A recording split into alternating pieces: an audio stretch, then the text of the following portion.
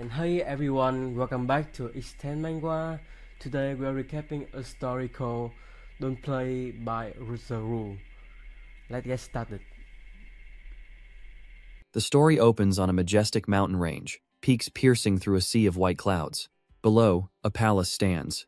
Two girls holding umbrellas watch a young man in front of them, their hair fluttering in the wind. The one with brown hair is Lu Tu Cam, and next to her is Fuang Thu Jiao. She smiles and asks, "Excuse me, senior brother. Can you tell us how to get to Lam Tam Hall?" A system interface appears before the young man with a notification. Option 1. Tease and guide the two. Reward. Spirit Lo Dan, a Schwan grade pill. Option 2. Intentionally give them the wrong directions. Reward.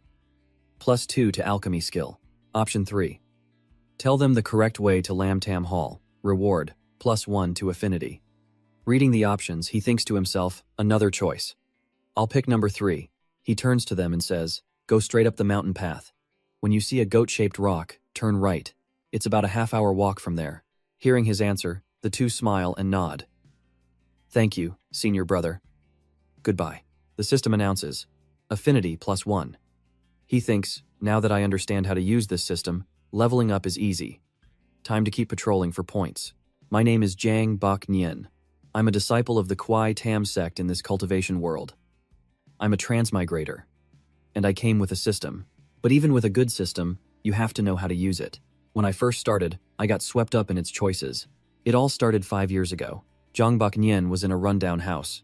He muttered to himself while cleaning the floor. Seriously, I've been transmigrated for 3 days. Where's my system?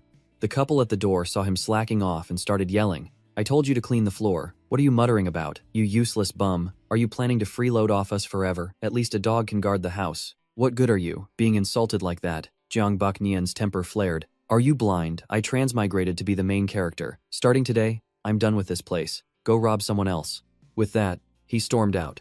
The streets outside were bustling with vendors. He sat on the curb, watching someone sell buns. I'm starving. A hand extended a bun to him.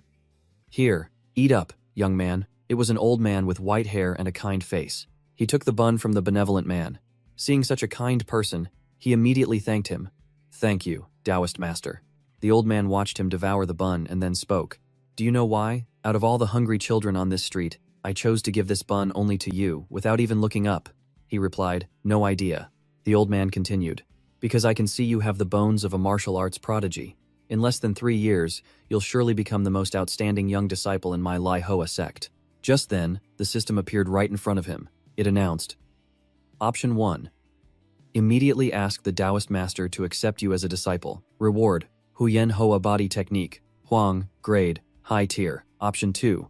Immediately say, I've never met a master like you. May I ask what kind of place the Li Hoa sect is reward? Liat Hoa saber, Huang grade, mid tier. Option 3. Politely refuse the Taoist master. Reward, +1 to a random base attribute point. Seeing the system had appeared, he was overjoyed. The system is here. A transmigrator's benefits are the best. I've got the old master and the system all at once. The old man smiled to himself. Jiang Bak Nian knelt down. Taoist master, please accept me as your disciple. He thought to himself.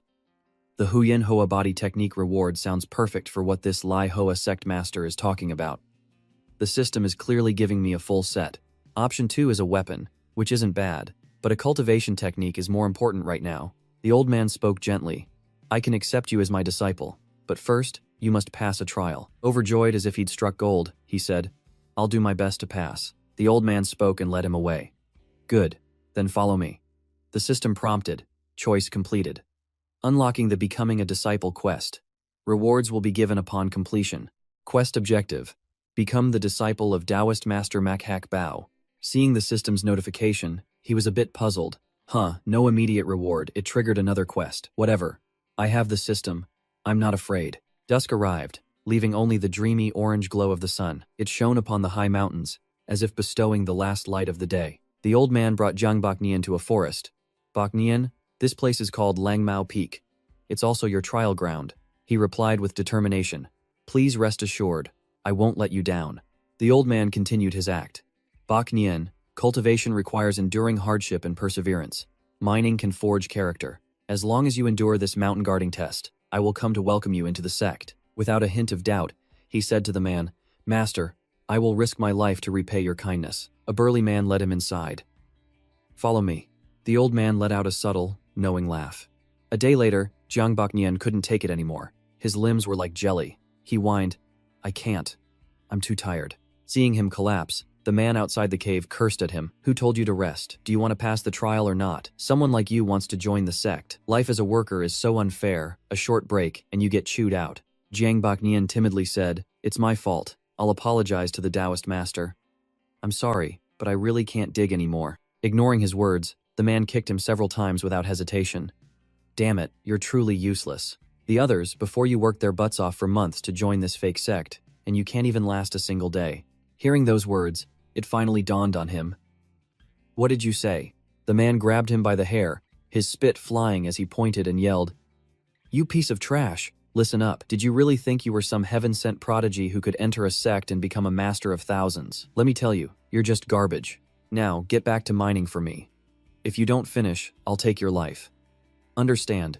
The system appeared before him again. Option 1. Continue to lie on the ground. Reward. Thon Lien B. Luke. Earth, grade, low tier. Option 2. Beg the other party to let you go down the mountain. Reward. Dia Hoa Kong, Xuan, grade, high tier. Option 3. Stand up and continue mining. Reward. +1 to a random base attribute point. After reading the options, he finally understood. I get it. The Earth grade reward is too hard to complete. I'll just choose number 2 for now.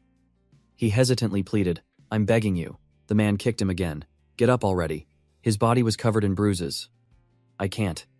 If this keeps up, I'll be beaten to death. As the man raised his hand to beat him to a pulp again, he yelled, No, I choose number 3. Don't hit me. Don't hit me. He struggled to his feet. I'll dig. I'll dig. Since he resumed working, the man finally let him be. Good. It's not like you're completely out of strength. If you don't want to die, then dig. You hear me? The system prompted. You have completed the selected task. Reward. Constitution +1. As soon as it was announced, his body healed instantly. Constitution +1. He looked on, bewildered. It completed instantly, and my strength is restored. Now he finally realized everything. He screamed internally. Damn it, I get it. The way to use this system is, the man outside hurried Bak Nien. Work harder. If you slack off again, you'll have me to answer to. On the outside, Bak Nien appeared obedient, replying, Yes, yes, yes, I'll definitely work hard. But inside, he was thinking, damn this trick. The better the reward, the harder the task. But choosing the simplest reward is the safest option. Night fell. Everyone was gathered and heading into the forest. Although the system gave me a benefit, I was still tricked into mining here. But now I know how to use the system. From now on, I can avoid danger by being careful with my actions. Option 1. Take advantage of the guard's lunch and drinking break to escape down the mountain. Reward. Q Nuyetbachi, Xuan, grade, low tier. Option 2. Secretly dig a tunnel leading out of the mountain while mining. Reward. 2 Kim Ho Dao Kao, Huang grade, high tier. Option 3. Rally others to escape together and plan it out.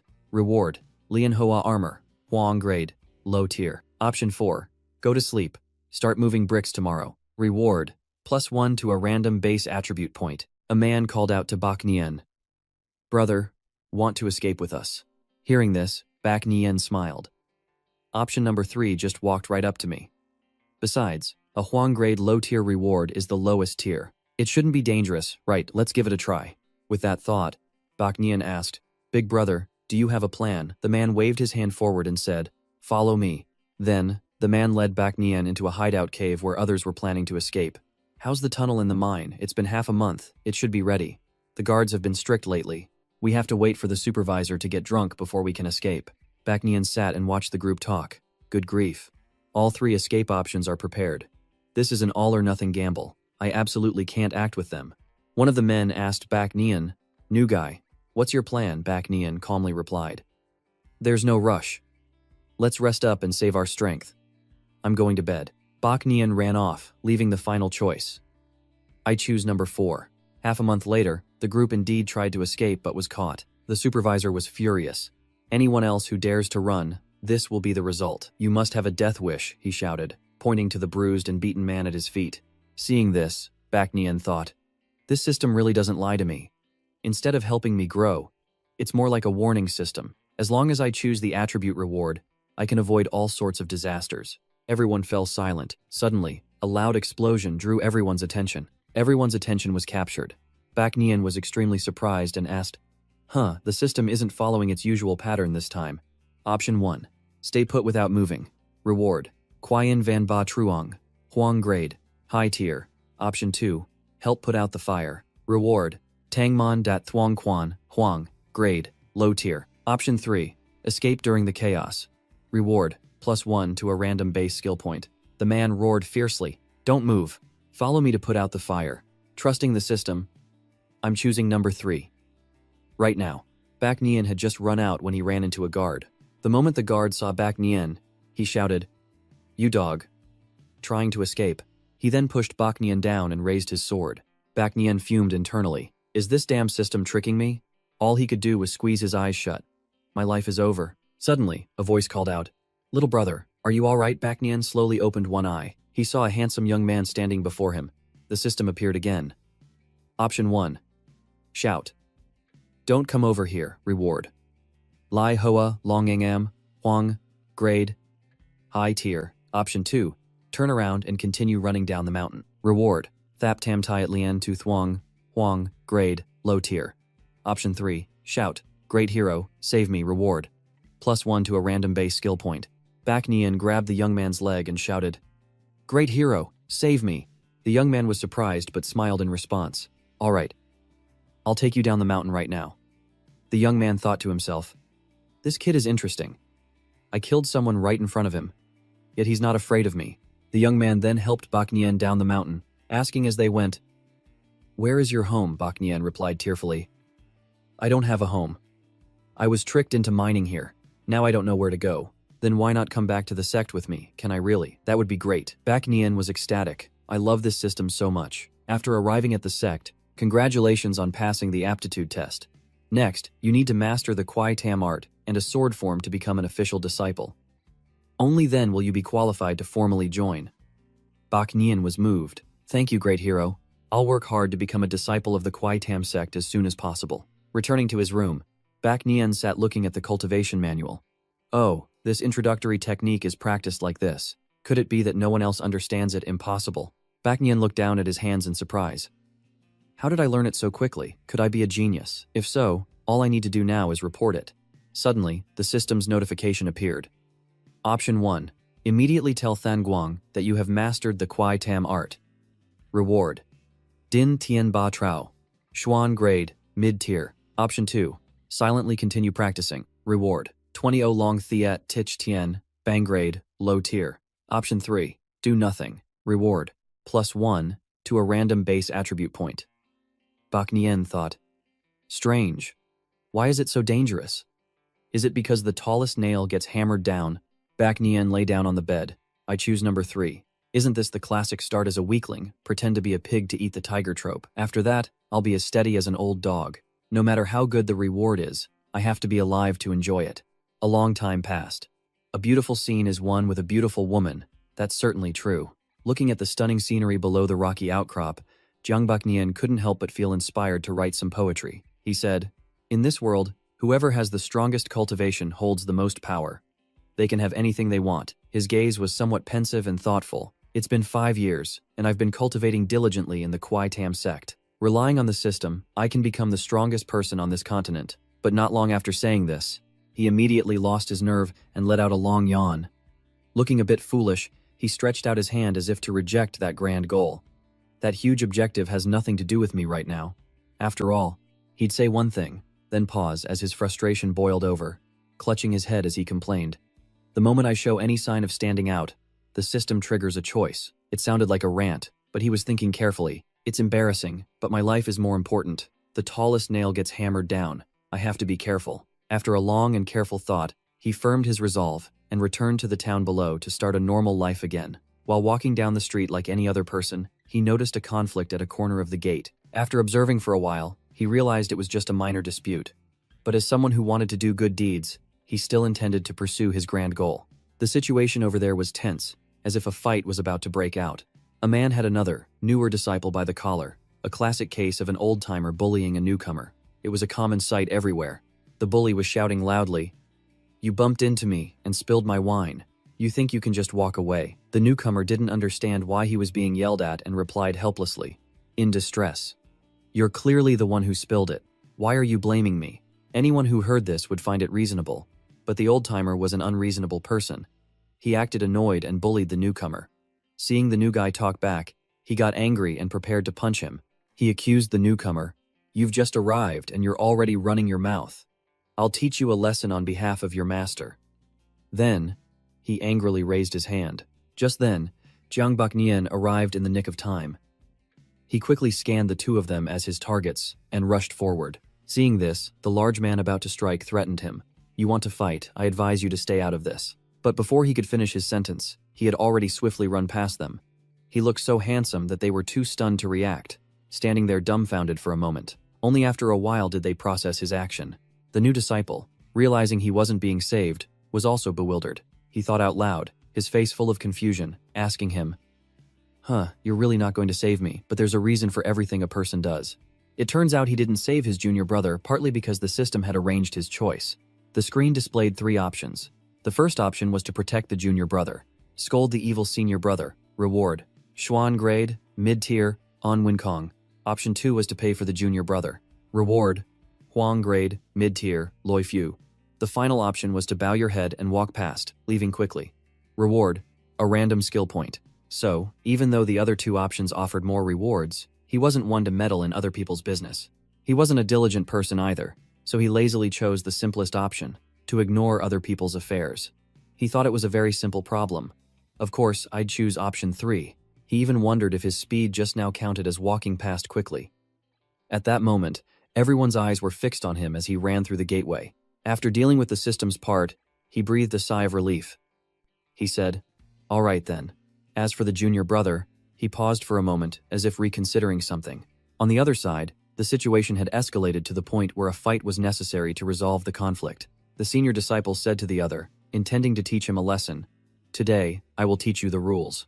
The new disciple, a novice, was looking at him bewildered, not knowing what to do, when suddenly a voice came from behind them. "What do you want to teach him?" It was an elder. Back to the previous situation, Jiang Baknian had quickly run to call the elder and told him everything. Specifically, after running to the gateway, he had intended to do so, thinking, "I saw the elder not far away earlier.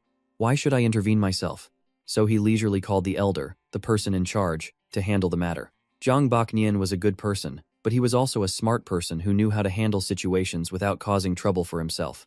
After this was over, he decided he had to go to a restaurant to get a meal and recover his energy from the run. He watched the bustling crowd pass by.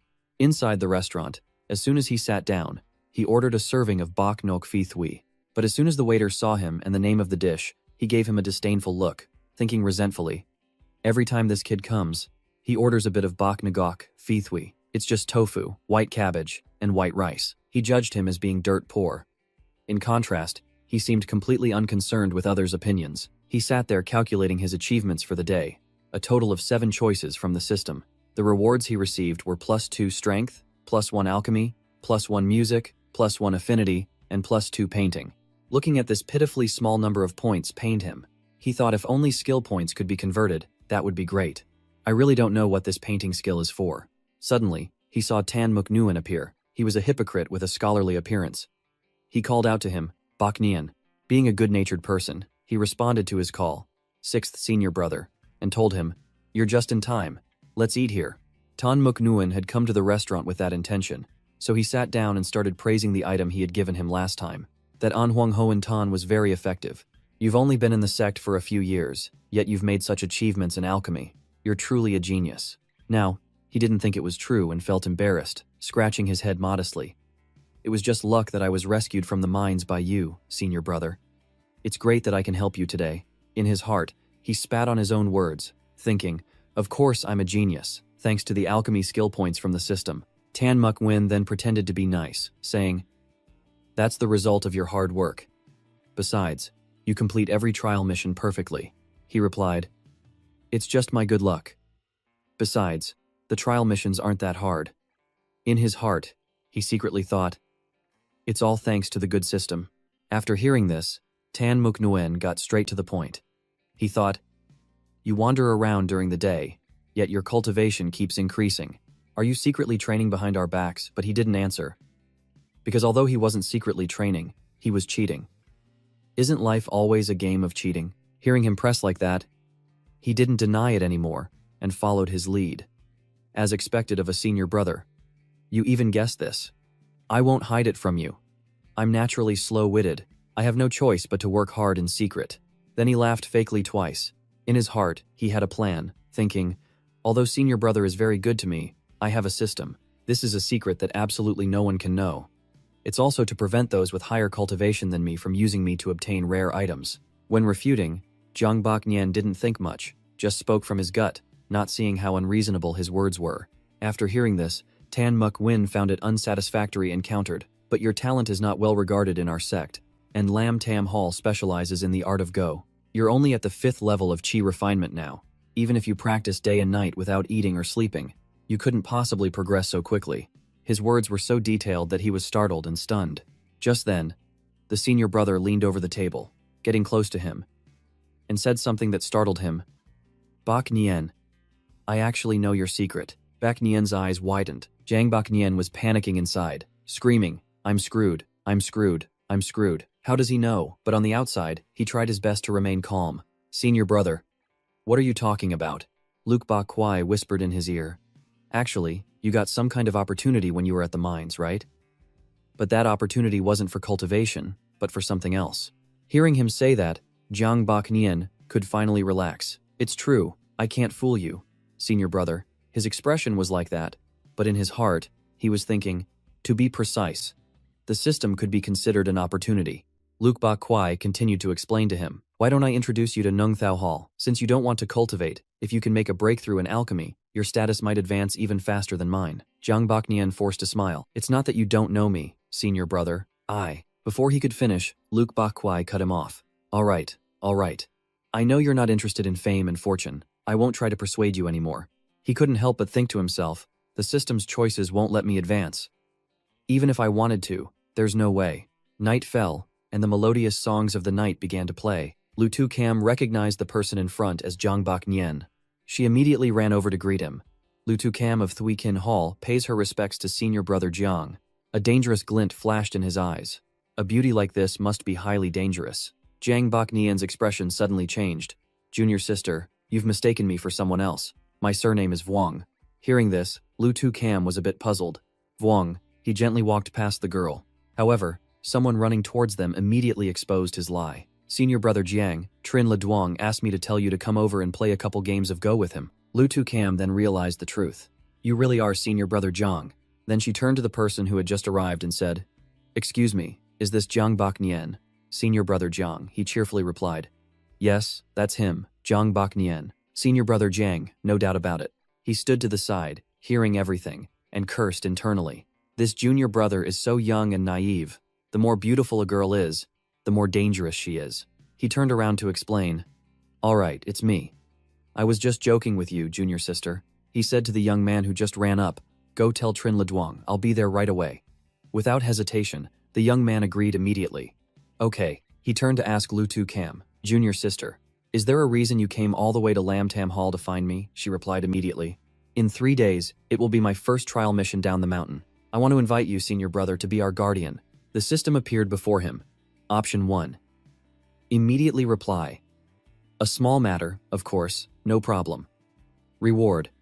Tai Kowai Ki Body Technique, Earth Grade, Mid-Tier. Option 2. I wonder what kind of trial mission you received. Junior sister reward. Tich Diet Trao, Chuyen, Grade, High Tier. Option 3. My studies are busy. I must take my leave. Reward, +1 to a random base skill point. Looking at the choices the system presented, his eyes flashed like sparks. Earth Grade. How dangerous is this? Then he turned to Lu Tu Cam and said, I'm sorry, my studies have been very busy lately. You heard just now. Trin Le Duong is calling me for a game of Go. He's a Go fanatic. Then he politely refused. I'll be going now, goodbye. Seeing Zhang Bak Nien reject her like that, Lu Tu Cam's face flushed red as if she was about to cry. I've been rejected. So this is what it feels like to be rejected. Since I was little, no one has ever refused me. This senior brother is so special, so nice. Who would have known this girl would overthink things like this? However, in just a few seconds, she regained her spirits. No. This is not the time to be thinking about these things. She quickly chased after Jiang Baknian. Senior brother Jiang, please don't leave yet, I haven't finished speaking, the system announced. Task completed. Reward. Medicine, +1. Seeing Jiang Baknian running towards Fuang Thujiao, she yelled, Thujiao, quickly stop that senior brother, don't let him leave. Fuang Thujiao, not knowing the full story and seeing Lu Tu Cam chasing a boy, was already fuming. You scoundrel, what did you do to my sister Tu Cam? She even intended to draw her blade to stop him. As expected of a junior sister who can trigger an Earth grade, mid-tier reward. Even running away is this difficult. Fuang Thujiao ignored her own appearance at that moment. She charged straight at Jiang Baknian without a second thought. He was extremely panicked at this moment. A misunderstanding. It's a misunderstanding. Lu Tu Cam had also arrived by then. She quickly explained, Thujiao, don't be reckless. Senior brother Jiang didn't do anything to me. Fuang Thujiao was a little confused. Huh. After reaching the two, Lu Tu Cam was out of breath but still managed to say, Senior brother Jiang, I've caused you trouble. I'm very sorry, but this trial is extremely important to me, so I really hope you can come and help me. The people standing around started gossiping. This Jiang Baknian guy is so famous. What's going on that a beauty is begging him like this? Hearing Lu Tu Cam's heartfelt plea, Jiang Baknian still tried to refuse. Junior sister. I'm sorry. I have important matters to attend to recently. I really can't help you. Fuang Thujiao shouted, Senior brother, are you using such a lame excuse to refuse us? Are you scared? The system appeared above his head. It announced. Option 1. Immediately reply. Are you kidding? Why would I be scared? Reward. 2 Li Ken Kon. Earth grade. Low tier. Option 2. I know you're trying to provoke me, junior sister, but it won't work on me. Reward. Not Nagyet Ken Kon. Swan grade, mid-tier. Option 3. Yes. Reward. +1 to a random base attribute point. Looking at the options presented by the system, he thought joyfully. Great, another Earth grade, low tier. Damn, this is perfect. Faced with Fuang Thujiao's serious attitude and question, Jiang Baknian simply replied nonchalantly. Yes. His demeanor was very calm, as if he paid no mind to Fuang Thujiao. This made her feel a little slighted. She was so annoyed she tensed up. Her hands clenched into fists, and she raised them, saying, let's go, Sister Tu Cam. If he won't be our guardian, someone else will. Thinking Lu Tu Cam would follow her and leave immediately, she turned to her instead. Her tone was gently chiding. Thujiao, don't say that. We're the ones who suddenly came to him. It's natural for him to refuse for his own reasons. How can you get angry over that? Fuang Thujiao wasn't unreasonable. So after hearing Lu Tu Cam's reminder, she pouted, showing her reluctance, and stammered, I know. Suddenly, a dark figure leaped down from above, startling Jiang Baknian and Lu Tu Cam. They looked at each other and then at the person who had just landed. At first, Lu Tu Cam found the person's back familiar but couldn't quite recognize him. So, she tilted her head to get a better look and realized it was indeed an acquaintance. She exclaimed in surprise. Senior brother Kong, the young man heard her voice, knew she had recognized him, and smiled with satisfaction. The surrounding crowd, hearing Lu Tu Cam call him by that title, couldn't hide their surprise and began to gossip. One said, Senior brother Kong, could it be Fa Quan Thuong, Kong, a Nam of Thui King Hall? Is it really that senior brother Kong? Someone else, hearing this, quickly remembered something and said, Is that the person who, 3 years ago, single-handedly entered the rebel army to protect the common people? Another person admired Kong, a Nam. He's truly handsome, majestic, and extraordinary.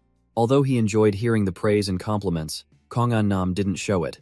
He clasped his hands in a greeting posture, his handsome face filled with his usual confidence. He smiled and said, Greetings to the junior brothers of Lam Tam Hall. I am Kong An Nam of Thui King Hall. His words were somewhat modest, a stark contrast to his appearance. Seeing Kong An Nam greet them, the crowd also bowed and clasped their hands, politely saying, Greetings, senior brother Kong. After the greetings, Kong An Nam turned to his junior sister, Lu Tu Cam. He maintained his friendly smile and said, Junior sister, you'll be going down the mountain for the trial in 2 days. If you're looking for a guardian, But he hadn't finished speaking.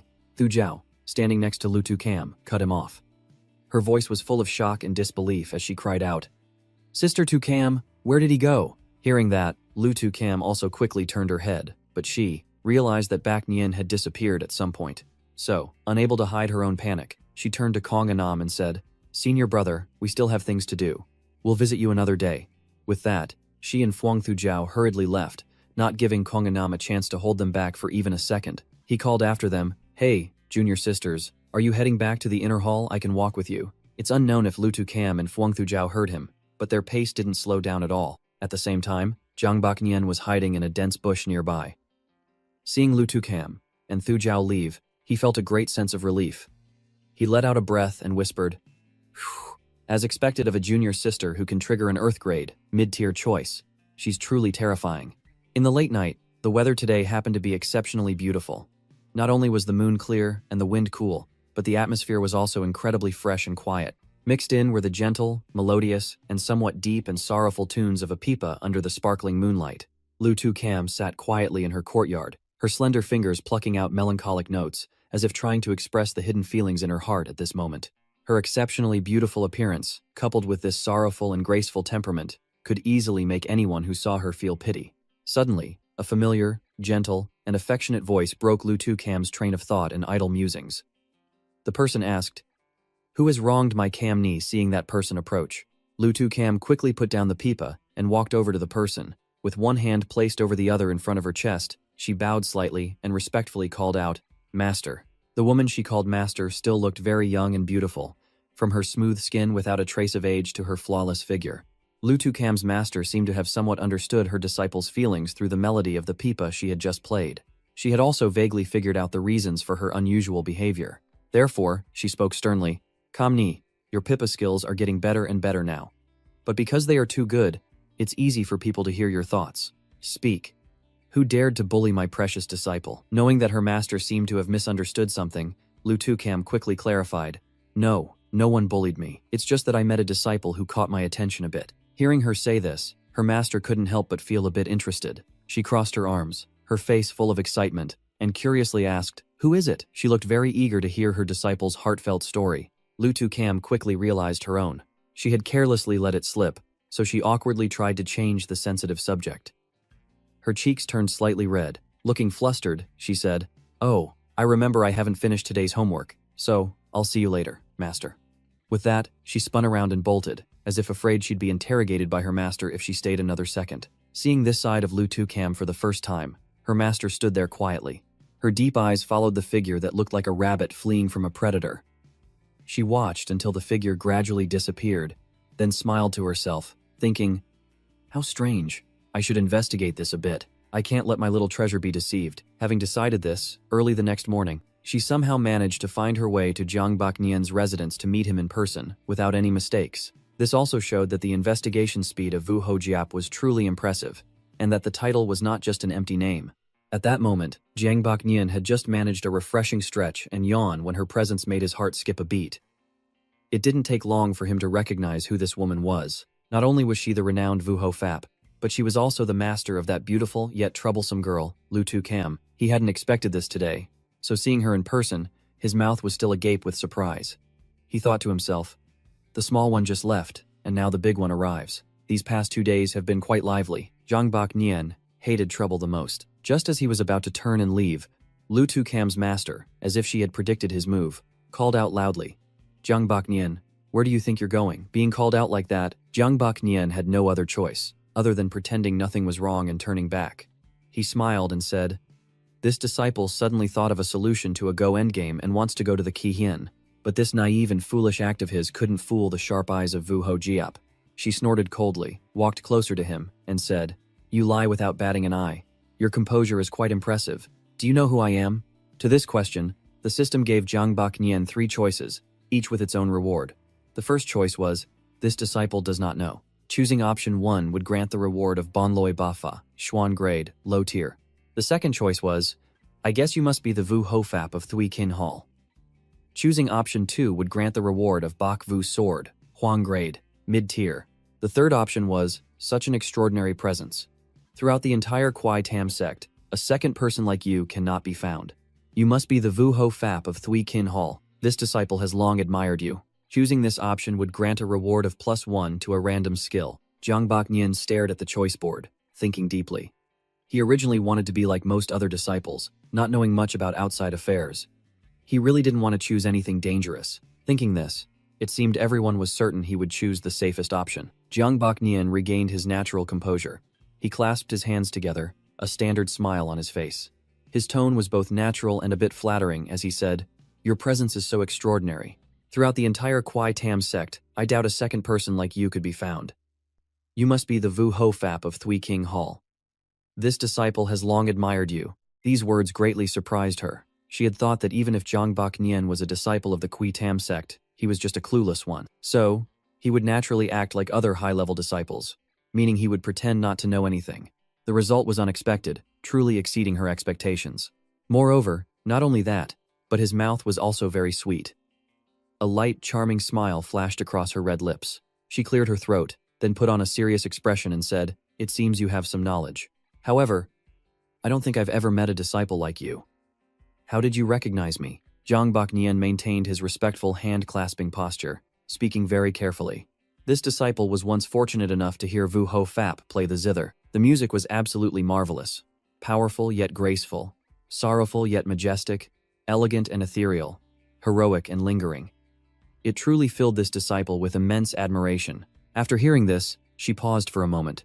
She said, "A fine, powerful yet graceful, sorrowful yet majestic from you. I never expected to find a kindred spirit in this Lam Tam Hall. How interesting. You've been a nominal disciple in Lam Tam Hall for 5 years. Right." Jiang Baknian nodded and said, "Yes. This disciple is foolish. I have no talent in cultivation, which has disappointed my masters." Just hearing it, Vu Ho Fap didn't quite believe him, so she ordered him to hold out his hand for her to see. This request didn't worry Jiang Baknian. As he had guessed, she still wanted to personally measure his spiritual power. Jiang Baknian held out his hand without hesitation. Seeing this, she placed a few fingers on his wrist as if to check something. After a few seconds of holding it like that, her eyebrows furrowed slightly, then gradually relaxed. Her facial expression changed from doubt to disbelief. Jiang Baknian was only at the 5th level of qi refinement.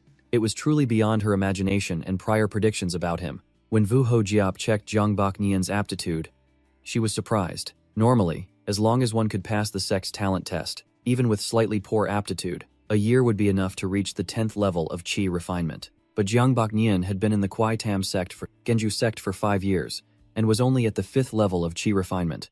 This was even worse than a complete waste. Then looked up at Jiang Baknian standing there. Jiang Baknian looked at Vu Ho Jiap, lost in thought. There's no way around it. After all, we're from 2 different worlds. The system score is not the same as the combat power in this world. Even if I unleash my full combat power, you all wouldn't be able to figure it out. Then he sighed in admiration. This is truly the ultimate pretending to be a pig to eat the tiger physique. Baknian laughed smugly in his heart. After checking Rang Baknian's aptitude, Vu Ho Jiap said nothing, just closed her eyes and sighed. Seeing Vu Ho Jiap shake her head and sigh, Jiang Baknian put his hand to his forehead, looking distressed. Being able to join the Kwai Tam sect is already enough for me. Vu Ho Jiap's heart had turned into that of a benevolent mother, covering her face and crying for Jiang Baknian. How tragic, he clearly passed the sect's examination, but he's a complete waste. In a place like Kwai Tam sect, where the strong devour the weak, this child must have suffered so much. Then she suddenly realized, no wonder he wanted to run when he saw me. He must have gone through so many similar experiences, only to be looked at with pity. So this child is so strong. Knowing the reason why Rang Baknian wanted to run when he saw her, Vu Ho Jiap, heartbroken, secretly wiped away a tear. Then Vu Ho Jiap turned and spoke gently to Jiang Baknian. Can you tell me, how is it that every time you act as a guardian, you can ensure the junior brothers and sisters pass their trials? Hearing Vu Ho Jiap's question, Jiang Baknian respectfully bowed his head with his hands clasped. It's nothing much, just being more careful. Before I make any decision, I observe and think a lot. That way, I can avoid many potential disasters. Hearing Jiang Baknian's words, Vu Ho Jiap was very pleased and praised him endlessly. Well said. This is what we want you to learn when you go down the mountain for trials. It seems you have completely grasped its essence. Hearing Vu Ho Jiap's praise, Jiang Baknian remained modest, bowing with his hands clasped. Vu Ho Fap, you flatter me. This disciple simply knows his own weakness and must be more cautious. Since learning Jiang Baknian's reason, Vu Ho Jiap had cared for him, and now seeing his modesty, she felt even more compassion. A strong heart is also very important. To show my trust in you, I've decided to let you be the guardian for my most beloved disciple. Help her complete her first trial mission. Jiang Baknian was still in his own world, focused on speaking. This disciple needs. After a moment's thought, he realized something was wrong. His face went blank with surprise. Huh, then his eyes widened in disbelief. This script isn't right. I clearly chose the simplest option, number 3. How did I still end up in this mess? I need to be the guardian for Lutu Cam, which is an Earth-grade, mid-tier mission. Seeing that Bak Nian was just stunned and silent, Vu Hojiap's brow furrowed. What you don't want to, at that moment. The system suddenly appeared with a notification, giving Rang Bak Nian 3 choices. Option 1. Thank you very much for your trust, Vu Ho Fap. But recently, this disciple really has important matters to attend to, and cannot leave Lam Tam Hall. Reward. Don Long Fa, Xuan, grade, high tier. Option 2. It's not that this disciple is unwilling, but during this time, this disciple has just learned new knowledge about Go, and wants to stay and play to comprehend it. Reward. Lien Hoa Huyen Kong, Huang grade, low tier. Option 3. Of course not. It's just that this disciple is a little overwhelmed by the honor. Reward. +1 to a random base skill point. Zhang Bak Nian looked at the system board and cursed. This is a trap. Then began to think. Option 1 seems to be a perfunctory response to this protector, which will surely lead to big trouble later. Option 2 still gives a clear reason, which is better than being perfunctory, but there's still a risk. The last one, the best choice, is to agree to be Lutu Cam's guardian. But yesterday, it was clear. Then, as if he had realized the truth and understood everything, he thought, the Earth grade, mid-tier reward isn't because her trial is difficult, but because if he chooses to help her, Senior Brother Kong will immediately come to bother him. Senior Brother Kong is the reason for the Earth grade reward. After understanding the whole situation, Jiang Bak Nian bowed with his hands clasped before Vu Hojiap. Of course not. It's just that this disciple is a little overwhelmed by the honor. As soon as he finished speaking, the system's voice sounded, task completed. Reward, music +1. Hearing Jiang Bak Nian's reply, Vu Hojiap was very pleased, but she still maintained a cold expression on the outside. Alright, it's settled then. From now on, 2 days from now at the Chen hour, you will come to the law enforcement hall and wait for me at the entrance. Jiang Bak Nian quickly agreed. Yes, this disciple will obey your command. 2 days later, when Jiang Bak Nian arrived at the entrance of the law enforcement hall, he saw Vu Hojiap standing with her 2 disciples waiting for him. Bak Nian, over here, Vu Hojiap, with a cheerful face, stood next to a blushing and embarrassed Lu Tu Cam and Fuang Thu Jiao. Seeing them, Jiang Bak Nian approached and greeted. Greetings, Vu Ho Fap. Seeing Jiang Bak Nian clasp his hands and bow to her, Vu Hojiap also smiled and praised. Good, you're very punctual. Beside me are my 2 disciples. I think you've met them before, right? Hearing Vu Hojiap's introduction, Jiang Bak Nian also raised his head and replied, Yes, I have. Then he turned to greet the 2 girls, Junior Sister Lu, Junior Sister Fuang. Lu Tu Cam blushed, her eyes filled with adoration for Rang Bak Nian. Was he forced to come here by Master? I wonder if he finds me annoying. So this is the feeling of worrying about being disliked by someone. It's so uncomfortable. Then turned to salute, clasping her hands and bowing her head to greet Jiang Bak Nian. Greetings, Senior Brother Jiang. I'm sorry to trouble you this time. Fuang Thu Jiao didn't like it much, but still clasped her hands in greeting as a courtesy. Greetings, Senior Brother Jiang. At that moment, Vu Hojiap turned towards the law enforcement hall, waving her hand and calling out, You all, stop fooling around over there. Come here and greet your senior brother. Hearing this, Jiang Bak Nian was shocked. His mouth fell open and his eyes widened. There's more. From inside, the triplet sisters, Ngu Kui Thui, Nu Kui Chu, and Nu Kui Myo, ran out, cheerfully shouting, We're here. Seeing this, Jiang Bak Nian became even more frightened and stepped back, his eyes wide with astonishment. No way. Where did all these junior sisters come from? Are they trying to kill me? Vu Hojiap looked at the 3 sisters who had just stepped out and introduced them. This is Jiang Bak Nian, Senior Brother Jiang. This time, when you go down the mountain, you must follow him closely. Do whatever he says. Understand, the 3 girls obediently replied in unison. Yes, Master. Then they respectfully clasped their hands and greeted Jiang Bak Nian. Thui Kin Hall's Ngu Kui Thui pays her respects to Senior Brother Jiang. Thui King Hall's Ngu Kui Chu pays her respects to Senior Brother Jiang. Thui Kin Hall's Nu Ki Mya pays her respects to Senior Brother Jiang. Seeing this, he also smiled politely and clasped his hands to greet them. Greetings to the 3 junior sisters. At that moment, his face contorted in his mind as he thought, Damn, they're triplets, triple the danger. Then the old woman continued, Bak Nian, I'm troubling you this time. Our Thui Kin Hall has many female disciples and needs a reliable senior brother. I can only trouble you to lead these junior sisters down the mountain. Hearing this, Jiang Bak Nian politely bowed and replied, Disciple accepts the order. but in his mind, he was screaming, "You're trying to kill me." Then the three girls, curious about him, asked in succession, "Senior brother Jiang, what cultivation techniques are you good at? What weapons do you usually use? Senior brother Jiang, when you fight, do you step with your left or right foot first?" Seeing them push their luck, Jiang Baknian's face darkened, and he said coldly, "Fall in line. Without my permission, no one is to speak casually. And no messing around." Seeing this, the three girls were startled and obeyed. Suddenly, Thura looked at Rengbok Nien and asked, "Oh, so you're starting to act like a guardian now? Weren't you too scared to accept 2 days ago?" He calmly replied, "Things were different then.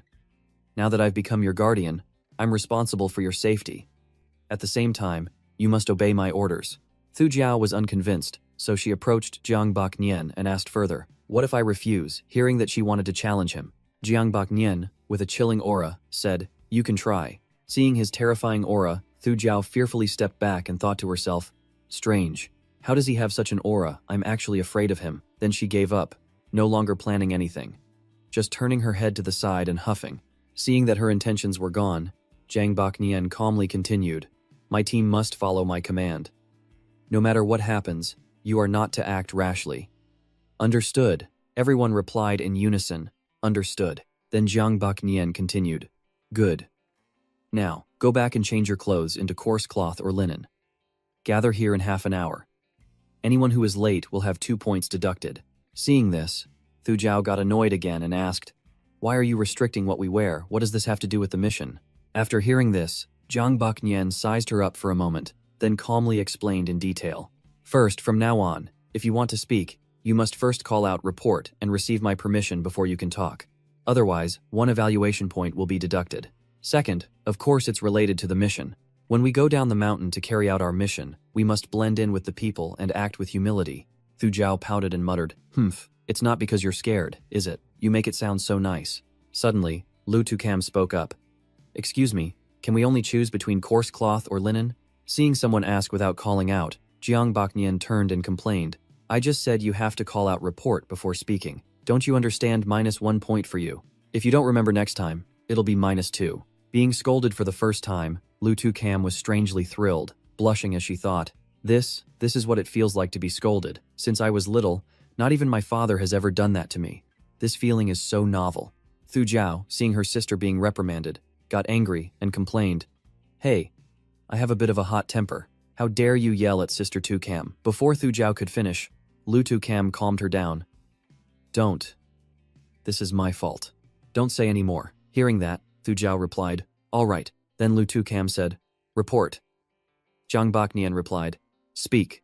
Then Lu Tukam continued, "Excuse me, can we only choose between coarse cloth or linen? I don't have either of those materials.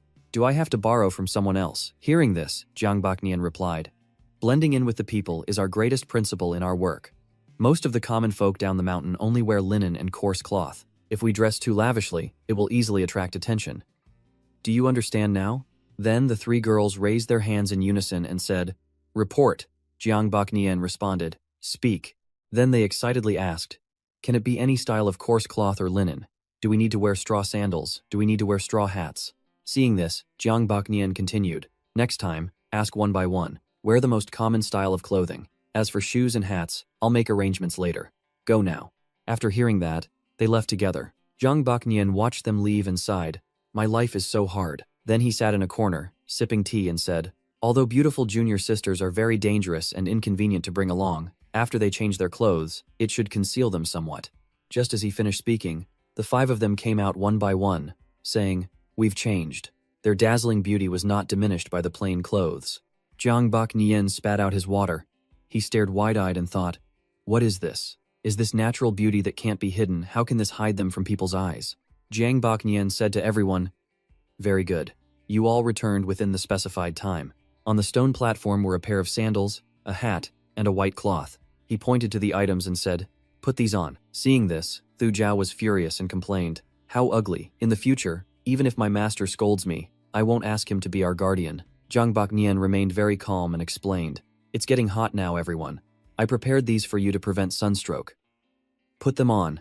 Lu Tukam, without any disdain, quickly picked up the items and replied happily, "Thank you, senior brother. Then she put on the hat.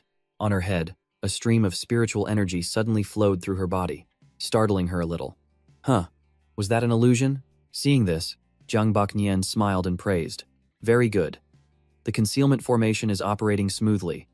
Your aura has completely changed. Kuai Thui, Kuai Tri, and Kuai Myo all raised their hands to speak. Report. He pointed at Kui Myo. You speak first. She held up the white cloth and asked, Senior brother, what is this? He was also taken aback. Huh, you've never seen it before. This is a cloth to protect against sunstroke. Hearing this, her eyes sparkled as she stared at the cloth. A cloth, how do you use it? Jiang Baknian was at a loss for words. The lives of these young ladies are not like ordinary people's. Finally, he concluded, in short, just wear it on your face and you'll know its use. Kui Myo immediately put the cloth on her face and exclaimed with excitement, Wow, it's so cool, and it smells so good. Baknian said to him, Senior brother Tan, this time I'm acting as the guardian for these 5 junior sisters. Please choose a trial mission for us. Muknuan cheerfully extended his hand. All right, follow me.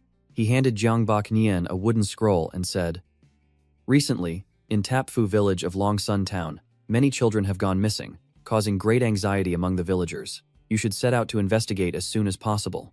Jiang Baknian expressed his thanks. Disciple accepts the order. On the bustling street, the scene was lively and vibrant. Buyers and sellers, affectionate couples all were present in this noisy atmosphere. The alluring calls of street vendors echoed.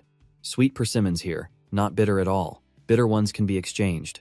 Candied hawthorns here, made with jang rice. Best for making delicious pigeon porridge bean paste buns. From out of nowhere, Jiang Baknian appeared, leading a group of young women behind him. They were dressed in white, wearing straw hats and face coverings, walking down the street. Suddenly, one of the girls raised her hand and shouted, Report Jiang Baknian. A little surprised, turned his head and calmly replied, Speak. Ngu Kui Myo pointed to a nearby stall, her face full of craving. Excitedly, she said, I want to eat a bean paste bun. Jiang Bak then easily indulged her, looking at the fragrant steamed buns and asking Ngu Kui Myo, All right, how many do you want? Hearing Jiang Baknian's question, Ngu Kui Myo was startled, her expression one of disbelief. She thought to herself, Wow, senior brother is actually quite reasonable. Thinking this, Ngu Kui Myo smiled happily, held up 2 fingers, and said cheerfully, 2 is enough. Jiang Baknian turned to the others and asked caringly, What about you all, do you want some Fuangthu? Dao stood aside, looking arrogant and silent. Lu Tukam eagerly said, I want to try one too. Ngu Kui Myo's twin sisters, Ngu Kui Thui and Ngu Kui Chi, just like her, joyfully shouted in unison, We want some. Hearing this, Jiang Baknian approached the bun stall, pointed at the steaming hot buns, and politely asked, Boss, how much for a bean paste bun? The vendor held up 1 finger and said, 1 coin each.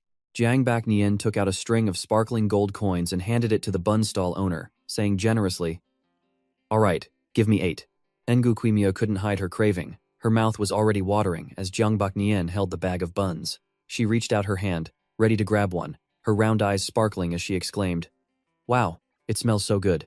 As she was about to grab one, Jiang Baknian turned the buns away, causing Ngu Kui Myo to miss. He seriously reminded her, Not so fast.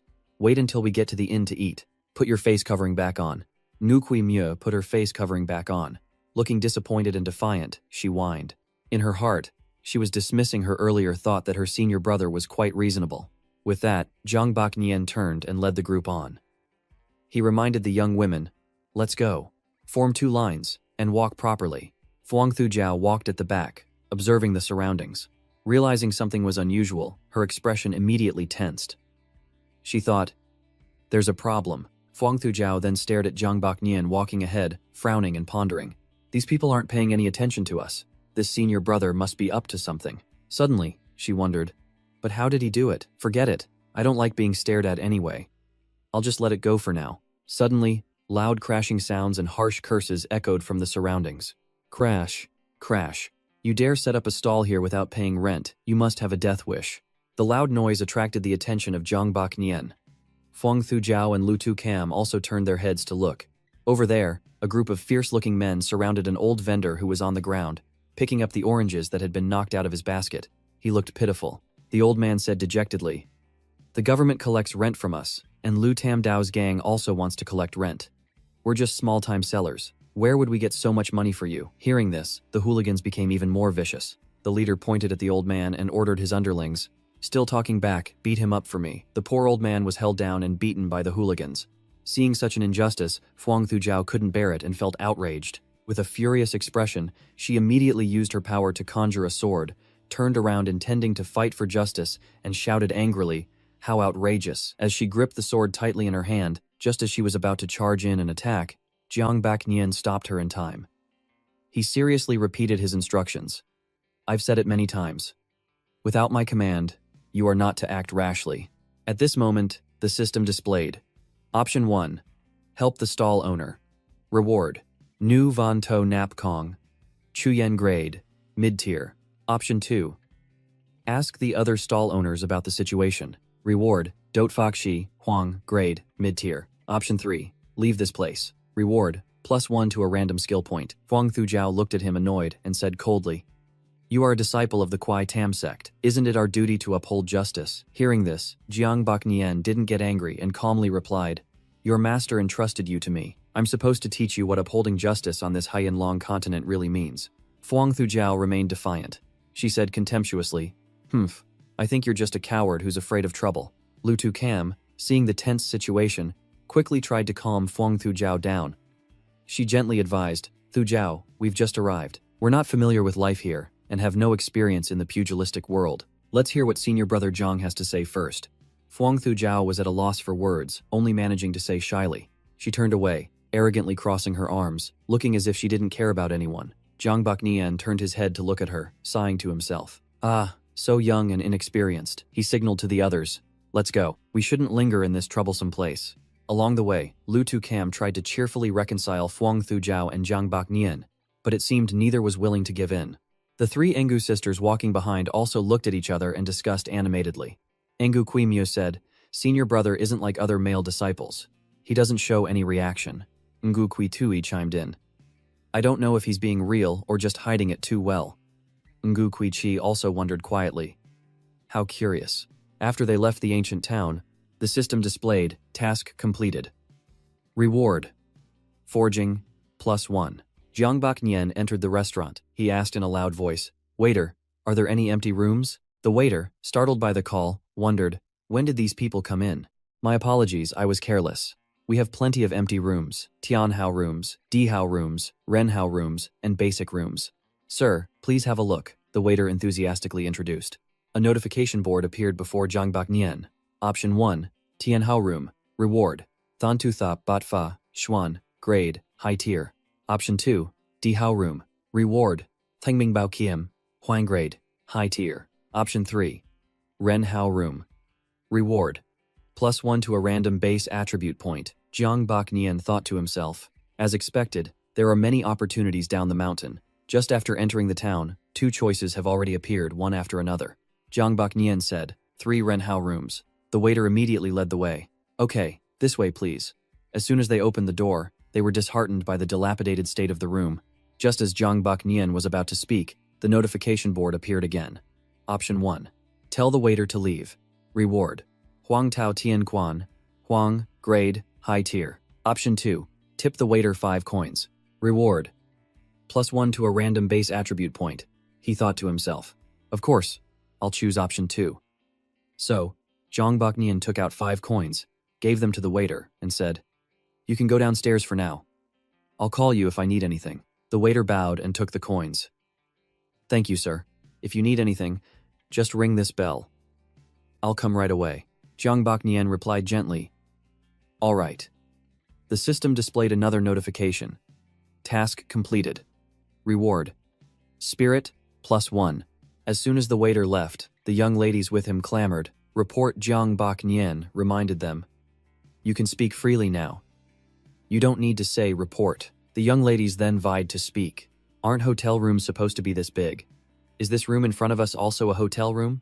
Is this senior brother's way of punishing us? But we haven't done anything wrong. There's no dressing table in the room. What should we do? Can we ask the waiter to bring one?" Jiang Baknian asked back. "Have any of you junior sisters ever gone out alone before?" The young ladies' answers gave Jiang Baknian a headache. "My father never let me go out alone. He would usually have my older brother accompany me. Normally, we would ride in a carriage prepared by our butler, with 30 to 50 bodyguards." Jiang Baknian thought to himself, "A bunch of pampered young ladies who have never faced the real world." No wonder their master asked me to be their guardian. This is really too difficult, he asked again. So this time, when you came down the mountain, did your family send any masters to protect you secretly? Lu Tukam timidly replied, Probably not. I didn't tell my father I was going down for the trial today. Us too. Hearing this, Jiang Bak Nian was a bit worried.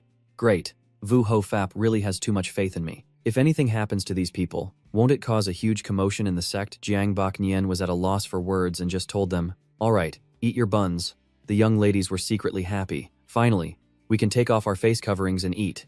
They immediately took off their scarves and grabbed the buns, eating them ravenously, eating with such gusto, as if for the first time. Lu Tukam offered a bun to Fuang Thu Jiao. Thu Jiao, this bun is delicious, you should try it. Fuang Thu Jiao firmly refused. I'm not eating a bun from a cowardly senior brother. Hearing her badmouth him, Jiang Bak Nian spoke up. Junior sister Fuang, upholding justice is not as simple as drawing your sword and killing a few thugs like you think. Fuang Thu Jiao said disdainfully. Isn't upholding justice about helping those in need? When you see an injustice, Jiang Bak Nian calmly replied. Then let me ask you, who are those 3 thugs working for? In their territory, if you had injured or killed them, how would you have gotten out safely? And also, before he could finish, Fuang Thu Jiao raised her voice. You're just making excuses. In reality, you're just afraid of trouble. It's my own business. If anything happens, I, Fuang Thu Jiao, will take responsibility. No matter how angry Fuang Thu Jiao got, Jiang Bak Nian remained calm. The world of cultivators is not short of righteous people like you, junior sister Fuang, nor is it short of bullied commoners, a talented person inciting rebellion. If they find a Xuan level or a Xuan level master to take revenge, what will you do then? At this point, she hesitated and couldn't speak. I'll fight them to the death, Jiang Bak Nian continued. Then have you ever thought of investigating the identities of those 3 thugs before you acted? Or this town? Fuang Thu Jiao knew she had lost the argument, so she covered her ears and cut him off. I'm not listening. I'm not listening. I'm not listening, Jiang Bak Nian thought to himself. It seems she understands a little. She just needs time to accept this reality. Jiang Bak Nian walked down the street, feeling excited. It's rare to come down the mountain. Appear. Choices. A voice rang out nearby. Boss, give me 2 pieces of fatty meat. Coming right up. Vo Ra, here's your delicious meat. Total is 18 wen. As usual, put it on my tab. I'll pay at the end of the month. Hearing this, the butcher forced a smile. Vo Ra, your previous bill. Before he could finish, the man angrily cut him off. What? You don't trust me? Vo Kwai? How could I dare, I was just asking. Please be on your way. At the same time, the system immediately gave him 3 choices. 1. Help the butcher get justice. Reward. Tian Lang sword, Huang grade, high tier. 2. Secretly attack Vo Kwai. Reward. Bai Lu helmet, Huang grade, mid tier. 3. Wait here. Reward. 1 random base attribute point. Looking at the 3 choices, he didn't hesitate. He chose number 3. He also didn't forget to praise the system. So consider it. You're a good system. Just as Vo Kwai left, the butcher sighed wearily. How am I going to live now? Just then, Jiang Bak Nian, who was nearby, called out, Boss, give me 2 caddies of pork. He had been sad about the future, but when he heard him say that, he immediately brightened up and asked, All right, what cut of meat would you like? And some pig ears too. After preparing it, he handed over the wrapped meat. 1 portion of pork neck, 1 portion of pig ears. Here you go, sir. Total is 20 wen. He held out a bag of money and said, Here's the money. After receiving the money, he replied, All right, please wait a moment. Customer, where are you going? Before he could finish, he saw him turn and walk away. When he poured the bag of money into his hand, he was startled to realize, 3 pieces of silver. After a moment of thought, he looked in the direction he had left, confused. Strange, I can usually remember every customer's face. Why can't I remember this benefactor's appearance at all? Could it be I met a god? Meanwhile, he was walking and thinking, living in chaotic times is not easy. The system limits my choices. This is all I can do to help. 2 hours later, in front of the inn, Jiang Bak Nian was satisfied and exclaimed, Today, the choices appeared more than 10 times. I've gained quite a lot. But before he could step inside, the system presented him with 3 new choices. 1. Go straight to sleep. Reward. Dao Chuyen Tin Di. Earth grade. Mid tier. 2. Go and warn the junior sisters not to run around again. Reward. Kimza Kam Ha Quyen. Xuan. Grade. Mid tier. 3. Go outside the inn and secretly observe. Reward: +1 to a random base skill point. Reading through the 3 choices, he was extremely surprised. Earth grade, mid-tier. This must be very dangerous. I choose number 3. Then he went outside to secretly observe. Seeing the figure in front of him, he could only laugh helplessly. This girl is truly the biggest ticking time bomb. As soon as she left, the system once again presented him with 3 more choices. 1. Bring Fuang Thu Jiao back to the inn. Reward: Than Van Vu, Xuan. Grade: high tier. 2.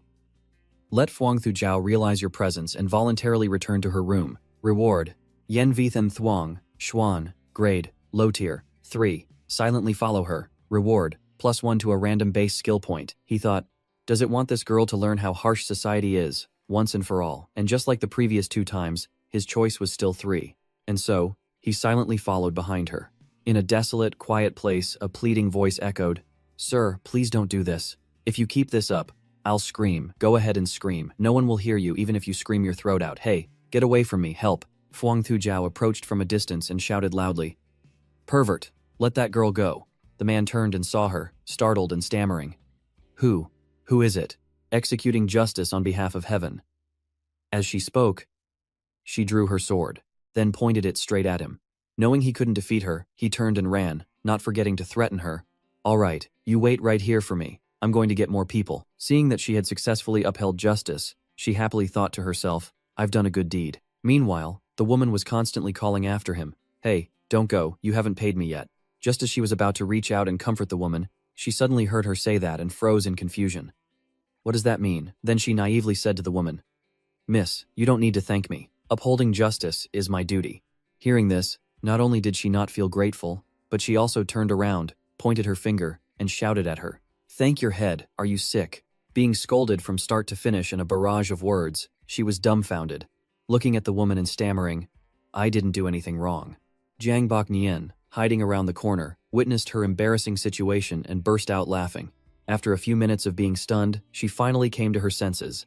She looked in the direction the woman had gone and shouted, "What was that? I kindly saved her, and she scolded me. She's really more annoying than that senior brother." He, who had just been laughing cheerfully, heard his name mentioned and thought helplessly, "I get hit even when I'm lying down." She was about to say more when she suddenly smelled a faint, fragrant scent wafting by. She turned her head in surprise and asked curiously, "What's that smell? It's so fragrant." Fuang Thu Jiao looked into the restaurant and told herself, "No, I came out to investigate official business. I don't have time to eat these things." Just as Fuang Thu Jiao turned to observe her surroundings, she saw an old woman squatting by the roadside, constantly crying out in pain. So she felt pity and approached, taking the old woman's hand and asking, "Ma'am, are you all right?" The old woman began to cry to her. "I'm such a miserable old woman." Fuang Thu Jiao comforted her. It's all right, ma'am. If you have any difficulties, just tell me. I'll help you." Hearing this, the old woman asked cautiously, "Miss, who are you? I don't know you. Why do you want to help me? Are you trying to cheat me out of my money?" Before the old woman could finish, Fuang Thu Jiao interrupted. "What are you talking about, ma'am? Helping an elder like you is what I should do. First, let me help you up." After she finished speaking, she immediately helped the old woman up. "What a kind-hearted young lady." Fuang Thu Jiao asked caringly, "Ma'am, are you hurt somewhere?" At this point, the old woman began to complain. "It's my wretched daughter-in-law. Every day she gives me leftovers to eat and dirty water to drink. At night, I have to sleep in the woodshed. She knows my leg hurts, yet she left me here alone. I think she wants to kill me." After hearing the old woman's story, Fuang Thu Jiao shouted, "How outrageous! How can there be such a wicked person in the world? Ma'am, let's go. I'll take you home and get justice for you." The old woman quickly refused.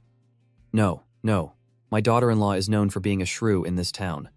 Fuang Thu Jiao was very confident in herself. "Don't worry, ma'am. With this sword in my hand, your daughter-in-law won't be able to do anything to me." The old woman said reluctantly, "Well, all right. It must be heaven's will that a good young lady like you has come to help me. You're too kind. Let me help you." Jiang Bok Nian observed everything from behind, disgusted to see Fuang Thu Jiao being deceived, the weeping old woman. This is a common trick in the martial world, yet people still fall for it. How pitiful. The old woman led Fuang Thu Jiao to a house deep in the town. As soon as she arrived, she pounded on the door with her hands and shouted, "Open up, you wicked wife, come out here." A middle-aged woman opened the door and scolded her back. "What are you knocking for? It's the middle of the night. Are you trying to kill someone?" Fuang Thu Jiao pointed straight at the old woman's daughter-in-law. "Wicked woman, Today I'm here to demand justice for this old lady. Seeing this, the daughter-in-law was startled. She thought to herself, strange, I didn't see her just now. I was about to ask why the old woman was giving signals when there was nothing going on. Seeing the old woman's winking signal, she immediately got into character.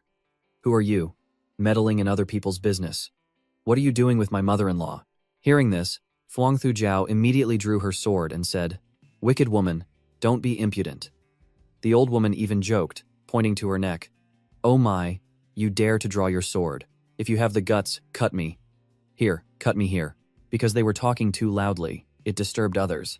So the neighbor next door immediately snapped. What's all the noise? Are you going to let people sleep or not?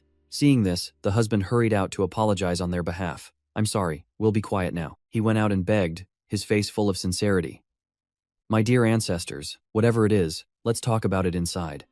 Don't let outsiders mock us. The old woman also took her hand and chimed in, advising, Miss Fuang, why don't we go inside to talk? Fuang Thu Jiao naively agreed. All right, I only wanted to reason with you, not to hurt anyone. With that, Fuang Thu Jiao was led into the house by the three of them. Before closing the door, the husband glanced around to make sure no one had seen what happened, then carefully shut the door. But how could they have noticed Rang Bak Nian's tracks? He stood on the roof and thought to himself, there's also a Xuan-level cultivator.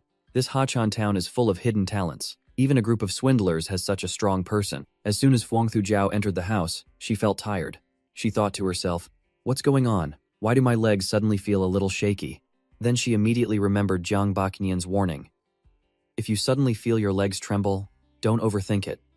Use your remaining strength to run, because you've most likely been drugged.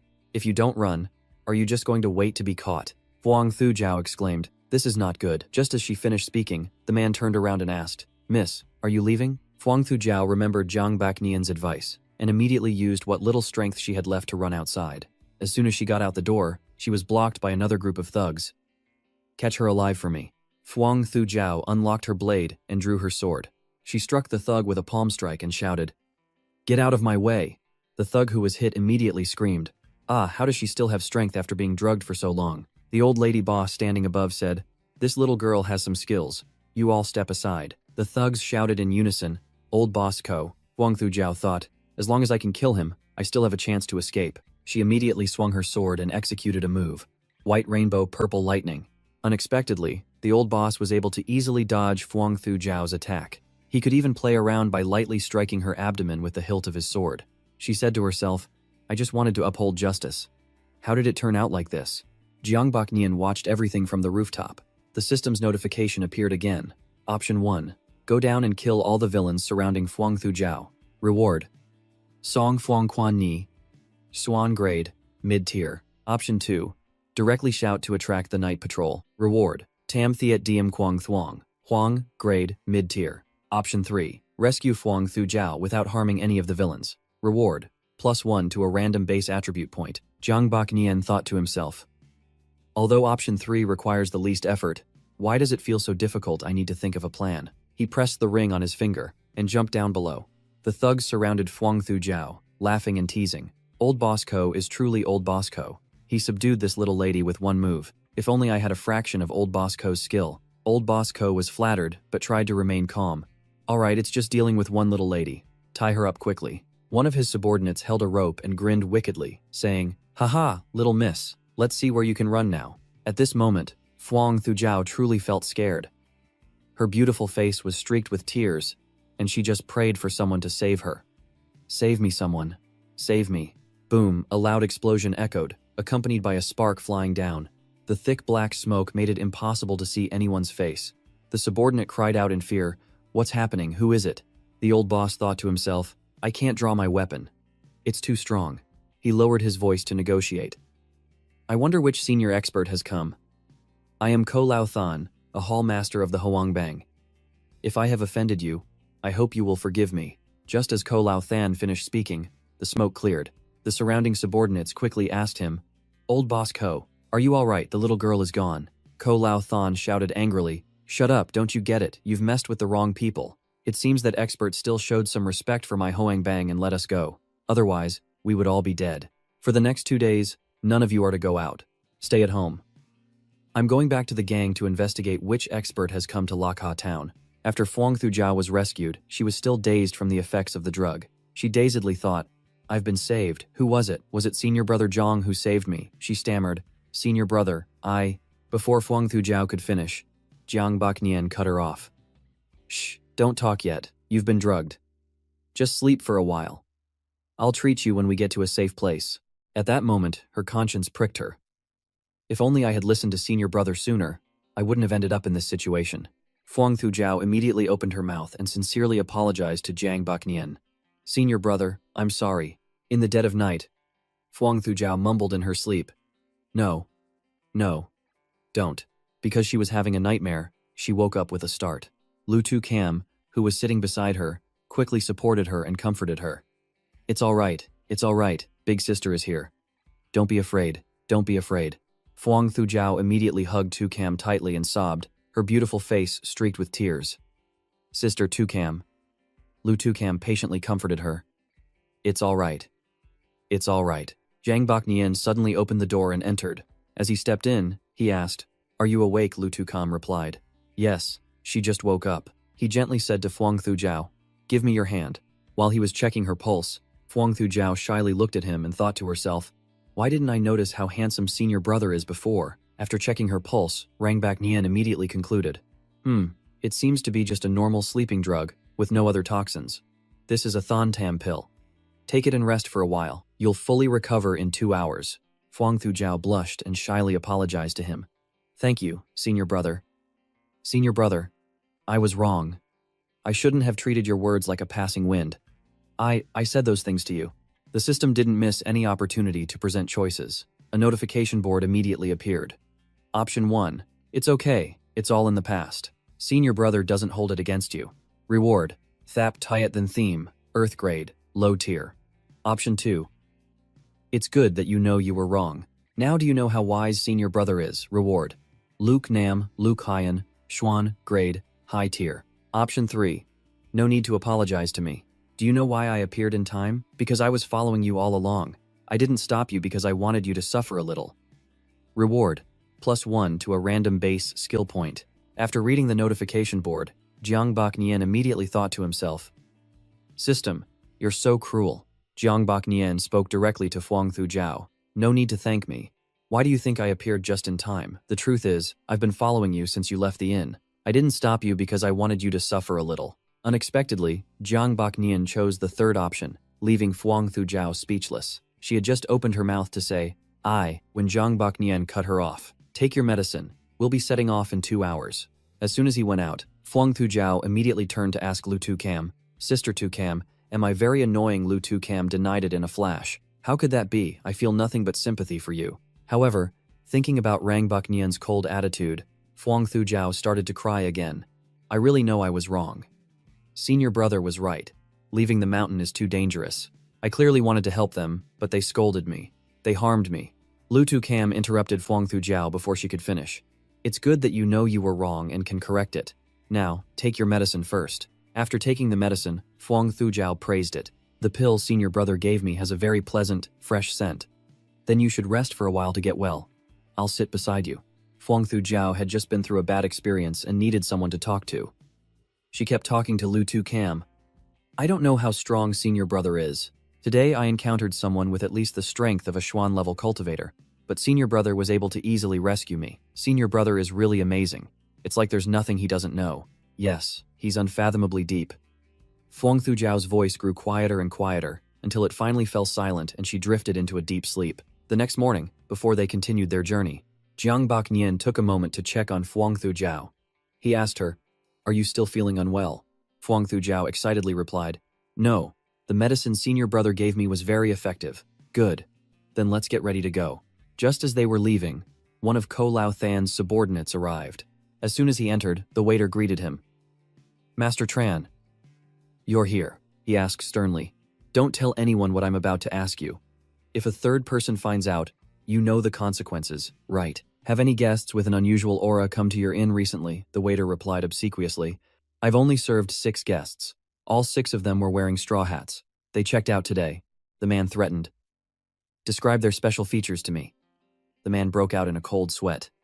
Strange. I really can't remember their appearances clearly. Frangia thought to himself, could it be some kind of formation? It seems it was them. He forced the waiter to remember carefully. Think hard for me. Tell me anything you can remember. Otherwise, I'll kick you to death. The waiter took out the 5 wen that Jiang Baknian had tipped him and showed it to Tronjia. That master once tipped me 5 coins. Tronjia held out his hand and demanded, "Where's the money?" The waiter opened his hand, revealing 5 wen coins in his palm. Here it is, here it is. Tronjia asked again. Are you sure it's these 5 coins? I'm sure. It's rare to be rewarded by a master, so I was going to save it and hid it carefully. Tranjiak picked up the coin and thought, Don Bin Tuai Tuang, the currency of the Hoai Nam region. Jiang, Bak Nien, and several women were walking through the forest. Lu Tu Cam held the map, her eyes anxiously darting left and right. She sighed and said, I'm clearly following the map. Why are we lost? Fuang Thujiao walked over, saw something was wrong, and took the map from Lu Tu Cam's hands. Let me see. These 2 young women looked at the map over and over, getting more and more confused. Their faces went blank. A moment later, they both turned to look at the people behind them. Before they could even ask a question, the 3 girls waved their hands in unison and said, Don't look at us. We don't know either. When we go out, we never have to look at the map. Fuang Thujiao, seeing the difficult situation, let out a sigh and glanced towards Jiang Baknian. While the women were struggling and didn't know what to do, this man was sitting there leisurely drinking water, which reminded her of what he had said before. Next is to keep you all. After all, when you're out, being able to read a map accurately is an essential skill. Fuang Thujiao turned back to the 3 girls and suggested, Why don't we go ask senior brother? The 3 girls seemed hesitant, each with their own opinion. Okay, but who will go? Senior brother will definitely be fierce with us. And in the end, they were still too scared to ask. They said in unison, After all, we've already asked so many times on the way. Seeing that everyone was scared and hesitant to ask, and not wanting everyone to just stand there, Lu Tucam spoke up. Let me go. Fuang Thujiao hesitated. No, Sister Tucam. Every time it's you who gets scolded by senior brother. Lu Tucam had a happy and gentle expression. She shook her head and said, We came down the mountain for the trial, not to learn new skills. Right, what's a few scoldings? Though she said that, the thought of going to Zhangbak Nian to get scolded made Lu Tucam's heart leap with joy. She was already so infatuated. She was already so smitten. Her heart was blooming. I get to be scolded by senior brother again. Fuang Thujiao was surprised and tried to stop her. But Lu Tucam had already turned and walked towards Zhangbak Nian, saying, Don't say any more, just wait here for me. The 3 girls watched Lu Tucam's back as she left and praised in unison, Sister Tucam is such a good person. As soon as Lu Tucam approached and called out, Senior brother Jiang Bak Nian, as if he was already used to this and knew what was coming next, didn't beat around the bush. He raised an eyebrow, glanced at Lu Tucam, and asked, Can't find the way again. Lu Tucam quickly explained, The map has no landmarks, so it's very difficult. Zhang Baknian's expression didn't change. He said flatly, Actually, the fastest way to learn how to read a map is to learn how to draw one. Lu Tucam didn't know why, but after just a few words with Zhang Baknian, her cheeks were already flushed. She heard him and mumbled, Draw a map, Zhang Baknian continued. That's right. When you understand how this map was drawn, you'll naturally understand how to read it. The theory seems easy enough, but I don't know how to practice it. I'll probably starve to death here before I can even draw a map.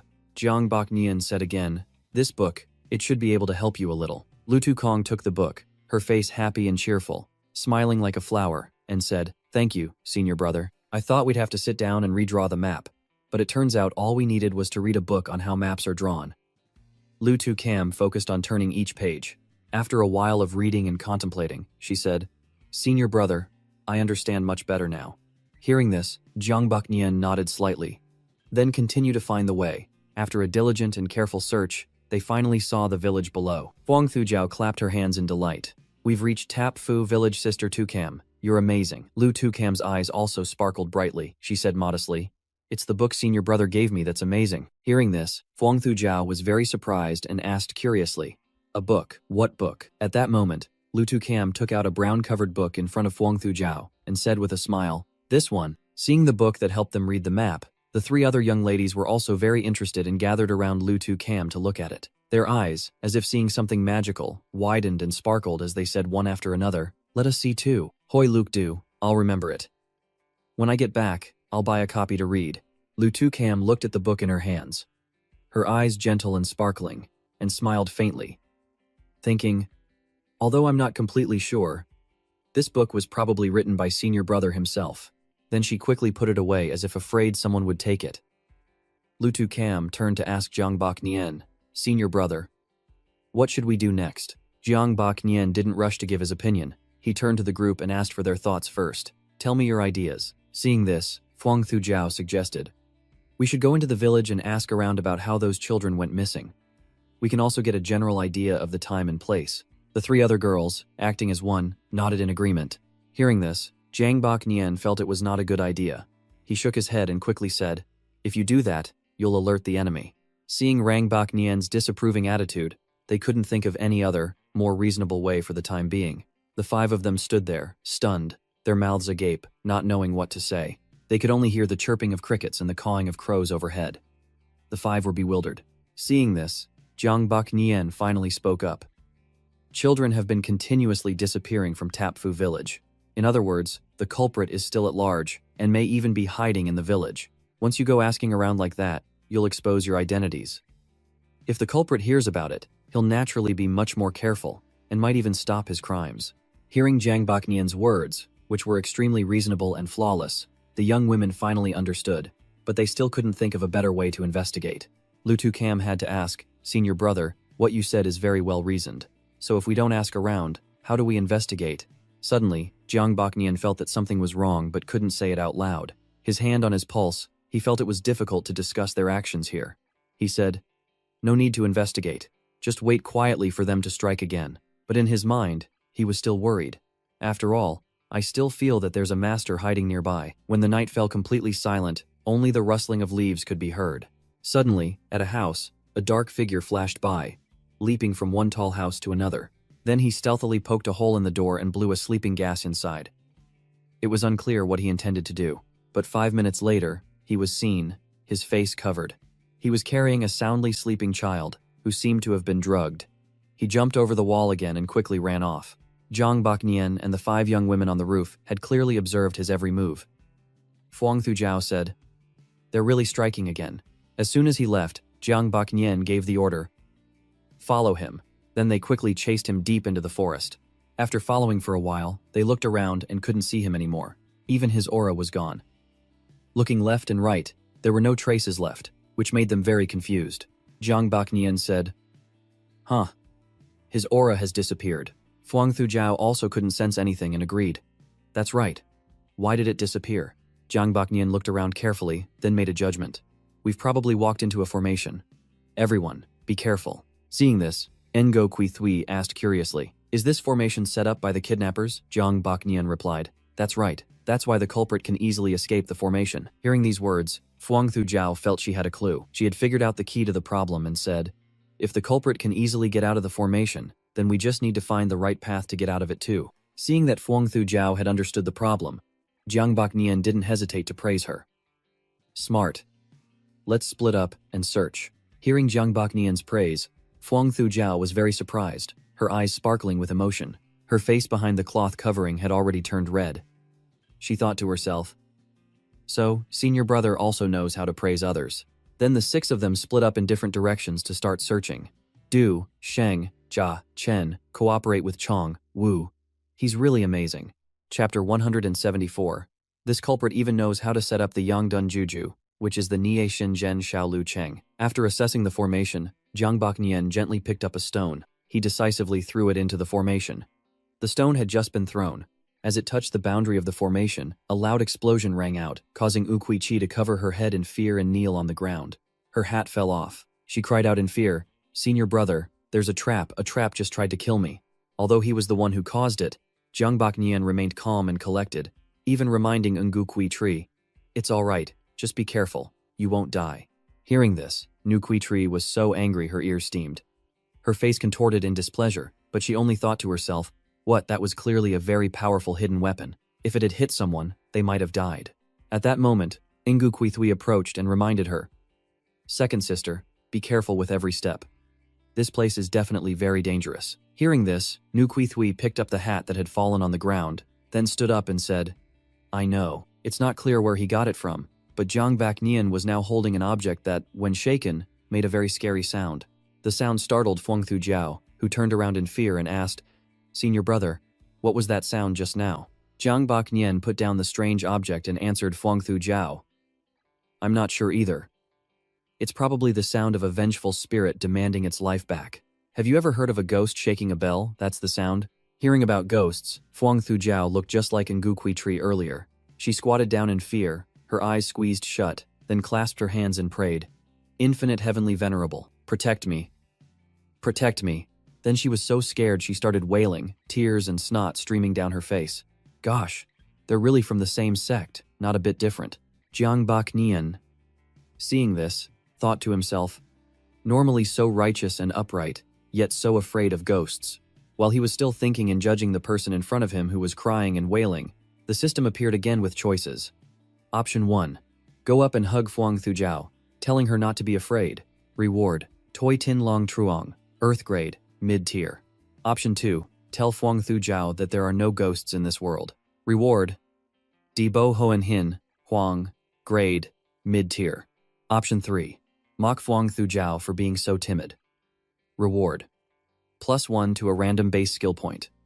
Not caring about the other choices, +1 to a base skill point was the most important thing he needed. So, as soon as the 3 choices were presented, Jiang Bak Nian didn't hesitate, laughed out loud, and pointed mockingly. Junior Sister Fuang, where's that courage you use for upholding justice? How can it be so small? Ha ha ha. Seeing herself being mocked like that, Fuang Thujiao immediately stopped crying. She glared at Rong Bak Nian as if to say, I'm not crying anymore. She just wiped her tears with her hand and huffed. Then, from the mouth of the bell he had just shaken, Jiang Bak Nian poured out a few coins. Kan, Kui, Tu. At the Enju sisters' location, Enju Kuithui was very surprised to see her older sister and asked, Sister, why did you come from that direction? Seeing this, Enju Kuithui quickly said, I've been walking straight ahead the whole time. Then she saw Ngu Kuimyo approaching and said, I clearly didn't go in the same direction as you all. Why? This scene made them extremely confused. They had clearly split up and gone in different directions, but they still ended up meeting in the same place. Suddenly, one girl held her head. What kind of formation is this? It's so strange. Before she could finish, she felt something was wrong. Her eyes started to get drowsy. I suddenly have a headache. The other 2 girls were in a similar state. I think I'm a little dizzy too. Me too. As soon as they finished speaking, all 3 of them fell to the ground, apparently having fainted. Seeing the situation, Jiang Bak Nian walked over and assessed it. Although this formation is set up sloppily, for junior sisters with insufficient cultivation, it still seems to have a strong effect. But it's alright. I'll break the formation now. Just rest for a bit first. Jiang Bak Nian tossed the 5 gold coins in his hand. The coins immediately lit up. He closed his eyes and began to perform a spell. Golden merit opens, the dark flower blooms with lingering fragrance. The boundless light of the spirit treasure shines. The 5 coins move to the 5 points of a pentagon, forming a taijitu, a circle of yin and yang. The taijitu immediately spread across the ground. Jiang Bak Nian said, Ha. After dealing with this ridiculous formation, Jiang Bak Nian bent down and picked up a spirit stone. This culprit is quite rich. Then he observed and assessed it. This low-grade yellow spirit stone is definitely not something an ordinary person can afford. He's really rich. After thinking, Jiang Bak Nian looked around again. The girls from Thui Kin Hall had all fainted from the formation's illusion spell. Only Lu Tu Cam was still struggling to hold on. Jiang Bak Nian thought to himself, this Lu Tu Cam clearly hasn't learned any techniques to counter formations, yet she can rely on her willpower to hold on until now. Could it be the innate Tam Duong body? The Kwai Tam sect has found a treasure this time. Then he walked over to where she was panting. She looked very distressed. At that moment, Jiang Bak Nian held out a pill in front of her and said, Take it. Lu Tu Cam looked up at him, took the pill, and said softly, Senior brother. After putting the pill in her mouth, she was very surprised. This medicinal flower is so special. Not only does it have a fragrant taste, but it also instantly restores my spirit. Jiang Bak Nian had no intention of standing there discussing the taste of the pill with her. He just gave Lu Tu Cam another one and said, Go wake up junior sister Fuang. I'll go find the others. Lu Tu Cam replied with a yes and ran off with the pill. Jiang Bak Nian also went to the 3 triplet sisters. Seeing their fainted forms, which were identical even in posture, he felt helpless. No way, these triplets even faint in the same position. A single evaluation was enough. Jiang Bak Nian took out a bottle of some kind of incense. It's not clear what it was, but as soon as the 3 of them inhaled it, immediately, they woke up. Ngu Kui Thui, not knowing what had happened, called out Master as soon as she saw Jiang Bak Nian. Ui. Nu Kui Thui also asked curiously, What just happened? Jiang Bak Nian didn't answer their questions right away, just handed them a few pills and said, It's me. Now, take your medicine first. They obediently took the medicine, yes, and put the pills in their mouths. As soon as Nukui Tree regained her senses, she eagerly raised her hand and said, "Report." Seeing this, Jiang Baknian thought to himself, even in this situation, she doesn't forget to report. It seems my teaching has been very successful. What a self-satisfied big brother. But he still said to the girl in a flat tone, "Speak." Seeing that her senior brother had given her permission, Ngu Kui Tree immediately asked, "Did you break the formation?" Senior brother Jiang Baknian nonchalantly replied, "I told you I don't know anything about formations. I just guessed that this formation couldn't trap so many of us, and so it dispelled itself." After hearing this answer, which was clearly a lie to get by, and didn't sound at all honest or reasonable, the 5 girls could only force a smile and think, "Are you underestimating our intelligence?" At that moment, Jiang Baknian asked her again, "Are you still feeling unwell?" Nukui Tree's complexion had stabilized. She was no longer dazed or dizzy, she said cheerfully. "No, I've fully recovered." "Good." Hearing that, Jiang Baknian was relieved and said, "Then, let's continue on." They started to go deeper into the forest. After a while of searching, they stopped in front of a large cave. It seemed there was even light coming from inside. Jiang Baknian speculated, "It must be here." Then he turned to the 5 girls and said, "The culprits in that cave are no match for you. Go ahead." Following their senior brother's command, the 5 of them shouted yes and immediately sprang into action, charging into the cave before them. Less than a few minutes later, a cry rang out, "Ouch! Female warrior, spare my life." At this moment, Jiang Baknian entered the cave. Seeing him approach, they immediately reported the situation. "Senior brother, it's done." Jiang Baknian looked at the defeated culprits lying on the ground, a smile playing on his lips as he praised, "Not bad." At that moment, Lu Tu Cam approached one of the culprits, dragged him before Jiang Baknian, and said, "Senior brother, he's the leader of this group." Jiang Baknian nodded. "All right, I know. Go tie up the rest." They quickly ran off to continue their work. Yes, and left the ringleader for Jiang Baknian to deal with. Before Jiang Baknian could say anything, the man tied up on the ground spoke quickly. "If you want to kill me, just do it." Hearing this, he just said flatly, "Patience, young grasshopper." Hearing this unexpected response, the culprit frowned in annoyance, gritting his teeth and thinking, what does this person want to do? Jiang Baknian, on the other hand, was not as anxious as this culprit. He just found a flat spot and sat down leisurely. The culprit, seeing Jiang Baknian's calm demeanor, grew extremely impatient and continued to speak. "Hey, hurry up and take me to the authorities. Go get your reward. What are you sitting here for?" Hearing him continue to talk, Jiang Baknian still just replied flatly, "Patience, young grasshopper." Then the atmosphere in the cave became strangely quiet. Jiang Baknian just sat there, saying nothing. The man lying on the ground was silent for a moment, unable to guess what he was planning. Then spoke again. "You were able to get here. So you must have broken the formation outside, right?"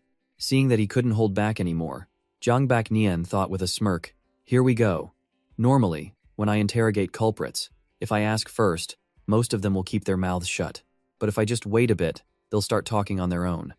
At this point, Jiang Baknian opened his eyes and looked at him. He didn't answer his question but asked the culprit in return, "You set up that formation, it was impressive." The culprit, having just been praised, was about to burst with pride. He grinned widely and said arrogantly, "If it weren't for the lack of materials, you definitely wouldn't have escaped." Hearing the culprit's words, Jiang Baknian then began to ask, "That formation has some history. Where did you learn it from?" Hearing this, the culprit snorted. His eyebrows raised as he said, "I won't tell you." Hearing this, Jiang Baknian just said, "Oh," and let it go, not asking further. Faced with Jiang Baknian's indifferent attitude, the culprit became anxious. "Hey, isn't this guy going to ask a few more questions or make some kind of deal with me?" Hearing that, Jiang Baknian stared at the talkative man before him, his expression thoughtful as he asked, "Oh, are you teaching me how to do my job?" Hearing that, he was a little scared and said, If I tell you where I learned this formation, will you let me go?" Seeing this man, who was already captured, trying to make a deal, Jiang Baknian bluntly cut off his calculations. "No way. And I'm not interested in a formation that can't even trap anyone." The culprit, hearing his skills being criticized with such a mocking tone, became angry and annoyed, saying, "It's just that I haven't mastered it yet. This formation is called Ni Xin Zhen Xiao Lu Cheng. If it could be perfected, even a Xuan king would be trapped by it." That's what the book says. With just one sentence from Jiang Baknian, this man had revealed almost everything he needed to know. This culprit was truly a fool. Jiang Baknian asked again, "A book?" Seeing that he had piqued his interest, the culprit quickly sat up and said, "Yes, I got it from a tomb raid. It's very valuable." Then he eagerly made another offer. As long as you're willing to let me go, I'll give you the book. Jiang Baknian bluntly cut off his calculations for the second time. Not interested. At that moment, Lu Tukam and the others had finished their assigned task and returned to report. Senior brother. All the culprits have been tied up. Hearing this, Jiang Baknian was very satisfied and said, Good, then let's go. Seeing that Baknian was about to leave for real, the culprit completely gave up and pleaded desperately.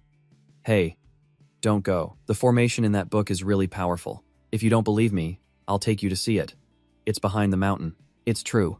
Jiang Baknian had only pretended to leave to trick him, but he never expected him to confess so quickly without any need for coercion. He glanced at him, a smirk on his face, thinking, this method really works every time. It's true that human nature is to resist when pushed but to advance when pulled back. Lu Tukam, not knowing Jiang Baknian's next plan, asked, Senior brother, what should we do next? Take them to the authorities, Jiang Baknian replied. No need for that trouble. You go directly to the nearest Trokbok town and report to the authorities. Have them bring the constables here. Hearing this, Lu Tukam said yes and immediately turned to leave. It seemed this was her first time in this place. Jiang Baknian, a little worried, asked, Do you know where Trokbok town is? Lu Tukam turned around and smiled. I memorized the way when we came. Hearing that, Jiang Baknian was relieved. Good, then go quickly. But was a little surprised. He thought, this girl's memory is clearly very good. Why does she never remember when I teach her? How strange. But for now, there were still things to do, and no time to stand here pondering these things. Jiang Baknian told the remaining four, You all stay here and watch the camp. I'll be back shortly. With that, he flew off like a gust of wind, but they didn't know where he was going. A moment later, when Jiang Baknian returned, the four girls were all extremely surprised and said in unison, The children. Jiang Baknian returned with several children in tow. He entrusted them to the girls, saying, Take good care of them. The four young women obeyed, replying, Yes. The culprit, seeing that Jiang Baknian had just entered this place and hadn't mentioned the children before, was amazed at how quickly he had found where they were hidden. He asked in shock, How did you know the children were hidden there? Jiang Baknian was too lazy to talk to him and maintained his indifferent attitude. Why should I tell you? Hearing him ask back like that, the culprit's face fell. He thought in confusion, wouldn't a normal person, when asked that, show off how clever they are? This little matter is nothing to him. Why doesn't this person follow the script at all? Well, this guy isn't a normal person. He doesn't even get that. People say, know your enemy and know yourself, and you will win 100 battles. But this culprit, not knowing who was in front of him, still tried to act mysterious. Hey leader, aren't you curious where the other children were sold to? Song Baknian's face darkened, and he kicked the culprit. Sold, shouldn't you use the word offered? This one sentence was enough to make the culprit's hair stand on end, his skin crawl. He completely gave up and asked loudly, Who are you? At this point, Jiang Baknian finally introduced himself with a smile. Vuong Lao Nu of the Kwai Tam sect. The culprit then spoke up with a warning. You already know I work for Tula Chai, and you still want to step into this muddy water. Oh, I just introduced myself. I haven't even had a chance to ask, and this guy has already spilled everything. I didn't even know he was from Tula Chai, and he's already told me everything. Jiang Baknian thought, this is great, so it's Tula Chai. I thought I wouldn't get much information, but it turns out I got a whole bunch. And just as he was feeling proud of his intelligence, the system appeared. The next three choices appeared. Option 1. Continue to investigate deeper into the matter of Tula Chai. Reward, Thien Kang Kuifang, Xuan grade, low tier. Option 2. Tell the constables about Tula Chai. Reward, Liat Thien Din, Huang grade, mid tier. Option 3. Tell the sect about Tula Chai. Reward, 1 special attribute point. The time has come. Jiang Baknian's eyes lit up at the sight of the special attribute point. A special attribute point. Awesome. I've hit the jackpot. Just as he made his choice, Fuang Thujiao approached and asked, Senior brother, what is Tula Chai? Jiang Baknian replied coolly. An evil cult. Hearing these 2 words, Fuang Thujiao seemed to think of something and said in a panic, the children were taken to a demonic cult. Then before she could finish, Jiang Baknian cut her off and asked, Are you thinking that people in demonic cults eat 3 meals a day, and every day they eat children? Right, as if he had hit a nerve. But seeing Jiang Baknian ask like that, she felt something was not right. She widened her eyes and asked back, No, is that not right? Then what do they do with those children? Jiang Baknian didn't beat around the bush and explained, They're just raising the next generation. Ordinary children won't join a demonic cult, so they kidnap them. Fuang Thujiao still didn't quite understand. She let out a confused, huh? Jiang Bak Nian continued to explain. There are many things in this world that are not as simple as they seem, and they can't be judged simply by the words good and evil. While he was engrossed in his explanation, the system interrupted again. Option 1. Encourage Fuang Thu Jiao. Reward. Thien Feng Du Qi. Huang grade. Low. Tier. Option 2. Nod in approval and let her learn slowly. Reward. Huyen Kadao. Xuan grade. Mid-tier. Option 3. Mock her. You heard it, but do you understand anything? Slowly enlighten yourself. Reward. +1 to a random base attribute point. Seeing the 3 choices appear, you already know which one he's going to pick. Fuang Thu Jiao was still standing there with her hands clasped, bowing her head and saying, Thu Jiao has learned her lesson, while seriously listening to the explanation. A few seconds later, she was being teased by Rongbak Nian again. His mouth was wide open in a grin. You heard it, but do you understand anything? Slowly enlighten yourself. Haha. Fuang Thu Jiao's eyes widened in defiance. It's true. I'm just a little slow. Oh. Before it was resolved, the system came again with another choice. Option 1. Comfort Fuang Thu Jiao. Senior brother was just joking with you. You're very smart. Reward. Dia Tin Liat. Earth grade, low tier. Option 2. Pat her head and let her learn slowly. Reward. Kai Hoa Kong, Xuan, grade, high tier. Option 3. Reply to her words.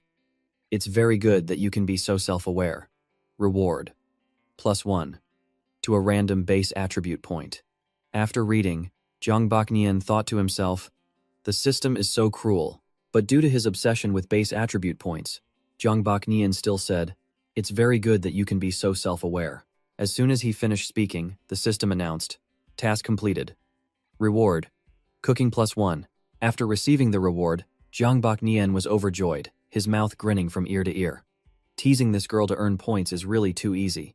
Fuang Thu Jiao was so angry her ears were smoking. As for the culprit from Tula Tri, he was eavesdropping. After hearing Jiang Bak Nian speak, he continued, things in this world cannot be clearly distinguished between good and evil. Then he sighed and said, Brother Lao Engu, you truly see through things. Then he said again, I wonder if Brother Lao Engu would be willing to listen to a story from long, long ago. Jiang Bak Nian had already gotten what he needed and was no longer interested in dealing with this guy. He said, not interested. You should save it for the authorities. Seeing him reject him time and time again, the culprit became annoyed. He said with a pained expression, I don't care, I'm going to tell you anyway. After a while, Lu Tu Cam had also led the constables to arrest all the culprits and lead them away. The constables led the men away, then turned and clasped his hands to Lu Tu Cam and Fuang Thu Jiao, saying, the Kwai Tam sect is truly rooting out evil for the people. To show our gratitude, we have prepared a banquet for the female warriors. We hope you will honor us with your presence. Hearing this, Lu Tu Cam's eyes lit up. She was about to say something, but before she could even utter the word I, Fuang Thu Jiao cut her off. She clasped her hands in thanks and said, I'm really sorry. We have urgent matters in the sect and must return quickly. We won't be able to attend this banquet. We'll meet again if fate allows. With that, they immediately turned and left. The constables' faces fell with disappointment. They left so quickly, I didn't even get to see their faces. What a shame. Even though they covered half their faces, just looking at their eyes. Tesk. They were extremely disappointed that they couldn't keep the beauties. That's right. Every single one of them was. Before the men behind him could finish, their leader cut them off with a shout. Shut up, you all look like hooligans. No wonder you scared them away. Everyone, run back to the yamen for me. The men didn't dare to argue and just obeyed. Yes, sir. On the surface, he was sternly shouting at his men, but as soon as he turned around, he was completely smitten. His head was in the clouds as he thought, Miss Lu, I wonder when we'll meet again. I can only hope to see you in my dreams. After walking a fair distance, Lu Tu Cam finally spoke up with a hint of complaint. Thu Jiao, what's the rush? I was about to ask Constable Lam if they are always this incompetent. It would be good to know for future encounters, Fuang Thu Jiao explained. Sister Tu Cam, don't blame me.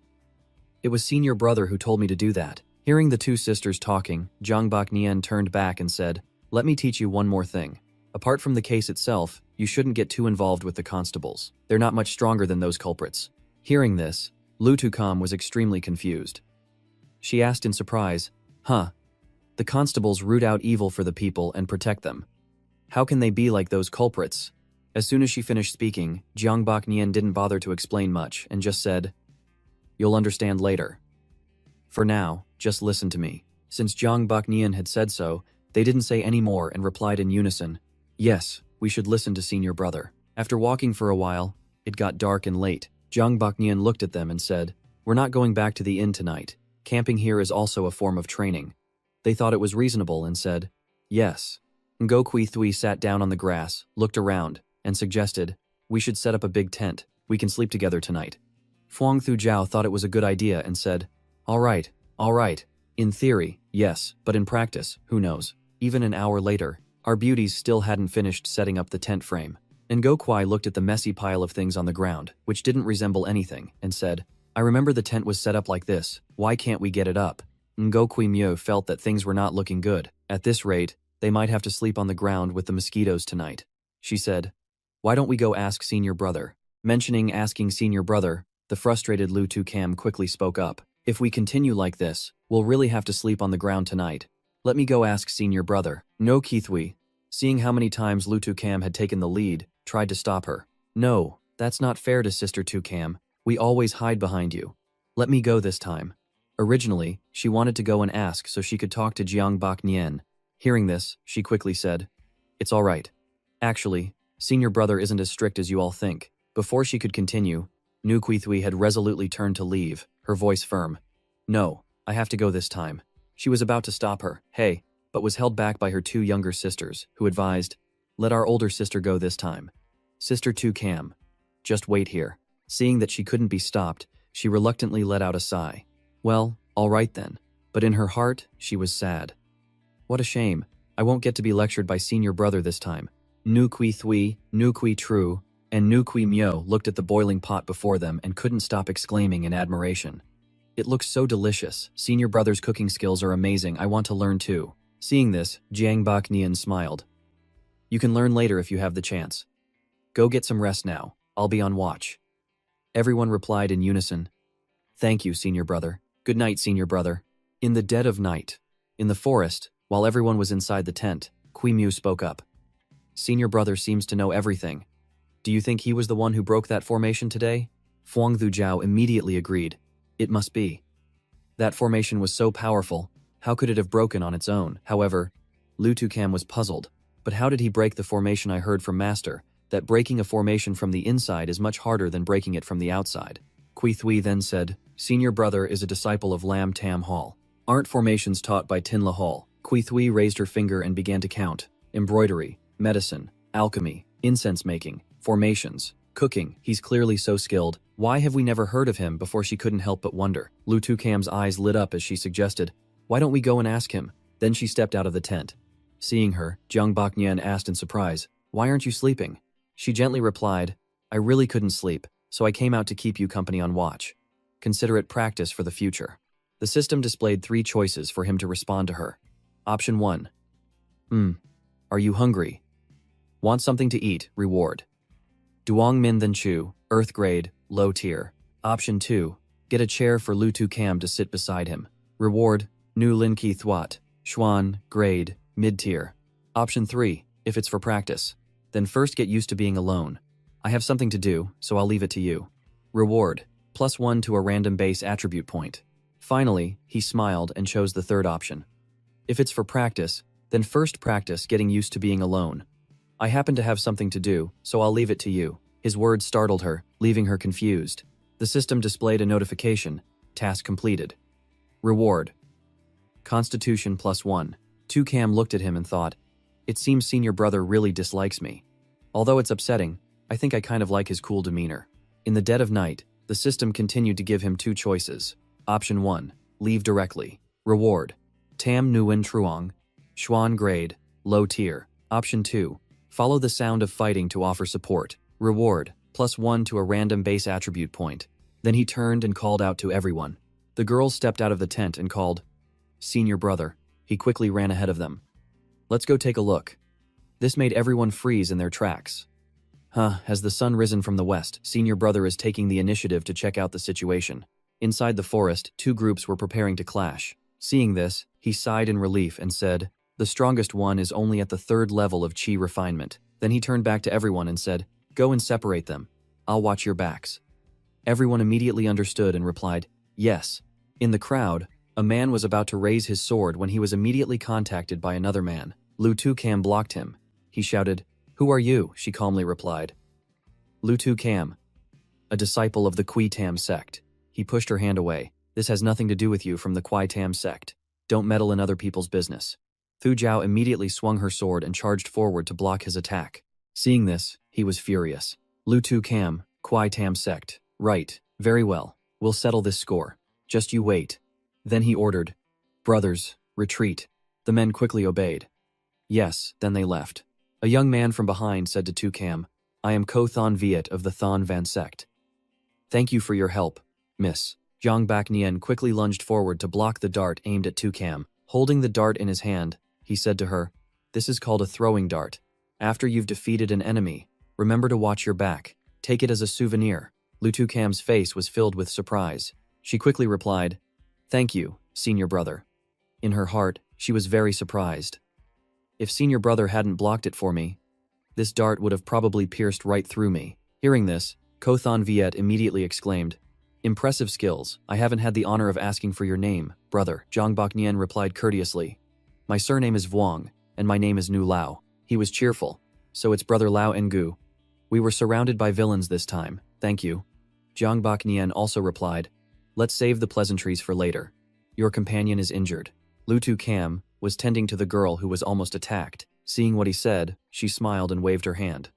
"It's all right, it's just a minor injury." He then asked, "I've always heard that the Lan Lang inner art of the Thon Van sect has first-class healing effects. I wonder if you, miss, could enlighten me." Hearing this, the girl was surprised. "I'm not very skilled. I haven't perfected the Lan Lang inner art, so I can't use it well without embarrassing myself." Hearing this, he said, "Oh." Then he put his hand on his head and said nonchalantly, "Look at my memory. The Lan Lang inner art isn't the ultimate technique of the Thon Van sect, but of the Truthian sect." Hearing him say that, the girl was startled. Oh no. Seeing the situation, everyone fearfully stood behind him. Ko Thon Viet quickly said, "We won't hide it anymore. We are indeed not disciples of the Thon Van sect. However, besides that, at times, before he could finish, Jiang Bak Nian cut him off. "All right, no need to explain to me. I understand everything. I just wanted to teach my junior sister a lesson. Don't think that just because you save someone on the outside, they won't lie to you." Hearing this, he was flustered. Jiang Bak Nian smiled. "Brother Ko, no need for that. We're just strangers who happen to meet. Now that you're out of danger, we'll be on our way. Goodbye." Seeing that everyone was about to leave, he quickly said, "Brother Vuong, wait a moment. My real name is Lich Fuk Thon, a disciple of the Huyet Vian sect. No, I'm the son of the Huyet Vian sect's leader." Jiang Bak Nian immediately stopped in his tracks. Well, someone from a demonic sect, and the son of the leader no less. This reward is too great. The girl from before called out to him worriedly, "Young master." Lich Fuk Thon turned and signaled that it was all right. Brother Vuong is right. They saved our lives, yet we lied to them. This is not the way of a hero. The three triplet sisters, hearing what he said, asked curiously, "Senior brother, what is the Huyet VM sect?" He just said lightly, "It's probably a demonic sect in Hoai Nam." The three girls immediately perked up. A demonic sect. Don't they say people in demonic sects have 3 eyes, and a tusk too, and their tongues are this long? The girls described it enthusiastically. He quickly corrected them. That's just a folk legend. People in demonic sects are also people, not some 3-headed, 6-armed monsters. Lich Fuk Thon quickly stepped forward and said, "Brother Vuong, I hope you can forgive my inability to express the difficulties in my heart."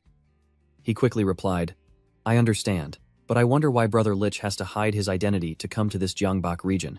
Of course, if it's inconvenient to say, then just pretend I never asked." Lich Fuk Thon sighed sorrowfully. "To be honest with you, as the son of the leader, everyone has high expectations for me. But when I was about to learn the sect's inner art, I was found to have a yang body. Not only can I not cultivate, but even ordinary martial arts take me a very long time to learn." He continued his story after that. "My father grew more and more disappointed in me. My 2 older brothers also grew more distant. My younger brothers would even laugh at me in front of the other sect members, calling me a cripple. Song Yi, standing behind him, couldn't bear it and spoke up. No, in my eyes, young master is the most powerful. This time, we will definitely find a suitable cultivation technique for you." Hearing the story, Jiang Bak Nian couldn't help but be surprised.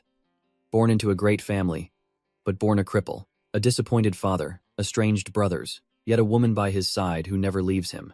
This is the typical protagonist setup. Could this be the reason the system told me to come and help him? After all, he's the chosen one.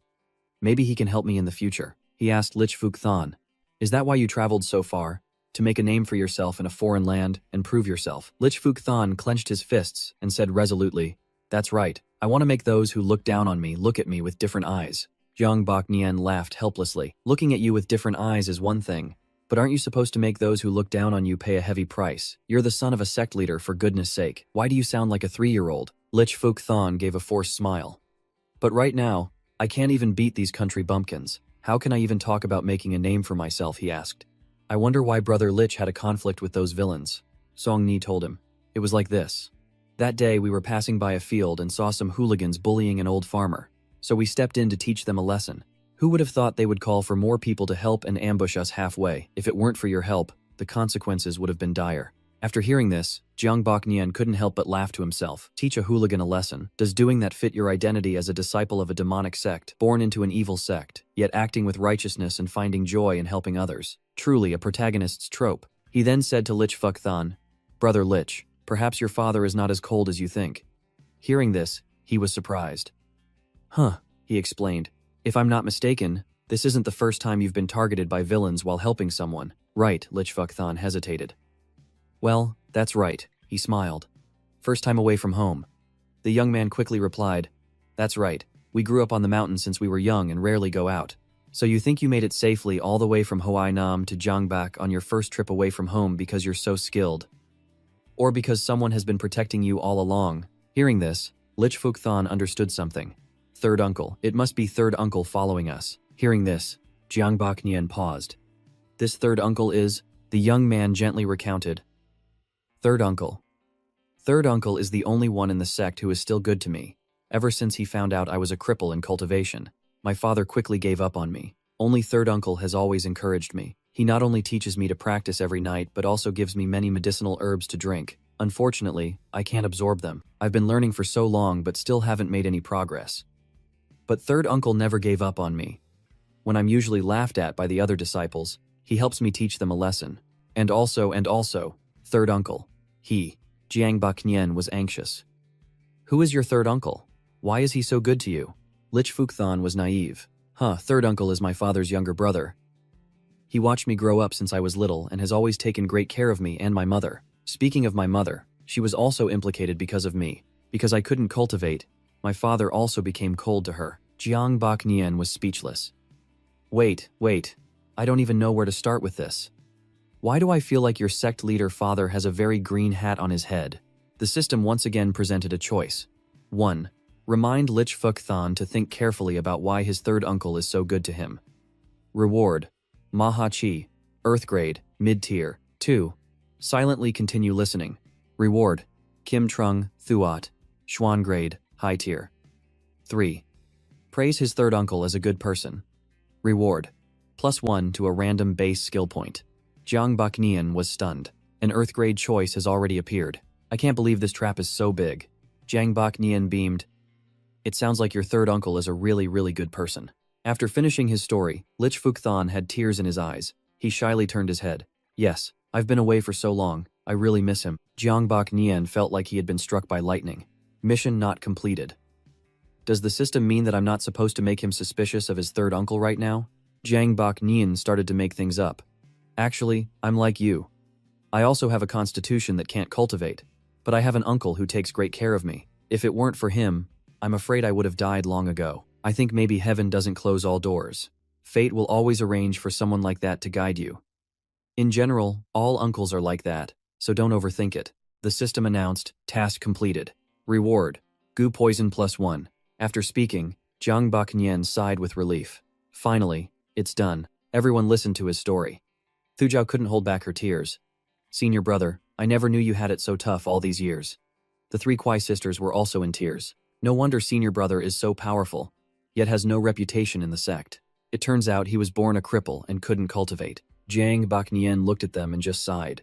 The past is in the past, but it's not entirely gone. Lich Fuk Than was a little excited. No wonder Brother Vuong felt a kinship with me when we met. It turns out we are in the same boat. I call you Big Brother. The system again presented him with a choice. Option 1. Agree. Reward: Fu Lin Hoang Fap, Xuan, grade, high tier. Option 2, change the subject. Reward. Yulin Tran Hoa, Huang, grade, high tier. Option 3, refuse. Reward, +1 to a random base attribute point. Jiang Bak Nian was a little pleased. Amazing. As expected of a man with a protagonist's template, just a few words and a choice mission is triggered. He's really comparable to those beautiful junior sisters. Then he became serious. I can't accept being called Big Brother. As I said earlier, we are just strangers who happen to meet. I'll also give you a piece of sincere advice. Don't be too trusting of people you've just met. In fact, you don't even know my real name. Everyone was surprised to hear him say that. No way. The atmosphere was already like that, and yet senior brother still refused. Lich Fukthan realized something, then he respectfully. Fukthan has learned his lesson. Jiang Baknian smiled. However, meeting is fate. I'll give you a suggestion. To become strong, you don't necessarily have to cultivate. There are many types of esoteric arts in this world. He quickly pulled out a notebook from his pocket. Try reading this. Maybe it will give you some ideas. If it's a protagonist's trope, and the system told me to help him, holding the book, Lich Fukthan hesitated for a moment. Just consider it as forming a good bond. After all, he might encounter a series of fortuitous events soon. Before leaving, he turned his head and said, "We'll meet again if fate allows." Lich Fukthan was happy. Brother Vuong is truly a remarkable person. Song Ni beside him quickly said, "Everyone says that's not his real name." The young man remained unconcerned. A name is just for addressing each other. Let's go. First, let's find a place to help you with your injuries. On the way, the three Kwai sisters kept wanting to speak. Report, report, report, he said calmly, one at a time. The girls started asking questions rapidly. Senior brother, how did you know they weren't from the Than Van sect? Senior brother, why did you save someone from a demonic sect this time? Senior brother, what did you give him before you left? He replied with one sentence, I can't answer. The three sisters then came over and started to flatter him. Senior brother, please tell me. I'll give you a back massage. I'll give you a shoulder massage. I'll give you a foot massage. He turned around, his eyes cold. I'll count to 3. Anyone who is still making noise will have a point deducted. 1. As soon as he finished speaking, the 3 girls immediately fell silent. He said gently, before we go back, I want to state 3 rules for you. First, you can talk about what you've learned appropriately, but you're not allowed to say what I've done. Second, don't recommend me as a guardian to others. Third, after we return to the sect, we'll go our separate ways. Don't interact with each other unless it's necessary. After speaking, he glanced at Lu Tu Cam, startling her. Not only was the girl not scared, she was actually very excited, her face flushing. I've been looked at by senior brother again. How exciting, oh my god, I'm ovulating. Seeing her expression, Jiang Bak Nian smirked. Not bad. It seems using an attacking gaze combined with mental pressure is indeed very effective. Everyone was surprised. Huh, he said. Of course, I can't force you to comply. I just hope we can respect each other. We met and we parted. Let's not end up as strangers. Lu Tu Cam was still ecstatic. Senior brother is so cold, but I like it. The people beside her were whispering, even friends are not friends. So in senior brother's eyes, we're just acquaintances. After speaking, he turned and walked away. All right, I hope you can remember these 3 things. Let's go back to the sect. The 3 sisters sadly lowered their heads. Yes, senior brother. The next day, Jiang Bak Nian looked at the group of Fuang Thu Jiao, Lu Tu Cam, and the Unqimu triplet sisters, and calmly ordered, give me back the straw hats, straw sandals, and cloth sheets. The young ladies obediently complied, shouting in unison, yes. On the table, 2 straw sandals were placed on a clean white cloth sheet, with a simple straw hat on top. Seeing this, Jiang Bak Nian took out a bottle of medicine sealed with a red cloth and held it in his hand. He said gently, before we set off, I said I would give a bottle of Bak Hoa Mat as a reward. This time, your performance was much better than I expected, especially junior sister Lu. Throughout the journey, you acted like a leader. You were also very proactive when faced with difficult problems. A commendable quality. I hope you can keep it up. Being unexpectedly praised by Jiang Bak Nian made Lu Tu Cam extremely surprised and a little ecstatic. Her cheeks flushed and her eyes widened in disbelief as she blurted out, for me, Jiang Bak Nian just said coldly, yes. In response to her, Jiang Bak Nian maintained an indifferent expression and handed the bottle of medicine to Lu Tu Cam. Receiving the bottle from his hand, Ngak Nguang said, well then, I'll respectfully accept. Thank you, senior brother. But in her heart, she was still a little confused, wondering, strange, I was clearly praised, but I don't feel very happy. After giving the reward, Zhang Baknian turned and walked away. Before leaving, he didn't forget to turn back and remind the young women, I'll go to the law enforcement hall alone to report. You all go back. Your evaluations will be sent to your masters. I hope you can abide by the 3 rules I've set. The young women stammered. Yes. After Zhang Baknian left, the remaining young ladies were extremely confused and bewildered. The atmosphere immediately became heavy. Nu Mia sighed in frustration. Did senior brother really just leave like that? Suddenly, Lu Tukam spoke up. After hearing those 3 rules, you all probably understand why senior brother isn't well known in the sect. Right, the others, hearing this, nodded in agreement. But Fuang Thujiao still had doubts in her heart. Her face was sad as she pondered. But, no matter what we do, senior brother won't contact us anymore. Right, I haven't even had a chance to thank him. Lu Tukam, as if she knew what was on Fuang Thujiao's mind, said excitedly. Senior brother said not to look for him if there's nothing important. But what if there is something important? Hearing this, Fuang Thujiao's eyes lit up. She turned to Lu Suti with great admiration. Sister Tukam, you're so smart. On the other side, Zhang Baknian went to see Tan Muk Nguyen. He respectfully clasped his hands in front of him and said cheerfully, Greetings, senior brother Tan. I've come to report. Seeing him, Tan Muk Nguyen greeted him with great enthusiasm, saying affectionately, Baknian, you're back. Wait a moment. As he was stamping a document on his desk, he asked caringly, Was the mission successful? Zhang Baknian quickly replied, Regarding the mission, I have something to report to you, senior brother. Tan Muk Nguyen was a little surprised.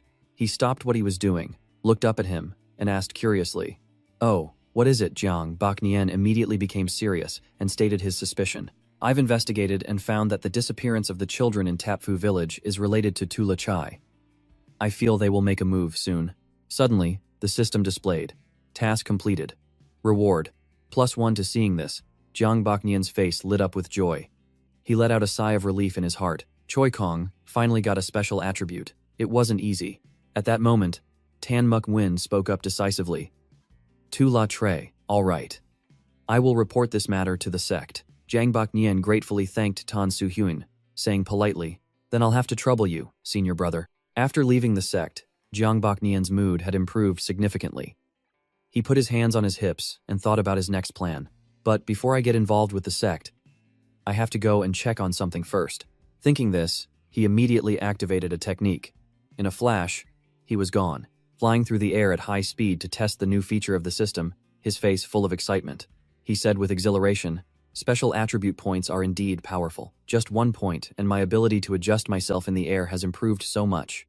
Finally arriving, Zhang Baknian slowly descended onto the green grass, thinking, if that culprit told me the secret manual is in the back mountain and I don't go get it, it would be really disrespectful to him. Zhang Baknian observed the ground and the surrounding dense bushes. He judged in his heart, this forest is quite humid, and this patch of grass is much darker than the others. This must be the path he often takes. Suddenly, a large tiger appeared behind Zhang Baknian. It had a fierce appearance with 2 sharp fangs, hiding behind a tree and observing him. Zhang Baknian seemed to have sensed its presence. He turned his head with a disdainful expression, waved his hand at it, and muttered, Go away, don't bother me. Suddenly, the tiger became ferocious. Its eyes were fierce, its mouth wide open, revealing all its sharp teeth.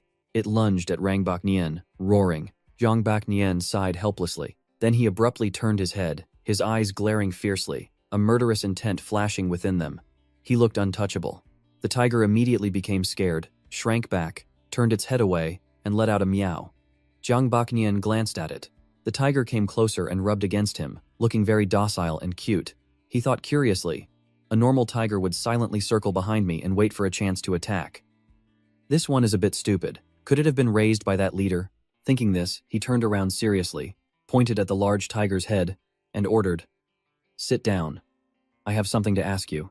The tiger obediently sat down, its eyes looking at the person in front of it with a hint of suspicion. Zhang Baknian was led by the tiger demon to a large tree. The thing is here, it roared and pointed to the spot right under the tree. He patted its head in praise. Good. Very good performance. It closed its eyes and purred happily. Zhang Baknian stepped forward, not forgetting to instruct the tiger demon, Be good and wait here. The system displayed a notification as follows. Option 1. Dig it up directly. Reward. Thon Long Zwat Thui, Huang Grade, High Tier. Option 2. Make thorough preparations before digging it up. Reward, +1 to a random base attribute point. After reading, Jiang Baknian thought, you really can't underestimate any cultivator. Who knows what strange treasure they might suddenly pull out and hit you with. I need to be cautious. He put on a black cloth to cover his nose and mouth, poured a solution directly onto the ground. After putting on gloves and getting fully equipped, as soon as he saw a worm emerge, he exclaimed, Hak van Ungu Kong. He happily caught the worm and put it in a gourd. Jiang Baknian was very satisfied. He made the bottle disappear with a wave of his hand and said with excitement, Mendez, I didn't expect to have such an unexpected harvest. The system displayed a confirmation of the reward. Task completed. Reward. Art +1. Jiang Baknian dusted off the red box he had just dug up and said to himself with confidence, since the system has announced the task is complete, there should be no more danger. Let's open it. He broke the lock with a single motion. As soon as he looked inside, he was amazed by the sparkling gold rewards. Oh my god, can the demonic sex make so much money outside these days? He picked up the golden stone to examine it and said happily, Spirit stones. And 3 of them too. Next, Jiang Baknian opened the secret technique book, read it through, and commented, it's alright, but it's written very chaotically. I'll have to go back and use the Huaiban to deduce it. He stored all the items in his Qiangkun ring. He glanced at the tiger demon and said nonchalantly, Do you think I should kill you to silence you? It was terrified and whimpered. It knelt down in fear, but when it looked up, Jiang Baknian was already gone. Needless to say, the tiger demon was incredibly relieved. The sky was clear and blue, with clouds leisurely drifting above. Jiang Baknian stretched, ending his study session. Last night, I spent the whole night deducing the formation in the Thui Am Ko Kwan Pavilion and forgot to pay my respects to Trin Le Duong. No sooner said than done. He quickly went to Lam Tam Hien. Jiang Baknian clasped his hands and bowed. Trin Le Duong, your student has returned. The door burst open and a hand quickly grabbed Rang Baknian's collar, hastily pulling him inside. Trin Luongkai eagerly pushed Rang Baknian into a chair, his face beaming. Come. Sit down, I haven't played. Go with you in 2 days. My hands are itching. Jiang Baknian politely began. Then I'll take the black stones and go first. I hope you will be lenient, Le Duong. Suddenly, he held back his junior's hand and said decisively, No, I'll take the black stones this game. He quickly pulled the box of black stones towards himself. Jiang Baknian was surprised and thought to himself, taking the black stones is a sign of respect. Why is he taking the initiative to go first with black today? Jiang Baknian had to go along with his wishes. It seems Le Duong has had a new insight. If that's the case, he took a white stone and placed it on the board to start the game. Let's begin. In the room of the pavilion named Lam Tam Hien, Jiang Baknian was playing Go with Trin Luongkai. After a while of taking turns making moves, seeing that the game was leaning in Trin Luongkai's favor, he looked up and smiled. Le Duong's Go board and stones are truly treasures. Even after playing continuously, my mind is still very clear. Being praised by him, Trin Luongkai didn't bother to act modest. He also smiled back and said, Baknian, you have a good eye. This is indeed a top-grade treasure. The word treasure made him ponder. Even if it's a treasure, it's only considered top-grade, not yet reaching the levels of heaven, earth, Xuan, or Huang. After all, a Huang-grade magic weapon already has a spirit. Some small sects might even consider it a sect-guarding treasure. Thinking this, a sense of injustice welled up in his heart, along with a not-so-happy mood. He gritted his teeth and said, When I first got the system, the choice missions already had Huang-grade treasures. No wonder the missions were so difficult and tragic. Now that I think about it, it was a trap dug for me to fall into. The system didn't say anything. So, how can I even talk about gratitude or grudges? Trin Luongkai, as if thinking of something, raised his hand to stroke his long silver beard, smiling as he said, Baknian, it's been 5 years and you're still just a nominal disciple, you haven't taken a master yet. Maybe I can. But before he could finish, Jiang Baknian quickly cut him off, as he knew exactly what he was trying to do. He smiled and said, Le Duong, you know I have no talent for cultivation. Right now, I can only discuss Go with you, and that's enough for me. Then he thought to himself, mainly because the system won't let me.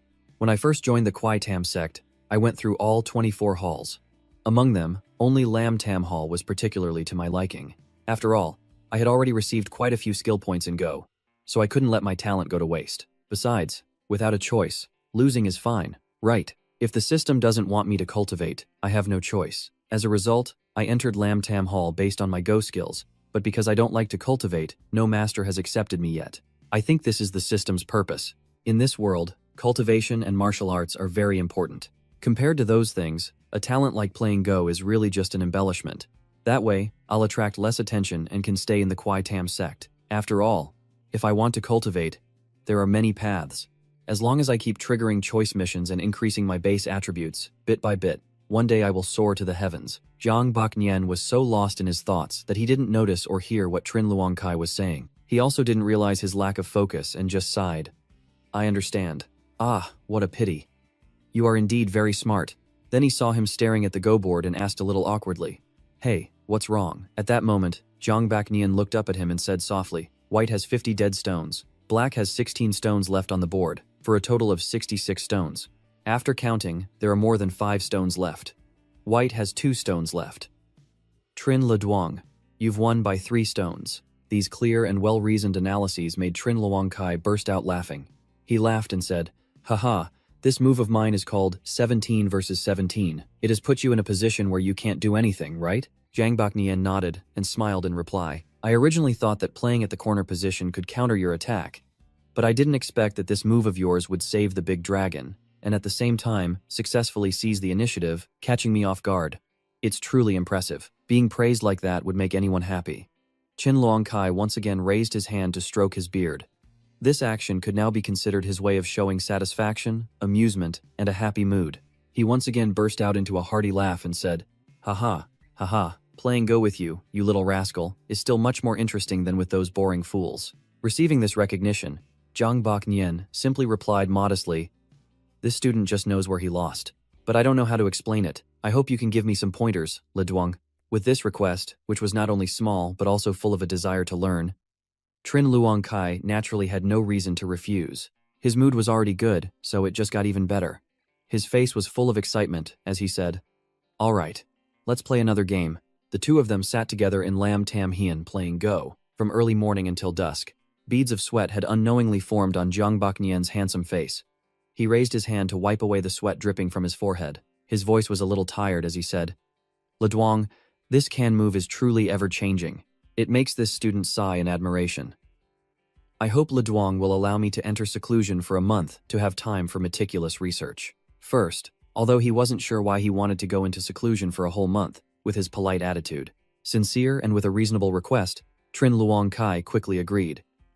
He seemed like a very easygoing person at the moment, a stark contrast to his usual self. He might even be willing to grant any request Jiang Baknian made. Jiang Baknian clasped his hands in thanks. Now he had enough time to study the new treasure he had just obtained. It seemed that after all that time just playing Go, it still wasn't enough, so Trin Luongkai suggested playing another game. Jiang Baknian had no choice but to agree to continue playing. Just then, a deep, warm voice came from outside. The person asked, Luongkai, is Baknian with you? Jiang Baknian recognized the familiar voice immediately. His face showed surprise because although he had expected someone to come looking for him today, he didn't think the hallmaster himself would come. Qin Luongkai was still thinking about his next move when he was suddenly interrupted. He turned his head towards the door, his voice slightly annoyed as he replied, He's playing Go with me. Hearing this, Truong Hak Khan opened the door and walked in. As soon as he saw Rang Baknian clasp his hands in greeting, he quickly said, Baknian, take a break for a moment. Come with me. This one sentence made Jiang Baknian a little suspicious. He thought to himself, Lam Tam Hall has an unwritten rule. As long as it's not a matter of life and death, you have to wait for the other person to finish before proceeding. What's the situation now? Trin Luongkai was also startled by Truong Hak Khan's words. He walked over to Jiang Baknian with a very sincere and worried expression and asked, Baknian, what crime did you commit? Jiang Baknian replied straightforwardly. Absolutely not. I've always been honest and law-abiding. How could I have committed a crime seeing the tense expressions on the two masters' faces? Truong Hak Khan burst out laughing to break the tension. Don't be so tense. Just come with me. At that moment, Jiang Baknian regained his composure and clasped his hands, bowing respectfully.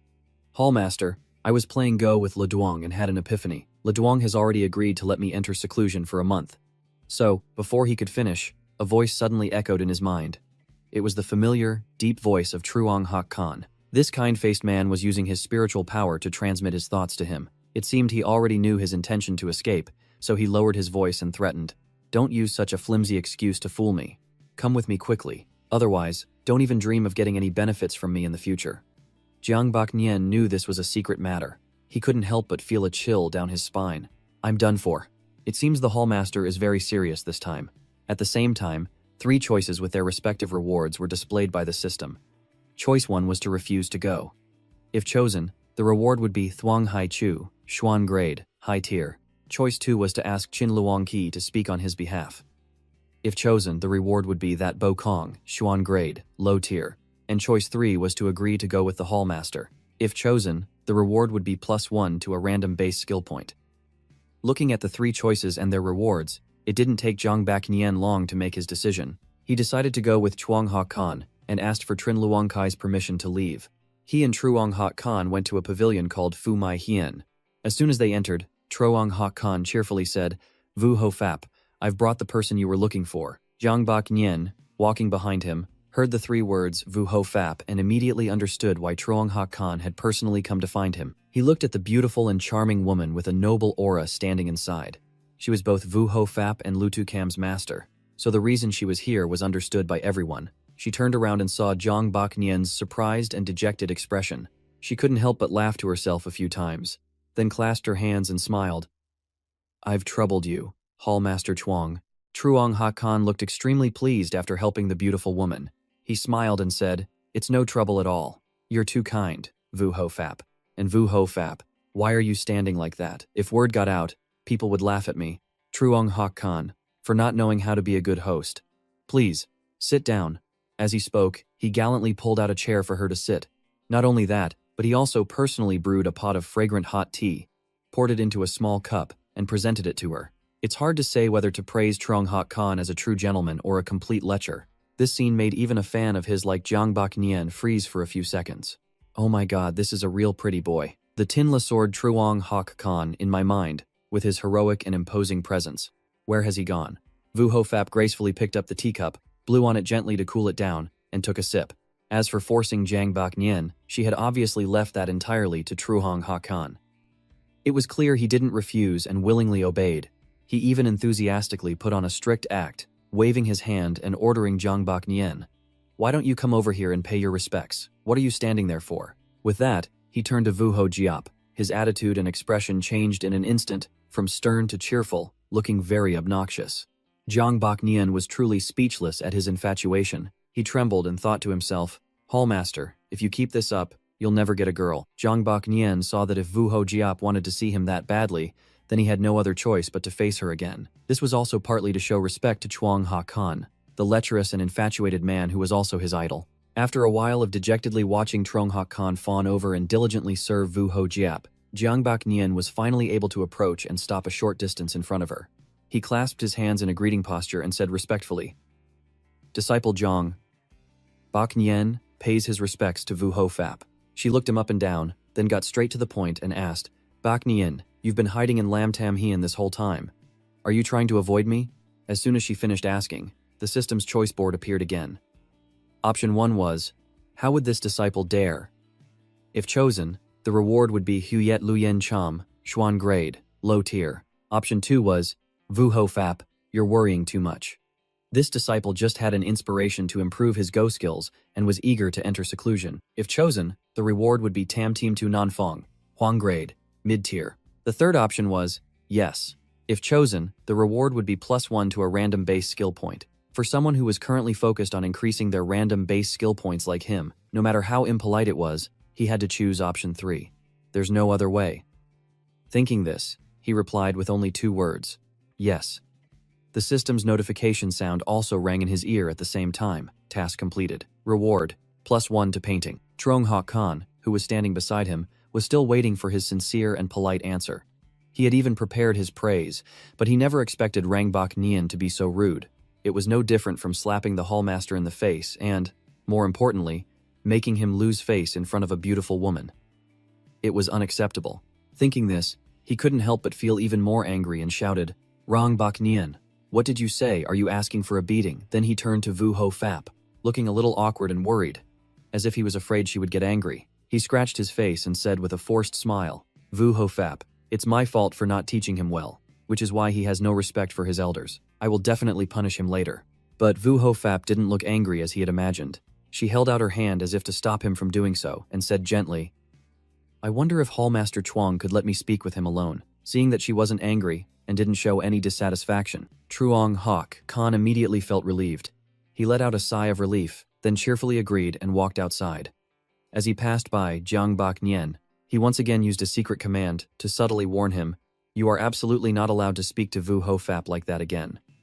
If you do, you'll see what happens when we get back to the hall. The sharp, knife-like gaze, combined with the deep, cold voice, sent a chill down his spine. Jiang Bak Nian shivered slightly, swallowed hard, and watched with wide eyes as he walked out and closed the door. Finally, the room became quiet with only Vu Ho Fap and Jiang Bak Nian left. Vu Ho Fap let out a sigh, then lowered her head slightly, closed her eyes, and said softly, Bak Nian, I really didn't misjudge you. Tu Cam has already told me everything that happened on the road.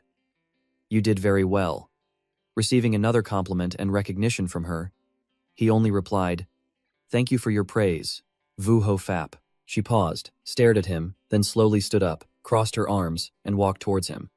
As she walked, she asked, But this time, you were so determined to refuse me. Were you afraid I would force you onto the path of cultivation? Jiang Bak Nian was about to answer when he started. She raised her hand to signal him to stop, as if she already knew what he was going to say. She continued to lower her head and smile. You don't need to say anything else, I understand. You are more mature than your age, and everyone has their own ideals, noble feelings, and determination in choosing their own path.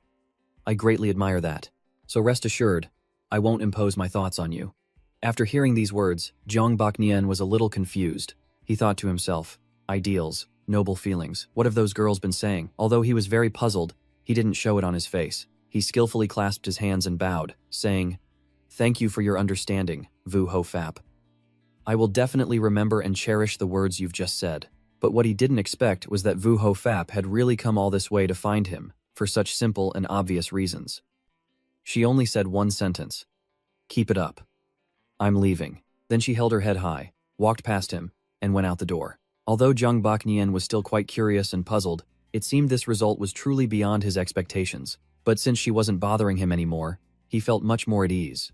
Vu Ho Fap and Jiang Bak Nian didn't talk for long. Perhaps because of this, Truong Hakan was still patiently waiting outside.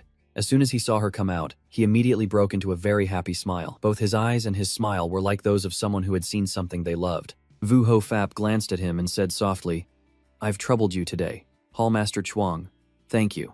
It must be said that Chuang Hak Khan was trying very hard to suppress the overwhelming emotions in his heart as he smiled shyly and replied, You're too kind, Vu Ho Fap. You've finished talking with Bak Nian. Faced with such an enthusiastic person as Truong Ha Khan, she couldn't help but smile friendly and nod. Yes. He's a good disciple. It seems Lam Tam Hall teaches very well. I have other matters to attend to today, so I'll take my leave. I'll come back to consult with Hallmaster Truong next time. Truong Ha Khan finally got to see the beautiful woman's smile. It was as if the long time from then until now had not been wasted at all. His heart fluttered, making his voice a little hesitant and awkward. He gestured with one hand, as if to see her off, then mustered up his courage and smiled. You flatter me, Vu Ho Fap. Let me see you off. The two figures, one male and one female, walked side by side like that. Watching the two of them gradually disappear, Jiang Bak Nian couldn't help but smile wryly and say, Is this another love story? No, I should say that love makes people so small. Not long after, the sky had turned to the golden hue of dusk. Truong Hak Khan, looking extremely cheerful, sang and skipped his way back. He was smiling so hard his eyes were squinted. He joyfully shouted, Hey, next time. There's a next time. Judging from the situation, it seemed that the relationship between the two had progressed quite well, at least from Truong Ho Khan's happy and lovesick demeanor. He kept singing and dancing very naturally, but when he saw Jiang Bak Nian still standing in the middle of the doorway waiting for him, he was taken aback. He realized he was being a bit inappropriate and had lost some face in front of his junior. He raised his hand and pretended to cough a few times, acting as if nothing had happened. Bak Nian, you performed well this time. You didn't bring shame to our Lam Tam Hall. I'll give you credit for this. Jiang Bak Nian bowed his head slightly as a gesture of thanks, not stopping there. Truong Ha Khan continued. Vu Ho Fap has a good impression of you. If you have the chance, you should talk to her more. Tell her to come here more often. What? Why are you looking at me like that? I mean, I want to build good relationships with other halls, mainly to learn from each other. How could Jiang Bak Nian not see through his true intentions? Even so, he replied politely, disciple accepts the order. On the surface, he said that, but in his heart, He was really thinking, I'd have to be a fool to believe you.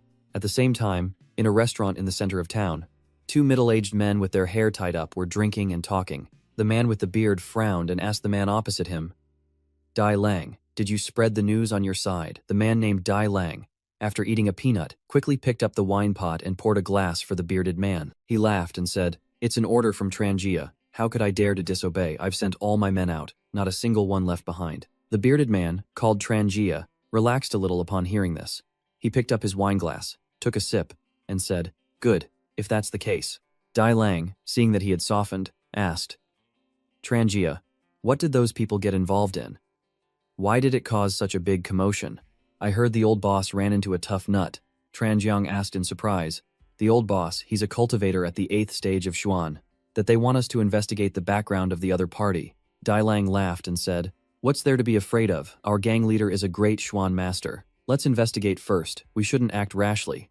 Suddenly, a subordinate's voice came from outside the door, announcing, Big brother, there's news. After a few seconds of hesitation, knowing he would be allowed in and that time was short, he took it upon himself to open the door and enter, saying, Trangia, big brother, we just received news that 6 people have entered the town. According to the description, they are all wearing straw hats. Their features match what was said before. Hearing this information, Trangiak was so overjoyed that he stood up and asked, Where are they? At that moment, right outside the restaurant, Lich Fuk Than and Song Ni, along with their subordinates, were all wearing straw hats and standing in one place, looking up as if observing something. Lich Fuk Than observed his surroundings, then turned to his subordinates and said, We had to split up before out of necessity, but now that we're all gathered, we must be careful from now on. The subordinates acknowledged the order with a single yes in unison. Song Yi only now felt more relaxed, and said to Lich Fuk Than, Young, senior brother, this straw hat is so ugly. I'm not used to wearing it. It's true that girls care a lot about their appearance. Lich Fuk Than understood this, so he didn't scold her but just said gently, Look at Brother Vuong. He has a lot of experience in the martial world, and even carries one with him. It must be useful. We were too conspicuous on the road, which is why we ran into so much trouble. We must be more careful in the future. After hearing what he said, Song Ki had no choice but to obey. She lowered her head slightly, pouted, and replied in a sad tone, Yes, sir. I will follow all of senior brother's instructions. If it were a real senior brother, she might have retorted immediately. But this was her young master. How could she dare to show her dissatisfaction? Lich Fuk Than knew that Song Ni and his subordinates were all tired from traveling for so long, so he decided to take them to a nearby restaurant to rest and eat, while Lich Fuk Than's group and Song Ni were enjoying their meal at a restaurant near the restaurant. Although the food was a bit plain and not to their liking, the most important thing right now was to regain their strength after a long journey, so no one dared to complain and everyone tried to eat their fill. At that moment, the subordinate led Trangia to Lich Fuk Than's group. He pointed at them and said, Trangia, it's them. Trangia slowly nodded, his expression a little dazed as he said, There are 6 of them in total. They're all wearing straw hats and straw sandals. The woman is also very beautiful. He took a gold coin from his subordinate's hand, turned it over and over, and examined it for a moment before nodding and saying, This is the money they used to buy pickled melons. It's indeed Tambao currency. There's no mistaking it. Go find some more people, and cause some trouble around them. The subordinate seemed to enjoy doing such petty things and must have done them often, as he looked very excited to receive this order. He grinned slyly and said, Yes, sir, I'll go right away.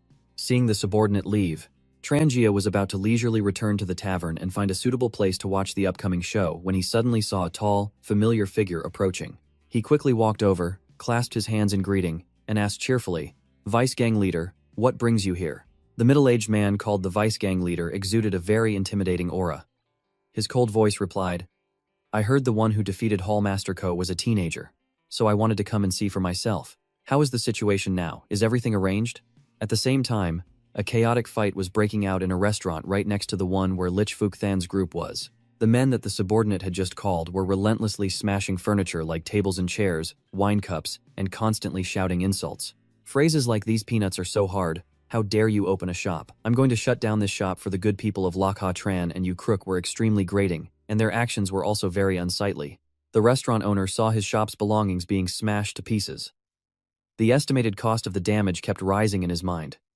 If this continued, he might not even have a shop to run anymore, and once he lost this shop, he really wouldn't know what to do to make a living. It was a lose-lose situation. The restaurant owner's mood was plummeting. He looked extremely pitiful, kneeling on the rough ground. His voice, full of pain, pleaded, "Sirs, please stop smashing things. I'm begging you on my knees. I'm begging you." But as soon as he finished speaking, one of them kicked him and told him to get out of the way. It was clear that they didn't care about the restaurant owner, and obviously, if they didn't care, they wouldn't listen, let alone show any pity.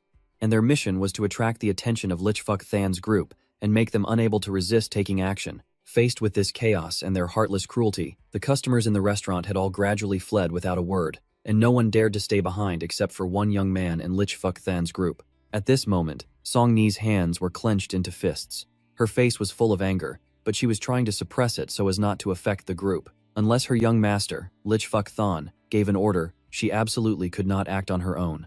The expression on Lichfuck Than's face, sitting next to her, didn't show much. But in reality, his heart was burning. He thought to himself, "We've encountered too much trouble along the way, so we need to be patient. But in this situation, if this continues, it will be very dangerous." He was still feeling anxious and hesitant. At that moment, an image of Jiang Bak Nian appeared and said, "This is your first time away from home. You made it safely all the way from Hoai Nam to Jiang Bak. Do you think it's because you're so skilled?" Although he had only said this casually, unexpectedly, it was this sentence that helped Lichfuck Than find his own answer. His expression changed from worried to happy in an instant as he thought, "If Third Uncle really sent people to follow us, then I have nothing to fear." Thinking this, he turned to Song Ni and said gently, "Go and help." Seeing that her young master had given her permission, Song Ni no longer had to struggle to restrain herself. She smiled brightly, replied with a yes, and stood up. She turned towards the group that was enthusiastically causing destruction and shouted loudly, "Hooligans, stop right there." Seeing that Lichfuck Than's group had finally started to act, Tranjia pretended not to know what was happening and said with an annoyed frown, "They dare to meddle in other people's business. They're clearly looking down on us. So what if they defeated Hallmaster Ko? Don't think our gang has no one else." The vice gang leader didn't say much, just quietly continued to observe and gave an order, "Go call more people." Back to Lichfuck Than's side, he was sitting quietly, watching his subordinates and Song Ni fighting fiercely with the troublemakers. Everything was going smoothly as he had hoped, when suddenly, at that moment, the young man sitting at the table next to him, and the only one besides them who hadn't left, gently stood up, holding his emerald green sword. With a precise movement, he drew the sword and, with the speed of the wind, charged into the group of troublemakers. He successfully saved Song Ni from a surprise sword attack from behind. It turned out that he only stepped in when Lichfuck Than's group could no longer control the situation. Thanks to the appearance of this outstanding young man, the battle quickly ended with Lichfuck Than's group as the victors. At this moment, Lichfuck Than approached the young man, clasped his hands, and smiled, introducing himself. "I am Ko Than Viet, from the Than Van sect. Thank you for your righteous help just now, brother." He didn't use his real name because, after all, he didn't know who this young man was and whether he could be trusted. Chu Kui-san was carefully wiping his sword before sheathing it. Seeing Lichfuck Than's friendly and polite demeanor, he also smiled back and said, "You're too kind. I am Chu Kui, San of the Fu Mu sect. It's a pleasure to meet you all, fellow heroes." Tranjia, standing not far away, immediately recognized who he was upon hearing his name. He said in surprise, "It's Tu Trong Kiem, Chu Kui-san, the famous young disciple of the Fu Mu sect. Why is he here?" But the vice gang leader standing next to him paid no attention to that. Chu Kui-san's appearance and his helping others didn't surprise him, but the young man beside him, the one who had just introduced himself as Ko Than Viet. For some reason, he felt a sense of familiarity, and this familiarity gave him a bad feeling. After a few minutes of reconsidering his suspicions and trying to recall something from his memory, he finally remembered something and quickly turned his head and said, "Wait a minute. Tell them to retreat quickly." Although he didn't understand why, Tranjia still waved his hand to signal his subordinates to retreat. Then he turned and asked the vice gang leader curiously, "Did you see something? Is it that Chu Kui-san?" The vice gang leader shook his head and replied, "It's not him, but the person next to him. That's the third son of the Huyet VM sect's leader. I saw him at the conference last time. There's no mistaking it." These words made Tranjia exclaim in surprise. "The third young master is in our small town. Could it be that the matter has been exposed? But we clearly have." Before he could finish his sentence, he was glared at so fiercely by the vice gang leader that he fell silent in fear. At that moment, the vice gang leader continued, "Perhaps someone is not at ease with us, so they want to use the third young master's hand to eliminate us. Or maybe he just wants to remind us. Otherwise, why would he have done so many crazy things?" Before Tranjiang hesitantly asked, "Should we go and ask that third young master?" The vice gang leader replied immediately, "No need. It's better to let him come to us. On the Feng Chao side, you just need to be careful. As for the third young master, just send some clever and resourceful people to protect him. Don't let him get into any trouble in our territory. Tranjia immediately clasped his hands and obeyed. Yes. I'll go make the arrangements right away. In a flash, the sky had turned dark. Lich Fuk Than's group had returned to their resting place. At this moment, in Lich Fuk Than's room, he was sitting and reading attentively while Song Ni stood obediently by his desk. Seeing him read the same book every day recently, she couldn't help but ask out of curiosity. Senior brother, you've been studying this continuously for several days now. Is this book really that interesting? Lich Fukthan just smiled and replied. Not only is it interesting, but it's also very powerful. When I see Brother Vuong again, I must thank him properly. Third, Uncle said I would meet a benefactor on my travels. Perhaps Brother Vuong is that person. Song Ni shared the same thought. She covered her mouth and smiled. You're right. Ever since we met that senior Brother Vuong, our luck seems to have changed. Today, we helped out without getting into trouble, and even made a new heroic friend. A flash of Jiang Bak Nian's stern teaching expression crossed his mind. Lich Fukthan let out a laugh, then nodded and smiled. That's right. At the same time, over at Jiang Bak Nian's place, he was walking normally when suddenly a sneeze hit him, causing him to let out a loud akhu. His whole body wobbled a little. Jiang Bak Nian raised his hand to rub his poor nose and thought to himself, who's talking behind my back, praising my good looks? I have to admit, I am handsome, but Jiang Bak Nian, you're really too narcissistic. In a vast forest, a bell suddenly rang. Jiang Bak Nian found it strange and thought to himself, the disciple assembly bell, what's going on? Whatever, I'm in seclusion, I'm not going. Then he tossed a pill into the cauldron and said, the important thing now is to refine the goo worm pill. The scene changes to a martial arts arena where a crowd of people are lined up. They are gossiping. Senior Brother Enjo and the others are back. Who is Senior Brother Engo? You don't even know who Senior Brother Engo is. Vuong Tu, Engo, Than Sok. I heard that if he wants to kill someone, they will die. Even if they run thousands of miles away, they can't escape. I can't believe it's him. As they were gossiping, Nothan Shah, along with his master and Lam Dunyan, slowly entered. The disciples around them, seeing them, asked curiously, Senior Brother, who is the person standing next to Ngothan Sah? Seeing his clueless question, he hit him on the head. Not understanding why he was hit, he asked, ouch, why did you hit me, Senior Brother? Then the guy replied, I hit you because you have eyes but can't see. That's Senior Brother Engo's master. Suddenly, Ngothan Sah's master stood up. The old man said, this time, at the Jongbok sect Grand Assembly, our Kwai Tam sect had 5 disciples who performed exceptionally well. Among them, Makvu Hall disciple Lam Dunyan excelled in both calligraphy and martial arts. Lone Tin Hall disciple Enjo Than Sach is a martial arts prodigy. The two of them were publicly praised by their master, but they showed no sign of arrogance and just stood there with a slight smile. The surrounding crowd, hearing this, cheered and gossiped. Wow, Senior Brother No is so amazing. Senior Sister Lam is absolutely beautiful. Senior Brother No's aura is so terrifying, I don't dare to look at him directly. Senior Sister Lam is no less impressive. But the two of them seemed to pay no mind to the crowd around them. They were engrossed in searching for something and thought to themselves, where is Senior Brother? Why can't I see him? A while later, a few female disciples saw Lam Dunyan and greeted her politely. Greetings, Senior Sister. Seeing this, Lam Dunyan also smiled and waved back. Good, see you tonight. Then she looked around, then turned her back to a corner of the wall. She continued to look around and thought to herself, Senior Brother isn't here. Suddenly she knocked on the door. Before the other person could open it, Lam Dunyan had already jumped into the bushes. After sitting for a while and seeing no one come out, Dunyan thought, it seems he's on patrol again. I'll wait a bit. The scene changes to Ngothan Sah. He was walking and thinking to himself, where is Senior Brother? After walking for a while, the fog grew thick. He immediately realized and continued to think. Suddenly, Ngothan Sach took out a flute and started playing. But then he realized something and was startled. Putting away the flute, he continued to think. Last time, Senior Brother showed me how to break this 4 symbols formation. This time, I'll try to break it myself to show him my progress. Then Injo Thansach covered his nose with his hand and continued to ponder. A fragrance, no need to panic. Before the battle, take a deep breath, activate your vision, look up, and form a hand seal. After thinking this, he pursed his lips. Then he formed hand seals in succession, wood, metal. After forming the seal, a strong light appeared in No Than Sok's hand. He continued to chant the incantation.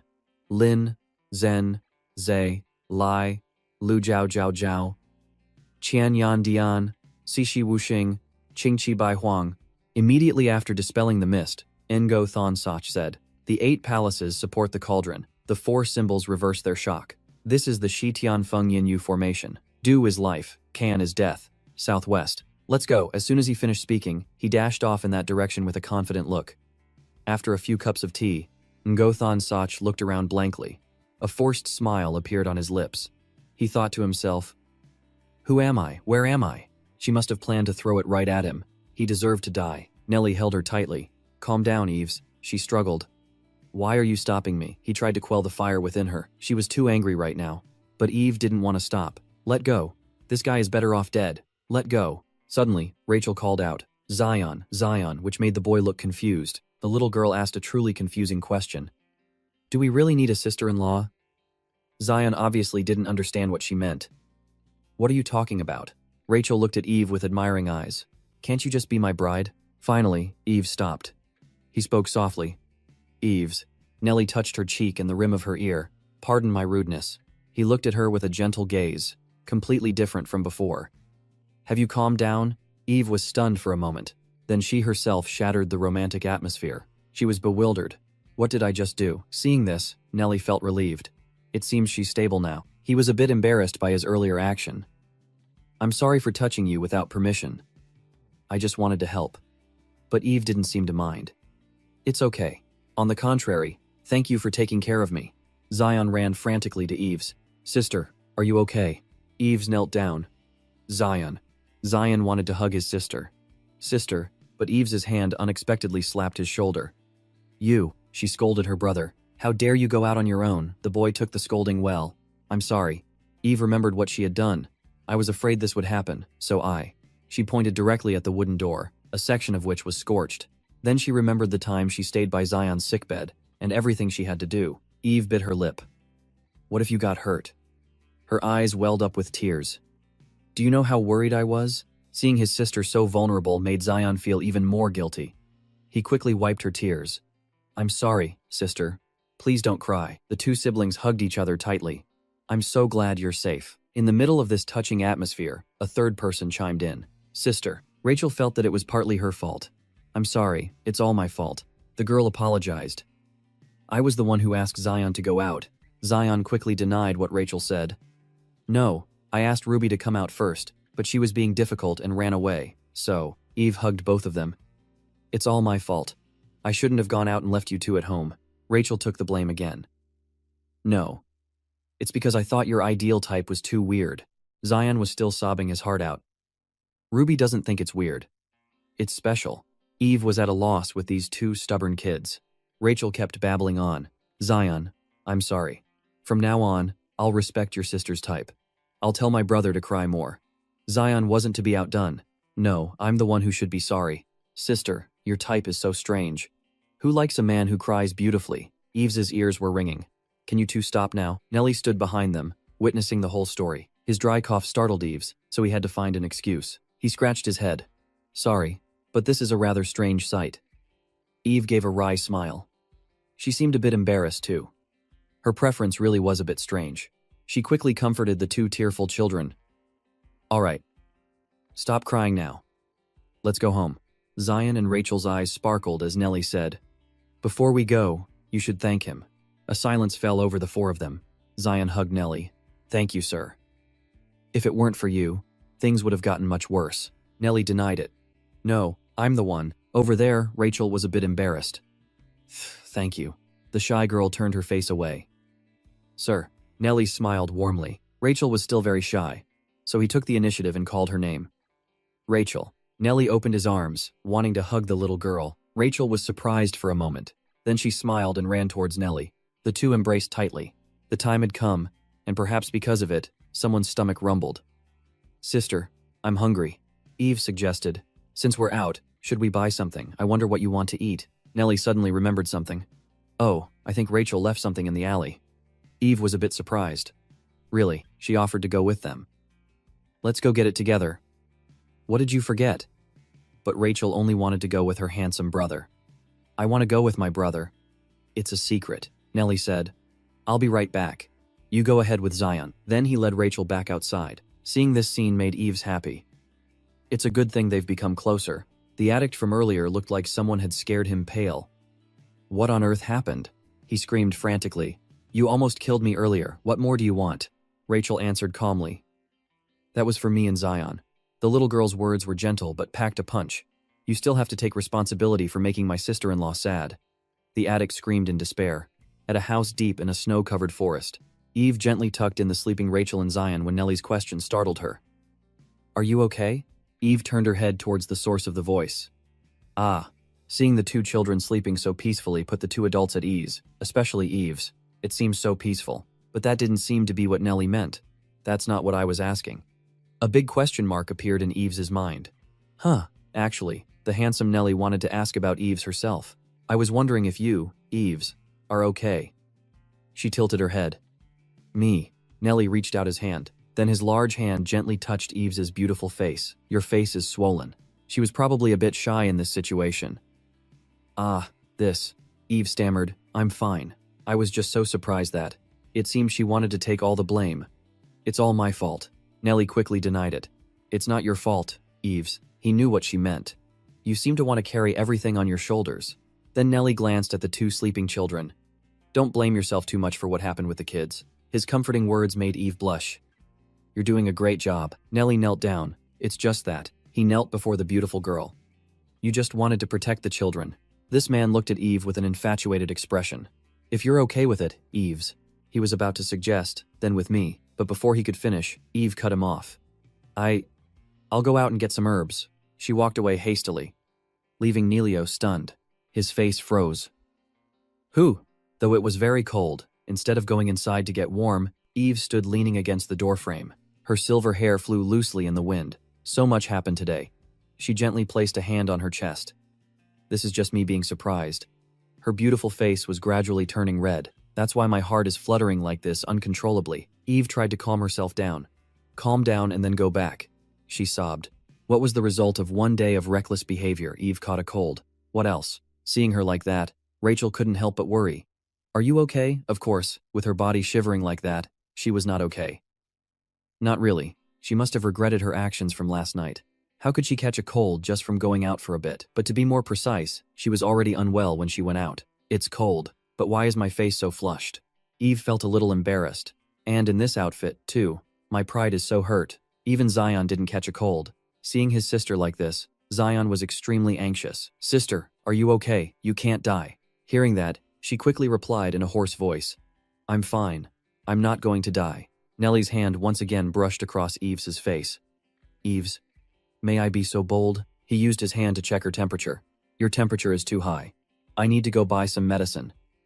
As for Eve's, she was completely drained by her fatigue. Medicine. Nellie pointed to the pile of leaves on the table. There are herbs there. They're very good for a cold. I'll brew them for you. Eves felt guilty for making him worry. Thank you. I'm sorry to trouble a guest like this. But Nellie didn't find it troublesome at all. Not at all. I'll be right back. Zion eagerly wanted to help him. I want to help too. Rachel followed behind the boy. You idiot, you can't even use fire. I'll help. Eves' head was buzzing, only catching bits and pieces. But which bundle is it? There are two types. The one for colds is the pretty one, right? Her vision started to darken. So it's the blue bundle. This is the first time I've seen it. Then slowly, she fell asleep. A while later, someone called her to wake up. Eves, wake up. She moaned tiredly. Nellie came with a cup in his hand. It's ready. Drink a little, and then rest. Eve struggled to sit up. My head hurts so much. Nellie quickly supported her. I brewed it warm so it'll be more effective. She slowly drank the medicine. And finally, the cup was empty. This. And the first thing Eve felt was, is it supposed to be this bitter? Nellie gently helped her lie back down. Good. Get some more sleep. I'll leave the rest of the medicine on the table, so drink more when you wake up. Eve no longer had the strength to be stubborn, so she did as he said. Okay, he placed his hand on the bed. I'll go with the kids to find some clean water and then come back. Eve was moved by his attentive care.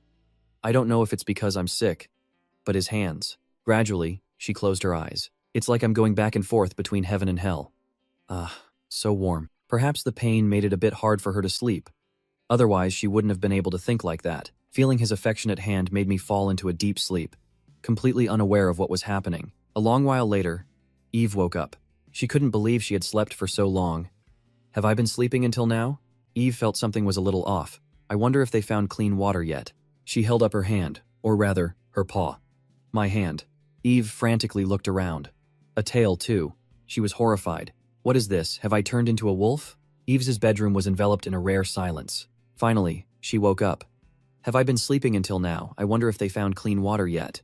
Suddenly, she felt something soft near her. Whose tail is this soft? But something was wrong here.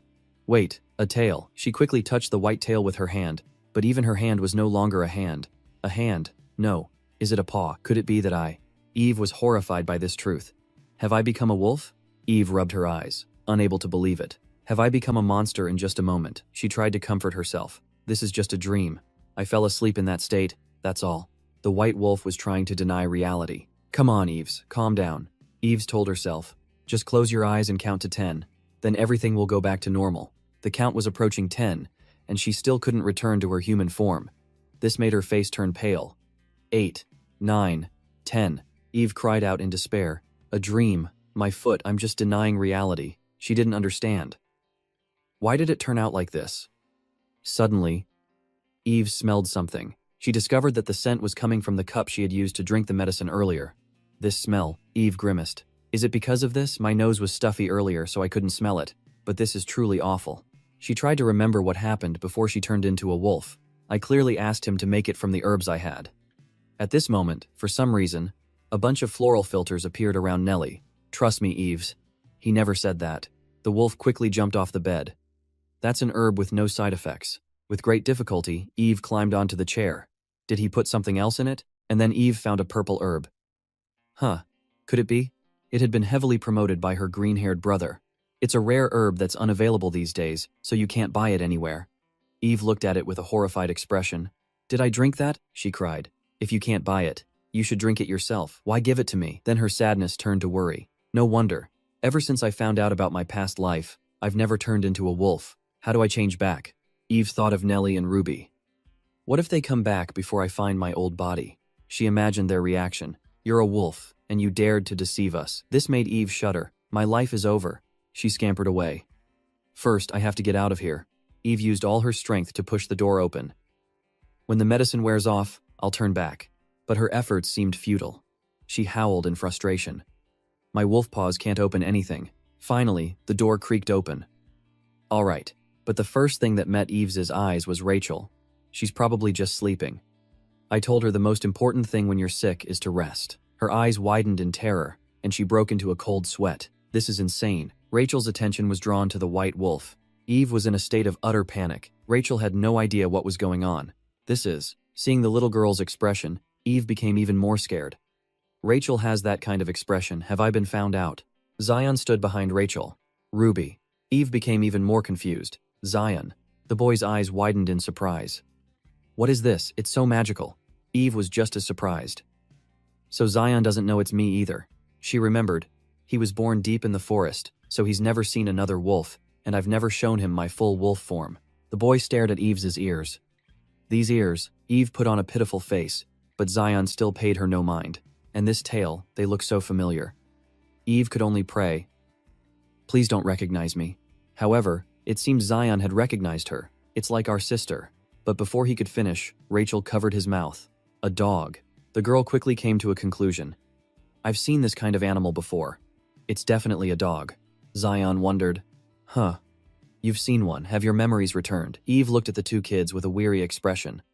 Why are you so sharp today? Zion was about to do something. I have to show my sister. Huh. Where's sister? Seeing that something wasn't right, Zion began to suspect the wolf standing right in front of him. Wait. Sister disappears and a dog appears. Eve sent out a distress signal. No, don't investigate. Don't be so sharp at a time like this. The boy looked at his sister, who was currently in the form of an animal, with sharp eyes. It seems there's a connection. Seeing the situation was not good, Eve's immediately switched to acting mode. If I don't distract him like this, Zion was mesmerized by her cute appearance. So cute. Ruby looked at her friend with disbelief. She sighed. As expected, this is a dog. But it seems someone was deeply hurt. Being mistaken for a dog is a blow to my pride. Rachel told Zion. Sister must have gone out for a bit. Since she has a cold, she probably feels hot and wants to go somewhere cool. Zion believed every word she said. Aha, I see. Rachel rested her hand on her forehead, looking like a little old lady. What's wrong with you, sister? Before she could finish, her attention was drawn to Zion. Ruby, the boy was fascinated with the wolf.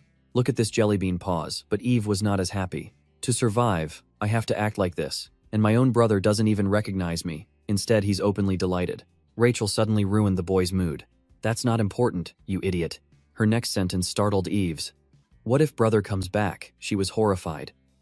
Oh no, I was so focused on the kids in front of me that I forgot about him. From outside, Nellie's voice echoed. Kids, you're back already. His footsteps terrified Eve's, the final boss. It's unclear if she was overthinking it, but even though Nellie was standing right in front of her, Eve believed he hasn't appeared yet. He spoke in a cold voice. Why is that thing here? Nellie's sudden entrance startled everyone. The most worried person was definitely Eve's. Why is he here? She probably wanted to dig a hole and hide. Her mind was in chaos. This is a disaster. Eve was trying to find a way out of this awkward situation. Maybe I should act cute. No, I probably can't fool him as easily as the kids. She trembled. What do I do? What should I do? Rachel quickly hugged her. It's just a dog. Hearing his sister say that, Nellie's eyes widened in surprise. But he probably didn't expect Rachel to snap at him to protect the wolf she was holding. I'm going to keep it, so don't you touch it. It does a lot of cute things. The little girl held Eve's tightly. If you plan on living with us, you should take a good look. This isn't an ordinary dog. Nellie was at a loss for words at the girl's stubbornness. Rachel, I don't understand. Why is she suddenly acting in ways she never has before? Living together. Ordinary. Finally, he realized something was unusual here. Wait a minute. Come to think of it. Where's Eve's? His eyes fell on a messy table with herbs scattered all over it, a complete mess. He shifted his gaze to the bed, which was as messy as if someone had just rushed out. And finally, he looked directly at the wolf that Rachel was holding tightly in her arms, and a dog suddenly appeared. It seemed he had a vague idea of what had happened. Could it be? Seeing Nellie like this made Eve's even more scared. His expression is getting worse. She thought of the tragic scene that might unfold. At this rate, Noel will explode. How could he shoot fire at the kids? The scene she imagined was Nellie's reaction upon discovering the wolf was her. I will burn everything. Of course, she wouldn't just accept her fate. I can't let that happen. She jumped out of Rachel's arms. I have to stop that no matter what. This surprised the little girl. Puppy. She was full of fighting spirit, but when she felt Nellie's killing intent, Eve immediately wilted. However, she didn't let it show and looked straight at him. Then she moved forward. Eve's tried to act cute to get past the man in front of her. Please let it go just this once. I'm this cute, you know. Nellie swallowed hard. Seeing that his expression hadn't changed, Eve started to lose heart. I guess it's not working. She closed her eyes in fear. Am I going to die so meaninglessly? And in the form of a dog? No, a wolf, too. Suddenly, someone praised her. That's cute. This was unbelievable to Eve's. Nellie knelt down. Rachel, I know why you're like this now. Eve's beautiful turquoise eyes widened. This eye color, this fur color, this was definitely beyond her calculations, which is why she was wide-eyed and open-mouthed at Nellie's compliment. It's a cuteness that I know. He looked at the little wolf with an affectionate face. Then he petted Eve's head. Has he been fooled, really? Nellie cuddled her chin. It looks like a special puppy. Hearing that compliment didn't make Eve's happy at all, but then she changed her mind. Well, if I can survive, what's a little cute act? Nellie's eyes were still glued to her. You don't have to go this far. But there was something distant in his eyes. Nellie instructed his sister, I'm going out for a bit to find some wood and I'll be back. It seemed Rachel was still not at ease. So, what about the puppy? He smiled gently. You're taking good care of it. I think it just got lost. Hearing her brother say that, the little girl was overjoyed and hugged Eve's tightly. Rachel asked, When will you be back? Nellie replied gently. It might be a little difficult for me to come back right away. I'm going to travel quite a distance before I return. He distracted the two children. It seems Eve has gone out for a walk for a while, so you two must take good care of the house. After saying that, he left. I'm off. Nellie leaned against the door. Then he slumped down completely. I almost attacked again. I can't believe that wolf was Eve's. He thought back to what had just happened. If Rachel hadn't stopped me, I would have attacked the moment I found out. Nellie sat there, stunned. He was helpless. What should I do? This rage that clouds my judgment, this power that I can't hide, and myself. Suddenly, there was a noise inside the house. Both Rachel and Eve's breathed a sigh of relief that the storm had passed. The little girl suggested, Let's go to sleep. But it seemed Zion didn't want to sleep just yet. So soon I want to play more. But the girl had made up her mind. Don't dogs have to go to bed early, Zion sobbed. It seemed Rachel herself had guessed what had happened to Eve's. We have to sleep so she can come back comfortably, right? The little girl carried Eve to the bed and tucked her in. Now, it's time to enter the dream world. This surprised her. Rachel. She owed this little girl a great deal. Thanks to her stopping Noel, I was able to survive. Thank you. Even though I'm thinking about wings. However, that wasn't enough to help her cast aside her worries.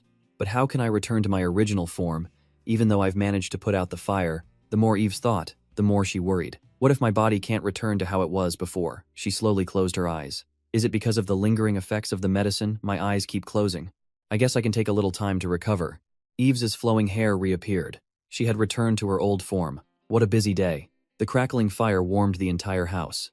On the bed, Eve's, Rachel, and Zion were all sound asleep. Seeing Eve's like this, Nelly felt a weight lift from his heart. She's back to normal. He pulled the edge of the blanket up to cover her.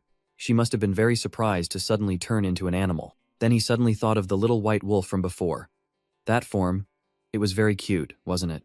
Nelly silently watched Eve's for a long time. He didn't know how she would react if he told her he knew she was a wolf. A slightly negative thought crossed his mind. Would she run away? Nelly recalled the time he saw her in a rage at the beginning. To find out her identity, I used Rachel as an excuse to keep her by my side. If she is indeed the wolf from the legend, then she must reclaim the heart. A terrifying scene appeared. At that moment, Nelly was standing in a pool of blood, holding someone's heart. Beside him lay the lifeless white wolf. But when I realized my feelings and the more I stayed with Eve's, the present thought brought him back to the past, when Eve was instructing the two children, "Kids, be careful." A smile as bright as the sun bloomed on her beautiful face. "You be careful too, Noel." He opened his eyes wide in surprise upon seeing that radiant smile. Then, feelings I had never experienced before began to ignite. I don't want to hurt her. I want to continue being by her side. To do that, I have to do one thing. For Eve to choose me, a chill made Eve shiver. So cold. He reached his hand out towards Eve's. Then I must become the man she likes. Then he gently touched her long platinum hair. If I could control my own power, I could have warmed her up as much as I wanted. This sudden touch startled Eve's a little. So warm, she grabbed his hand. Nelly lost his balance. For some reason, his face turned as red as a tomato. It turned out the distance between him and his dream girl was too close. My only heart is beating wildly, gently, as if floating, and then sinking heavily. In that chaos, I prayed to the gods I had never sought. He squeezed Eve's hand tightly. "Oh gods, if you exist, please let her choose me, and let her love me." Eve slowly woke up. "Is it morning already? The weather is warmer than usual today, isn't it?" Then she sat up. "Who? Varm." The sight that met Eve's eyes was Nelly sleeping soundly in her arms. Her face flushed red. "Huh. Why is he sleeping while holding my hand? Did he stay up all night holding my hand because I was cold? Could it be? He probably didn't see my ears and tail, right? Maybe when he wakes up, he'll capture me for questioning. What should I do? Should I run away now?" Suddenly, someone called her name. "Eve," she stammered in reply. "Oh, Noel, good morning." Her face froze as she looked at Nelly's sleepy face. The first thing he did after waking up was to hold his beloved's hand. "You're still cold, aren't you?" Eve looked as dazed as a deer in headlights. Nelly looked at her with truly affectionate eyes. "You came back late from your walk yesterday, so your body temperature dropped a lot. That's why you kept seeking warmth." Hearing those words didn't make Eve feel touched, only cold. "What are you talking about?" "Oh, so yesterday Noel thought I went for a walk." She was flustered. "That's right, I was out for so long that I was freezing to death. Could it be that I held Noel's hand? I'm not usually like that, thank you." Nelly found her awkwardness incredibly cute in his eyes. So cute. The sky had completely brightened. Neelio was preparing to leave. "Well then, I'll be taking my leave now." Eve turned to Rachel. "Rachel, now that you remember, do you want to go home with your brother?" The little girl froze at the question. Ruby doesn't remember anything." Eve patted her head comfortingly. "Oh. Is that so? Then you'll have to stay here." I held Noel's hand earlier. How rude of me." Nelly waved his hand dismissively. "It's all right. You don't need to worry about it." She still felt a little guilty. "Even so, it must have been inconvenient for you. If you need anything, I'll help you with anything." Nelly repeated her words. "Anything," Eve readily agreed. "Yes, if it's something I can do, I'll do it. Nelly leaned his head close to her.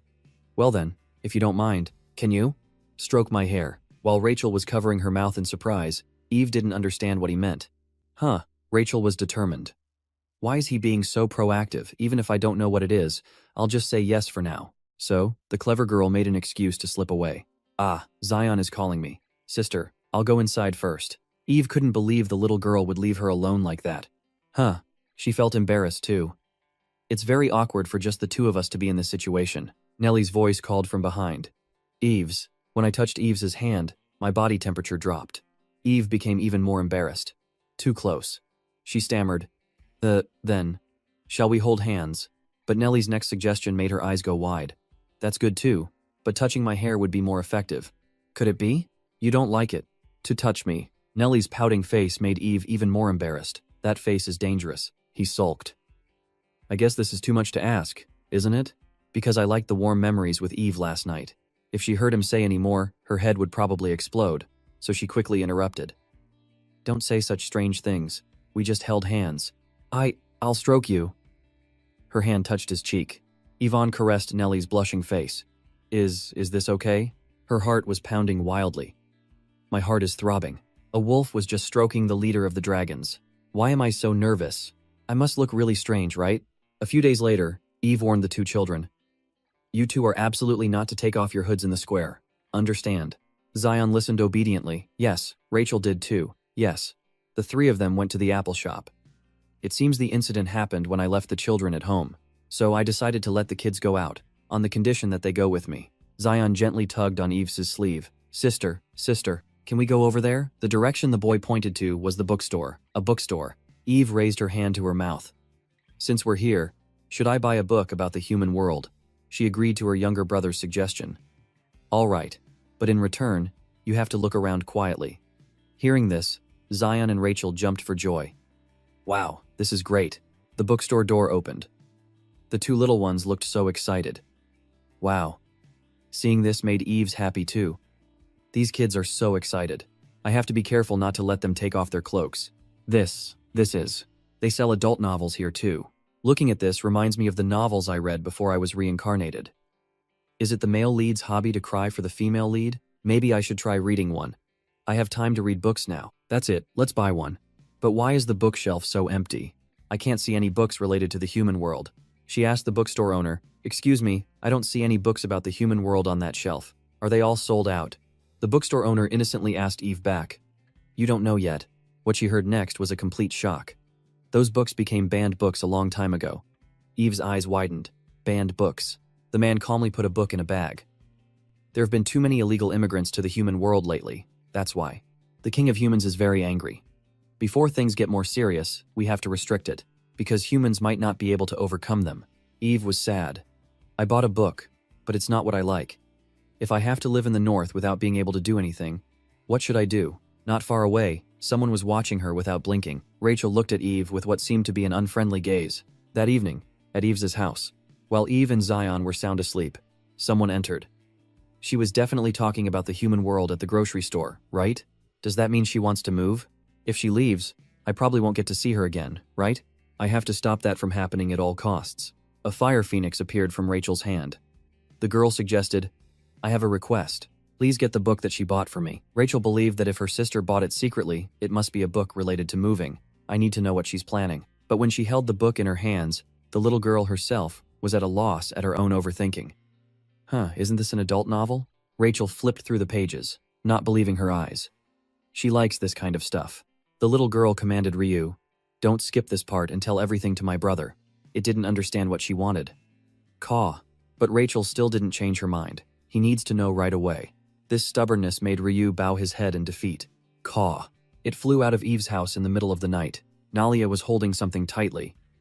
What? What is it? These things are Iva's preference. At the A mansion, after deciding to please Eve's, Neelio slammed his hand on the table. Damn it. He was trying hard to shed tears to become a man who cries beautifully. In his hand was a book compiling 10 stories that would make you cry. He nearly shouted, How can I make myself cry? Nellie remembered having once ordered very aggressively, Bring me a book that will make me cry just by looking at it, which left the servant a bit confused. Sir, he helplessly rubbed his forehead. Reading dozens of sad books isn't helping at all. Suddenly, he saw something. He stared at the firebird outside the window. That's Rachel's phoenix. The window opened. Ryu flew into the room. Neelio immediately left his seat. Did something happen to Rachel? A circle appeared from its rear. An image of Rachel appeared. You need to know about her preferences right away. Nelly was completely shocked by what he saw. The little girl showed him a book with some not-so-innocent pictures. This is Iva's ideal type. Moreover, it's a hyena, who is the complete opposite of me. Now is not the time for me to practice crying. It would be better if I go and confirm it myself. The brown-haired retainer hurriedly ran after him. Leader, where are you going so late at night? He just replied coldly. To the north. The other guy broke into a cold sweat. Again, you just got back not long ago. No, you know we have an important meeting tomorrow. Nelly walked away with great determination. I'll be right back, so don't follow me. As soon as he finished speaking, he transformed into a dragon and flew into the sky. The other guy was left standing there with papers flying everywhere. What on earth is in the north that he keeps going there like it's a daily commute? Scene change. In a forest in the north, snow covered the ground and flowed evenly over the tree canopies. Rachel sat on a sleigh, pointing. Zion, go faster. He crawled on the ground, smiling. Yes. Zion turned and eagerly waved. Sister, come here, the little girl beside him agreed. Sister, come play with us. Eve happily waved back in response. I'm fine. You two go ahead and have fun. She rested her hands on her hips, thinking to herself, I should have let them out sooner. They look like they're having so much fun. I'm so jealous. Yesterday, I was also planning to have a happy time. Eve's expression was incredibly perverted. It's been a while, hasn't it? This is the first time since I was reincarnated. So, I suffered from the heat all night, so I came all this way. The man who was a hyena said so, his bronze skin and sharp facial features. Seeing the hot guy, Eve thought to herself, what is this? This is completely different from my preference. She helplessly bowed her head. It's been a long time since I've read a novel about captivity. It's my fault for buying it without checking the content first. With her hand on her chin, she pondered, I also like the healthy type, but I prefer a man with a more pathetic feel. And if he's also handsome, that's a plus 100 points. I like someone with big fingers, but not too big. Dark hair contrasting with fair skin would be better, and when he smiles, it's very affectionate. If I had to choose, I would choose someone like Nalia. Suddenly, images of him appeared in her mind, startling her and making her exclaim, She waved her hand in confusion. What am I thinking, demons? Be gone. Suddenly, something flew past. Eve stood up, blocking the wind with her hand. What was that? Nelly, he blushed as soon as he saw her. Eves. She quickly approached him. Is today the day we were supposed to meet? He looked at her and said softly, That's not it. He stared at her fresh face. Sayon clearly said that a man who cries beautifully is Iva's preference. But the illustration Rachel showed me was a completely different type. Which one is the truth? Nelly reached up to loosen his collar. No matter what, he was very determined. I have to try it once. He shyly turned his head to the side. I suffered from the heat all night, so I came all this way. Eves froze, thinking of a wolf in heat. Heat. She quickly shook her head to clear the thought. What's with this man all of a sudden? Moreover, that line, I suffered from the heat all night, so I came all this way, was a line from the book I read yesterday. That's just a coincidence. Right, maybe he's just too hot. So, Nelly leaned in closer. Eves, please cool me down. Eve looked up in confusion. She imagined a wolf howling on a cliff and thought to herself, well, I am a wolf, after all. Elsewhere, Zion handed the rope to Rachel. Now it's your turn. You pull me. Ruby, are you listening to me? The little girl was angrily clenching her teeth. What on earth is he doing? I've already told him everything, so why is he doing this? If you can't do it all, at least you should make your skin bronze. I gave you such a hint, and you still can't do it. In that case, I might as well marry her myself. Zion, being ignored, pouted. She's not even listening to me. I'm not playing with Rachel anymore. The boy angrily walked away. Zion frowned sadly. Rachel sometimes says things I can't understand. I want to go play with my sister. But my sister, tears welled up in his eyes, and he sobbed. She always plays with me, but now, I'm good at playing by myself too. From now on, even if you beg to play with me, I won't bother. What is this? Wow, it's so beautiful. Behind a nearby tree trunk, a man in a cloak was hiding. He smirked triumphantly. Nelly leaned down. Eves, please cool me down, she whispered in confusion. Eves gripped his shirt tightly. No, she pulled the two sides of his shirt closed. Even if it's hot, you can't just unbutton your shirt like this in front of the kids. He was a little disappointed. He thought to himself. Disappointed. I'm not the hyena type, so of course she's not satisfied. Then Nelio immediately said, "Sorry." Eve gently touched his neck. "Last time you said touching your head would be more effective, right?" He hesitated. "Ah, yes." He remembered the old scene and thought to himself, "I was just jealous because she touched his cheek, so I said that." His face was as red as a tomato. "Is it still like that?" She smiled warmly. "How is it? Is it cooler than before?" Nellie was mesmerized. To someone so affectionate like this. Let's try to find out her ideal type. He closed his eyes and enjoyed it. "Yes, I like it very much." He almost drooled with pleasure, but he still thought, "This is so embarrassing." Eve took her hand away. "Is it better now?" Nellie smiled with pleasure. "Thank you." Then she suddenly realized, "Ah, I fastened it in such a hurry that it's all messy. I'll fix it for you." "How did your shirt suddenly open like that? Even your face is all red." He hurriedly made an excuse. It's because I was in a hurry because it was so hot." He covered his face with his hand. "What am I doing, being so rude?" His face was flushed, and he didn't dare to look her in the eye. "I'm sorry. I'll be more careful from now on. If you don't like me blushing either, I'll try my best." Eve was frozen by those words. "Mom, Dad, what should I do? It's the first time I've met my ideal type." Elsewhere, Zion bent down to pick something up. "What is this? So beautiful, like Ruby's eyes. And it's so warm. I have to take it home." Suddenly, the boy bumped into someone. He spoke up. "Hello." The boy looked at the cloaked camel waving in front of him. "Who's there?" He approached with a friendly smile. "I'm not a bad person." Zion quickly hid the thing he had just picked up behind his back. "This person has a strange smile. Sister said to be careful with people who don't have eyes." The boy remembered her telling him, "If their eyes are squinted like a dark curtain, you have to be careful." At that time, the boy was a little confused. Squinted, a dark curtain, but it seems he understood, and even though it was just theory, Zion asked him directly. "My sister told me not to talk to strangers." Camel gripped the brim of his hat. "As expected, it's not easy. But even so, wary kids are my specialty." It seems the boy has seen something magical. He took off his hat, and his hair color changed from blue to white. Zion stepped forward in fascination. "Your hair color changed." Camel smiled proudly. "How about it?" "Cool, right? It's my ability. Because I'm a chameleon beastman." The boy was so excited his face turned red. "A chameleon." He replied with satisfaction. "Oh, you don't know. We can change our body color freely." The boy's eyes widened. "So cool." Camel was pleased to see Zion's expression. As expected, he's been won over. "So should I try the main mission?" His eyes opened with a calculating look. "But, what's in your hand?" Zion smiled brightly. "Oh, I found this." He asked probingly. "It looks warm." The boy replied happily. "Yes, it's very warm."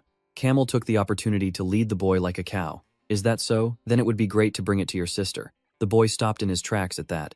Zion frowned sadly. "Sister," he let out a triumphant breath. "Just a little more, and he'll fall." Taking the opportunity, he continued, "I know a place with a lot of those things." Zion let out a sob. Camel was shocked, his mouth agape. "What?" Crying. He frantically tried to comfort the boy. "I didn't expect him to cry." The boy was trembling with anger.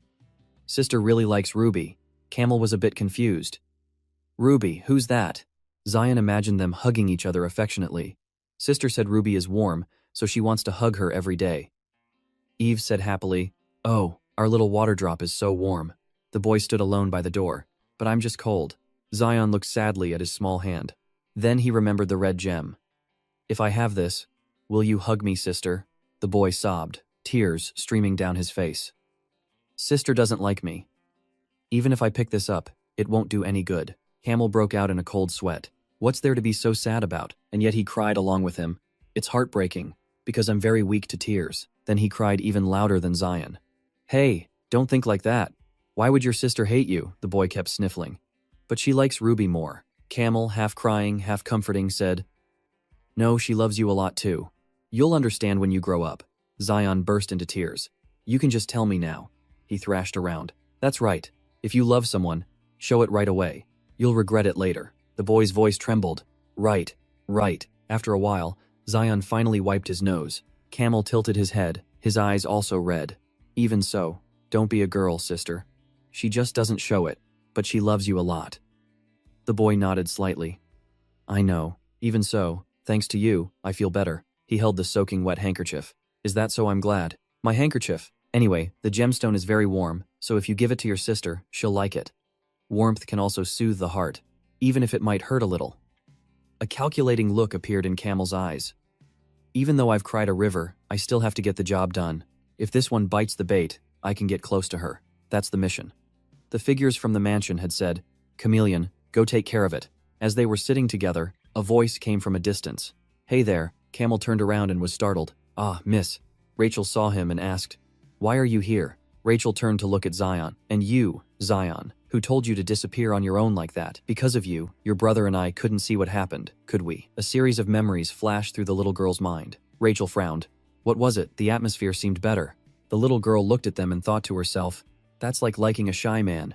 Rachel suddenly screamed, Zion, my sister's type is not a hyena." "Huh, even if I can't help, how can you just disappear like that? I'm surprised to see a stranger I don't know."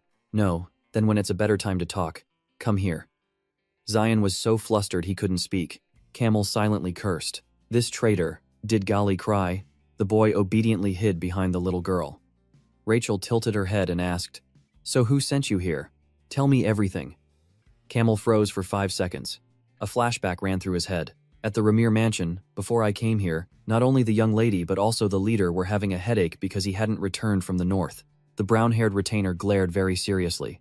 "It seems the leader has hidden a pet in the north." Everyone in the meeting was in an uproar. "Huh, a pet. If it's the north, could it be a wolf? Is there any basis for this?" The other man continued. "Of course, I told you not to speculate like that. Not only does he frequently go to the north, but he also looks for extremely good romance books." Another person was alarmed. "It's the leader." Behind them, Camel was snoring. The brown-haired retainer shouted loudly, "Camel, you must go to the north immediately." He replied dazedly. While sleeping, he heard something knocking on the door. The other guy tapped him hard on the head. "This kid, I told you not to fall asleep during the meeting. You are to follow the leader on his next visit to the north." He tried to resist. Hey, but what's the point of following him?" The other man handed him the gem. "You should try to approach the person next to the leader and try using this." Camel asked blankly, "What is this?" The brown-haired retainer explained, "This is a gem refined by the leader's power. To ordinary people, this is a deadly object. Although for us, we can withstand it a little more. But, this time, it's specially enhanced with more power. Absolutely do not let Miss Rachel touch it, as she uses the power of the same flame. If the person the leader meets is worthy of being the leader's companion, as soon as they touch the gemstone, it can still drain the gemstone's power." He was still curious, so he spoke up again. "What if someone who isn't worthy touches it?" The other man frowned. "Of course, they won't be able to withstand this power. They'll burn up." Snapping out of the flashback, Camel was weighing the pros and cons. "If I tell the truth, she'll get angry, but I absolutely can't say it." He quickly covered it up. "We had no other choice because the leader and the young lady didn't come back." Rachel glanced at Zion. The little girl watched the boy's shyness and thought to herself, "These guys. Could it be? You were going to use my brother's power to test my sister." Rachel's face darkened. She remembered Eve's beautiful appearance. "She treated me so well. I don't want to test her against her will." The little girl quickly spoke up, "Zion." The boy was a little flustered. "Huh," Rachel calmly said. "Give that to me." Zion offered the gem with both hands. "This," the little girl frowned sternly. "Yes, that's very dangerous. It's better if I hold on to this." The boy was scared by her words. "Okay, I understand." Seeing the gem about to be handed over, Camel panicked and clutched his head. No. If there's a clash of powers, the young lady will be in danger. Because it was being taken from her, Rachel quickly reached out to grab it back. "What are you doing? Give it to me right now." He tried to hold it up as high as possible. "If it gets taken, what will I do?" The little girl shouted loudly. "I told you to give it to me." Camel clenched his lips tightly. "At this rate, it's only a matter of time before it's taken away. I didn't bring it with me, so I have to swallow it." Dai Trung Huangsu shouted, "That idiot. Spit that out right now." He clutched his mouth in pain. The little girl rushed over. "Give it to me. Where are you going? If you keep it, it's very dangerous." Camel's face had turned pale, but he was still very worried about the little girl. "I told you it's more dangerous for the young lady." Rachel rushed forward with flames in her hand. "If you don't spit it out, I'll use force." Camel clamped his mouth shut. "Absolutely not." Suddenly, he opened his mouth and let out a burp. Oh, the little girl angrily yelled. "You! Are you crazy? What if you swallow that?" Black smoke billowed from his mouth. Camel clutched his throat in pain, his whole body writhing, his face flushed red. "Miss, help me." Zion hid behind the little girl in fear. Rachel was so confused she didn't know what to do but stand there frozen. He's going to die. Because I swallowed your brother's power, I'm going to die soon. The fear that I had forgotten resurfaced once again. This dream makes me head towards the north. I'm so scared. I don't want this. Suddenly, a hand gently touched the little girl's. Rachel, usually so fierce, had tears welling up in her eyes. She looked over. Zion. The boy was also scared but tried to be strong. Don't worry, I'll protect you.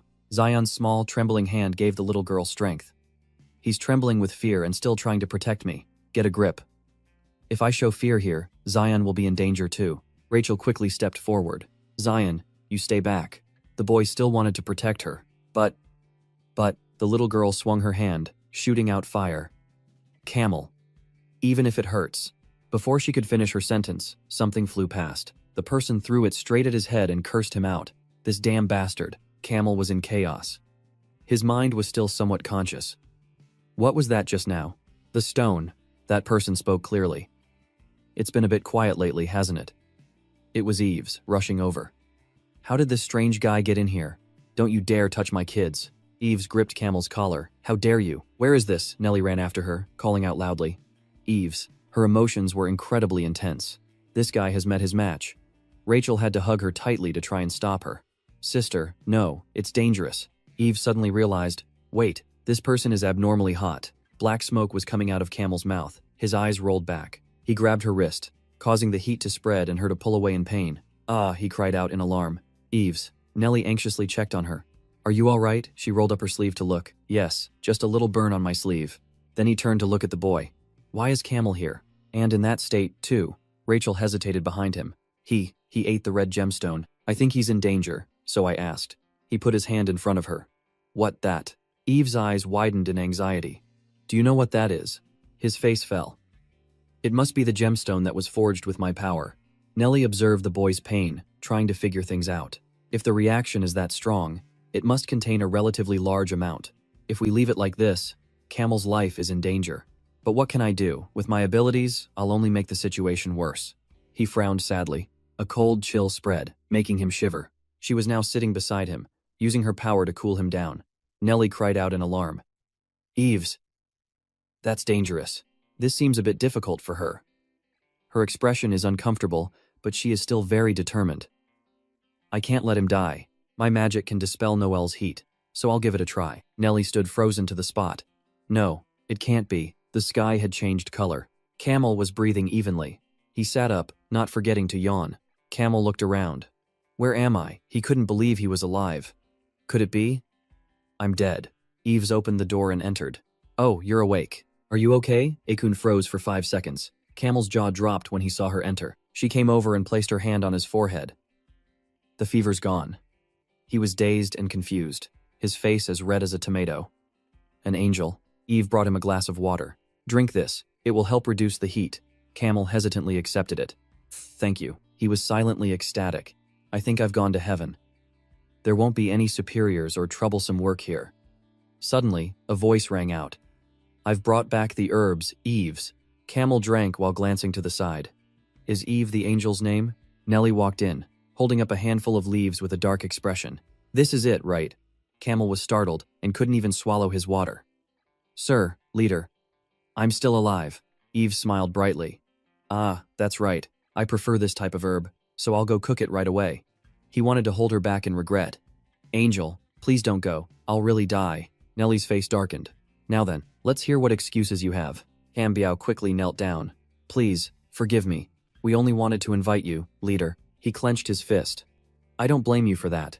I know you acted that way thinking of me, but the problem is, Eves and the children were almost in danger. He slammed his head on the floor.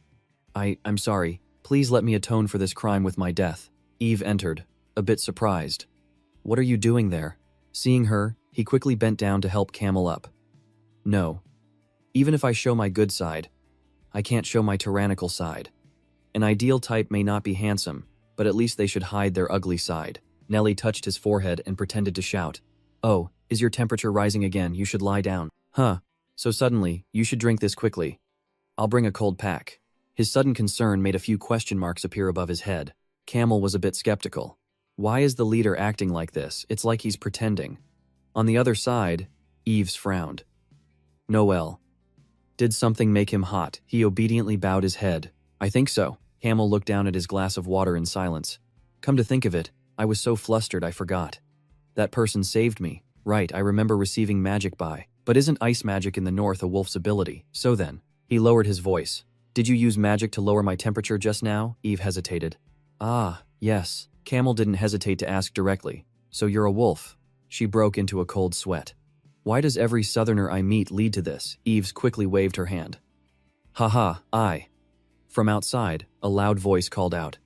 Sister, that person opened the door and entered the room. Zion eagerly ran inside, with Rachel following behind as if the whole thing was her arrangement. The boy went to Camel's bedside. Are you okay? I was so shocked just now. He replied with a friendly smile. Yeah, I'm fine. Eve breathed a sigh of relief. Whew, good thing Zion came in suddenly. Perfect timing. Rachel secretly smiled. Sister, hug me, I'm so hot. She reached out to take the little girl. Oh, is that so? Come here. Seeing Nellie, the little girl cursed silently. Oh, that idiot. Even taking a deep breath isn't enough. It's no use. I'll save my own life. Eve gently asked, Are you feeling better now? Rachel beckoned to him with her hand while saying, Yes, it's very cool, but you look hot too. Let's stay together like this. She was a bit flustered. Haha, Rachel likes this, the little girl smiled brightly. Yes. Camel observed the happy little family with a bit of speechlessness. He was a bit curious.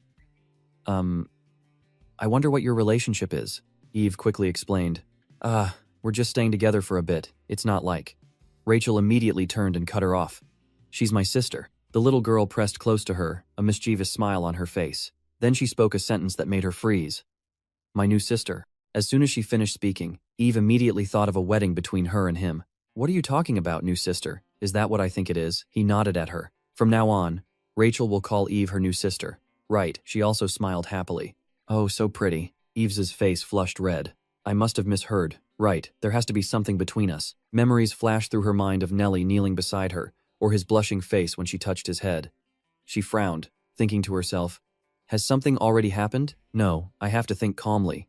It could also mean a new sister, right? The South and the North have different cultures, so even if it's the same word, the meaning could be different. At this point, she imagined the family scene she wanted to think about. Our new family. Then she kept thinking, in the West, tigers also eat grass. It seems there's all sorts of things.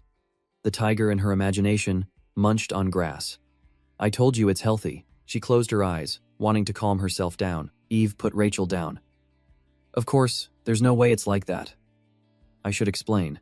Suddenly Zion spoke up. New sister. My sister is Rachel's new sister, so I'll call you new brother too. New brother. Then the boy turned to hug him. Camel forced a laugh. Haha, seeing the young lady follow her so much, she can't possibly be a wolf. Right, if I was rude, I apologize. Eve was a little confused. Oh, there was no big reaction. Aren't you surprised? Nellie noticed that someone was staring at him, so he glanced over. He turned away and smiled faintly. She felt relieved. Looking at Noelle, it seems like nothing's wrong either. Does it really mean new sister? Rachel pressed close again to be affectionate. Can you hug me one more time? So Eve reached out her arms again. That's right. An innocent child like this wouldn't know how to use such a term. I'll have to ask Noel later. The sun was gradually setting behind the trees. Eve spoke up. Are you already heading back? Camille seemed to be in a great hurry. Yes. I'm feeling better, and I can't impose any longer. She was very worried and wanted him to stay. At least have dinner before you go. You must be hungry. He chuckled and nodded. It's all right. I can buy some food on the way. Zion, being hospitable, waved. Have a safe trip. Come visit me again next time. Eve let out a soft sigh. I doubt we'll see each other again. I've met so many Southerners in such a short time. Moreover, does new sister really mean new sister in the South? She decided to ask the brother. I'm curious about Nelia. He gently turned his head. About what? She seemed confident in her judgment. Are there any cases where the South and North use a special word with different meanings? For example, the word new sister. Nalia paused for a moment. Eve hesitated. In the South? Suddenly he exclaimed, Oh, I don't see Rachel anywhere. This made her panic too. Where did she go? He ran ahead. I'll go find her. I think she went to see Camel off. Eve gripped her skirt tightly. Just in case, I'll search around the house. But her mind was still troubled by the previous matter. I didn't get an answer. It doesn't have any special meaning. Right, I'll have to ask again next time. The orange hue gradually deepened. Camel walked on the snow. I can't believe the young lady has a new sister. His footsteps quickened. He was running. Thinking of Eve's puppy love made his heart ache, tears streaming down his face. So, she's the leader's mate, isn't she? A new era will begin. I must let the Southerners know about this development. I have to tell him to prepare to bring his girlfriend and her brother here immediately. Suddenly, from behind, Ryu flew in and hit him on the head. Camel yelped in surprise. This Firebird. Miss. The leader. Leader. My benefactor is your mate, isn't she? I'll go right away. Nelly lowered his voice. Camel. What did you think when you directly felt Eve's power? He hesitated for a moment, then spoke. That was the strongest ice magic I've ever seen. That's why we must quickly bring her to the south. Support right now. Nelly raised his hand to stop him. Not yet, Camel. We must prepare before welcoming Eve's. If dragons were forced to bring human siblings living in seclusion in the north to the south, how would they react? He answered hesitantly. They might get scared and run away. I will tell the Southerners to prepare thoroughly so they won't be scared. Rachel replied excitedly. That's right, he carefully instructed. And there's one more important thing. What would Southerners think if they were ice mages from the north? Like a conversation between a teacher and a student, Camel continued. I think they would think they are wolves. Most ice mages are wolves. Ah, I will have to make it clear so they don't misunderstand that she's a wolf. So Nelly took the opportunity to praise him. That's right, Camel is so smart. I will entrust that task entirely to you. It will become your most important mission. He hesitated. Entirely. He immediately challenged him. Can you do it? Camel shouted loudly. Yes, I will do my best so they don't even think of the word wolf in wolf, Nelly said coldly. Good. Now go and see to it. At the magnificent Ramir mansion, a man's voice spoke. You said you met someone who can control the leader's heat. Camel bowed low. Yes, I experienced it firsthand. It's a person residing in the north. The old man raised his hand to his mouth in thought. Strange. Among the humans who use ice magic, there's no one I don't know. Camel, tell me the location where that person is living. I must personally verify whether that person is truly human or not. Camel broke into a cold sweat, his voice trembling. Huh. Are you planning to go to the north now? Hopper turned away in annoyance. Yes, it seems strange no matter how I think about it. He flailed his arms in confusion. But, the old man's face suddenly fell. I can't possibly not know a human who uses ice magic. Tragedy has befallen the south where rage has swept through. The day the former leader and his wife passed away, due to the current leader's uncontrollable power, I made a resolution. I will do everything for the leader and the young lady. I gathered famous ice mages from all over the world to control the leader's power. I even secretly dealt with werewolves who use ice magic, but I wasn't capable enough. An ice mage who can control the leader's power has appeared. It might even be a trick of the legendary wolves. I must protect the leader. At the bookstore, Eves took a book down from the shelf. There's nothing special, right? Nelly tried to explain. I mostly buy books here. Even so, it's quite diverse. I wish there were more books worth seeing for the kids. She raised her voice.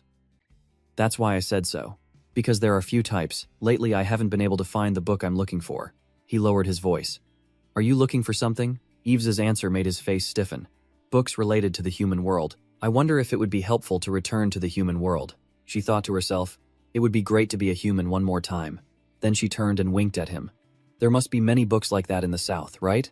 Besides, Nellio is the leader of the South, so the library probably has a more diverse collection of books. He froze for a moment. Then he smiled faintly. Let's see. I haven't tried looking for them myself. Eve clasped her hands in front of her. I wonder if there are any cases where a word is used differently in the North and the South. Nelly frowned slightly. A different case. She glanced sideways mischievously. For example, new sister. Here, that word is often used to mean brother's wife. Yesterday, Rachel called me her new sister, but Noel and Camel didn't have any big reaction. Nelly went silent again for a moment. Eve tilted her head shyly. I guess I asked a useless question, didn't I? It's a bit much. Nelly said slowly. Eve's new sister is. The meaning of that word is exactly as Eve knows it. Her eyes widened. What? Moving from the bookstore to another place, Eve was still heavily burdened by what had just happened. New sister. Does it really have that meaning? Why did Rachel suddenly say that? Why isn't anyone saying anything? She slumped onto the table and sighed heavily. Well, Nelia was a bit flustered. I'm sorry for making you uncomfortable. I should have corrected it right then and there, but my mouth wouldn't open. I also hoped that what she said was true. Her face flushed red. What? His eyelashes fluttered slightly. As you've realized, I can't control my abilities. Because of that, Ive and my subordinates were endangered. And I also caused heavy damage to the South. And my parents too. All of this is because I was born with one heart. It seems Eves is quite knowledgeable.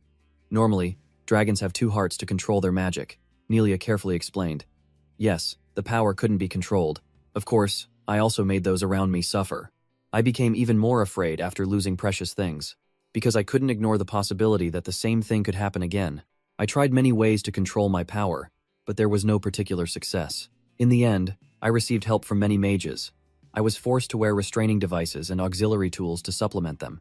However, my magic power grew stronger, and controlling it with just a bridge became more difficult. But then I met Eve. The moment I touched Eve's, I felt a powerful force that I had never experienced before. No one has ever been able to control my power to that extent. So, even if I knew it was a childish act, I still had to ask to be petted.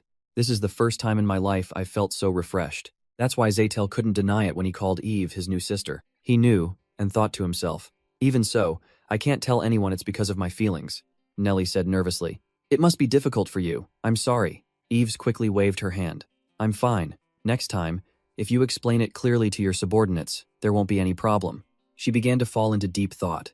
Hearing Noelle's position, I can understand. I wish my unremarkable ability could be of help to Noelle, but I'm just a supporting character who disappears quickly in this original novel. Even if I think about the future of being burned to death, or because of Zion, who struggled in the masterpiece novel, I can't say that I'll help Noel out of flimsy sympathy. Rachel's memories have returned to the south. Before illegal immigration becomes more difficult, I have to think about moving to the human world as planned. The only thing I can do for Noel is to hope that he can find a mate. Oh, her voice sounded a bit sad. Why me? In front of the rows of buildings, Hopper was completely covered, his mouth muttering, damn it, why is this damn north so cold? Hopper's body shivered. I came in such a hurry that I didn't think about the weather. I was too careless. I forgot my money, so I can't buy winter clothes anymore. The old woman squinted suspiciously. What? You don't have any money? The old man fumbled for something. That's right, my wallet. Hopper frowned, his expression pitiful. I'll definitely pay you back, so please let me buy on credit. The woman angrily shouted. Seriously, who's such an idiot? Where are you trying to scam people? Get lost. That's what the old man just went through. He angrily gritted his teeth. Damn wolves. The chilly weather is really something, isn't it? Achoo. Hopper created a small flame with one hand and covered his nose with the other. Damn it, it's so cold that the fire won't even light. Anyway, I'm not happy with anything related to wolves. I can't believe a human's mate lives in a place like this. It's clear they used some cunning trick. Suddenly, a ball of gold approached. Mister, are you cold? Seeing Jung Eung's round eyes, the old man was a bit skeptical. This kid, what is it? It's a curious wolf cub.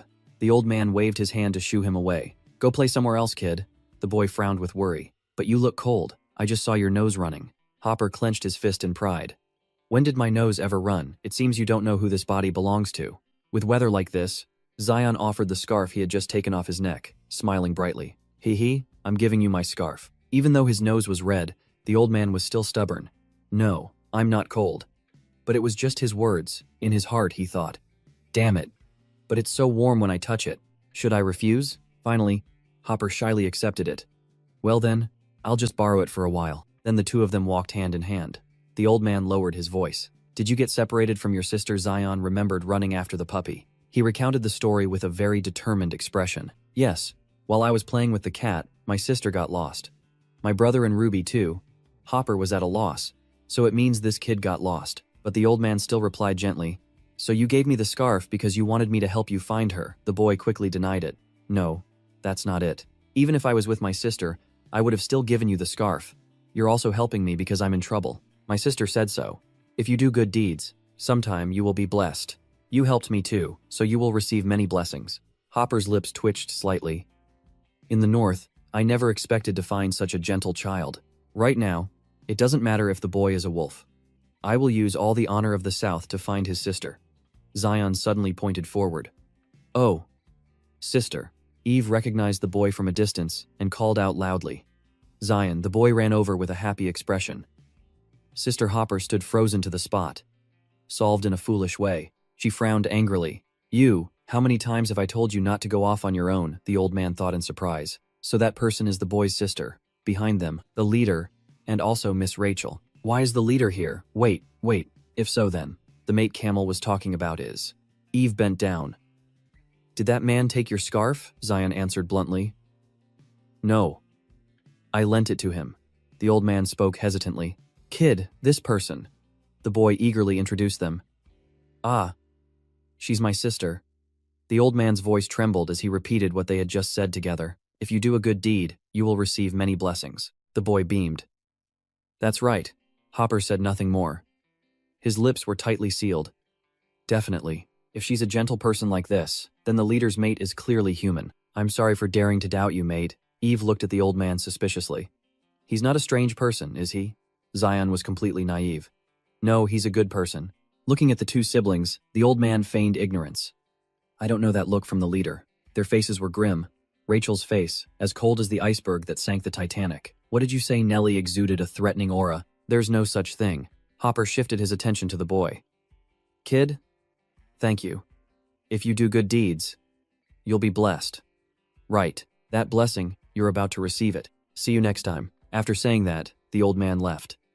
Zion called after him. Mister, take the scarf with you. Hopper turned his head back. The old man placed his hand on his chest. Like you, I don't feel cold at all. The scene, like something out of a romantic movie, made Eve suspicious. He's not a stranger, is he? Nellie agreed. Yes, it's possible. Rachel let out a helpless sigh. I don't know why, but it seems he's pleased with Zion. Is that a good thing? In the middle of the snow-covered town, her sweet voice rang out. So, let's buy some more groceries and then go back. The other three chimed in. Yes.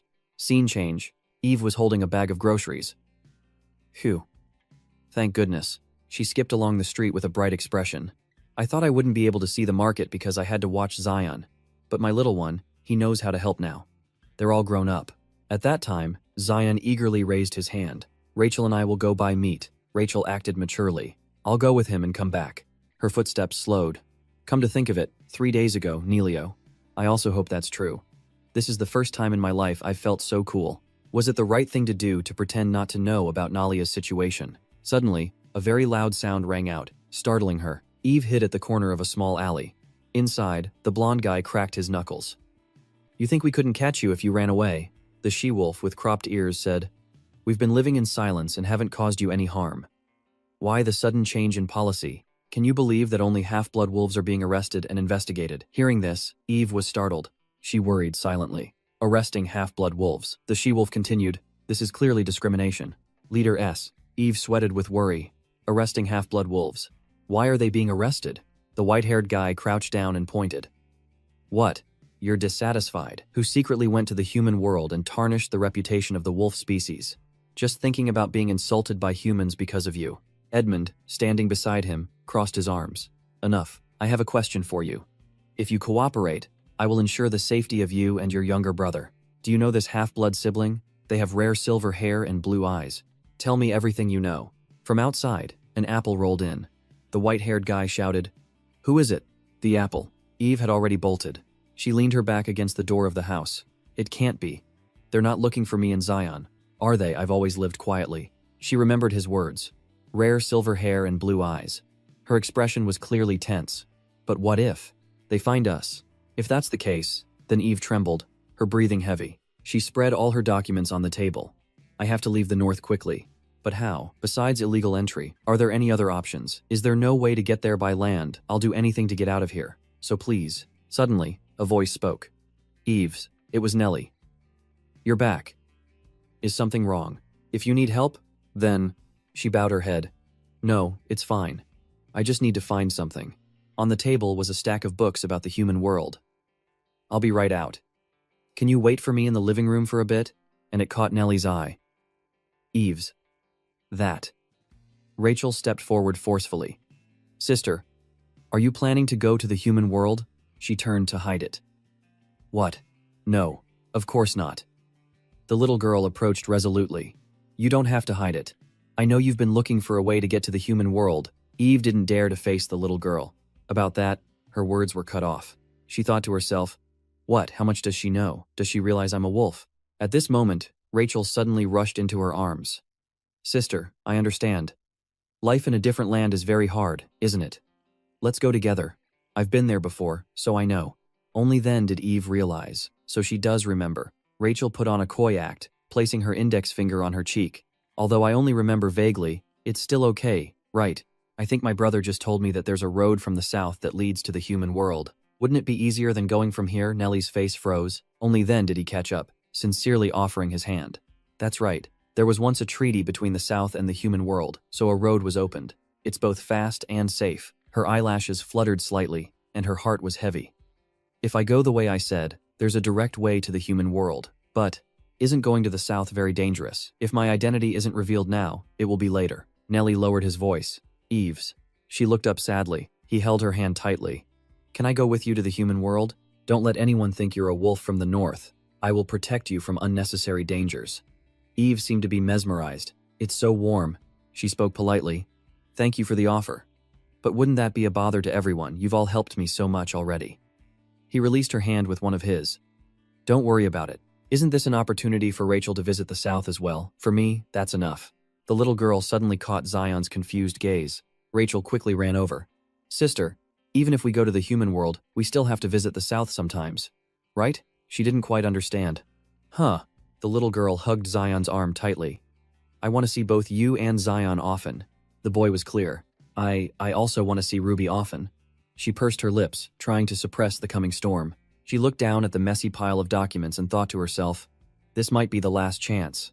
If things continue like this, the road to the South might be blocked too. And the number of meetings will be reduced. Right, children often forget promises quickly. Rachel's face darkened, her eyes gradually becoming mischievous.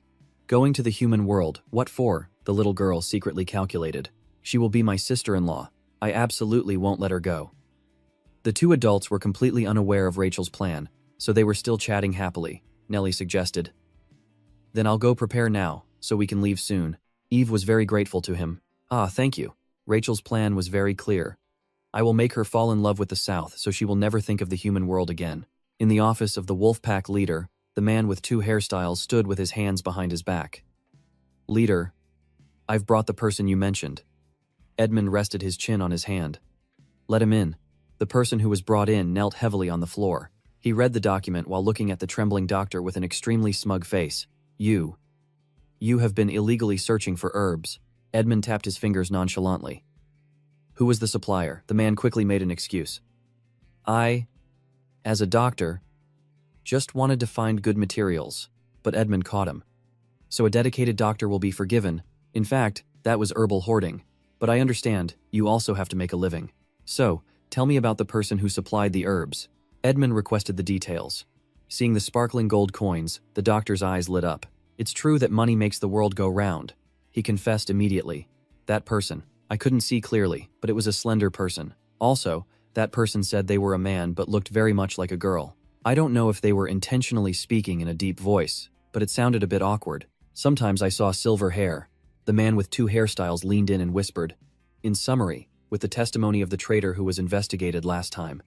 Edmund smiled smugly. All right, so it's the same person. The doctor looked up. Sir, what do you mean? He arrogantly closed his eyes. Ah, there's someone I'm looking for because I suspect they illegally immigrated to the human world. You helped fund the smugglers. Take him away, he cried out in panic. Leader, this is a grave injustice. I really didn't know this would happen, he replied nonchalantly. But on this occasion, you should also know that ignorance is also a crime. After everything was settled, Edmund leaned back, his feet on the table. Now I can help you. Eve. In front of Eve's log cabin, Nelly began. Moving requires some procedures, so I'll be going to the South for a bit. It won't take long. I'll come pick you up as soon as possible. She smiled warmly. Okay, I'll wait. Oh.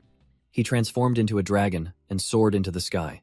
He decisively flapped his wings and moved forward. Eve watched in amazement. So beautiful. The wind made her hair fly.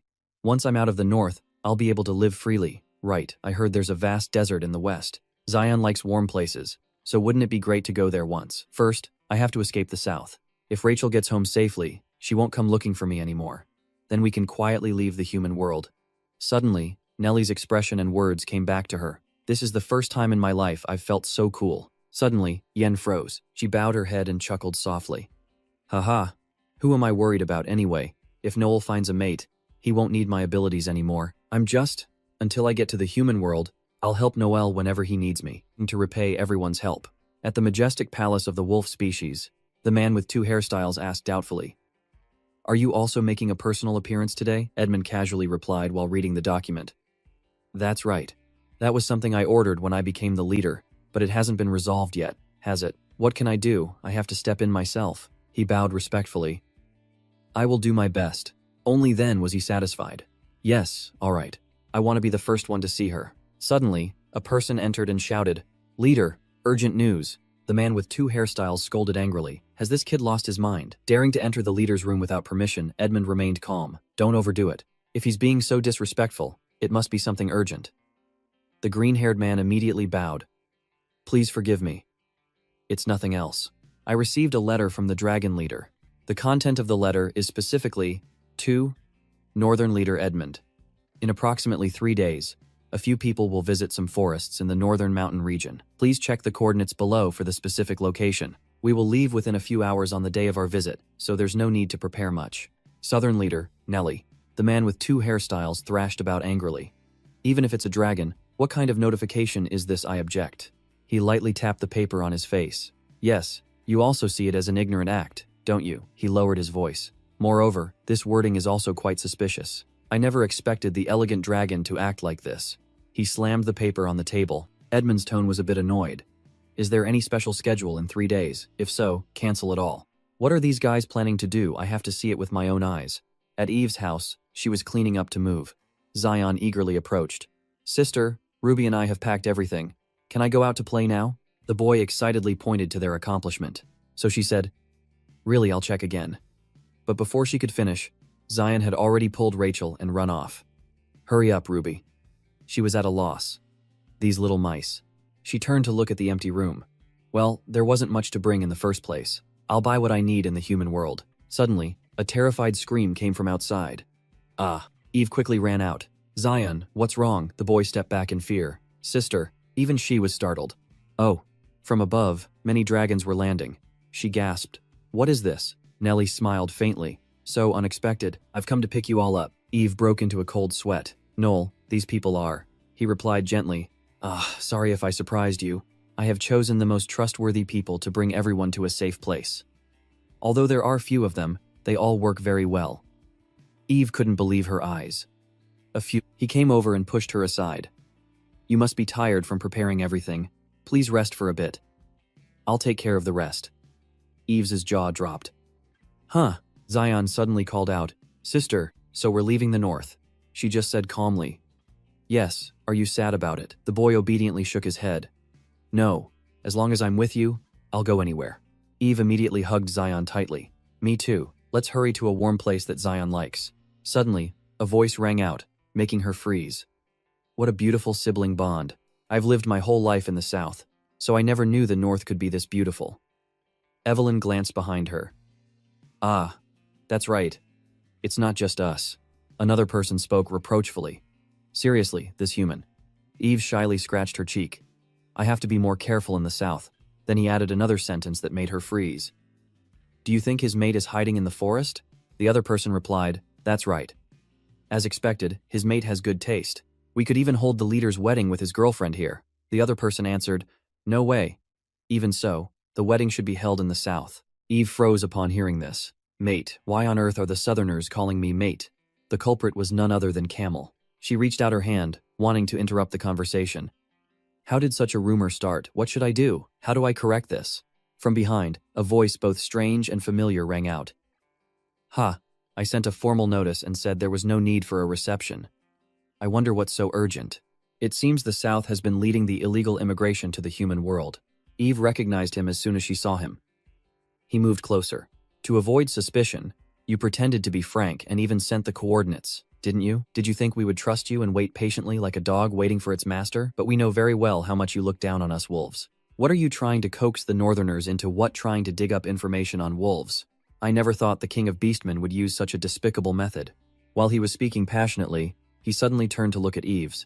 His face suddenly flushed red. He didn't expect Eve to be here. Eve's. She was recognized and startled, wanting to run away. Suddenly, Edmund turned to look at Eve. It's Eve's, right. I can't be mistaken. Finally, I've finally found you.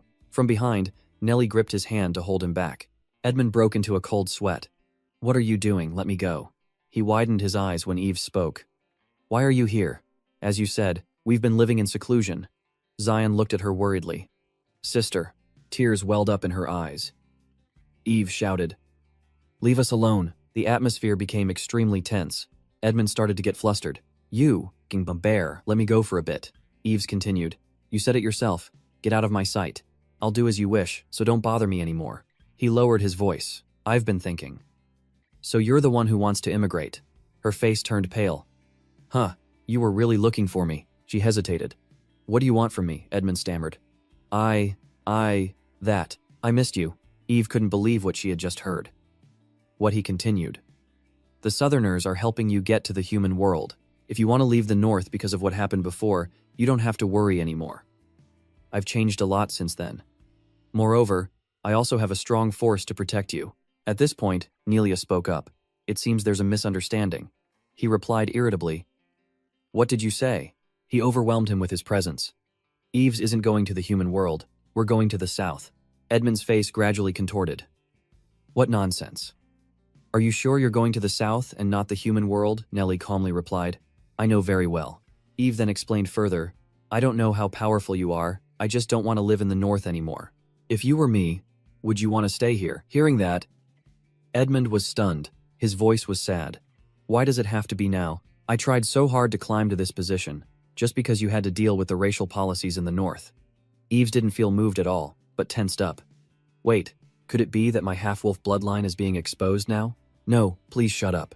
If the Southerners find out about my identity, both me and Saigon. And as usual, Rachel was always the one to save the day. Camel found his sister-in-law. He shouted excitedly, So you were here, mate. It's been a long time since I've seen everyone. You must have been waiting for a long time. Right. All the luggage has been packed, and we're ready to go. But the atmosphere seems a bit strange. Is it the wind? Eve stammered. Wait a minute. That's what's happening. Hearing that, Edmund held the person. Huh, you are the mate of the Southern leader. She hesitated a bit. He put his hand on his chin and thought for a moment. Then he stepped forward and firmly affirmed. That's right. I am Noel's Mati. He hesitated. Eve. She whispered softly. I'm sorry, Noel. I had to do that to get him to let me go. I'll explain when we get to the South. I'm sorry for always causing trouble like this. Nalia stood frozen for a moment. Then his lips curved into a faint smile. I understand. Let's go, madam. Let's go, the people around them replied in unison. All right.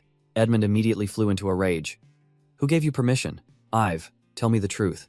Are you being threatened by the Southern leader? He's a dangerous man. You don't know what terrible things dragons have done.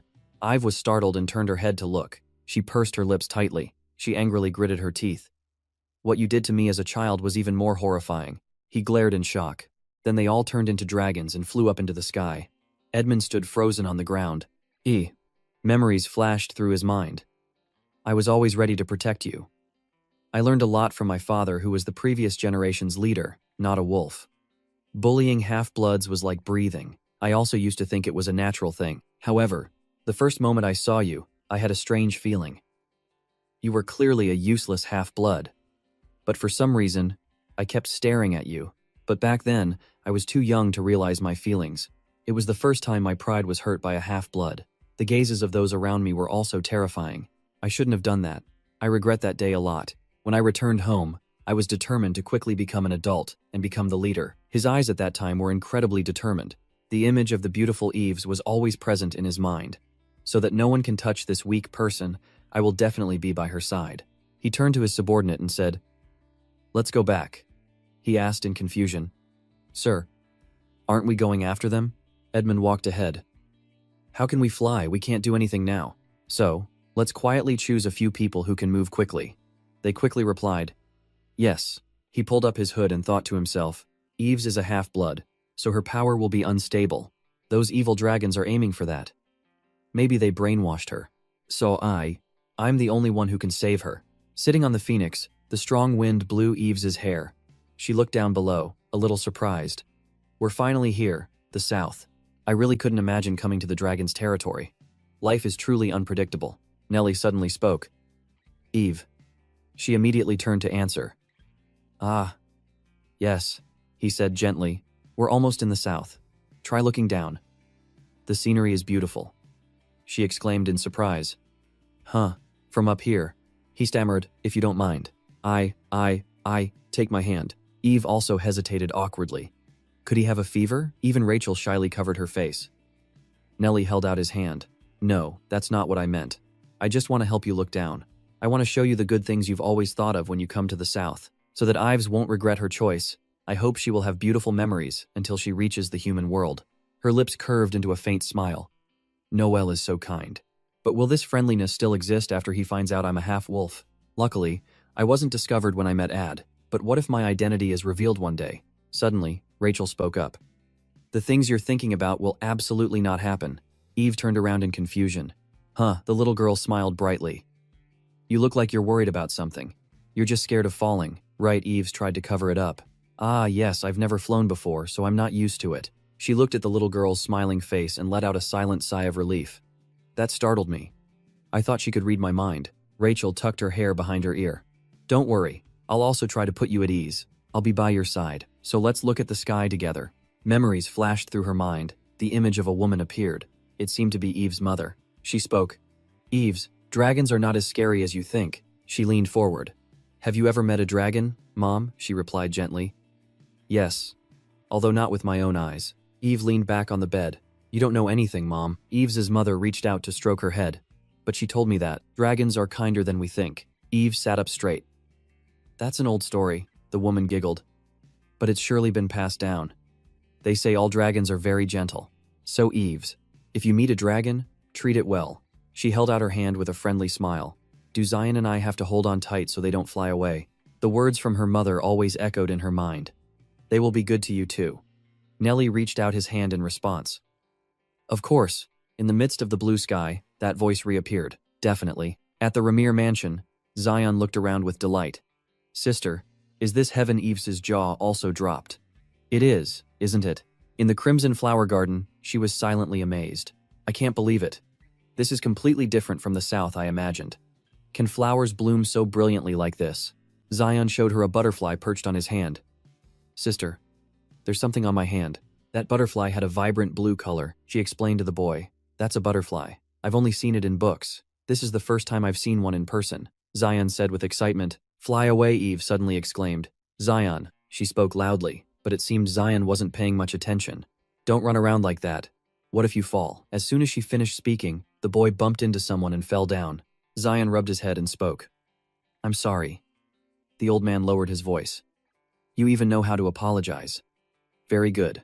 Have you been well, little one? Zion shouted excitedly. Mister, Eve walked over. Ah, that is. Hopper nodded a greeting. I didn't have time before, so I couldn't greet you properly. I am Hopper, the leader's attendant. Though it's late, thank you all very much. Eve was secretly surprised. This person is Hopper. Hopper, the attendant from the South. I've seen him in the original work. He hates wolves more than anyone, but he looks different from the description. Just a friendly old man. Even though I'm human, I'm from the North, so I'm a little scared. The old man said kindly. From now on, if you need anything, just tell me. So Eves took the opportunity to say, in that case, I wonder if I could see an ancient book that can only be found in the South. Hopper stopped in his tracks. His voice came out coldly. There is a library with all the ancient books, but I'm afraid it's a bit difficult right now. She pursed her lips in confusion. As expected, he's still on guard. It makes sense. Coming from the North and suddenly wanting to see ancient books of the South, Hopper suddenly clapped his hands. You must be tired from the long journey, right? The maids came and put a coat on her shoulders. Eves froze. The old man spoke and ordered the servants to take her to be decorated. First, relax. Then, change into clothes suitable for the southern weather. After everything was done, Eve looked much cooler, but she was a little nervous. Hopper led her to the library. Look around. The leader is handling the backlogged work. Eve was startled. She shyly bowed her head. Thank you. Even though I'm an outsider, I'm still being welcomed like this. Hopper smiled politely. An outsider? What are you talking about? Aren't you the leader's mate? Eve timidly said. You can just call me Eves. In her mind, she was panicking. What? Hopper smiled politely. Haha, how strange. How can I just call the leader's mate by her name? She clasped her hands together. I'm really fine with it, but she was silently urging herself. Just say you're not his mate. Why won't my mouth open? At this point, the old man voiced his curiosity. May I ask why you want to go to the library? If you tell me, I'll help you find some books. Eve broke into a cold sweat. She worried. Could it be that Then she sincerely placed both hands on her chest. In the north, it's impossible to find any books related to the south. So when I came to the south, the first thing I wanted to know was the legend of the dragons, because I want to help Noelle. She was very afraid this lie would be exposed. Actually, I want to become Noelle's mate. Hopper smiled and invited her in. I see. Actually, just by being here, you can learn about the South. But if you want to adapt to the South, knowing more about its history is also good. I'll take you there. Only then did Eve feel relieved and proud. One more goal. If my identity is revealed, Zion will also be in danger. At that time, Noel will also be in danger if he can't find a mate. I can't overcome my feelings. I'm truly selfish. The sun had set behind the row of houses, leaving a romantic pink glow in the sky. Eve sat in her room, chin in hand, pondering. Let's see. The history of the southern Caspian continent. In the sky is where the gods rule, and below is where the gods of death rule. Humans are the rulers on the ground. The dragons, who lived almost immortal lives, had existed on Earth for a long time. At first, they had not yet adapted to the strange environment on the ground, but gradually, with the wise support of the red dragon, they were able to adapt and settle in the south. However, one of the dragons had a very high self-esteem, which led to conflicts, and some dragons were killed. The beastmen came and begged the red dragon, the strongest of all dragons, to become their master. With a kind heart and a love for the weak, he accepted to become their master. Meanwhile, some humans and wolves misunderstood that the red dragon was the one who had invaded the south before. The humans' cruel tricks caused their leader to be seriously injured. A wolf stole the leader's heart and fled. So the leader of the beastmen was left with only one heart, and his power was in a difficult situation. The other dragons went north to find their master's heart, but it was very difficult to find any clues about the wolf. In the end, that leader died. Thus, there was a war between the south and the north. As the war spread, there were many great losses. However, the war ended with a reconciliation between the two sides, mediated by the merfolk of the east and the lions of the west. There were rumors that the wolf had sold the leader's heart to the dragon hunters it had cooperated with. Thus, the second war between the south and humans began. So all beasts and humans were divided into two, and the relationship between the south and the north could not return to what it was before. Many people were curious about the leader's heart, wondering who owned it. What, is this all there is? She glanced at the pile of books next to her, a little disappointed. I couldn't find any special clues. Was the original Eve really able to influence the wolf Noelle who stole that heart? No. If that were the case, I wouldn't have died in Rachel's fire, because a dragon's fire cannot burn a heart, especially if it's the heart of someone as strong as Nelia. The more I think about this, the more complicated it gets. What is Eve's true identity? From behind, a little girl approached. It was Rachel, who asked caringly, "Little sister, Seon just fell asleep, but it's okay for you to be here today. You must be very tired." "Well, it seems you've been busy all day today. I should have taken him to his bedroom." But the little girl rested her chin on her hand, her lips twitching slightly. The little girl's face showed a smug expression. "I should have taken him to the bridal chamber." Right. While sound asleep, she had a dream of her father, Aiden. He stood beside her, watching her play in the snow. He bent down low. "Eves, look at this." But after hearing his words, Feng Tai-an let out a loud shout. He tossed a medicinal pill into his mouth, and just as expected, he coughed up blood and collapsed to the ground. Jiang Baknian saw this and was stunned, laughing as if the situation was beyond saving. So he just committed suicide. He didn't beg for his life. You could say he was a tough one. Seeing this, Ko Thon Hoen rushed over and asked, "Senior brother, should I go deal with that informant?" Jiang Baknian said, "No need. Clean up this body. Then go tell the informant that our transaction was successful and give him the money." Ko Thon Hoen acknowledged the order and ran off to do it. Jiang Baknian looked at the body on the ground, assessing it.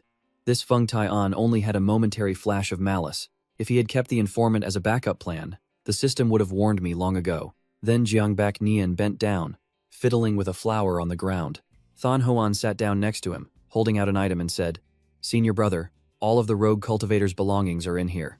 Jiang Baknian looked at it and told Ko Than Hoan, "Just keep it for future transactions. Go out and hire a few more butlers and servants." Ko Than Hoan obediently ran off, saying, "Yes, I'll do it right away." Jiang Baknian nodded and said, "Go on, I'll wait here." A while later, Ko Than Hoan returned with a group of people, men and women, young and old. The manager there said, "Young master, these are all specialized laborers and experienced butlers. We can also negotiate the terms, so please, feel free to choose." Jiang Baknian glanced at the crowd, pointed to the beautiful young women, and said, "You all stand over there." The beautiful women happily said, "Yes." In their place, the older, Less attractive women started whispering amongst themselves. I knew those vixens would be chosen. Can you really get by just on looks? Then came the bitter complaints. They were just born with a pretty face. Wouldn't it be better for them to become concubines for officials? Why insist on coming here to take our jobs? They even started blaming Zhang Baknian. Men are all the same. So this whole selection of servants and butlers was just for show. They were just bad-mouthing him when Zhang Baknian looked at the remaining group of men and older women and said, I choose you all. Do a good job from now on. Their expressions immediately brightened. They joyfully said, Thank you, young master. What a bunch of gossips. Zhang Baknian, seeing that things were settled, said, This will do for now. I'll leave the rest to you. Kothan Hone acknowledged the order with a yes. The beautiful women thought they were sure to be chosen. When they realized Zhang Baknian had no interest in them from the start and just wanted them to step aside for elimination, they were stunned and asked, Young master, what about us? The moment they asked, 1,001 system notifications popped up, leaving Zhang Baknian 10 times more stunned than they were. He exclaimed, Incredible. That triggered 11 attribute points. So this is the best way to earn points. As expected, beautiful women are dangerous. Hearing that, he turned back to the young women and said, You can all go home. This one sentence completely changed the other group's opinion of him. They stared in shock. This new master is truly different from everyone else. With that settled, Zhang Baknian returned to the Thui Kin Hall. At the Lan Din Tui Ta Pavilion, Thifuanglan and Zhang Baknian were playing a board game. Thifuanglan rolled the dice, and it landed on a 5. She picked up her piece and started counting the steps. 5, 4, 3, 2, 1. Seeing this, Zhang Baknian immediately placed his hand on the piece and said, Welcome to the 5N Sun Trang. He then looked at the board and told Thifuanglan, Since Nok Min Chang and Lin Trong Kung both belong to me, I'll triple the price. That will be a total of 12 taels of silver. Seeing that she lost so much money in one move, Thifuanglan pouted, slammed the table, and stood up in protest. Are you running a scam here? Seeing Thifuanglan trying to weasel out of it, Zhang Baknian immediately held out his hand and said, What scam, pay up? Unable to argue, Thifuanglan reluctantly pursed her lips, took out her money, and counted. Including what you gave me earlier, I only have a total of 6 taels of silver. Hearing this, while Thifuanglan was still fumbling, Zhang Baknian took a white strip of paper and stuck it on her forehead, saying, Bankrupt. Eliminated. After that, Zhang Baknian stood up, stretched, and let out a big yawn. Thifuanglan still wanted to play more, holding up the board and saying, One more game, just one more. This richest man in the world game is so fun. Zhang Baknian regained his usual serious expression and said, That's enough for today. In 2 days, I have to go to the Yem Inguyet sect. I need to go back and prepare. Hearing that, Thifuanglan put down the sign she was holding and asked in surprise, It's that soon? As Zhang Baknian cleaned up the game, he replied, That's right. It's already late autumn. Thifuanglan sounded a bit disappointed and asked regretfully, How long will you be gone this time? Zhang Baknian hadn't received any notification about the schedule, so he said, I don't know. It depends on the Yem Inguyet sect's arrangements, but it'll probably be at least 10 to 15 days. Thifuanglan was very sad about that and said, That long, in that case, little Baknian, can you leave the game board for me, so I can play with it every day? At this moment, the system appeared. Option 1. Leave the game board for Thifuanglan. Reward. Heaven rank item. Option 2. Refuse. Reward. +1 to a random basic skill point. It was obvious which one Zhang Baknian would choose. He coldly said, No. The system worked as fast as a bank. The moment he spoke, it announced, Choice mission completed. Reward. Calligraphy +1. Thifuanglan's eyes were sparkling with anticipation, pleading like a puppy. Seeing Zhang Baknian's firm refusal, she got a little upset. Why not? I promise, it'll just be the two of us playing. Zhang Baknian said, I don't trust you. Let me emphasize again, if you invite anyone else to play, I will never come to Thui Kin Hall again. Hearing that, Thifuanglan stopped insisting and compromised. You promised, but you still don't trust me. I'm not talking to you anymore. Zhang Baknian didn't care much about her sulking. He was the type who could take it or leave it, so he replied, All right, then I'll be heading back. Seeing him actually leave, Thifuanglan called out, Hey, wait, I'll listen to you. Just come back soon. Zhang Baknian was helpless against this woman and could only force a smile, saying, Whether I can come back early isn't up to me. Thifuanglan stopped demanding. She ran back to the table and took out a small box. All right. Don't go just yet.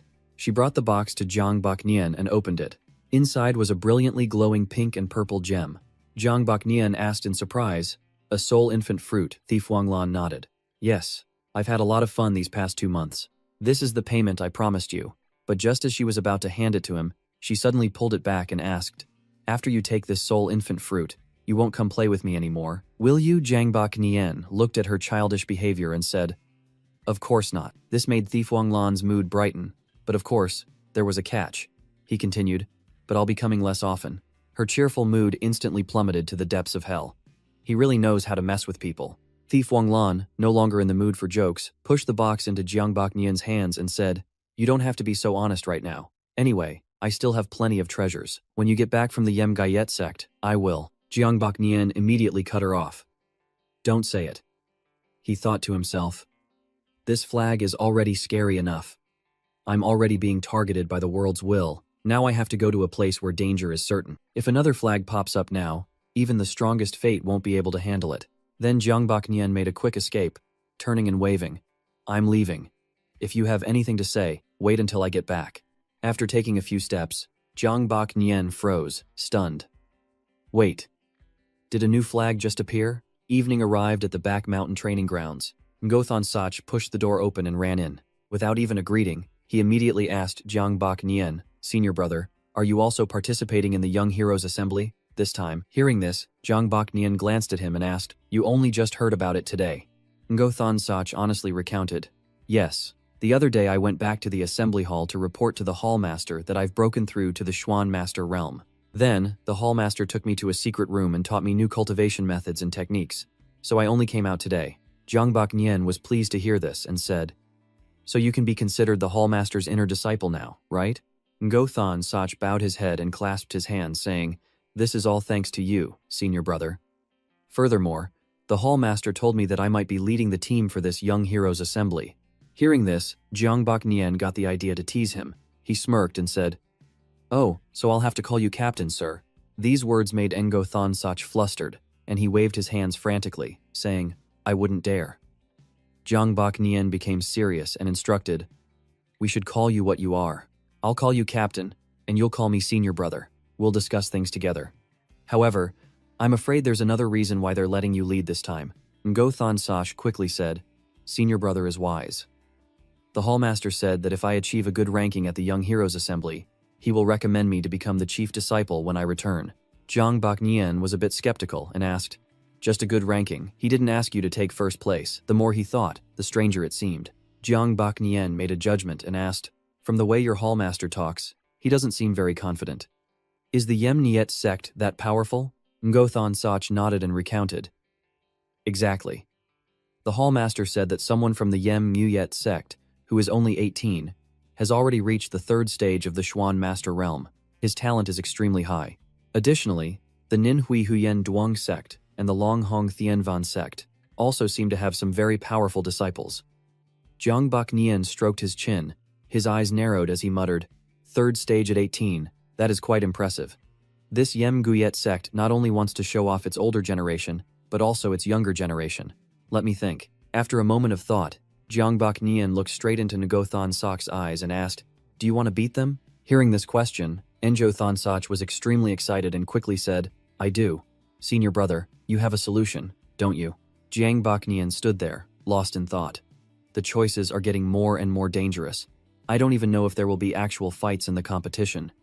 It's just that. Then, he took out a pill and gave it to Ngothon Sach. It was an unknown miracle drug, blue in color, and enveloped in a misty aura. Jiang Baknian told Ngothon Sach, take it. Ngothon Sach took the pill, put it in his mouth, and asked, senior brother, what did you give me? Before he could finish his sentence, the pill took effect in his stomach, causing Ngothon Sach to cry out in pain and collapse. Arcs of lightning surrounded his body. Jiang Baknian looked at him and instructed, endure it. I gave you a thunderclap body tempering pill. It can make your body much stronger.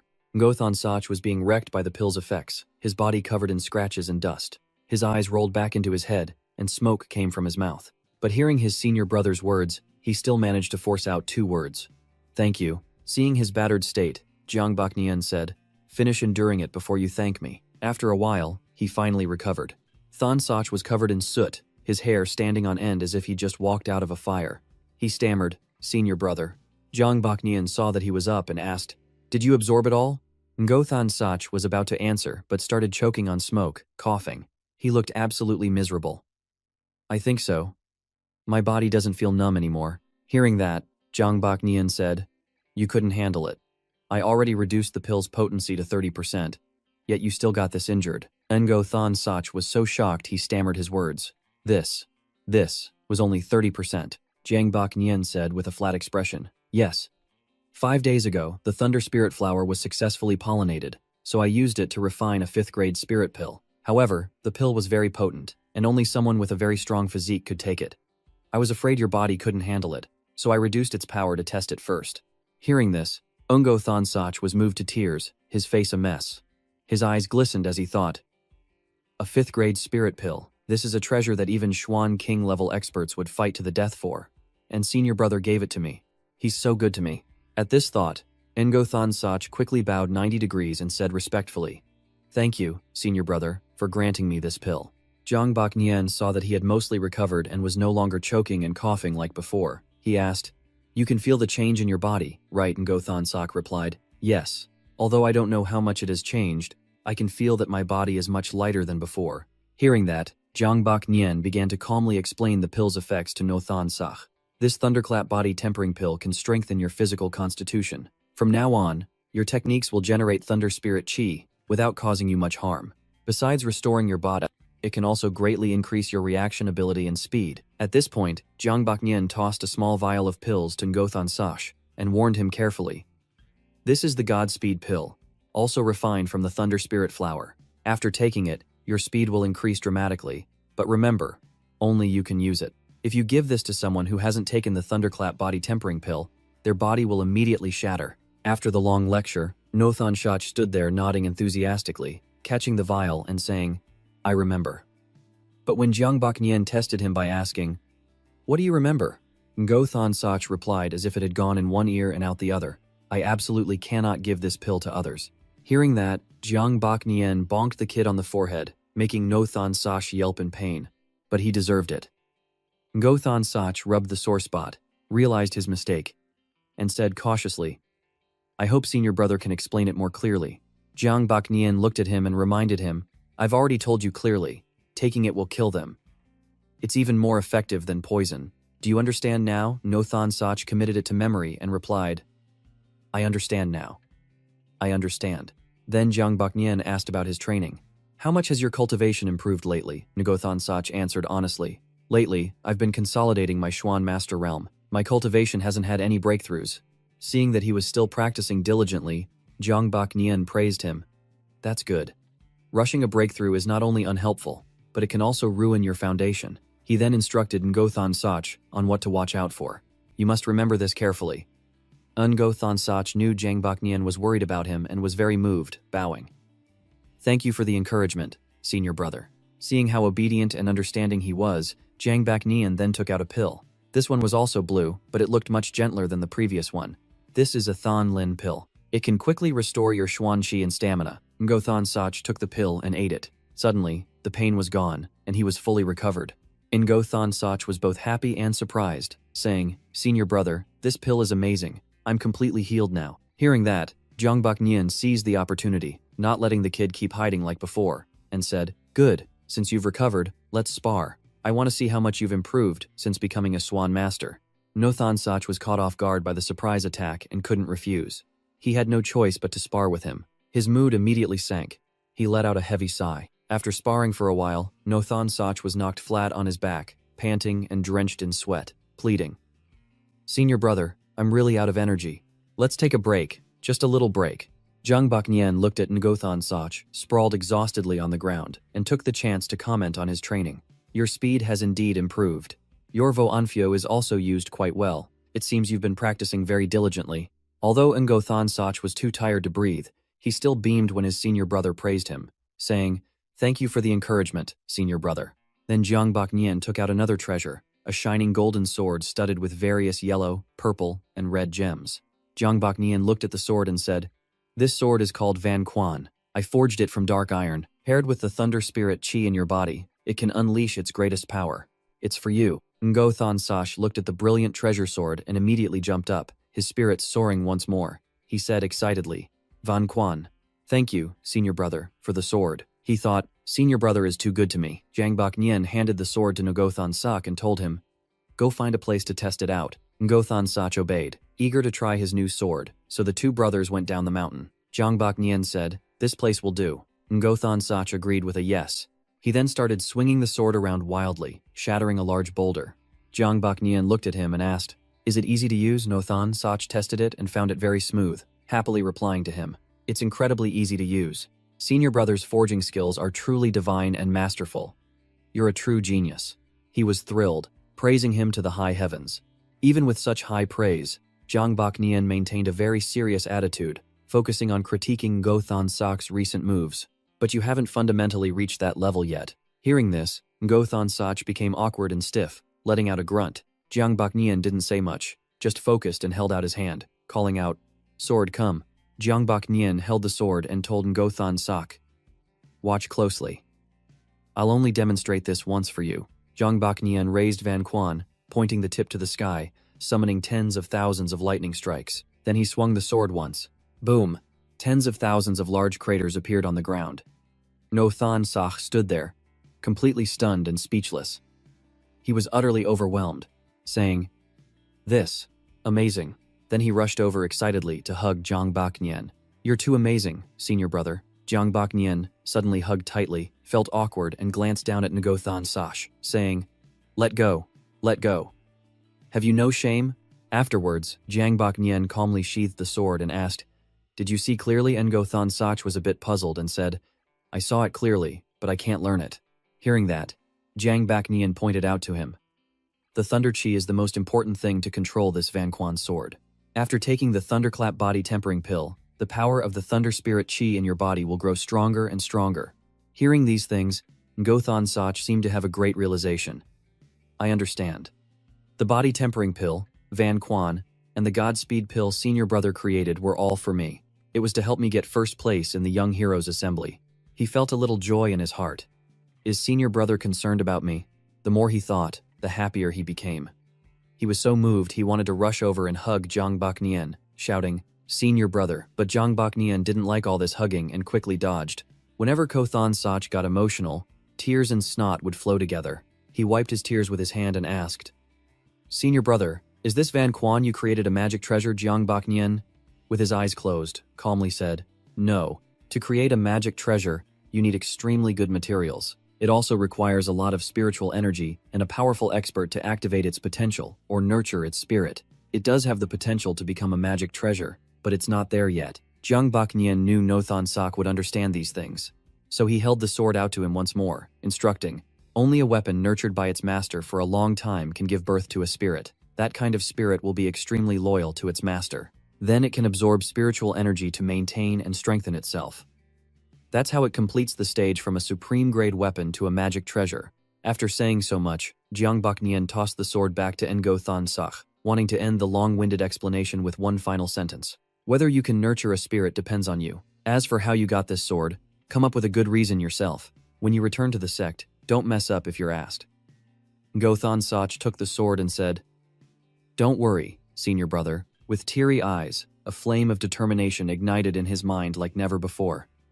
He thought, senior brother, I will definitely take first place, to live up to your concern and expectations for me. At the courtyard where Jiang Baknian and Lam Dunyan had their calligraphy lessons, Lam Dunyan was sitting there humming something. My love, through sun and rain, I'll go home and ask my mother to help my daughter-in-law. I love only you until our hair turns gray. She looked happily at the table full of snacks and thought, I get to see senior brother once every 60 hours.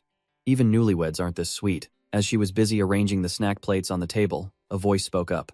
I said before that I only come here to teach you calligraphy. Why do you need to prepare breakfast?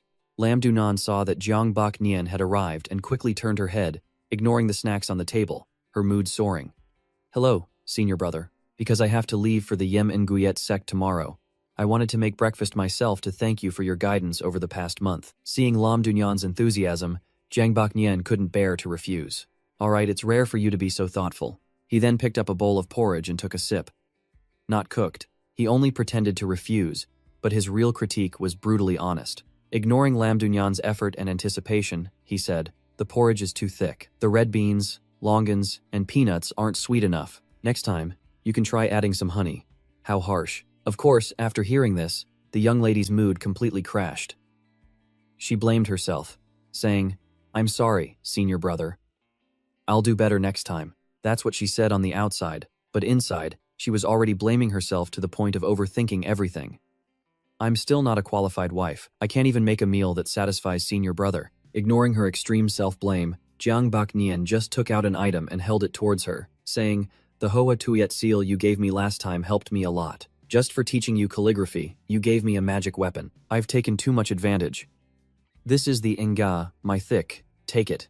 Lam Dunyan took the treasure, examining it, unable to contain her curiosity. "Nga mi thick," Jiang Baknian explained. "I noticed you like using short weapons. This Nga mi thick can be hidden in your sleeve to attack when the enemy is unprepared." Lam Dunan was very intrigued and suddenly thought of something, asking, "Did senior brother make this especially for me?" Jiang Baknian grunted in acknowledgement and told her to go back and practice a lot. Lam Dunyan was overjoyed, clutching the treasure to her chest and saying, "Yes." After Jiang Baknian left, her stream of consciousness began again. Could this be an exchange of love tokens? She muttered to herself while rubbing her face against the treasure. It must be an exchange of love tokens. Then she left with a mood as happy as a fairy. It seems I need to quickly inform my father to prepare the dowry. Soon, the day to go to the Yem Inguyet sect arrived. All the disciples from the various sects gathered to go together. A loud bell rang. And with it, the disciples' eager shouts echoed, gather up, hurry, we're finally going." The disciples who had gathered were still chatting with each other. "I told my junior sister I'd try to get a good position." "What, you dared to get involved with my junior sister behind my back?" "Very well."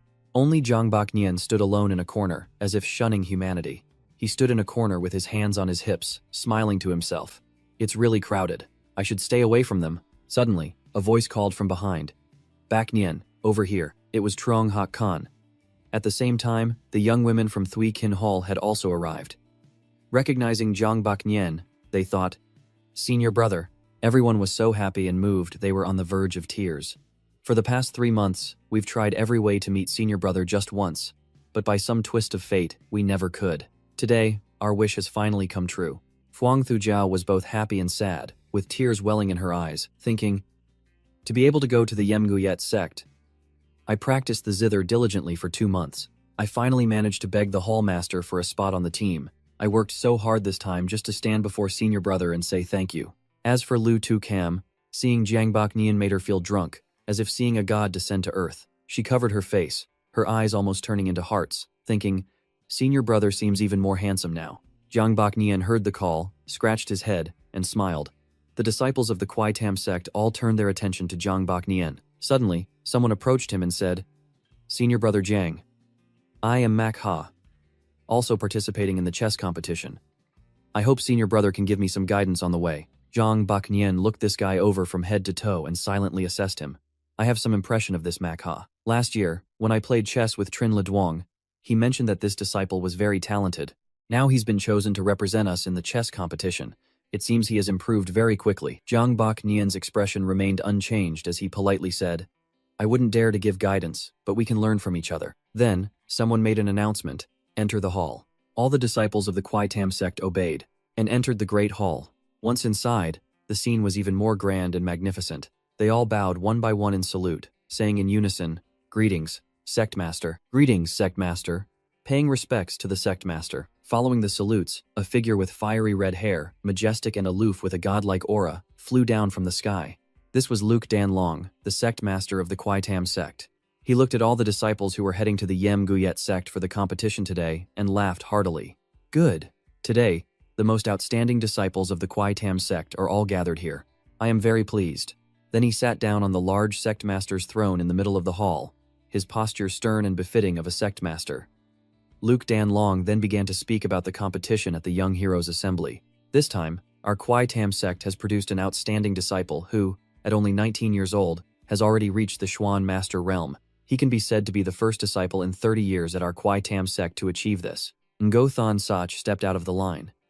Hearing his name, Ngo Thon Sach was quite surprised, but he quickly regained his composure and calmly walked forward, saying, "Disciple is here."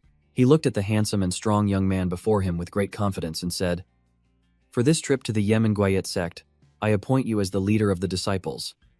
Take this Thon Quang order. While outside, all disciples will be under your command. Ngothon Sach was honored and said resonantly, disciple accepts the order. Luke Dan Long held the shining golden order and extended it towards Ngothon Sach, saying, receive the order.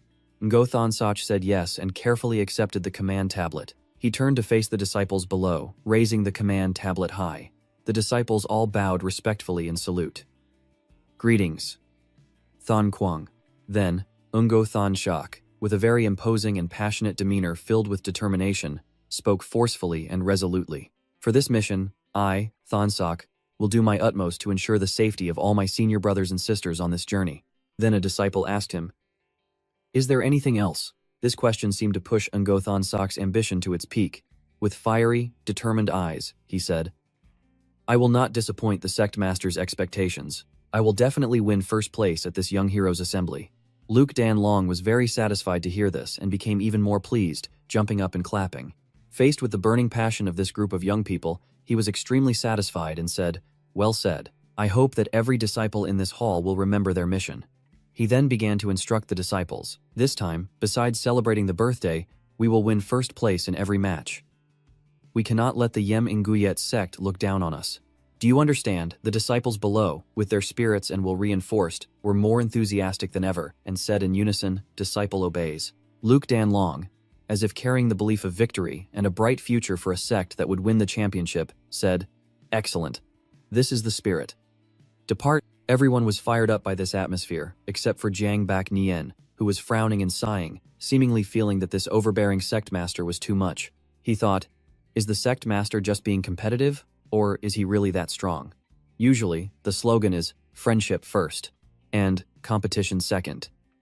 But the sect master probably finds that too hypocritical. If it's called a competition, you should give it your all. As for friendship, we can talk about that after winning. After thinking for a while, he concluded with one sentence. This competition is going to be tough. At the sect gate, everyone was surrounding Thun Yen. Junior sister Deep, be careful. This Tai Van Fong road was intentionally made for training disciples. It's not very smooth, so watch your step. Thun Yen replied gently. Thank you, senior brother Lam. You know so much. Another said, Junior sister Deep. Hurry, come here, walk with me. I did some research before we came. This way is safer. Senior brother Ngim, you're so thoughtful. Bak Nian saw this scene and turned to leave. This person is quite something. It's obvious she's a very dangerous character. It's better to stay away. This made Thu Nian pay more attention to Bak Nian. How dare he pretend like that? He was just clinging to senior brother Cao and seducing senior brother Bang. Yet he still puts on such a pure and innocent act. The senior brothers are so foolish, being deceived by her appearance. Just a moment ago, they were all surrounding me. Tu Cam looked at Bak Nian with a blushing face. I can finally travel with senior brother. Thu Nian followed Tu Cam's gaze and thought, she's looking at him. Although I'm not sure, I feel like this Miss Liu has feelings for this nameless disciple from Lam Tam Hall. Unlike the other disciples, a little test will reveal the truth. Thu Wen walked up to Bak Nian and asked, if I'm not mistaken, you are senior brother Jiang, right? This caused Tu Cam and the surrounding girls to look over. But this was exactly what Thu Wen wanted. I see. How interesting. Bak Nian astutely sensed something unusual when Thu Nian suddenly approached him and smiled brightly. Why is this woman looking for me? I've already stayed so far away. How did I attract her attention? Could it be that I have some kind of harem-seeking obsession? Do I need to gather all the men from Lam Tam Hall to be satisfied? But Thun Wen thought, look at his foolish expression. He must feel flattered and scared to be approached by a beauty like me. Thun Yen coquettishly pretended to fall into Bak Nian's arms. I saw that senior brother couldn't keep up with us, so I came to see if you needed any help. The system presented choices to Bak Nian. Option 1. Catch Diep Hintai. Reward. Van Quan Saint Seal. Mid-grade. Option 2. Support Diep Hintai. Reward. Long Trao Scripture. Swan. Rank high grade. Option 3. Dodge as fast as possible. Reward. +1 to a random basic attribute point. A sect-destroying level woman. Bak Nian chose option 3. Mission completed. Reward. Strength +1. Tu Cam, standing to the side, felt happy inside. Well done, senior brother. Over here, Thu Yen fell down, feeling unwilling. Bak Nian thought, I have to stay away from Thui Keen Hall from now on. These women are really too dangerous. Thank you, senior brother. I'm fine. How interesting. This senior brother Jiang is definitely not an ordinary person. Thun Wen noticed Tu Cam's terrifying gaze on her. It made Thun Wen break out in a cold sweat. Who is that senior sister Lam? It can't be. Senior sister Lam is usually so friendly. I must have seen it wrong. Yes, I must have been mistaken. Thun Wen watched as Tu Cam walked away. That's senior. A senior brother called out to her. Junior sister Diep. It's nothing. Let's go. That was just an illusion. Senior brother Lai, you must work hard. If you make it into the top 3 this time, I'll give you a chance to pursue me. Lam Ni, wait for me to come back. I will definitely get first place this time. Then I'll talk to Le Duong about us. Tung San, while I'm not here, please take care of my sister. If I come back and find a single hair missing from her head, I won't forgive you. Bak Nian stood here watching and thought to himself, damn it, what the hell are you guys doing? Why are you all so fired up? You don't want to go back, do you? Suddenly, a voice called. Bak Nian. Bak Nian turned around. Senior brother Luke, why are you here? Bak Kui walked over and said to Bak Nian, this is your first time representing the sect. As your senior brother, of course I have to see you off. Did you bring the heart-protecting mirror I gave you last time? Yes, I brought it. Although this competition is between reputable sects, it's hard to avoid troublemakers. After you get there, remember to keep a low profile and prioritize your own safety. I have remembered senior brother's teachings. These are 3 wind escape talismans. If you encounter danger, activate them immediately. They can help you escape perilous situations. Bak Nian happily accepted them. Thank you, senior brother. Tu Cam watched the two of them, thinking to herself, senior brother actually showed such a respectful expression. I wonder who that senior brother Luke is. I must ask around after I get back. No, I can't casually approach senior brother and ask about that person. I must be careful and plan this out better. Senior brother has always been aloof, a lone wolf who walks his own path. But today, he was smiling and talking so happily with that senior brother. I'll discuss this later. Bak Kui continued to instruct Bak Nian. All right then, I wish you a victorious start and a triumphant return with the championship. That way, you'll have a place in the sect in the future. Don't worry, senior brother, I will. You should also take care. Bak Kui suddenly stopped. I keep feeling like someone is watching me. Is it an illusion?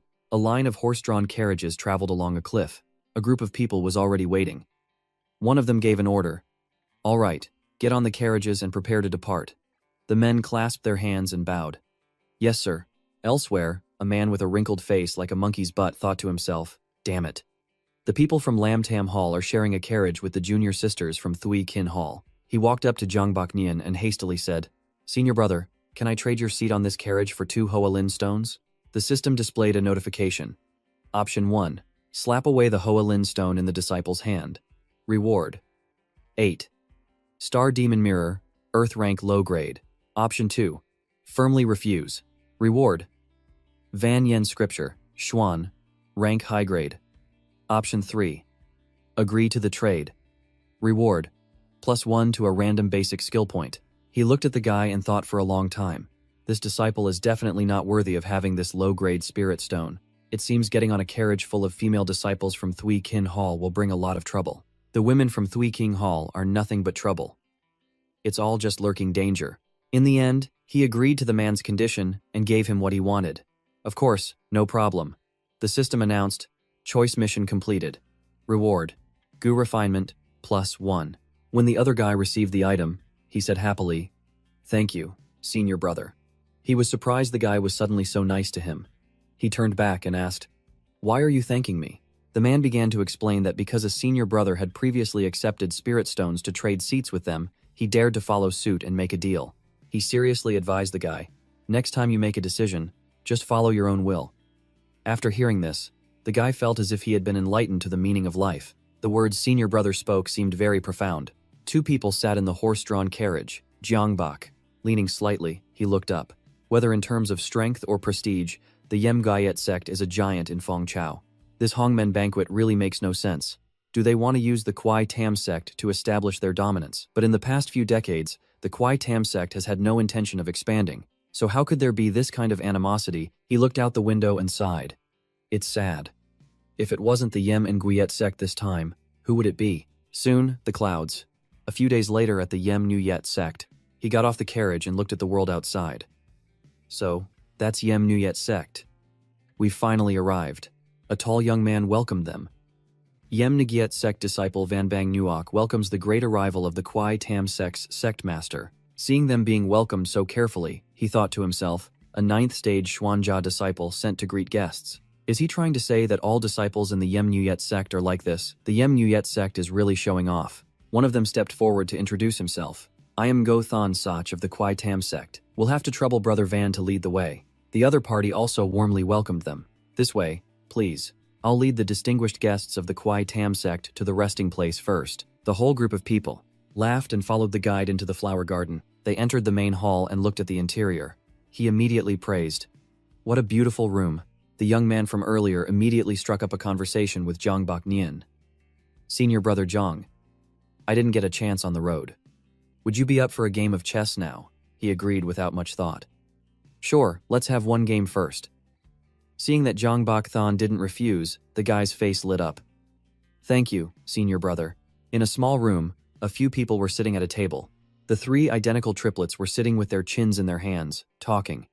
The first girl pouted and said, Senior brother is definitely avoiding us. The second girl complained, we met him so many times on the road. And yet, he didn't react at all. The third girl frowned and said, Sister Tukam, what do you think? We clearly followed the rules of what we should and shouldn't do around senior brother. Lu Tu Cam, seeing the three of them overthinking things, immediately comforted them. Actually, I feel that senior brother isn't intentionally avoiding us. Hearing her say that, the three of them immediately regained their spirits. Why? She then explained. Think about it. If he really wanted to avoid us, it's not that he wouldn't react when he saw us, but that we wouldn't be able to see him at all. The three girls said in unison. That's right. So our approach to being with senior brother is correct, right? Fuang Thu Jiao lowered her head, thinking, but if we continue like this, the result will still be senior brother avoiding us. We still won't be able to talk to him. Lu Tu Cam remained steadfast in her belief. It will happen eventually. There were so many people on the road, we couldn't just go up and greet senior brother. But the right time will come. The triplet sisters also became excited. The first one said, I feel that instead of waiting for an opportunity. The second one chimed in, we should just create our own opportunities. Let's make some plans. The last one also happily agreed. That's a great idea. Let's think together.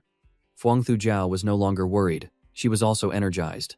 We can definitely succeed. This time, we'll definitely be able to get close to senior brother. Two people sat in the quiet room. The opponent was still thinking about his next move, but a side character doesn't have a system. He immediately conceded. I surrender. Senior brother, your chess skills are even more perfect than the rumors say, he asked. Rumors? The other guy said with a cheerful face. Yes. Many senior brothers in Nam Tom Hall say that even Trin Leduang can't easily beat you. He smiled and said, Trin Leduang is much better than me. I rarely win against him. The other guy looked at the move Bak Nian made, his eyes filled with admiration. Wow, senior brother, you're so good, but you can't even beat Trin Leduang, Zhang Bak Nian said humbly. Of course. Trin Leduang's chess skills are beyond what disciples like us can imagine. He truly admired Zhang Bak Nian more and more, his eyes filled with the same adoration a loyal fan has for their idol. So amazing. I want to reach that level too. Senior brother, can we play one more game? A miraculous light appeared. Than Sak Swan Chi. He told the guy, you should study it for a bit. I have a habit of taking a walk.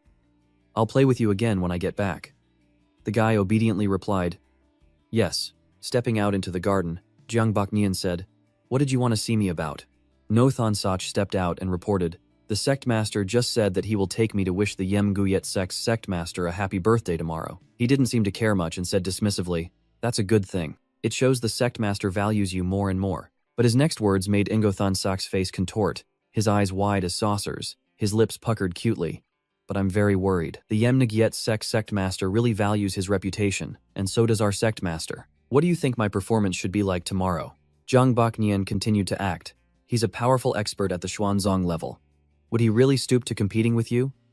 If you want to be arrogant, just be as arrogant as you want. Just show the style of a sect's genius. If you act timid, it will only displease the sect master. Who would have thought that someone would believe his act? Senior brother is right. He instructed Nu Than Sak. Tomorrow when you go, pay attention to the high-ranking members of the other sects who are present. Report back to me when you return. The next day, he clasped his hands in thanks. Yes. He looked up with a dazed expression and asked, what should I pay attention to? Jiang Baknian said seriously. You just need to remember every word, gesture, and action of theirs. Come back and tell me. Ngothon Sach immediately agreed. Yes. He watched Ngothon Sach leave and continued his headache-inducing thoughts. The disciples of the other invited sects must be here too. I'll take a walk around and see. The system notified him again, presenting choices. Option 1. Go into the West Alley. Reward. Giet Lan Fan, Xuan, rank low grade. Option 2.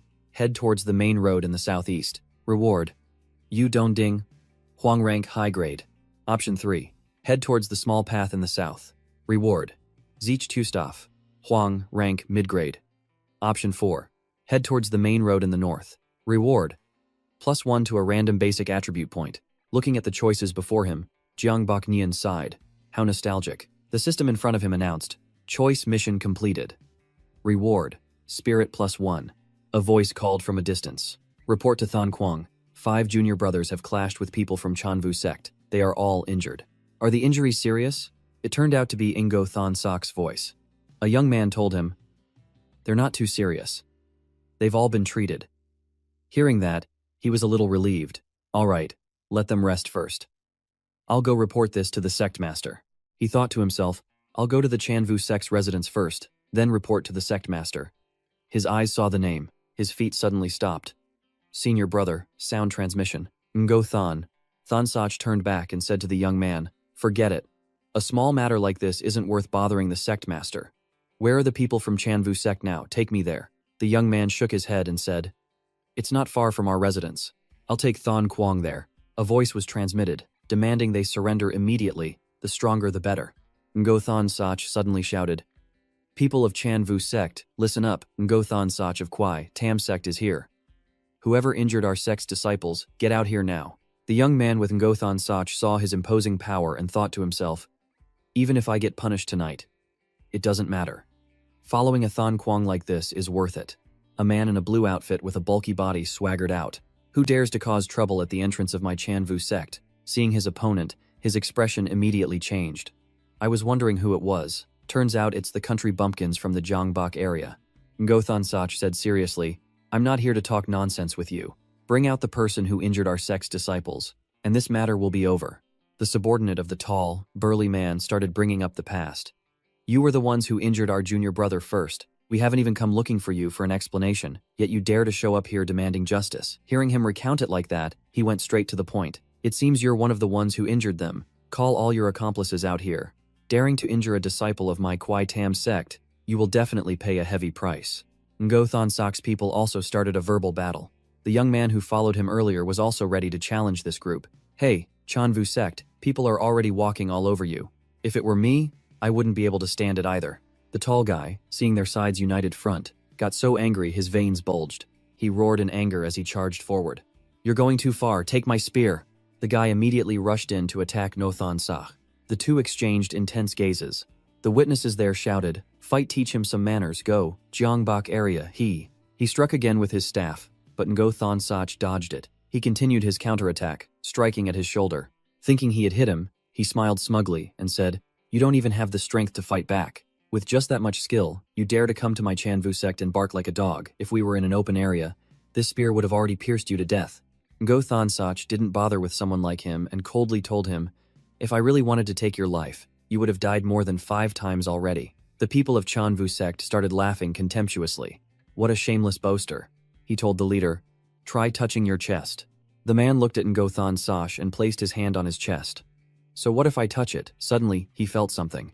A red character appeared on his chest. Defying the laws of physics, his shirt instinctively tore into pieces. Ngo Than Sach's eyes darkened as he explained to the fool. Each brushstroke represents a chance I had to stab you in the chest. There are 5 strokes in total. You can try and see if that's true. The guy, covered in sweat, thought. So he drew his sword so fast I couldn't even see it. What is this cultivation level? Could it be that he has broken through to Swan Master? Ngo Than Sach was extremely pleased, thinking to himself, this move senior brother taught me works 10 times out of 10. It's highly intimidating. Yet the arrogant guy from before didn't try to make excuses. He even obediently said, thank you, brother Ngo, for showing mercy. But as a senior brother, I can't just watch you take away a disciple from my sect. An old man from their Chanvu sect stepped out. Who is causing trouble at the entrance of my Chanvu sect? Seeing the old man come out, the group of them clasped their hands respectfully. Greetings, Elder 2. Ngo Than Sach bowed seriously. Junior Ngothon Sach pays respects to Elder 2 of Chanvu sect. Seeing this, the old man acted as if no one else mattered, and arrogantly said, "Logically, I shouldn't interfere in the affairs of you juniors. But you fought your way to our doorstep. In front of so many people, you want to take away a disciple of my Chanvu sect. Are you trying to bully my Chanvu sect? Thinking we have no one." Jiang Baknian, hiding in the bushes, transmitted to Ngothon Sach, "Don't get entangled. Leave this place quickly and report back to the sect master." Ngothon Sach did as he was told.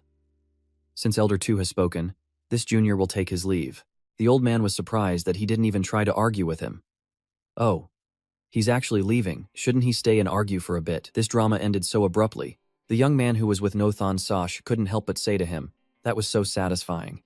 Senior brother Ngo, those disciples from Chanvu sect were all scared stiff by you just now.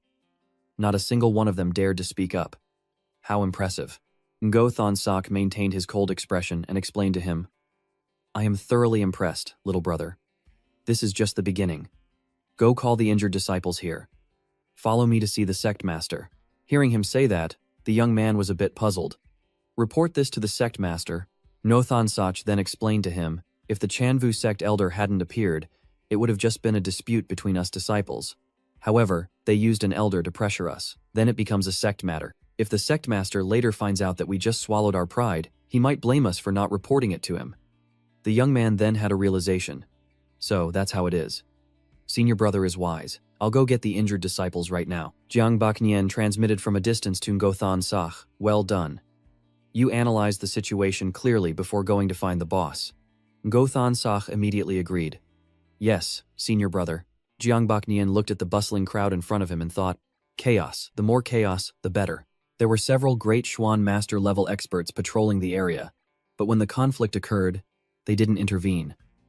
They stood aside, awaiting orders. As long as no one died, they probably wouldn't get involved. The killing intent radiating from him grew even more terrifying. He sipped the tea in his hand and thought, in that case, the Yem Gayet sect's intention is obvious. He loves to see the disciples of other sects clash with each other, and the more chaotic, the better. As long as it's a big deal, it will reach the sect masters, and the sect masters won't find it convenient to act on his territory. As a result, these sect masters will preside over justice. The more sect masters come to him for justice, the more it solidifies his position as the #1 sect in Fengchao. It also wouldn't be a waste of his effort to invite all the major and minor sects in Fengchao to this conference. That's why I let Thon Sok charge straight to their door. 1. It helps him build prestige among the disciples. 2. With this style of handling things, the boss will definitely be very pleased with him. At this moment, he stretched and yawned. Although this is all just speculation for now, the system didn't present any choices, so it shouldn't be a big problem. 1 stone, 3 birds. Why not do it? Then he stepped back into the room from earlier. As expected, it feels best to be behind the curtain. The hidden final boss suits me best. Night had fallen, yet Jiang Baknian was still sitting in the hall, thinking. A girl stood in a corner, secretly observing him like a pervert. Jiang Baknian avoided her before. It must be because he feels insecure, unworthy of me. This time, I'll use a different method to tease this shy, insecure senior brother. Lutu Cam, just you watch. Without any hesitation, she gathered her courage and walked over to start a conversation with Jiang Baknian. Senior brother Jiang, would it be a bother if I sat here? The system immediately appeared in front of him and announced, Option 1, invite her to sit. Reward, 2 Van Saint staff, Xuan, rank mid-grade. Option 2, of course it's not a bother. Reward, Doc Long by scripture, Xuan rank low grade. Option 3, not a bother. After saying that, immediately run out of the main hall. Reward, +1 to a random basic attribute point. Jiang Baknian didn't even need to think. He immediately chose option 3, not a bother. Seeing that he didn't refuse, her face bloomed like a flower. As expected, gentleness is the best way to attack. She sat down gently and asked shyly, Senior brother Jiang, why is it that one? Before she could even finish her sentence, Jiang Baknian had vanished in an instant. Senior brother Jiang, where did you go me? Jiang Baknian seemed to use a teleportation scroll and immediately fled the scene. Meanwhile, Nam Thu Nguyen was still immersed in the world she had created for herself. It seems this senior brother Jiang is really insecure. I'll have to approach him more carefully in the future. After some time, after his escape, he finally stopped. The system announced, Choice mission completed. Reward, Agility +1. He panted heavily, not understanding why he had run into such a troublesome person. The system continued to announce, Option 1. Walk past. Reward. Thien Pham Long Seal, Earth Rank Low Grade. Option 2. Proactively approach and greet Nam Thu Nyen. Reward. Toi Tom Staff, Xuan, Rank Mid-Grade. Option 3. Immediately leave in the opposite direction. Reward. +1 to a random basic skill point. Only then did he realize Thi Phuong Lan's earlier warning. So this was the dangerous woman Thi Phuong Lan had mentioned before. He immediately chose the above option. The system announced, choice mission completed. Reward. Array formation +1. Jang Bak Nien hid behind a wall, secretly observing the girl. Nam Thursday. What kind of status does that woman have? The song Thi Phuong Lan introduced to me earlier, or led to consecutive choice missions of Xuan rank or higher. But why would I be in danger if I just walked past her? Does she know me? Impossible. I've never spoken to her before. I don't know where this danger is coming from. How strange. Elsewhere, Ngothan Sach led a group of people into the estate. Luke Danlong sat sternly on his chair and asked the other party, what happened? Ngothan Sach respectfully reported. Reporting to the sect master, this morning, Din Thua Tuyen's group clashed with disciples from Chanvu sect. The reason was, not knowing what had happened, Luke Danlong only asked one question. Did we win? Seeing the sect master react exactly as Jang Bak Nien predicted, Ngothan Sak praised him internally. Senior brother was right. The sect master is very concerned about this. He answered seriously, it was a draw. Both sides were heavily injured. Afterward, I went to the entrance of Chanvu sect to demand justice. I defeated their senior brother.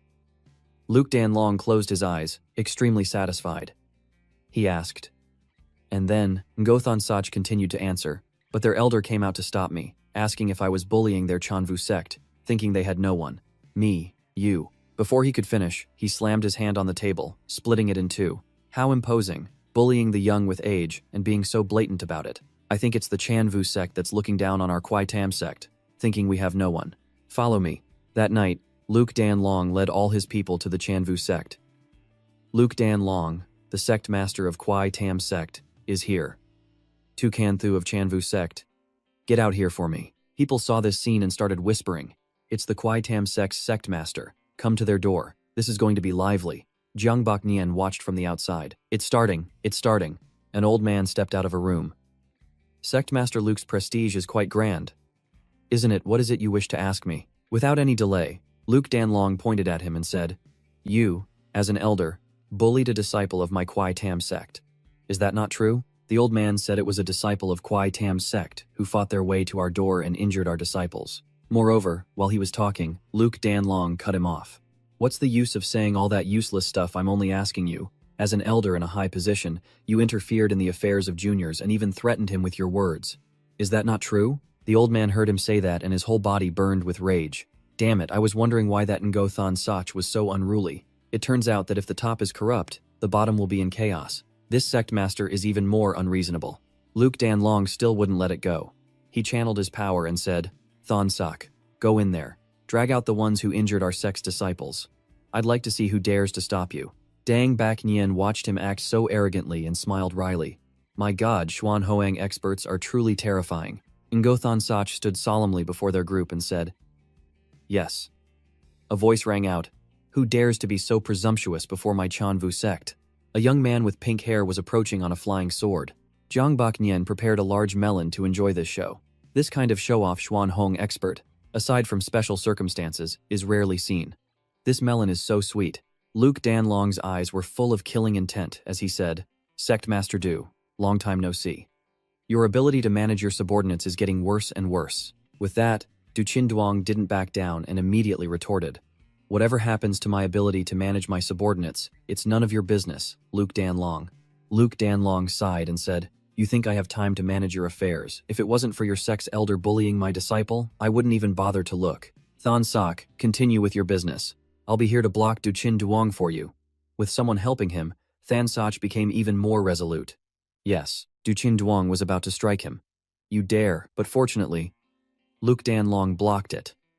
What is there not to dare? He was so angry he coughed up blood. Are you looking to die? Luke Danlong was ready for a fight. Then we'll have to see if you have the ability. The sky began to tremble, and the entire country was thrown into chaos. The crowd gossiped.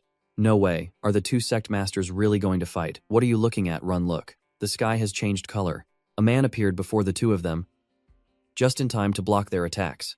both of them said in unison. Sect Master Quan. He began to question the two of them. Could it be because I was not thoughtful enough, which made the two sect masters unhappy? Now you're angry. Both of them said in unison. Sect Master Quan is too kind. It's just a small conflict. He turned his head to the two of them and said, if it's just a small conflict, then let's sit down and talk for a while. Let's go. I've just opened a jug of good wine. My two virtuous brothers, come have a drink with me. Jiang Baknian observed from the side. As expected. Would two sect masters really fight in front of so many people? Of course not. They just need to release their Xuan Qi, and Sect Master Quan will arrive immediately. Even if they can't fight, they can't lose in terms of momentum. Just pretend it's over. However, no options have appeared so far. It seems the problem with the Yem Nguyen sect can be temporarily set aside. I should move to another place to investigate the situation. Ngo Thon Sash was standing with Jiang Bak Nien on the peak. In the distance were rolling mountains and a setting sun, painting the entire sky purple. Ngo Thon Sash slowly said to Jiang Bak Nien. After the meal, the owner of Vohan Tri told the sect master. He described the scene of Luke Dan Long bowing in salute. Cravingly, he said, Sect Master Luke, I have a little daughter who is 16 this year. I see that the disciple next to you has a dignified appearance, full of heroic spirit. At such a young age, he has already entered the Swan Master realm. His future is limitless. If he doesn't have a betrothed yet, I would like to let him and my little daughter meet. What do you think? Immediately, Ngo Thon Sach stood on the opposite side, pretending to be the owner of Vohan Tre, and enthusiastically replied, This matter is not urgent, not urgent. Jiang Bak Nien witnessed Ngo Thon Sach's story and praised him. Not bad.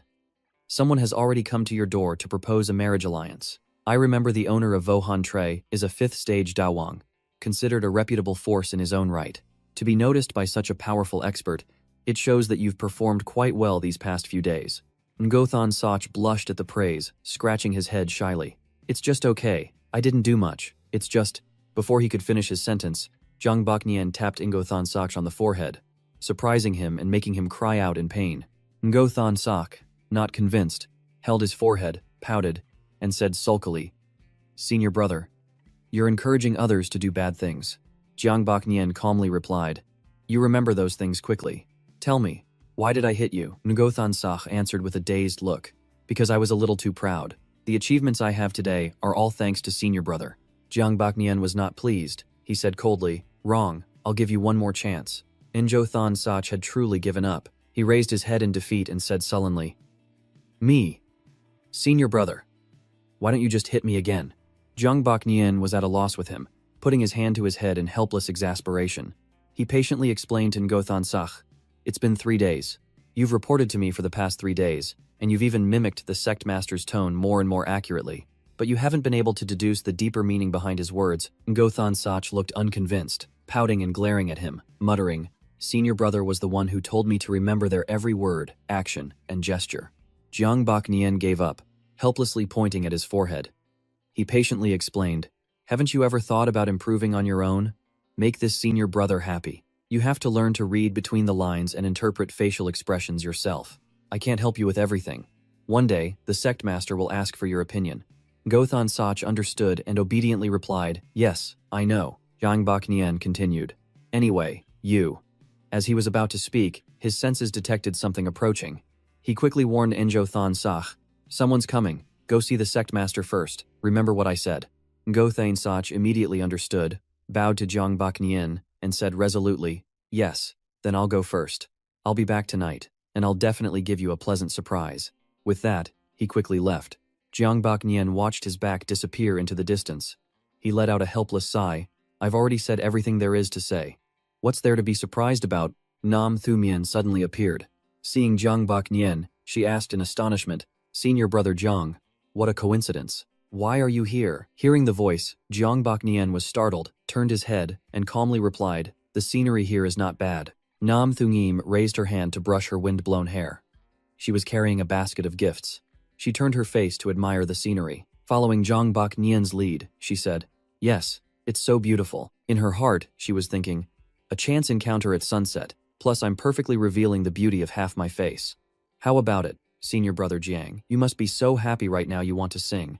Contrary to her thoughts, Jiang Bak Nien coldly turned to leave, not forgetting to look back and say, Junior sister, enjoy the view. I'll be leaving first. Nam Thu Nien was stunned. her face a mask of utter confusion. She hurriedly stopped him. "Senior brother, wait a moment. Actually, I've discovered a lot of delicious food at the Yem Nguyen sect these past few days. So I deliberately went to the kitchen to ask for their secrets. In the end, the chef taught me a few private dishes directly." With that, she opened the lid of the basket in her hand.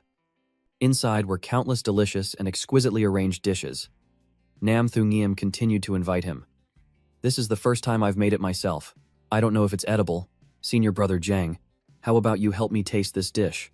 At this moment, the system screen displayed again. Option 1. Agree to try the dish. Reward. Van Truong Fong. Earth rank low grade. Option 2. Pretend you've already eaten and turn to leave. Jiang Baknian pondered the choice. Then he decisively turned and walked away, leaving a confused Nam Thu Ngien standing there.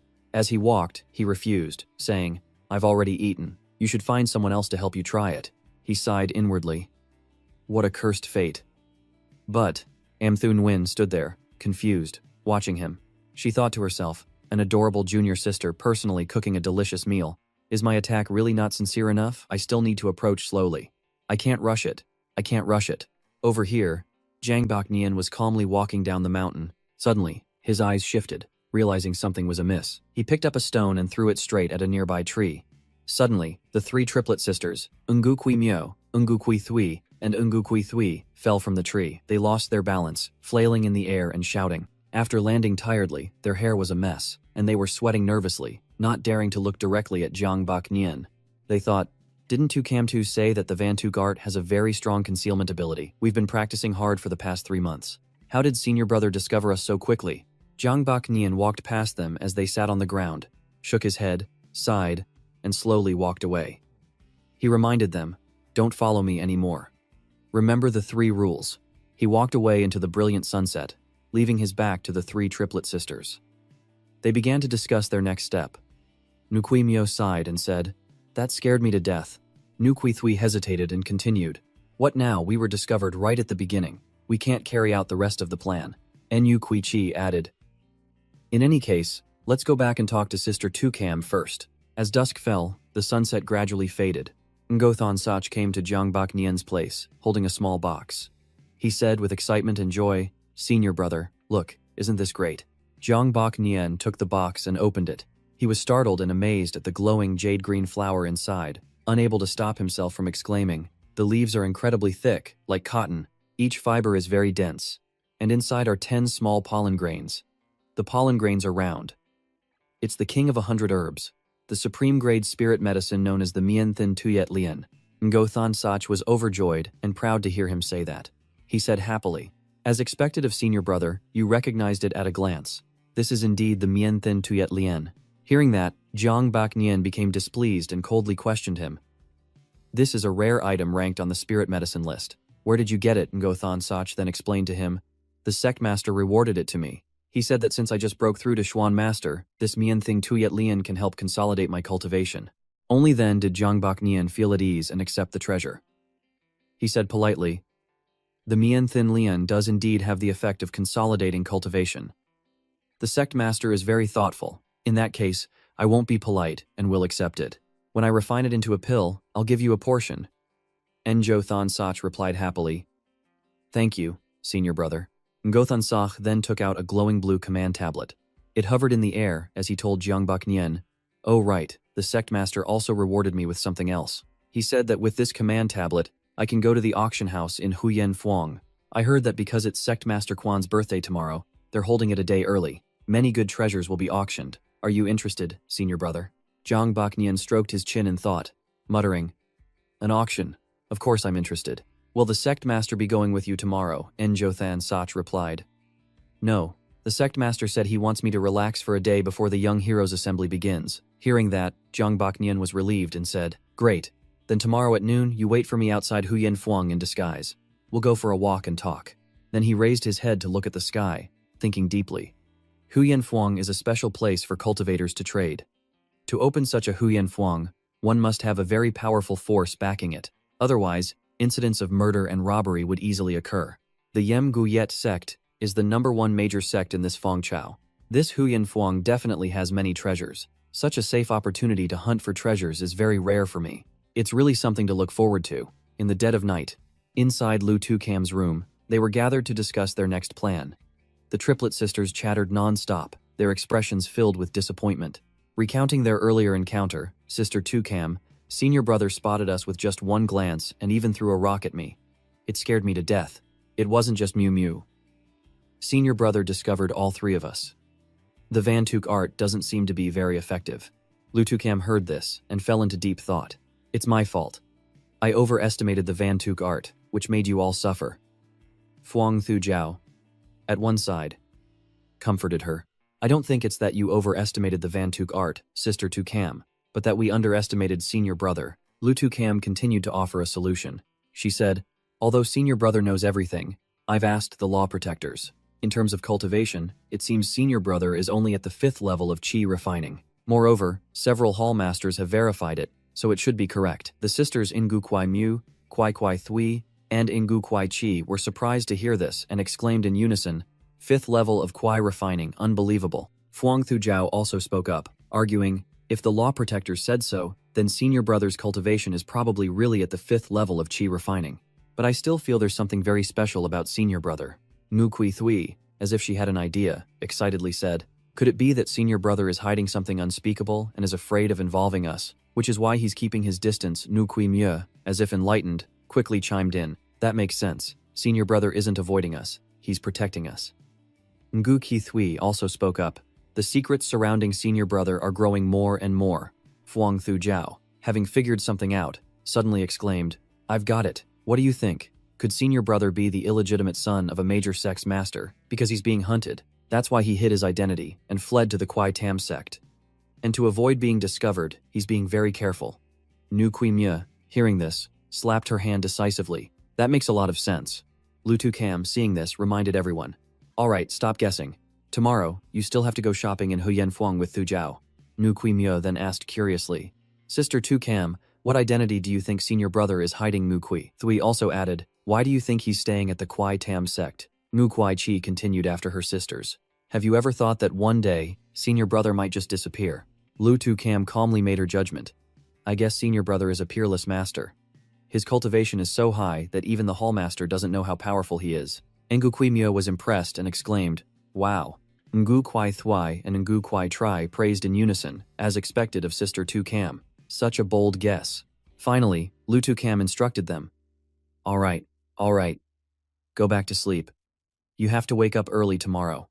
The three triplet sisters replied in unison. Yes. The next morning at Huyen Fuang, the white flowers were in full bloom. The ancient streets picturesque and dreamy. Bak Nien and Ngothan Sach were walking down the street in disguise. They wore masks, straw hats, and simple commoner's clothes. Zhang Bak Nien thought to himself, the number one sect is indeed the number one sect. Everything they do is bigger than others. Suddenly, his keen senses detected something. He judged, there's something good. The two of them went to a house that looked old and a bit rundown, with a very simple sign. Stepping inside, Jiang Bak Nien saw a lush pot of plants with yellow-tipped leaves and a green body, shining brightly. He had identified his target, thinking to himself, there it is, Huyen Duang Tian Tao. This thing has very strong absorption properties and can dissolve the medicinal properties of many different herbs together. It's an extremely rare auxiliary herb. On the other side of the shop, a customer was playing a game with the shopkeeper. The shopkeeper said, just pick out the real Hoi He pill from the 50 pills over there. The customer handed the shopkeeper some money and said, let me try once. He then turned and pointed to one of the countless pills displayed on a table not far away, saying, this one. The shopkeeper just indifferently replied, wrong. The customer turned away disappointed. Jiang Bak Nien walked up to the shopkeeper and said, I'll try once. The shopkeeper arrogantly didn't answer, just closed his eyes and gestured with his hand, inviting him. Jiang Bak Nien pointed to a blue pill not far from him and said decisively, this one is real. The shopkeeper, who had been acting indifferent and disdainful, was in the middle of replying but was cut short. He jerked his head around, recognized the real pill, and exclaimed in praise, well done, you're right, it's this one. The surrounding crowd started to gather and gossip.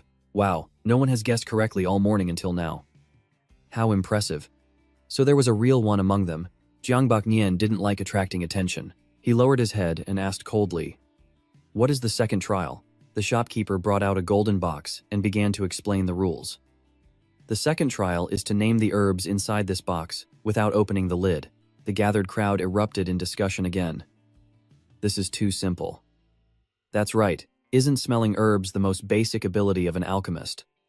Isn't this just a giveaway? Another person, feeling it was unfair, spoke up. What's all the noise about? Didn't you all say earlier that distinguishing real and fake pills is also the most basic ability of an alchemist? So what happened? By noon, not a single one of you could tell the difference. The people who were just scoffing and pointing fell silent, not daring to say another word. The shopkeeper continued. Please begin. Zhangbak Nian was about to answer. The herbs here include. Suddenly, the shopkeeper cut him off, announcing, wait a moment. Brother, please write it on this piece of paper. He thought to himself. The herbs in this bronze box all complement each other. When placed together, they create hundreds of variations. Even a third-grade pharmacist might not be able to answer. This is to make these people realize the difficulty and back off, to not cause trouble. Zhangbak Nian just calmly replied, all right. He then picked up a brush and wrote swiftly. After finishing, he handed the paper to the shopkeeper. After reading it, the man's eyes widened in shock. He stammered, "See. Correct." The crowd from before started talking again. He passed the second trial. This person has some skill. I told you guessing the herbs was simple. Ngo Than Sach, on the side, was furious. He looked indignant, angry in his heart. How dare they doubt senior brother? Before he could do anything, the shopkeeper spoke up to explain. If it's so simple, you should try it. You couldn't even pass the first trial, yet you're here boasting. Do you really think the second trial is simpler than the first? Then the person who created this challenge must be even dumber than you. The crowd was speechless and couldn't retort. They could only quietly turn away. The shopkeeper was thinking worriedly. This bunch is blind. This person doesn't just have some skill. He's extremely skilled. It can't be that an elder from some sect has come here to cause trouble, right? With that thought, the shopkeeper made an offer. This third trial will be very difficult. If you give up this challenge, you will receive a third-grade pill. Do you wish to continue the challenge? Zhangbak Nian scoffed internally. Impressive. Did someone in the Alchemist Association watch a variety show? It's just one trick after another. He was sure of his decision and said confidently, I choose to continue the trial. He felt at ease. Since no choice appeared, there shouldn't be a problem. The shopkeeper told him, all right, but the third trial requires some preparation. Please wait a moment. He replied, all right, I'll wait. With that, he quickly went inside, while the people behind him chattered non-stop. Brother, you're amazing. Could you spare some time later to give me some guidance? I will offer a grand gift. May I ask which sex master you are? What are you asking? The man is already wearing a mask and not revealing his rank, which clearly means he doesn't want to say. Zhangbak Nian turned around and smiled. Thank you all for your admiration. If you really have a problem, it would be better to ask someone in the association. Over here, the man was startled when he heard the report. He passed 2 trials. The shopkeeper replied, yes. Vice President, do you think he's here to cause trouble? The man stroked his beard. This is the Yemguayet sect. Who would dare to cause trouble? It's probably just some disciple with exceptional talent. After all the powerful sects in Fengchao have come here this time. It's not strange for 1 or 2 prodigies to appear, but I didn't expect to attract a newcomer here. Let him continue the trial. He replied, yes, sir. He then returned and said to Zhangbak Nian, sorry for the wait. Let's begin the third trial. People looked at the preparations and were amazed. The difficulty of the third trial is too high. I think you guys don't want to lose the Huyen Duang Tian Thao. That's right. Give us back our spirit stones. Refine all the ingredients in this cauldron. He frowned and said, did I force you to come here to take the trial, or did you come here to cause trouble? Zhangbak Nian asked, start the furnace right here. He replied, yes, start the furnace here. Looking at the cauldron before him, he thought, because the herbs will affect each other. Refining so many herbs requires the alchemist to have extremely precise control. However, these are just basic operations. After a moment of thought, he began to refine. Over here, Tucam's group was very happy and excited. The 3 Kwai Thwai sisters were excited. Sister Tucam, over here, over here. This place looks so lively. Thu Jiao looked around. The pills senior brother casually gave me are all very powerful. Alchemy must be one of senior brother's favorite things. Why don't I go into this alchemist association for a walk? Maybe I can buy a cauldron. As she said this, she looked at the shop in front of her. Lu Tucam immediately agreed. All right, let's go inside and take a look. The 3 sisters enthusiastically shouted, let's go. Stepping inside, everyone was surprised. It's so lively. So many people in here. I wonder what they're doing. It seems like someone is refining medicine. Kwai Thui immediately squeezed into the crowd. Excuse me, can you make some room? Everyone was immediately surprised. It turned out the person in front of them was Zhangbak Nian. Everyone was immediately surprised. It turned out the person in front of them was Jiang Baknian. They immediately looked at each other with understanding. Even with a mask, this is definitely senior brother. Kui Mu asked a person next to her. Hello. May I ask what's going on here? The man replied.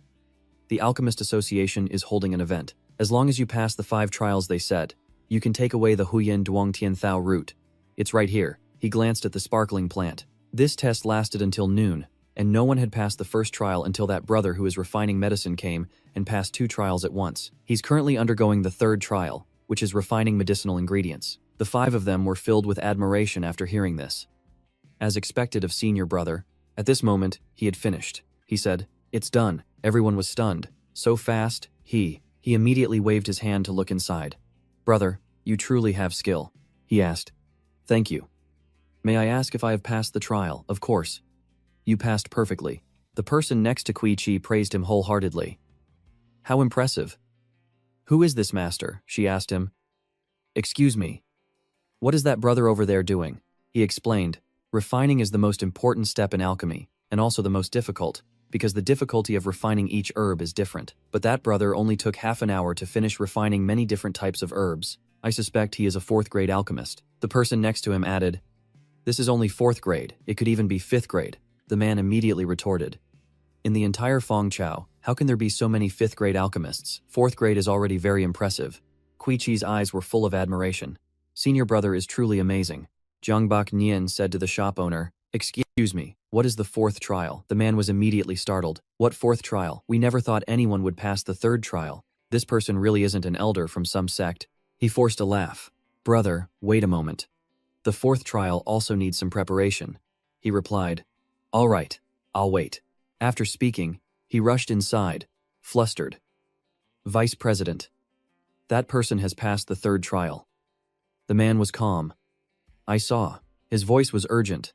"I see he's very polite, not like he's here to cause trouble. Could it be that he's an elder from some sect here to join in the fun?" The man shook his head. "Doesn't seem like it.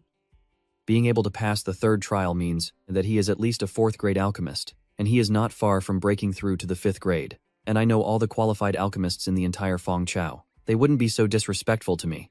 Hearing this, he was horrified.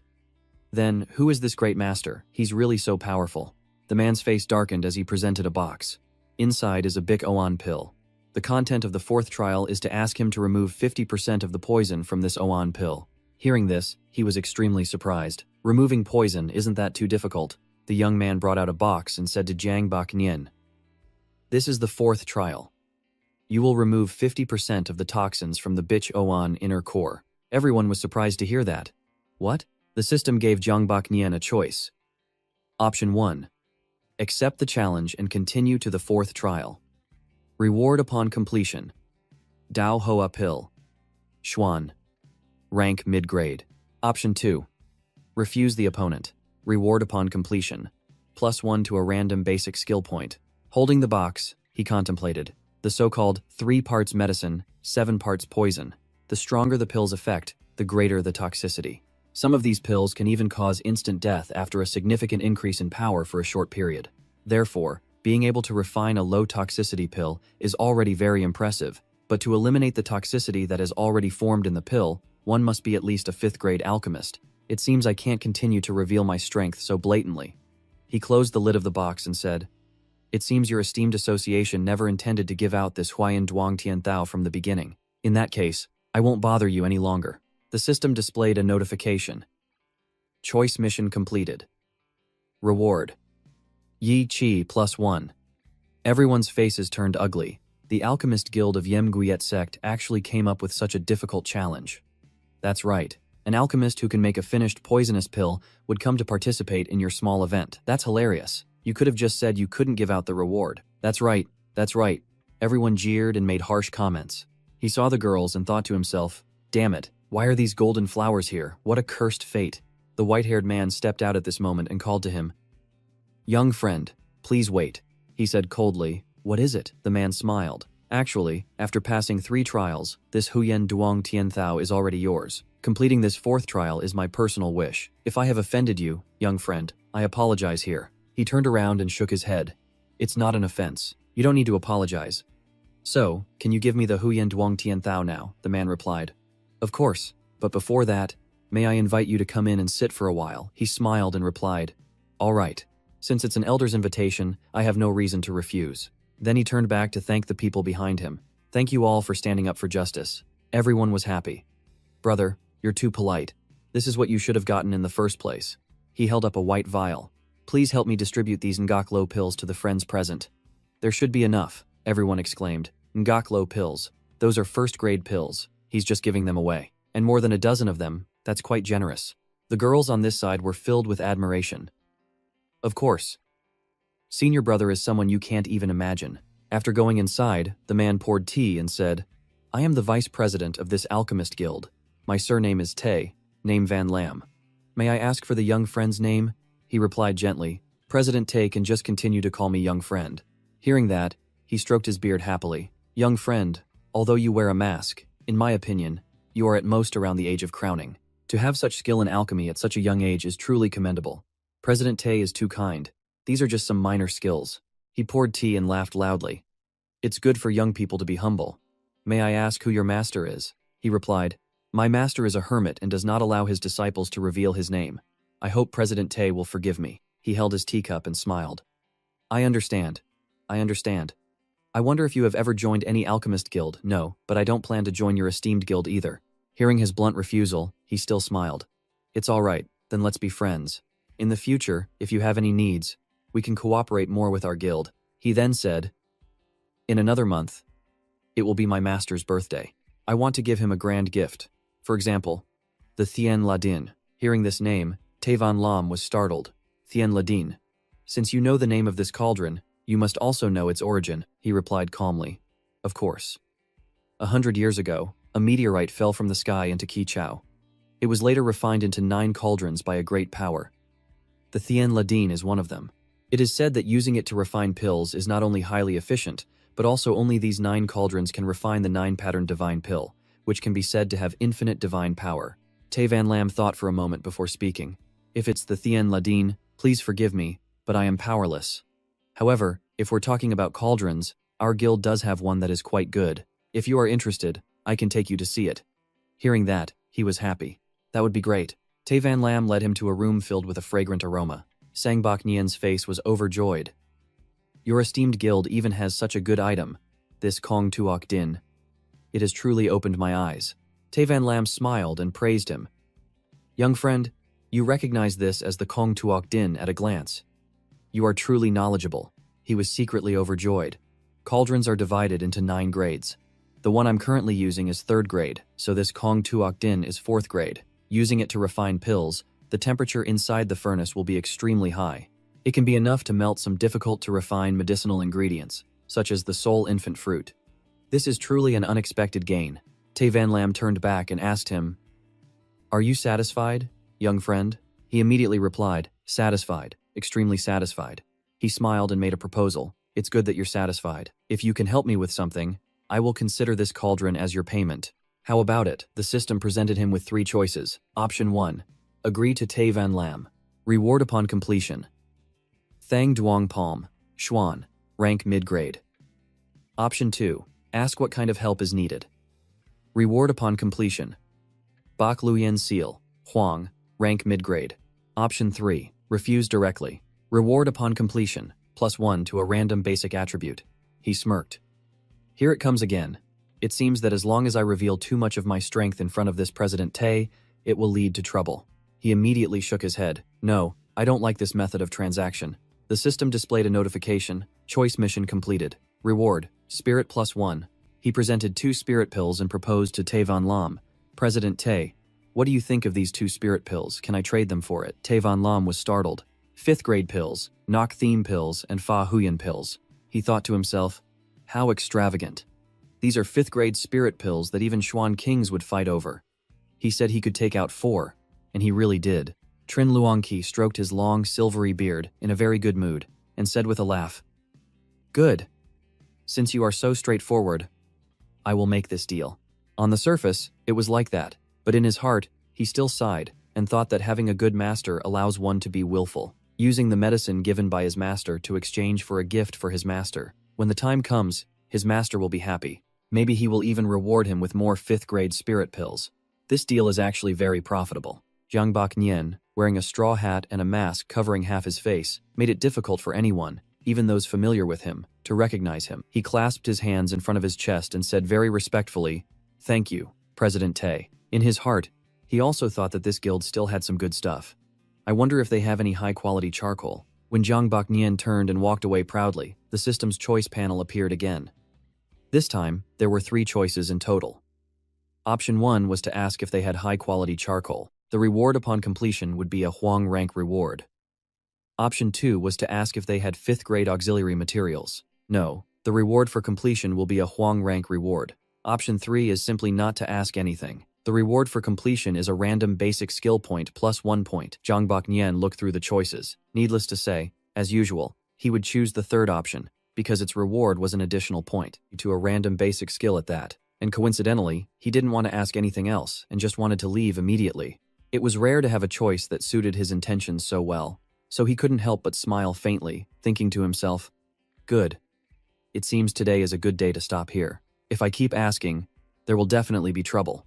Time passed quickly, and soon the clear blue sky turned into the warm colors of dusk. Jiang Bak Nian walked leisurely on the road, crying.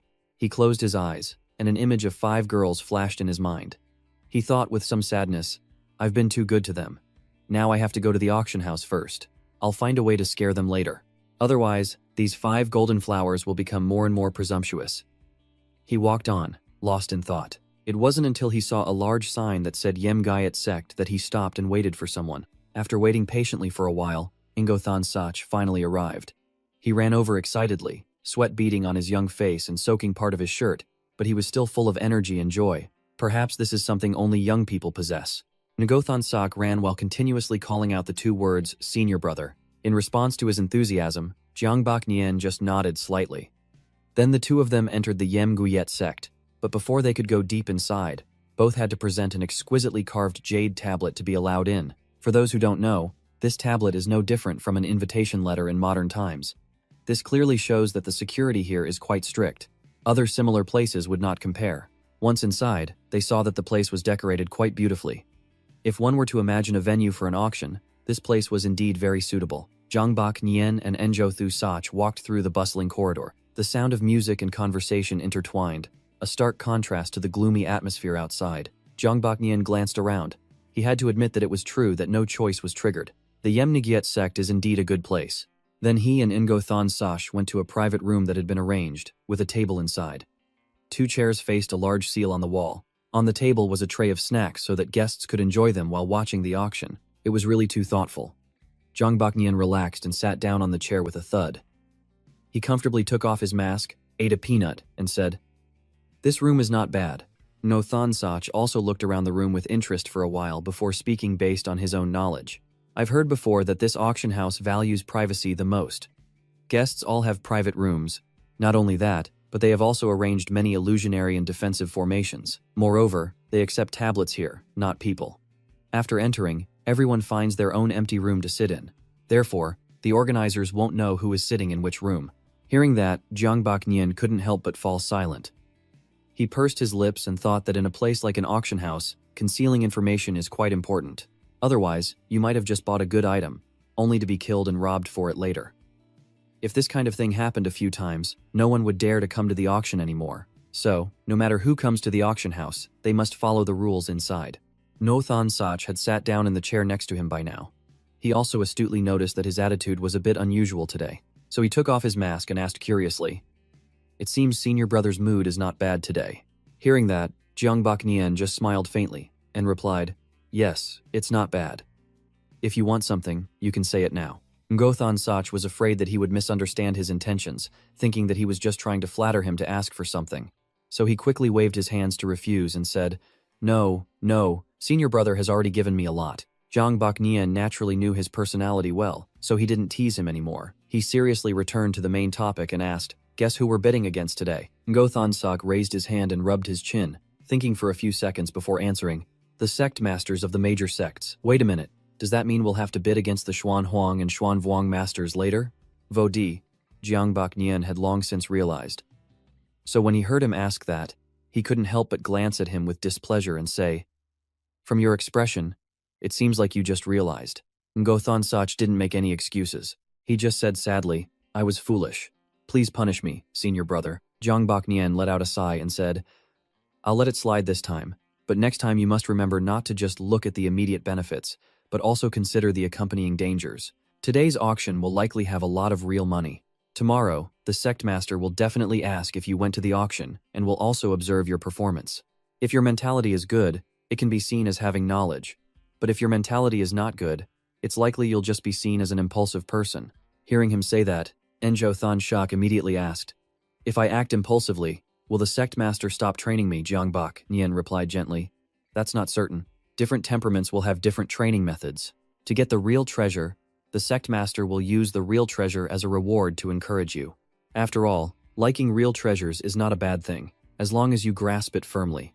Ngothan Sach raised his hand to touch his chin again, his voice hesitant as he asked, So what do you think, senior brother? How should I answer when the sect master asks me tomorrow? Jiang Baknian didn't answer but asked back, How do I usually teach you? Ngothan Sach thought for a moment before slapping himself on the head. I remembered and shouted out a strange sentence. Follow your heart. Jiang Baknian smiled with satisfaction and said 2 words. That's right. With that, he stood up and approached the large seal on the wall. He stared at it intently and thought to himself, The spring equinox is the 3rd, 9th, and 6th. The yang escapes movement. The winter solstice resides in the Can hexagram, number 3, corresponding to the 7th Bing, water, and the Thean true star. How clever. At this thought, he turned his head and said to Ngothan Sach, Than Sach, come and see what kind of formation this is. Ngothan Sach was startled by him. Although he was still very nervous, he quickly regained his composure, stood up gently, and approached the seal on the wall. He observed it for a moment and said, The auction house I went to before had a Thean Yan formation on a different board. You could see outside through one board.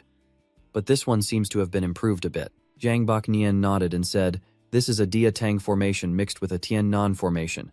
Not only can you see outside, but you can also conceal your aura, making it difficult for others to sense you. And Enjo Than Sach, the 2 of them just stood there staring at it until it gradually transformed. The patterns on the seal blurred and swirled, looking very much like a magical vortex. Seeing this transformation, Ngothan Sach couldn't help but exclaim in amazement, Senior brother, the Tianyan formation in here is indeed much more sophisticated than in other auction houses. As for Jiang Baknian, he wasn't surprised at all. He said indifferently, The things of the number 1 sect are naturally not something that the common riffraff outside can compare to. Go back to your seat.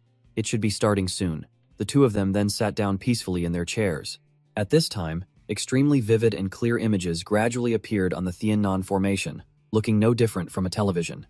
A few minutes later, a beautiful girl with long, straight hair, her face elaborately and heavily made up, wearing a stylized pink outfit, appeared before the viewers.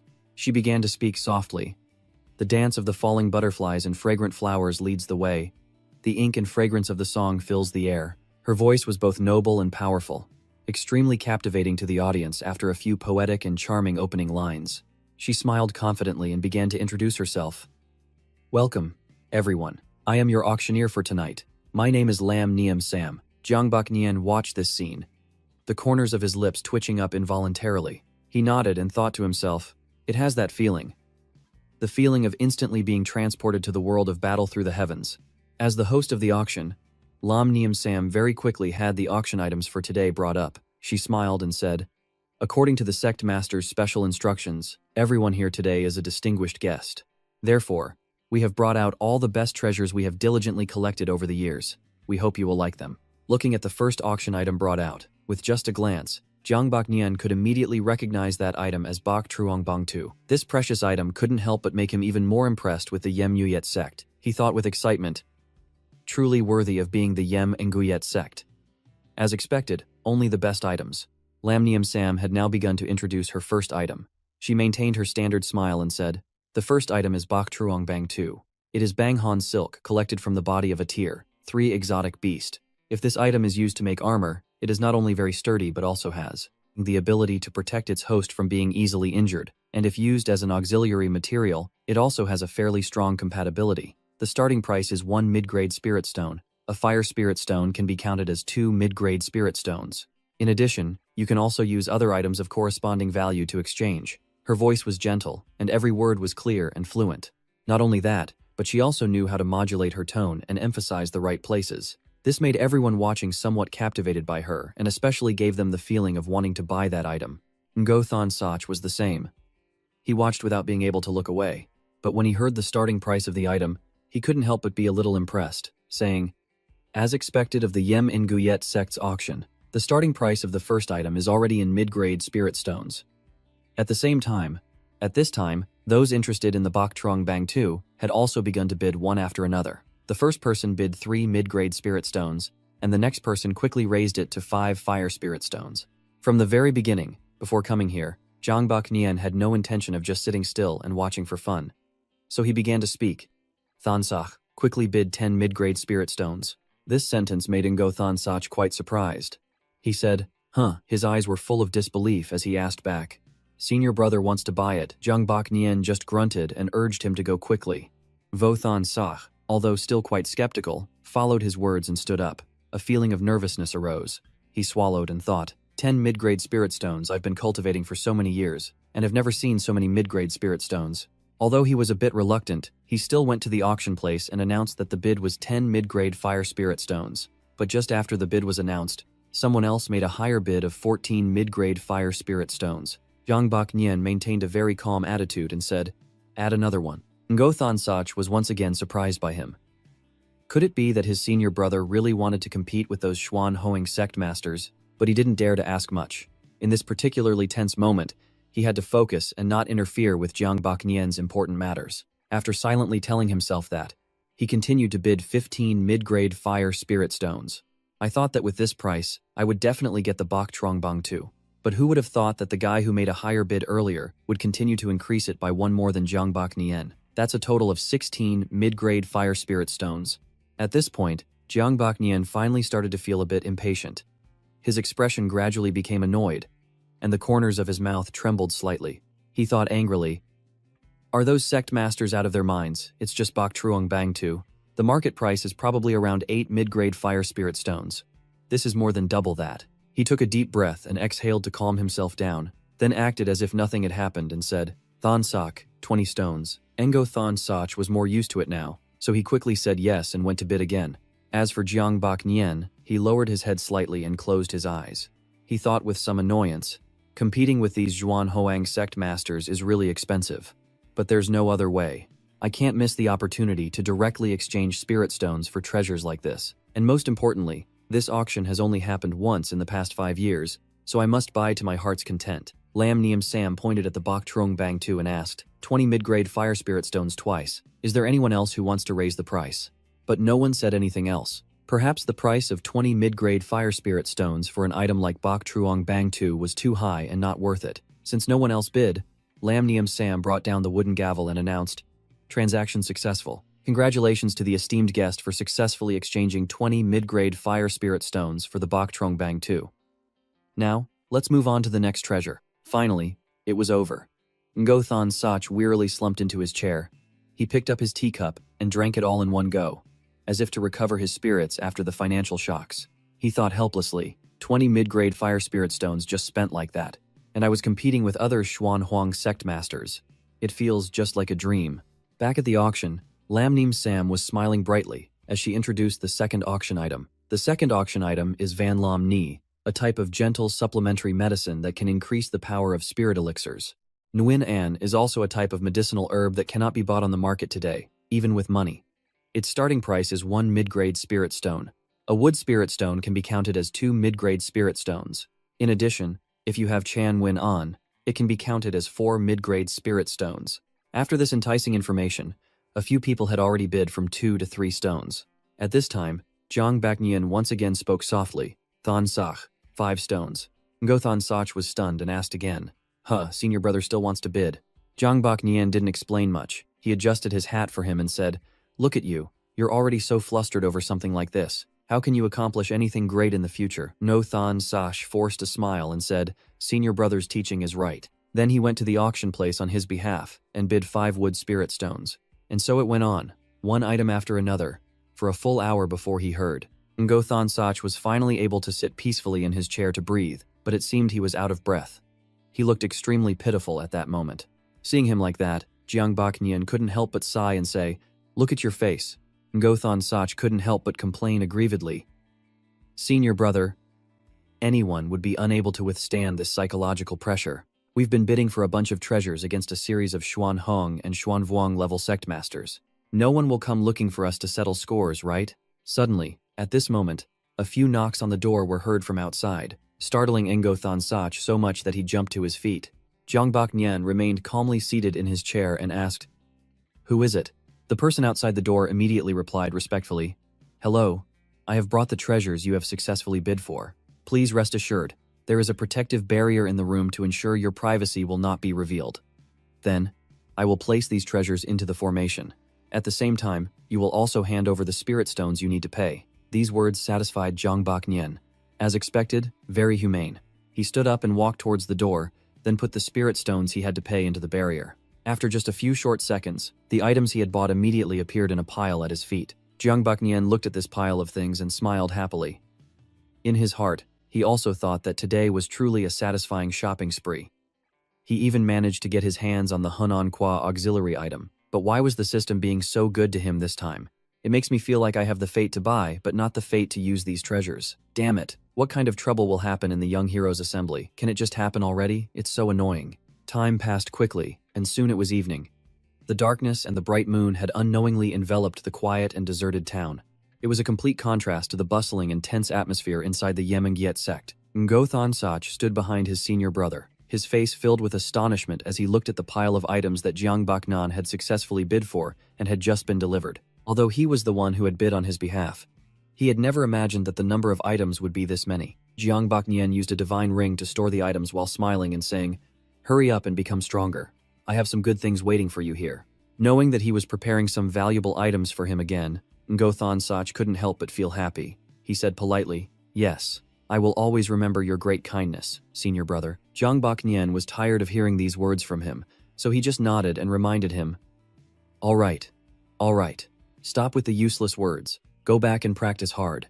Strive to break through to Xuan Vuong. Besides, I've already set these words for him. Ngothon Sach was stunned by the 4 words break through to Xuan Vuong.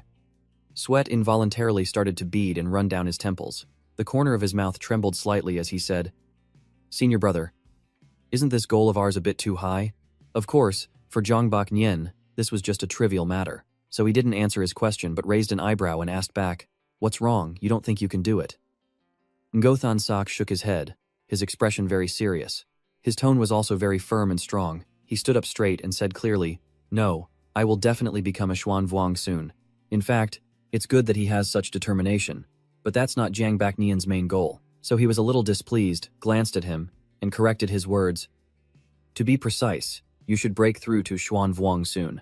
Xuan Vuong is just a stage. From what you said, it seems like becoming a Xuan Vuong is already very impressive." These words made Ngothon Sach think in horror. Is Xuan Vuong not impressive enough? How many Xuan Vuongs are there in the entire Fong Chao? Many people are stuck in Xuan Su for their entire lives and can never break through to Xuan Lin, let alone Xuan Vuong. It's truly the dream realm of so many people.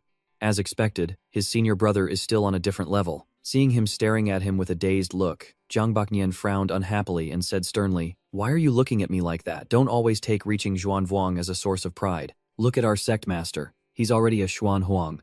Is he arrogant? Isn't he still striving to reach Xuanzong? In the world of those who have truly grasped the path of cultivation, Xuan Vuong is just a very small thing. Do you understand?" And Ngothon Sach didn't dare to refute any of his words because it was just as he said. He needed to have a higher goal to hope to increase his strength, as well as his status in the world. After thinking it through, he nodded and said, "I have remembered it clearly." With that, he stood there looking at Zhongbok Nian and gradually became lost in his own thoughts. Senior brother is really different from everyone else in the Kwai Tam sect. Whether it's the master, the hall master, or even the sect master, they all say I'm already very good, so I should just cultivate slowly and not rush things. But senior brother is the opposite. He always complains that I'm leveling up too slowly. At this thought, he gently sat down on the chair, his sparkling eyes full of hope directed at him, thinking with some sadness, but who in this entire Jiangbak region is faster than me? Sometimes I really hope that senior brother can praise me once. Just once is enough. Although he knew very well that Zhongbok Nian's tough love teaching method was very effective, especially for a child who had been spoiled since birth like him, it was precisely because of this that he longed for his affection even more. Jiang Baknian was unable to maintain his focus due to his sparkling gaze. He let out a sigh and said coolly, "Are you thinking that your leveling speed is already the highest in this Jongbok region? And yet why am I still talking to you like this?" Enjothan Sach was unexpectedly hit right in the heart by him. He couldn't help but be startled and said in surprise, "Senior brother, you really know how to read minds." Jiang Baknian directed his sharp eyes at him. His voice was both cold and a little teasing. "That's right. So from now on, you should be careful when you badmouth me in your heart." Hearing that, Ngothan Sach became flustered and waved his hands, explaining, "I would never dare. I have always had the utmost respect for you in my heart." Seeing that he was so scared that his face turned pale, Jiang Baknian burst out laughing and said, "It was just a little joke, don't be so tense." He was really scared. Ngothan Sach didn't want to experience that moment when his heart was about to jump out of his chest again. He forced a smile and said, Senior brother, can you please stop reading my mind from now on?" Jiang Baknian just grunted and asked, "Do you have any secrets?"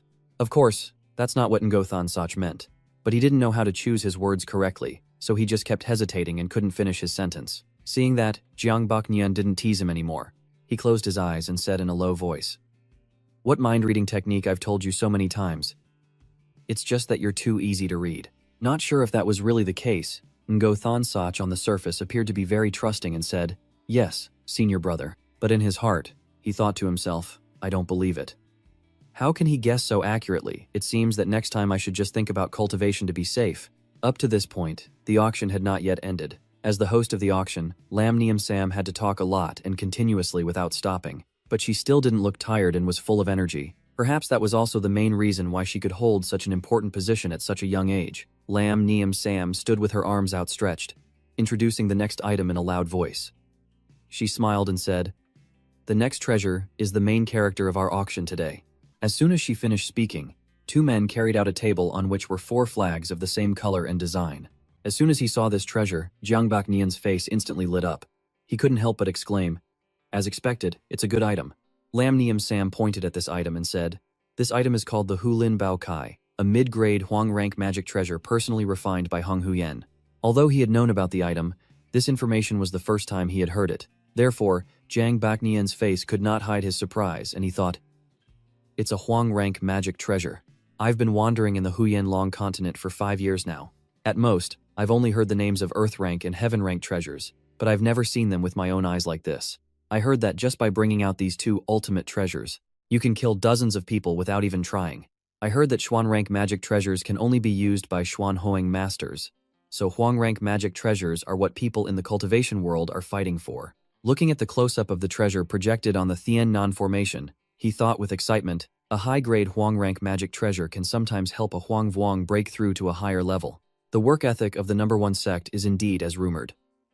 I didn't expect them to be willing to sell even a Huang rank magic treasure. Back to Lam Neum Sam, she pointed at the item and said with a smile, "This Hulin Bao Kai can create a Hulin formation. As long as the owner stands within the formation, their Xuan Thuk will become extremely large and powerful, and they can even control the minds of others." Ngothan Sach was so impressed that he couldn't help but turn to Jiang Baknian and say, "Senior brother, this treasure is truly too powerful. If it can really control people's minds, then isn't it possible to do anything?" Jiang Baknian's face was expressionless. He coolly stated his opinion. "It can probably only control those with low cultivation levels. Otherwise, this Hulin Bao Kai wouldn't be a Huang rank magic treasure."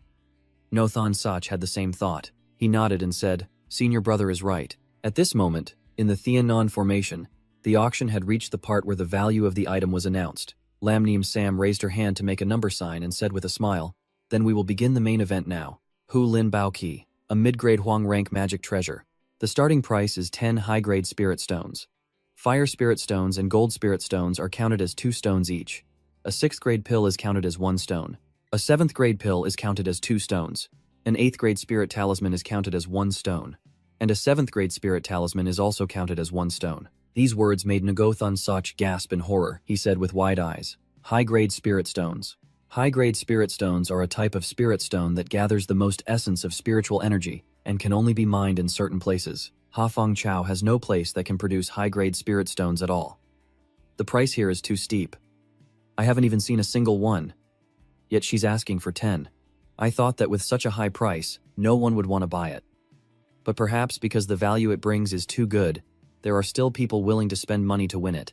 A sect master stood up and bid 1 high-grade gold spirit stone, 1 high-grade fire spirit stone, 4 high-grade spirit stones, 1 7th-grade spirit pill, and 1 8th-grade spirit talisman. Ngothon Sakh was stunned by every word of his. He thought to himself, how are these sect masters so rich? Suddenly, as if he had thought of something, he glanced at his senior brother, only to see him sitting there quietly watching, a complete contrast to his eager and competitive demeanor from before. Zhang Baknian noticed him staring at him with a strange look and immediately asked, "Why do you keep looking at me like that?" Ngothon Sakh also voiced his own question.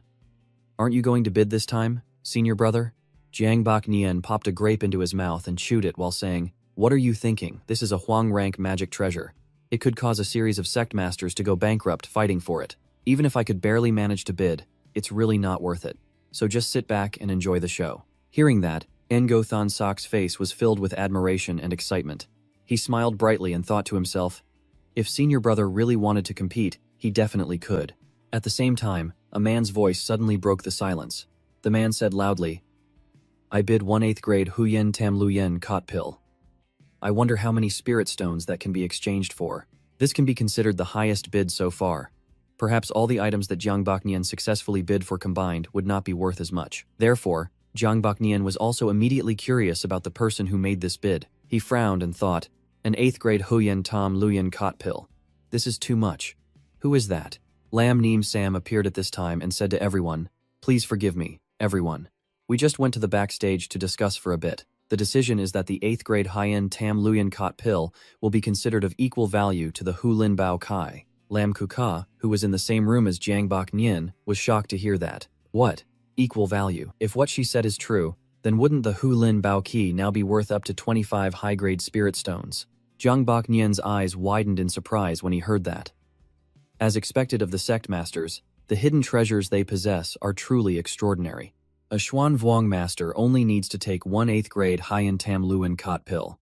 And not only will their level increase by 1, but their aptitude will also be greatly enhanced, with the possibility of directly breaking through to Xuan Hoang. Lam Kuka saw Jiang Baknian frowning and sitting there thinking, his face blank and his eyes wide. Not being able to keep a straight face for long, Jiang Baknian squinted and turned to tease Lam Kuka. "What's wrong? Do you also want to taste an 8th-grade spirit pill?" Hearing that, Lam Kuka didn't get angry. He just turned and asked Jiang Baknian a question. "I wouldn't dare to dream of it. I was just wondering if you knew how to refine an 8th-grade spirit pill." When Jiang Baknian heard his junior brother Lam Kuka ask that, he just closed his eyes. "I don't know either." When Lam Kuka heard his senior brother utter those words, his face froze, his mouth agape in surprise. "Huh? What do you mean you don't know?" Jiang Baknian pretended not to see Lam Kuka's expression and calmly turned away. "Take it literally." Then he began to think, to refine an 8th-grade spirit pill, you not only need extremely high alchemy skills, but also heavenly treasures and earthly materials. The furnace and the highest quality charcoal are all indispensable. In terms of reality, I'm still very lacking right now. I've basically never tried it, so of course I don't know how to refine it. Lam Neem, Sam, at the auction continued to smile and beckon. "Is there anyone else who wants to bid higher?" Then she began to close the deal. Huyen Tam Luyen Cot Pill twice, Huyen Tam Luyen Cot Pill 3 times. As soon as she finished speaking, she brought down the gavel. Transaction successful. Jiang Baknian, sitting in the room, was still squinting and frowning in thought. As expected, even for a sect master, an 8th-grade Huyen Tam Luyen Cot Pill is an extremely precious item. Right at this moment, the system once again presented Jiang Baknian with 3 choices. Option 1. Continue to stay here. Reward after completion. Luke Namfo, Xuan. Rank low grade. Option 2. Take another stroll around Huyen Fuang. Reward after completion. Bak Vu Ko Thursday. Huang rank high grade. Option 3. Quickly return to the guest house. Reward upon completion. +1 to a basic skill point. Jiang Baknian looked at the system and thought for a while. Something bad is about to happen. It seems my luck has run out. I should get out of here quickly. Let's go. Jiang Baknian chose option number 3. He turned and walked back to the guest house. Upon entering the room, Jiang Baknian was a little worried and said to himself, "Tomorrow is the day of the Young Heroes Assembly. I wonder if there will be any trouble. I should do a divination." He then took off his hat, sat on the bed, and took out a tortoise shell to cast a divination. Tong Baknian picked up the tortoise shell and began to chant a spell. The statue transformed into hundreds of billions. The raincoat and wine were 57. Jiang Baknian chanted, "Thien Hoa Dai Hu. The 5 Yangs compete for 1. A great name must have a flaw. After casting the divination, he began to interpret it. It seems that even if I'm lucky, I must be extremely careful, lest I be framed by a villain, turning victory into defeat. Right at this moment, the door opened and Manhwa walked in, cheerfully greeting Jang Bak-nien as he walked. "Senior brother, you're back." He then went to where Jang Bak-nien was sitting on the bed and recounted his achievements. "I followed your method, senior brother. I went for a walk while replaying yesterday's chess game in my head. It was truly beneficial. As expected, walking is also a form of cultivation." Hearing Manhwa say that, Jang Bak-nien's face was filled with confusion, his eyes wide, his lips pouted, helpless.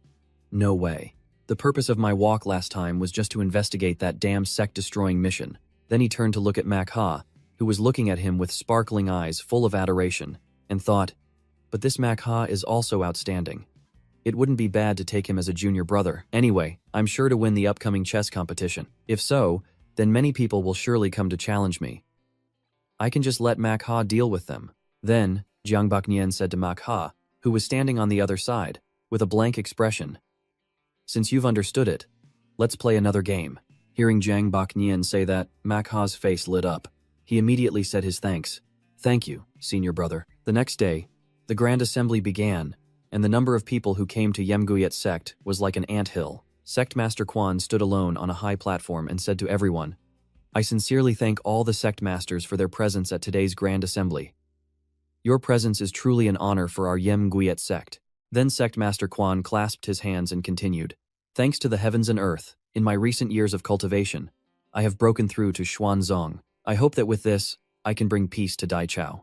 Of course, this is also thanks to the help of all you sect masters." Right at this moment, a hair-raising voice rang out. "Sect Master Quan, why didn't you inform this old friend about your birthday celebration?" Jiang Bak-nien, standing below the stage with everyone else, heard that voice and thought to himself, "Well done, something is indeed happening. It's finally here." Only then did Sect Master Quan see the speaker's face clearly. It was the leader of the Lin Long sect, En Zhonghong. When Sect Master Quan saw No Zhonghong, he frowned and said with displeasure, "Since the sect leader already knows he's not invited, why does he still want to come here as an uninvited guest to be a laughingstock for the world?" Hearing Sect Master Quan say that, Jang Bak-nien was surprised. Sect leader no, so it's No Zhonghong, the leader of the Lin Long sect. Damn, the demonic sect is attacking. It seems this trouble is not small. Over here, Sect Master Quan and No Zhonghong were exuding killing intent. No Zhonghong ignored Sect Master Quan's frowning and displeased expression, sighed, and said, "I can't help it. Who told Sect Master Quan to make such a big fuss? So I had to bring my brothers here for a few drinks. Sect Master Quan just needs to arrange a few seats for us. That's not too much to ask, is it?" When Sect Master Quan heard No Huyanjiang say that, his face showed his displeasure. He frowned and shouted angrily, "Nonsense, tell me, what are you really here for today? If you don't explain clearly, I will personally eliminate a demon like you in front of the whole world today." Then, without letting No Huyanjiang say another word, he unleashed his martial arts, his whole body radiating a thick, killing intent. No Huyanjiang saw that Sect Master Quan had already unleashed his martial arts and squinted his eyes to mock him. Sect Master Quan is really hot-tempered. He's already threatening to kill people just like that. Then he pointed to his head at Sect Master Quan. "Alright, my head is right here. If Sect Master Quan really has the ability, just go ahead and take it." Then he didn't hesitate to unleash his martial arts, his body also radiating a thick killing intent. His eyes narrowed, preparing to fight with Sect Master Quan. When Sect Master Quan saw that No Huyanjiang didn't hesitate to make a move directly, he was also somewhat afraid. He could only widen his eyes. When Zhang Bak-nien saw the martial arts that No Huyanjiang displayed, he was surprised. Xuanzong. And Jiang Hong provoked, "What's wrong? You don't dare. From your expression, it seems you're very surprised. Do you think that in the past few years, you're the only one who has broken through? Or do you think that I came here with the status of a Xuan Hong to seek death?" Jiang Bak-nien's mind was filled with thoughts. In a region, to balance good and evil, the two leaders of the two forces must naturally be evenly matched. And Jiang Hong and Quan Thap An are like that. Before, both had reached the 9th level of Xuan Huang, which is why they could maintain a balance. Now, both have reached Xuan Tong. It's truly not simple. Quan Thap An's face was grim. "Then let me ask you one more time, what exactly did you come here for?" Sect Leader An. Sect Leader An leaned closer to Sect Master Quan, smiling cunningly. "Didn't I say so? I brought my subordinates here to drink." Quan Thap, and glared at him. "What if I say no?" And Jiang Hong just smiled. If Sect Master Quan doesn't want to sit at the same table with heretics like us, then competing on the same stage should be fine, right? Quan Thap. Anne was naive. A competition. What do you mean? Sect leader. Anne achieved his goal, pursing his lips and smiling. I heard that you're holding a young heroes assembly on your birthday to let the young people from various sects compete. Isn't that a coincidence? I was also planning to hold a competition. But unfortunately, our Linlong sect is too small, so I brought them all here. It's a competition anyway, the more people the merrier. Right? Jiang Bak Nian looked at the guy in surprise. This kid is quite something.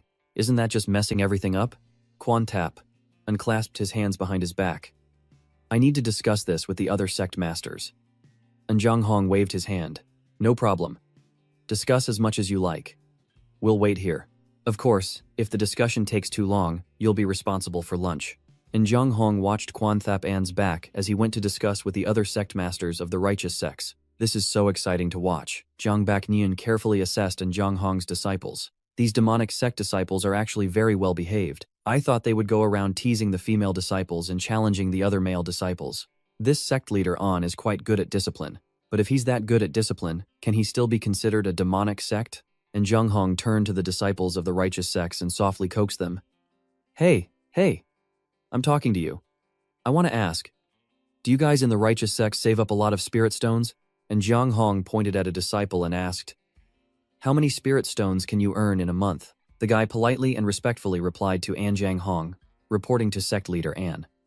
Generally speaking, I can earn about 10 low-grade spirit stones. If I'm lucky, I can earn about 15. So, sect leader An put his arm around the guy's shoulder and coaxed him. Oh, only 15 stones. Do you guys want to join our sect? I guarantee you'll earn more than that. Seeing this scene, Jiang Bak Nian couldn't help but think to himself, is this person really a Xuantong level expert? His skills at poaching are also quite sophisticated. He must have done this many times before. Quan Thap An also returned. And Jiang Hong asked gently, Sect Master Quan, have you decided? Quan Thap and glared at him fiercely. You can compete if you want, but you must follow our rules. Sect leader An smiled gently and reassuringly. All right, it's your territory. Whatever you say goes. Sect Master Quan gave the signal. Go inside. Then he turned and said to the disciples of the righteous sects, from now on, you must always stay by my side. No running around. Do you understand? The group shouted in unison. Yes, Quan Thap, and said again, let's go. They all entered a courtyard shaped like a bagua, with yin, yang, and the 5 elements. And Zhang Hong teased, I said you Yemguyet sect people are extremely spacious, and I wasn't wrong. Even with so many people, it doesn't feel too crowded. If it were our Linlong sect, we'd probably have to stand at the foot of the mountain and still not have enough space. Quan Thap and turned to reassure all the sect masters. You have all seen what just happened. The demonic sect is doing this as a way to openly challenge our righteous sect's disciples. Please rest assured, disciples of all sects. If they dare to disobey the rules, then I will definitely stand up for all of you. The sect masters firmly supported Quan Thap An because he was the sect master of the Yem Nguyet sect. We will obey sect master Quan's orders, and Zhang Hong pointed at Quan Thap An and looked at him with disdain. Hey, what kind of talk is that? We haven't even started fighting yet. How can you say we won't follow the rules? I'm afraid you guys won't follow the rules and will corrupt my precious demonic sect babies. If any of the righteous sect disciples dare to cheat, just tell me, I will cripple that person's arm. The demonic sect disciples shouted in unison. Long live sect leader and Zhang Hong smiled gently. Not bad. The atmosphere is heating up. He turned to Quan Thap An. I heard that this time you're not only competing in martial arts but also in skills, right? Quan Thap. And sarcastically said, it seems sect leader An came here, prepared. And Zhang Hong turned around with a contemptuous expression and replied to Quan Thap An's sarcasm, I didn't prepare anything. It's just that our demonic sect's disciples are all multi-talented. Just randomly picking 2 of them is enough to wipe out all of your righteous sect's disciples. When that time comes, don't you dare try to deny your defeat. Sect Master Quan was displeased. Don't worry. As long as you follow the rules, we will definitely compete fairly with you. And Zhang Hong was reassured. Then it's decided. We will participate in all events. He turned to instruct the disciples. Do you all have any problems? I've already spoken my piece. If you dare to embarrass me, don't blame me for personally dealing with you. The disciples shouted loudly, showing their will. Please rest assured, sect leader. Anne turned back to Quan Thap Ann and asked, "Hey, since it's a competition, Sect Master Quan must have prepared a lot of rewards, right?" Quan Thap Ann answered frankly. "Of course. As long as you win first place, you will receive a prize." Jiang Hong sarcastically said, "Don't tell me that if our demonic sect disciples win, you won't give them a reward." Sect Master Quan was displeased. "Of course not. I've already said. As long as you win a prize, you will definitely receive a reward." And Jiang Hong nudged Quan Thap An with his shoulder. "You said that. Then I won't be polite. Let me see the list of rewards first. I'm afraid that when the time comes, you'll cheat and swap the rewards to deceive our demonic sect disciples." Quan Thap An's face showed his displeasure. He cursed in Jiang Hong. "Damn it. Am I that kind of person?" Jiang Baknian secretly marveled. That's quite something. Even Sect Master Quan is cursing now. This demonic sect leader's ability to annoy people is top-notch. The spear competition begins. Disciples from both the righteous and demonic sects entered the Yemguyet sect's Bagua Yin-Yang arena to compete. The first match. The righteous sect's disciple is Tham Lien of the Bonloi sect. The demonic sect's disciple is Du Tam Shuyen of the Hat Vuong O. Both of them got into a fighting stance, but it seemed that Du Tam Shuyen was calmer than Tham Lien. The sect masters and cult leaders like Luke, Dan Long, Quan Thap An, and Jiang Hong were all seated and waiting to be judges. Tham Lien was immediately seriously injured by the demonic sect disciple Du Tam Shuyen. The referee announced, Du Tam Shuyen of Hat Vuong O is the winner. The crowd of demonic sect disciples below cheered. A good fight, big brother Tam Shuyen is so powerful. On the other side, the disciples of the righteous sects were extremely confused. How could this be? I can't believe even senior brother Tham was defeated. Seeing the scene, Jiang Baknian's image was still very calm, and he wasn't very surprised, because most of the disciples of the righteous sects were descendants of noble families. On the other hand, the disciples who sought out the demonic sects were mostly children born into the lowest social class. Their aptitude would certainly not be as good as the children of great families, but they were more numerous. If the elite troops of the righteous sects were counted as 1% of the total, then the demonic sects would be 1 inch 10,000. If the righteous sects continue to focus on the descendants of noble families and look down on those they consider to be commoners, the gap between the next generation will surely widen. If that's the case, it would be good for the righteous sects to be soundly defeated. That way, my plan will have a chance to be implemented, he sighed. I'm just afraid that this time the demonic sect came here not just to fight for face, and Jiang Hong mocked the righteous sect people. It seems our demonic sect has won this spear competition. Thank you for yielding. Sect Master Quan, your righteous sect disciples have lost one after another. It's not because we are guests that you yielded, right? That seems unnecessary. We're getting tired of winning. And Jiang Hong pointed and mocked Quan Thap An, who was fuming with anger. Is Sect Master Quan angry? No way, no way, no way. It's a competition. There are wins and there are losses. This time we win, next time you lose. It's very normal. Quan Thap and refused to back down and retorted to An Jiang Hong, sect leader. An, we still don't know who will have the last laugh. And Jiang Hong waved his hand. Of course that's true, but our demonic sect prioritizes having fun. We're happy when we win, and sad when we lose. The two of them sulked at each other, letting out a loud huff. During the 2 days of competition, the disciples of the righteous sects had been eliminated until only a few dozen remained. This was considered a near-total defeat. Quan Thap and stood before all the disciples of the righteous sects and ordered, "The new generation of disciples of the demonic sect are indeed very powerful. But you have also leveled up and improved a lot. I hope you can maintain your performance. From now on, whether it's the literary or martial arts competition, as long as someone wins, I will reward them with 5 mid-grade spirit stones." All the righteous sect disciples heard this and replied in unison, "We will definitely do our best to win." Suddenly, Jiang Hong, holding a wine gourd, rushed in to watch the fun. 5 mid-grade spirit stones, I heard that too. Quan Thap An's face was wrinkled. Sect leader An, is there something you want? And Jiang Hong was already drunk, his face flushed. He held out the wine gourd to his beloved and said coquettishly, "I just wanted to come here to thank you, Kwang Tong Chu. So much good wine and delicious food, it really moved me. I'm touched. Also, I wanted to ask if our demonic sect disciples win, will the prize also be increased by 5 mid-grade spirit stones?" Quan Thap An was cold. This is just a personal incentive for the disciples, not a prize. And Jiang Hong smiled provocatively. Don't be so stingy. We're all one family. What's the difference? Sect Master Quan couldn't contain his anger and shouted, "Who's one family with you?" He turned to wipe the sweat from his face and said to the disciples, "That's all for today. Go back and cheer for the disciples of your families." The disciples obeyed Quan Thap An's orders. "Yes, Sect Master, please rest assured. Luke Danlong led the disciples of the Kwai Tam sect back. As soon as he returned, he sat down in his chair. Although the righteous sects performed quite poorly this time, I feel somewhat relieved. You all did well. Zhang Baknian thought to himself, there are only 5 of us left. The Kwai Tam sect is indeed as expected. Luke Danlong was extremely proud of his disciples, especially in the competition. There are only 8 disciples left in the final list, and one of them is from our sect. Thon Sah, well done. Ngo Thon Shak knelt down and clasped his hands in a salute. Thank you, sect master, for your praise. Luke Danlong turned and said again, Go back and rest well. We're counting on you tomorrow. They all said in unison, Yes. Everyone returned to their own rooms. Before leaving, Ngo Thon Shach carefully closed the door.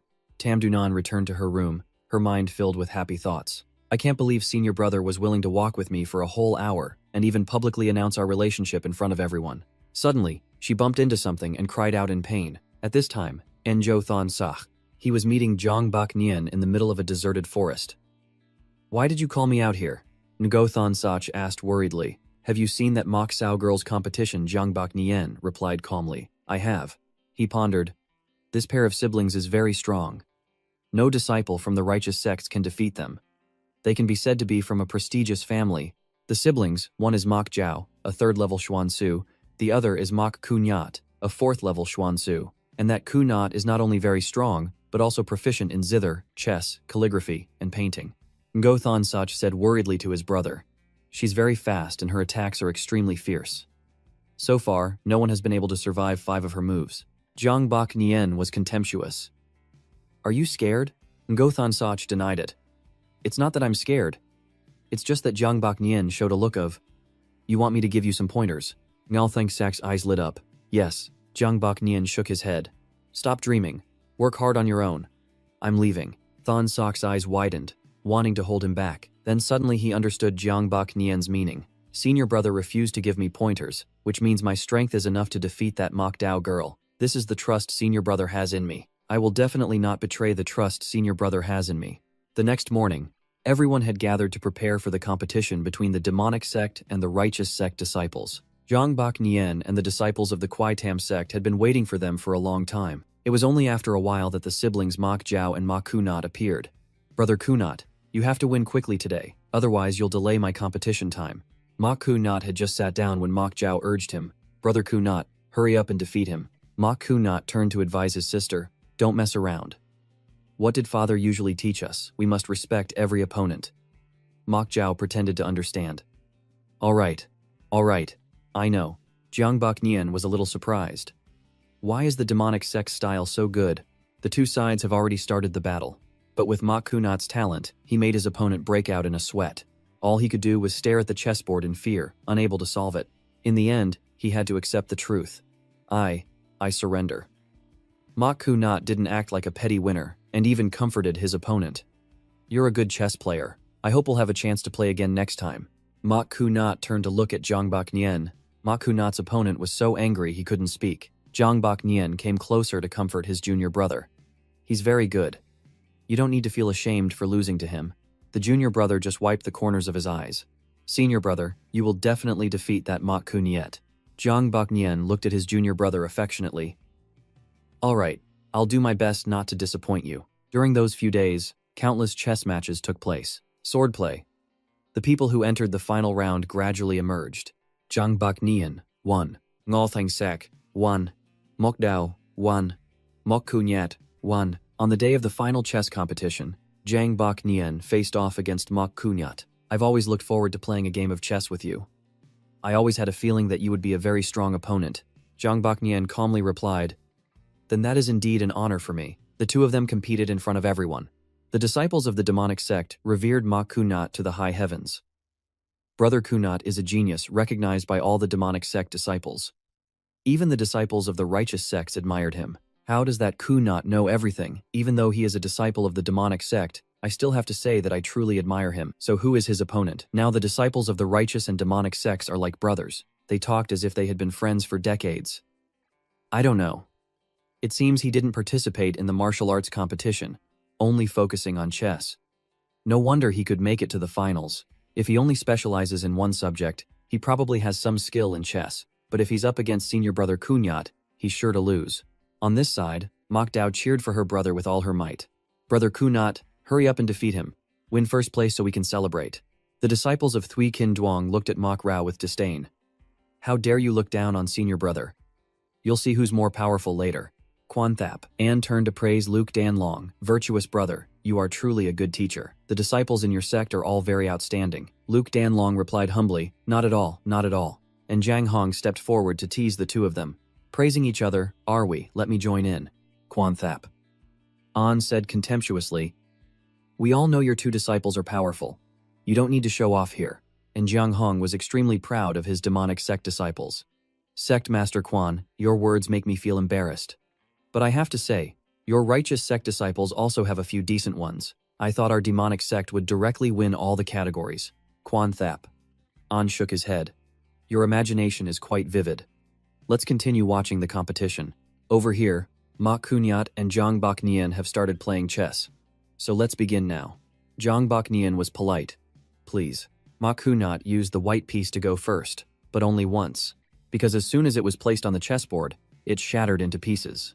The surrounding crowd was extremely surprised. What does he mean by that? Mok Kunyat smiled cunningly. My apologies. I was a little nervous, so I used a bit too much force. Zhang Bak Nian exposed him. Brother Mok, are you trying to play blind chess with me? Seeing that Zhang Bak Nian understood his intentions so quickly, Mok Kunyat no longer concealed it. As expected, a kindred spirit always appears unexpectedly. I didn't expect Brother Zhang to understand. That's right, that's what I mean. Alright, then we'll play this way. Zhang Bak Nian turned to ask the referee. Is that alright? The referee confirmed again. Are you two sure? Both of them replied in unison, we're sure. After confirming, the referee also agreed with both of them. Alright, then we'll stand by and record it for you. Zhang Bak Nian was polite. Thank you for your trouble. He secretly understood in his heart. There was never any other choice. It seems that even if I win, it won't be a problem. In a way, the safety factor of playing chess is quite high. And now, all the disciples of the righteous sects are waiting for me to win to regain their face. If I let others know that I intentionally yielded, it would be a big problem. The crowd watching them play chess was buzzing with discussion. Blind chess, that disciple is really bold. He already knows how powerful Brother Kunat is, yet he still dares to take such a risk. I don't think he's bold. I think he's so scared he's gone crazy. Since he's going to lose anyway, it's fine to lose with a bit of a show. Hey, don't you guys go too far. Your senior brother even called him a confidant. What are you guys jumping up and down for? Mok Kunat waved his fan gracefully. 16. Left Starguard. Bak Nian looked straight ahead. 16, 11. 16, 11. 6, 4. 16, 11. The two of them played a series of moves against each other, neither willing to give in. The referee who was recording the moves of the two was sweating profusely. Can you please slow down a bit? Mok Kunyat was very confident. It's fine. We'll replay this game later. Brother Jiang has no objections. Right, Zhang Bak Nian replied calmly. I have no problem. Mok Kunyat waved his fan towards Zhang Bak Nian. How relaxing. Then let's continue.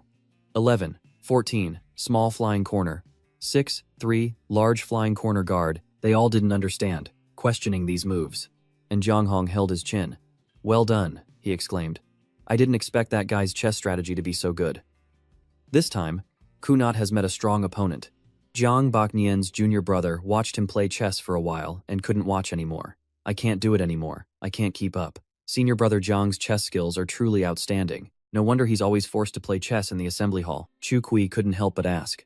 Senior brother, how difficult is this blind chess? Bak Nian's junior brother from Kui Tam sect also patiently explained to her, playing blind chess not only requires high chess skills but also an extremely good memory. Being able to remember all the moves that have been played is extremely difficult. There are not many disciples in Lam Tam Hall who know how to play this category. Hearing that, she was extremely proud of him. As expected of senior brother, and not only her, all the young ladies of the Thui Kin Duong were head over heels for Zhang Bak Nian. Senior brother is truly amazing. Spoiler for the next episode. They're fighting. Mok Jiao rushed forward angrily. If you dare to say another word, I'll tear your mouth apart. And Go Thon Sash also retorted without hesitation. Come at me. I have to fight you later anyway. So a little earlier won't matter. Both Mok Kunat and Zhang Bak Nian were playing chess with great intensity, and Jiang Hong was very satisfied with this lively scene. It seems that your righteous sect's disciples also have some prodigies. What's the name of the person playing chess with my son, Kyo Nat? Luke Dan Long looked over and said proudly. Jiang Bak Nian is a disciple of our Kwai Tam sect, and Jiang Hong glanced at Luke Dan Long. A talent, huh? But I can't sense his cultivation level. Is it that well hidden? Do you Kwai Tam sect people have this kind of technique? It's really amazing. Luke Dan Long did not expect so many people to think so highly of Jiang Bak Nian. Sect leader and misunderstood. Jiang Bak Nian's cultivation is at the 5th level of qi refining. Hearing that, and Jiang Hong was extremely shocked. What? This kid is so smart, yet he has no talent in cultivation. Luke Dan Long remained calm. I've made a fool of myself in front of sect leader An. And Jiang Hong laughed it off. He's indeed a rare disciple. Interesting, interesting. On this side, Mu Kunyat and Jiang Bak Nian were still playing a very tense game of chess. It seemed that the victory was leaning towards Bak Nian. 7. No, let me think again. Jiang Bak Nian was calm. No need to rush. Brother Kunyat can take his time to think. Mak Kunyat was now very afraid of Jiang Bak Nian. I'm about to lose. Impossible. How can I lose? The onlookers were very surprised. Could it be that that disciple is about to win? Look at Brother Kunyat's face. It seems he can't hold on anymore. What's that disciple's name? Which sect is he from? Mak Rao was very angry when she heard them say that. What are you babbling about? My brother Kunyat can't possibly lose. If you dare to say another word, I'll kill all of you. Ngo Thansach sneered. That person is a disciple of our Kwai Tam sect, named Jiang Bak Nian. You all remember that clearly. The undefeated title of that Mak Kunyat will be broken by our Kwai Tam sect today. Neither of them would back down. Both just wanted to defend their senior brother, who said, my brother Kunyat is about to lose you, with the surname Mua. Do you believe I'll tear your mouth apart? As long as one is human, there will surely be times when one loses. No one can always win. In his heart, Ngo Thansach was always certain that except for his senior brother, everyone else would lose at some point. Mak Dao could no longer control herself and fought back. If you dare to say another word, I will immediately tear your mouth apart. Ngo Thansach also stepped forward without fear. Come on, I have to fight you later anyway, so a little earlier won't hurt. Seeing their two disciples acting so impulsively, and Jiang Hong and Luke Dan Long were furious. Have you caused enough trouble? The two of them were scared by what was said. Mak Jiao pointed her sword at Ngo Thansach. Just you wait. I'll teach you a lesson in the competition later. Ngo Thansach looked at her with contempt. I'll say the same thing to you. Plus, one more thing. You're definitely losing today. Mak Rao was satisfied. Good, I hope you still have this attitude when you get on stage later. She was fuming with anger and turned to leave. Luke Dan Long looked at Ngo Thansach with great pride. He's exactly like me when I was young. Good. Just like that. You can't lose in terms of momentum. The chess competition was still going on with great intensity. Mak Kunyat could no longer make a move. He was so scared that he broke his fan. Seeing that the outcome was decided, Jiang Bak Nian also calmly looked at Mak Kunyat and said, Thank you for yielding. He turned to the referee and said, Please bring a new chessboard. I will recreate the game. All right. Jiang Bak Nian quickly recreated the blind chess game. The referee was stunned. How could this game be played like this? Both of their moves were very tight. The referee announced. The final of the chess competition of the Young Heroes Assembly, the winner is Jiang Bak Nian from the Kwai Tam sect. The disciples of the Kwai Tam sect were overjoyed. We won. We won. Next episode spoiler. Jiang Bak Nian wins the chess competition and steals the spotlight. What does sect leader An's action mean? Mak Kunyat exclaimed. Besides my father, brother Jiang is the best chess player I've ever met. I lost this game, but it's enough for me to reflect on for a long time. After I improve my chess skills, I will definitely come back to find brother Jiang. At that time, I hope brother Jiang will not look down on me and continue to teach me. Jiang Bak Nian forced a smile and thought to himself, I knew it. This kind of genius will never give up after a defeat. I need to quickly train Mak Ha to become really good. That's what he thought, but he still smiled brightly, welcoming him at any time. Mak Jiao was stunned. I can't believe it, big brother lost. Quan Thap An and Luke Dan Long walked towards Jiang Bak Nian. Not bad, Bak Nian, well done. The disciples of the righteous sects were overjoyed to see Jiang Bak Nian's victory. They celebrated enthusiastically. A good fight. The #1 chess prodigy of Fong Chao senior brother, you're so amazing. Quan Thap An and Luke Dan Long brought Jiang Bak Nian out to present him to everyone, and Jiang Hong's hand reached for Jiang Bak Nian, but he was caught in the act by Quan Thap An. Sect leader, what are you doing? Sect leader. An waved his hand playfully. Sect Master Quan, don't be so tense. Could I possibly attack a disciple of the righteous sects right in front of you? Quan Thap An's brows furrowed. Am I wrong? And Jiang Hong whispered, I just wanted to test this kid's cultivation. Duke Dan Long was annoyed. Didn't I already tell you about Baek Nian's cultivation? Sect leader An and Jiang Hong explained. Actually, this is hard for me to believe. How can such a smart disciple have no talent in cultivation? Quan Thap. An still held in Jiang Hong's hand and hadn't let go. Let go. I just want to check his cultivation. Quan Thap. An blocked in Jiang Hong. A trivial matter like this doesn't need to trouble sect leader An. Let me check for you. Is that all right? And Jiang Hong smiled contemptuously. You really know how to say nice things. From what I can see, an old geezer like you is also very curious. What do you mean by checking for me? Quan Thap. An turned to ask Jiang Baek Nian kindly. Baek Nian, if I don't check your cultivation in front of this old man, he will definitely not let it go. To avoid future trouble, please bear with it for a bit. Sect leader. An was green with envy. Yes, you are all good people. I am the only bad guy who does evil things. Hurry up and check. The disciples were all stunned except for the girls from Thuy Kin Duong who saw Jiang Baek Nian's mother. Lu Tucam's heart was filled with such reverence for Jiang Baek Nian that just seeing him made her eyes sparkle. I always thought that senior brother's cultivation was too high, but he deliberately concealed it so that no one could discover his true strength. Now that a Zhuan Tong is taking action, no matter how powerful senior brother is, he won't be able to hide it anymore. Quan Thap. An checked Jiang Baek Nian's aptitude. It's really 5th level qi refining. Are you satisfied now? And Jiang Hong was surprised. The world is truly vast and full of strange things. I feel like it's a problem with the cultivation method. How about we switch it over to our Lin Long sect for a check? Our cultivation method is important. Thap An's eyes widened in anger. Sect leader An, are you provoking me? And Jiang Hong started to get scared. I was just saying it casually. Besides, I just wanted to try. All right, I won't say anymore. Quan Thap coughed a few times. Referee. The talent brought the chessboard, which was the prize for the chess competition, and awarded it to the winner, Quan Thap. An personally handed the chessboard to Jiang Baek Nian. This is a chessboard made of Anlong jade, which has a calming effect and is suitable for those who sit at the chessboard all day. Jiang Baek Nian took the chessboard from Sect Master Quan's hands. Thank you. Sect Master Quan, Sect Leader An. Jiang Baek Nian couldn't help but be happy when he saw the chessboard. Although this prize had nothing to do with An Jiang Hong, he still had the audacity to stand here and present the prize with Quan Thap An. He's truly amazing. Quan Thap, and advised Jiang Baek Nian. Keep up the good work. This path of chess is ever-changing. In it, An Jiang Hong used a goading tactic. Forget it. A chess player as bad as you wants to teach others the principles of chess. With your ability, even if you had many years to go, you wouldn't be his opponent. Quan Thap. An turned to everyone and announced, let's once again congratulate Jiang Baek Nian on his victory. Everyone applauded to congratulate Jiang Baek Nian. Jiang Baek Nian carried the chessboard amidst the praise of everyone. He smiled stiffly, feeling a little unaccustomed. However, although the matter is now obvious, I believe that the righteous sect disciples will also win a few more small categories later. Please share with me. The alchemy competition, the demonic sect won. The forging competition, the demonic sect won. The formation creation competition, the demonic sect also won. Jiang Baek Nian watched the competition from beginning to end and saw the final result with 3 dots. No way. How can the righteous sect's disciples be so weak? It's over. Then the matter of me will attract even more attention.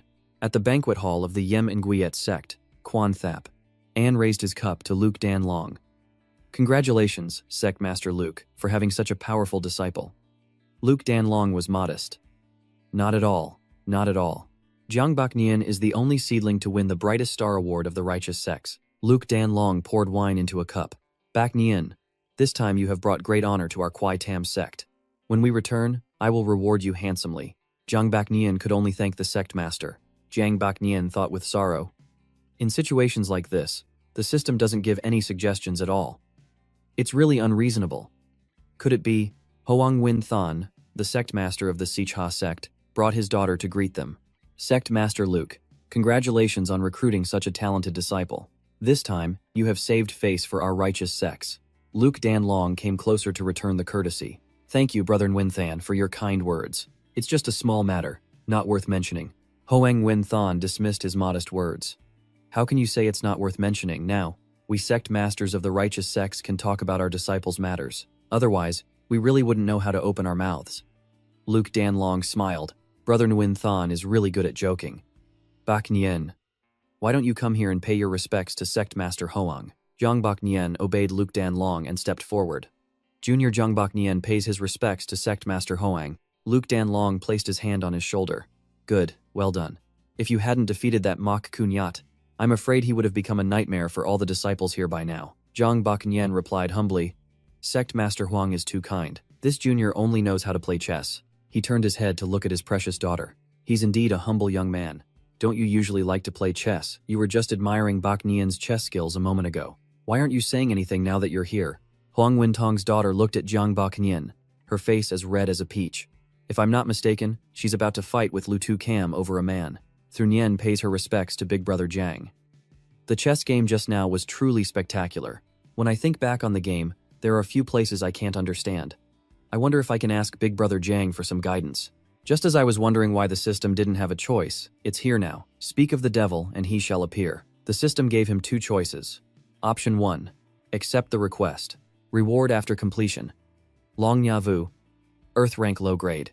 Option 2. Refuse Nam Thu Nien. Reward upon completion. +1 to a random basic skill point. He thought to himself, well done. Why did it escalate to Earth rank? The danger level of this woman is too high. Zhongbok Nian politely refused the father and daughter. I'm sorry, I'm only used to studying chess records on my own. I don't have experience teaching others. Luke Dan Long, along with Hong Win Than and Nam Thu Nien, were all speechless at Zhongbok Nian's words. The system announced, choice mission completed. Reward, forging skill +1. Luke Dan Long turned to question him. Someone sincerely asks for guidance. What's with your attitude? Zhongbok Nian sighed. This junior is just speaking the truth. If I have offended you, I beg for your forgiveness. Hoang Win Than awkwardly scratched his head. It's fine if you can't teach. Nam Thu Nien was also embarrassed. It's because Thu Nien was too impulsive. Big Brother Jiang doesn't need to apologize. Hoang Win Than turned to Luke Dan Long. This afternoon's competition is also worth looking forward to. See you later. Luke Dan Long was polite. Please. After they left, Luke Dan Long asked Zhongbok Nian, do you have a problem with Nam Thu Nien? Zhongbok Nian explained, no, this is the first time this disciple has met her. Sect Master Luke glanced at him. So you don't think she's pretty? Zhongbok Nian's face was expressionless. Not really. Sect Master Luke still questioned him. Then why did you reject her in front of everyone like that? Zhongbok Nian thought to himself. Because I'm afraid of dying. He shook his head. This disciple was just speaking the truth. This disciple really doesn't know how to teach people to play chess. Luke Dan Long shook his head in exasperation. It seems that those with abilities are more or less different from others. It's because I don't understand you enough. Zhongbok Nian sighed. How unfair. Sect Master. This disciple wants to go back and study the game from earlier. If, Luke Dan Long waved his hand. Go. I know you can't sit still for long. Zhongbok Nian was delighted. Thank you, Sect Master. Zhongbok Nian walked out and thought to himself. After joining the Kwai Tam sect, this is the first time I've received so much attention from others. It's so exhausting. As expected, staying at home is the most peaceful. But what's with that Nam Thu Nien girl? I've rejected her so many times, yet she still clings to me. If it's a coincidence, I really don't believe it. What is her purpose in approaching me? Could it be related to the sect-destroying mission? Suddenly someone called Zhongbok Nian from behind. Stop. It turned out to be Mok Jiao. She was angry because Zhongbok Nian's victory also meant that her brother, Mok Kunyat, was the loser. He was startled. Damn, as expected. After enjoying special happiness for a few days, suffering also follows. Bak Nian and Mok Jiao were talking. Bak Nian looked surprised and pointed at himself, asking, Are you looking for me? Mok Jiao said with an angry expression. Yes, it's you. Tell me, did you cheat? Bak Nian still asked foolishly. Cheat. Mok Jiao angrily pointed at Bak Nian and questioned him. Yes, otherwise, how could my brother Kunat lose to you? You must have cheated, Bak Nian said helplessly. How can you cheat in blind chess? Mok Jiao said with certainty. I don't know, but you definitely cheated, Bak Nian said firmly. If you think I cheated, you can ask your sect masters or cult leaders to verify. I have to go now. Mok Jiao blocked Bak Nian with her sword and said, If you don't explain clearly today, I will definitely kill you. The system notified Bak Nian. Option 1. Fight Mok Jiao. Reward upon completion. Nyok Than Sword Scripture. Earth rank low grade. Option 2. Persuade Mok Jiao with words. Reward upon completion. Troch Fong Bao Fist. Xuan rank mid grade. Option 3. Shout for help. Reward upon completion. +1 to a random basic skill point. Bak Nian thought, damn, Why is it Earth rank again? As expected, happiness is temporary, bad luck is eternal. Bak Nian took a deep breath. Then he shouted, the demonic sex evil woman Mok Jiao is killing people. This made Mok Sao retreat, caught off guard. Mok Jiao asked unhappily, why did you call for help? Bak Nian calmly replied, because I can't beat you. If I don't call for help, should I just stand here and wait to die? Besides, I've already shouted your name. If you kill me now to silence me, you definitely won't be able to escape punishment. Mok Jiao's expression turned angry and she replied, I will definitely come find you again. Mok Jiao ran away. What bad luck. Dan Long led the other two to Bak Nian's place when he heard the cry for help. Are you all right, Bak Nian? Bak Nian saluted Dan Long and said, I'm fine. Thanks to the timely arrival of the sect masters, the evil woman was scared away. Jiang Hong spoke up and joked, if my precious daughter really wanted to kill him, would he still have a chance to wait for us to arrive? Thapan glanced at Jiang Hong, then turned to ask Bak Nian, what exactly happened? Bak Nian said, just now, that evil woman pointed her sword straight at me, insisting that I cheated. If I didn't admit how I cheated, she would kill me. Jiang Hong burst out laughing and said, she was just trying to scare you. You might not believe it, but my daughter has never even killed a chicken in her life. All three of them glanced at Jiang Hong with disbelief. Jiang Hong said helplessly, if you don't believe me, then so be it. My daughter is a bit fierce. I apologize on her behalf. Bak Nian was surprised by Jiang Hong's apology. He thought, a Xuan Tong level expert actually apologized just like that. Jiang Hong playfully approached Bak Nian, poked him in the chest, and said, but I can't control my daughter either. Although she won't kill you, she might beat you up. Why don't you just come with me? I guarantee you'll be safe. Thapan pushed Jiang Hong away and said, no need. In this Yem Gayet sect, we don't need the demonic sect leader to protect our righteous sect disciples. But let me be clear, if your daughter dares to threaten Jiang Bak Nian again, this matter will not be easily resolved. Jiang Hong looked frustrated and said, fine, no good deed goes unpunished. I'm leaving. Back at the arena. At this time, Bak Nian and Mok Jiao officially began their battle. Mok Jiao aggressively pointed at Bak Nian and said confidently, I will definitely make you pay for what you said before. Bak Nian replied provocatively, all right, let's see if you have the ability. Although senior brother thought he would win, it's not certain that it will be so. The battle began when the man shouted, begin the competition. As soon as he finished speaking, both Bak Nian and Mok Jiao rushed towards each other with fury. At this moment, the battle was very intense. It seemed that neither of them was willing to give in. They drew their swords and held them close to each other, creating an absolute bond. Mok Jiao's face clearly showed her dissatisfaction, as if she was putting all her strength into the long, unending battle. The cheers made the atmosphere even more heated than ever before. Then, as everyone expected, the previous competition created a huge explosion. The contrasting colors blinded and amazed everyone around. This was also the time for Ngo Thonsach to stabilize his thoughts and come up with a plan. He slid across the ground, creating bright yellow streaks of light. During that time, he felt that something was wrong because after assessing Mok Sao, she was indeed more talented than others. She is a 3rd level Xuan Su, 2 levels higher than me. If I continue to fight like this, I will definitely be at a disadvantage. I must quickly find a way to surpass her in speed. On this side, Muk Jiao, seeing him like that, was not at ease either. She was completely on guard against such a strong opponent, after a struggle that exhausted her physical strength to the point where she could not maintain her original state. Her tired eyes made it sharper. On the basis of time when her fighting strength was worn down, at this moment she realized that her opponent was not easy to deal with, so she sighed to herself. Dealing with this person is really troublesome. In complete contrast to that situation, everyone around felt very excited. They cheered for the two of them without caring about their fatigue. They were excited because they had a memory of a good match to tell others about. The people on Gothon Sok's side cheered him on, saying, go, senior brother, and go, defeat him. The people on Mok Jiao's side cheered her on, saying, sister Mok Jiao, go, hurry up and finish him. The two sides cheered each other on, making the atmosphere even more exciting.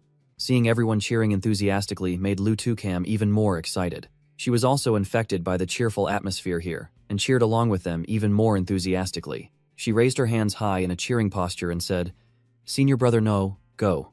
This caught Jiang Bak Nian's attention. He watched her as if to notice her every move. His eyes lit up with surprise, and he thought to himself helplessly, I've been so busy these past few days. I forgot to scare them. Those 5 golden flowers are getting more and more presumptuous. At this moment, Ngothon Sok's fans came up with a very special plan that only they knew about. They said that if senior brother Ngo wins later, They can take advantage of the chaos to hug him and celebrate, which should be normal, right? On this side, Lutukam didn't have time to notice what they were thinking. She just simply wanted to cheer for Ngothan Sach, so she cheered his name even louder, not forgetting to add a sweet, sugary cheer. The atmosphere was now filled with passion, and on the stage, the two warriors became even more fierce. They both wanted their opponent to fall, without caring about anyone else. Mok Dao held her sword tightly in her hand. In her heart, she was always secretly thinking of a plan that this time, she must make sure he has no chance to escape. After thinking that, she secretly decided to make a move. But surprisingly, at this moment, she was hit in the shoulder. She was wondering about it when Ngothan Sach was already much faster than her. He had appeared right in front of her when she wasn't paying attention. Facing such a strong opponent, time was completely insufficient, and Mok Jiao could only utter one sentence. "What is this?" That also showed her anxiety and unwillingness. Then, as expected, Ngothan Sach immediately summoned his own technique and unleashed it. He held the sword with one hand, and with the other hand, he slid lightly on the surface of the sword, and secretly shouted a technique called Voan Tu. His eyes became sharper. The sword emitted a blinding light that dazzled the viewers and unleashed its effect. The streams of light from the sword were the same streams of light that made Mok Dao float in the air. She could only scream a few times before being hit by those rays of light, and her body couldn't withstand it and was controlled by it. But surprisingly, at this moment, she was not controlled by the sword and immediately regained consciousness. She stretched out her hands and wanted to throw it away. At the same time, because of her depleted physical strength, she felt so tired that her mouth was agape and her body reacted by sweating. The techniques were like punches to Mok Dao's body, causing her to bleed. However, the difference now was that Mok Jiao was no longer sitting still. She used her hands to dodge those techniques in time and became more aggressive. She shouted, "What?" This made everyone around extremely surprised. Among them was Jiang Bak Nian. He saw this scene and immediately had a guess that she was using Voan Tu in coordination with Bak Hoa Lu Lon, which was Than Sach's strongest technique, and was surprised by her action of dodging the move at that time. Not surprisingly, as soon as she dodged that technique, Mok Jiao became completely annoyed and lost control. She just wanted to take revenge on her opponent in front of her without caring about the strategy anymore. It seemed that she was feeling extremely insecure. She said, "Damn it, die." Then she quickly threw a punch at him, causing Ngothan Sach to almost fail to dodge and die. But Mai was able to react in time to dodge the technique and even counter her move, saying, "It's not over yet." I also raised my sword and rushed into the battle, looking straight at my opponent on the stage. He continued, "Take this." Then the two swords clashed, causing the streams of light to intensify.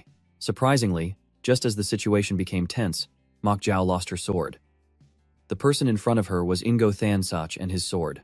Like a shadow, it disappeared right before her eyes. This made her extremely panicked, to the point of widening her eyes in disbelief. A moment later, when Mok Jiao was caught off guard and couldn't react in time, she was hit by Ngothan Sach's move. It was the same move as before, but it seemed to have reached a new level. Mok Jiao cried out in pain. At this moment, everyone was very interested in the spectacular scene in front of them. The atmosphere was also cheerful and radiated a strong heat. Therefore, they cheered even more enthusiastically, saying, "Senior Brother No is so powerful, that sword is so powerful, a good fight, that evil woman is seriously injured." Someone even cleverly came up with a plan. Ngothan Sach, try to finish her off. Seeing the scene in front of him, and Zhang Hong couldn't hide his surprise and asked Luke Dan Long right next to him, "What kind of sword is that? I didn't expect it to be so effective." Then he couldn't help but praise, "Your sex disciples seem to have a lot of talent." This made Luke Dan Long very pleased. He made a face as if to say of course and then coldly didn't reply. Seeing that he didn't answer him, and Zhang Hong asked again, "Is that sword forged by you guys?" Luke Dan Long replied, "Of course," with a very arrogant expression, and didn't even look at him while speaking. In his heart, however, he seemed unsure, thinking, "Although I don't know where Than Sach's sword came from, he is a disciple of the Kwai Tam sect. That sword naturally also belongs to the Kwai Tam sect." Hearing his answer made Anjiang Hong feel admiration. He said, "Your sect's ways are truly different from others. Although your cultivation is not high, you have a lot of talent." He said that after the Ankiat Grand Assembly ends, he must pay a visit. Seeing his excitement, Luke Dan Long didn't refuse. "You're welcome anytime, but there are some things that are confidential. Sect Master Quan can't just look at whatever he wants." And Zhang Hong agreed on this matter. He said, "Don't worry, I won't look for free. When the time comes, I'll use the specialties of the demonic sect to trade with you." After discussing the above issue, Luke Dan Long saw that they were distracted, so he coughed to get their attention and said, "Let's continue watching the competition." Right at this moment, Uk Duong Tong, a high-ranking official of the demonic sect, passed by. When he saw Ingo Thonsak, he couldn't help but think to himself, that Ingo Thonsak guy, hurry up and win for me. Righteous sect disciples, put in more effort. If you don't win anymore, I won't have a chance to kill people. Mok Dao charged forward without hesitation. She screamed, I will absolutely not lose. However, Ngo Thonsak used only one move to make her fall to her knees. Its power made her unable to react in time, her mouth muttering, how. The host finally announced, the winner is Ingo Thonsak of the Kwai Tam sect. The winner is Ingo Thonsak of the Kwai Tam sect. The people of the Kwai Tam sect cheered like a group of monkeys when they heard the result. The two sides at this time began to fight with each other. No different from Manchester City being released from their cage after 8 years. They kept bragging. Haha, Mok Rao, keep bragging. Why can't you stand up anymore, you piece of trash? The people on the other side also didn't give in and bit back.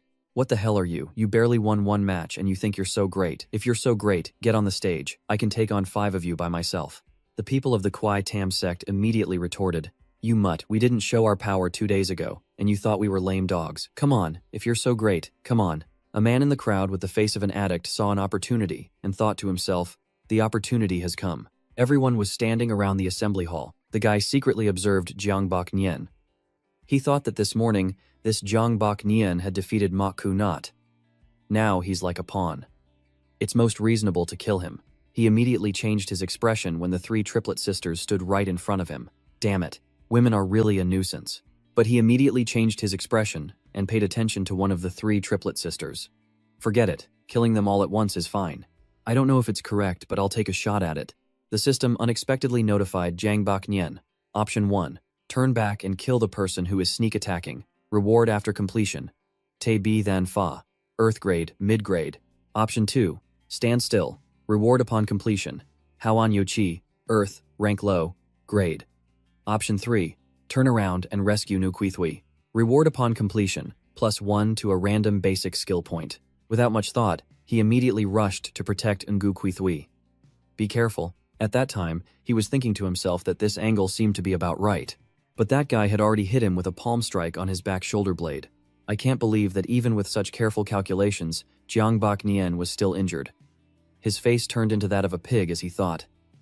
He then fell to the ground, spitting blood. The sneak attacker, after successfully hitting Jiang Bok Nian, roared, Long live the demonic sect. Kill all the sect disciples. Ngu Kui Thui immediately ran to Jiang Bok Nian's side. She kept calling, Senior brother, senior brother, senior brother. Luke Danlong's face turned dark. He shouted, Bok Nian, then he gave out. I turned forward and roared, Demonic sect, I knew I couldn't trust you beasts. A leader of the demonic sect suddenly shouted, Long live the demonic sect. Luke Danlong immediately rushed to hit him with a palm strike. He also ordered everyone to wipe out the demonic sect. His sworn brothers, seeing their little brother being beaten like that, also rushed up to fight back, daring to injure my disciple. The 3 people from the Kwai Tam sect also realized. They said in unison, Help. On the other side, Andiep was also seething. Jiang Hong, the leader of the Linlong sect, immediately gave an order.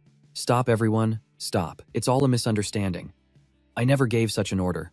Suddenly, a person standing behind him immediately stopped him. If you dare to move again, just wait and see what happens.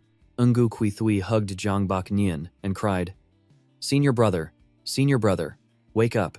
The people of the Kwai Tam sect also began to prepare for war with the people of the demonic sect. With the sect master, exterminate the demonic sect. A bunch of demonic sect beasts who refused to admit defeat, exterminate the demonic sect. Enjo Thonsak still stood motionless. He couldn't believe his eyes. Senior brother is dead. Is this a joke? How could senior brother die? But senior brother really stopped breathing. What on earth is going on? The sneak attacker, seeing Jiang Bok Nian lying on the ground like that, was extremely pleased. He even laughed out loud and said, Let's get chaotic. Let's get a little more chaotic. However, the whole group also noticed the faint voice behind them. Sect master, Jiang. Bok Nian's weak body tried to get up. He slowly said, I'm fine. While he was still in a panic because the situation had turned out contrary to his expectations, Luke Danlong suddenly heard Jiang Bok Nian's faint, strange voice behind him. In an instant, his whole body seemed to be filled with a ray of hope. His expression changed from worried to joyful as he turned around and shouted loudly, Save him!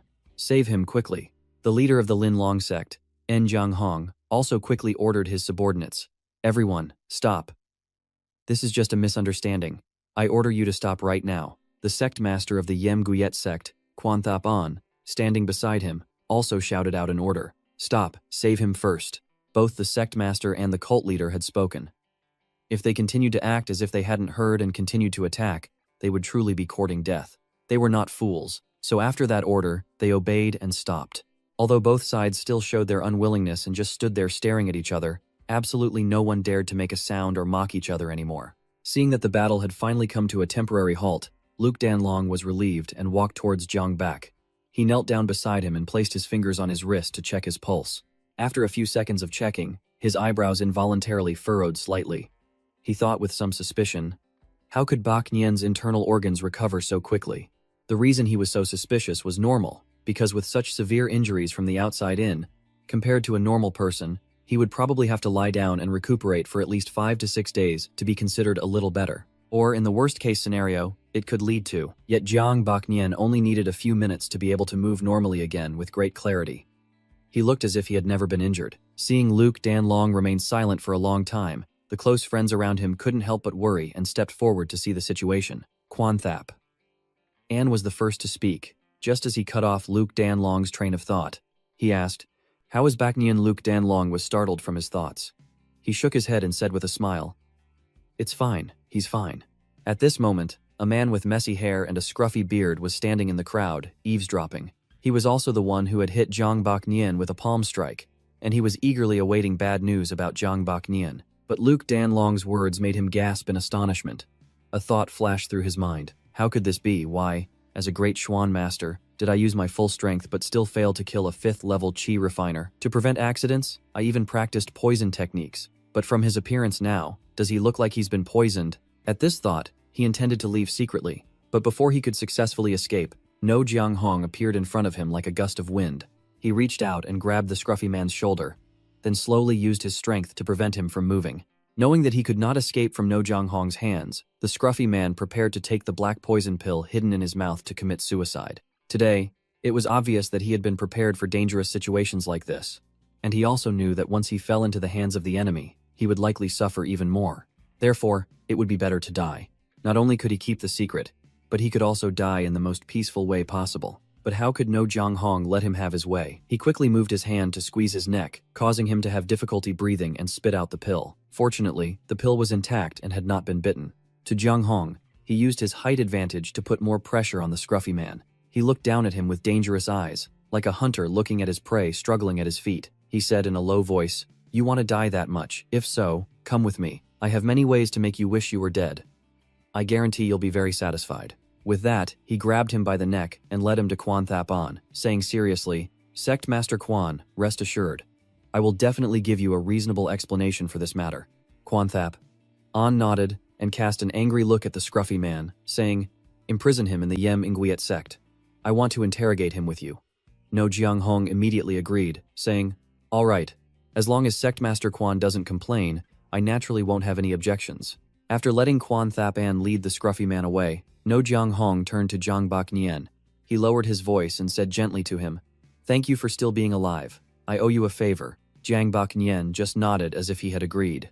No Jianghong, seeing this, was somewhat relieved.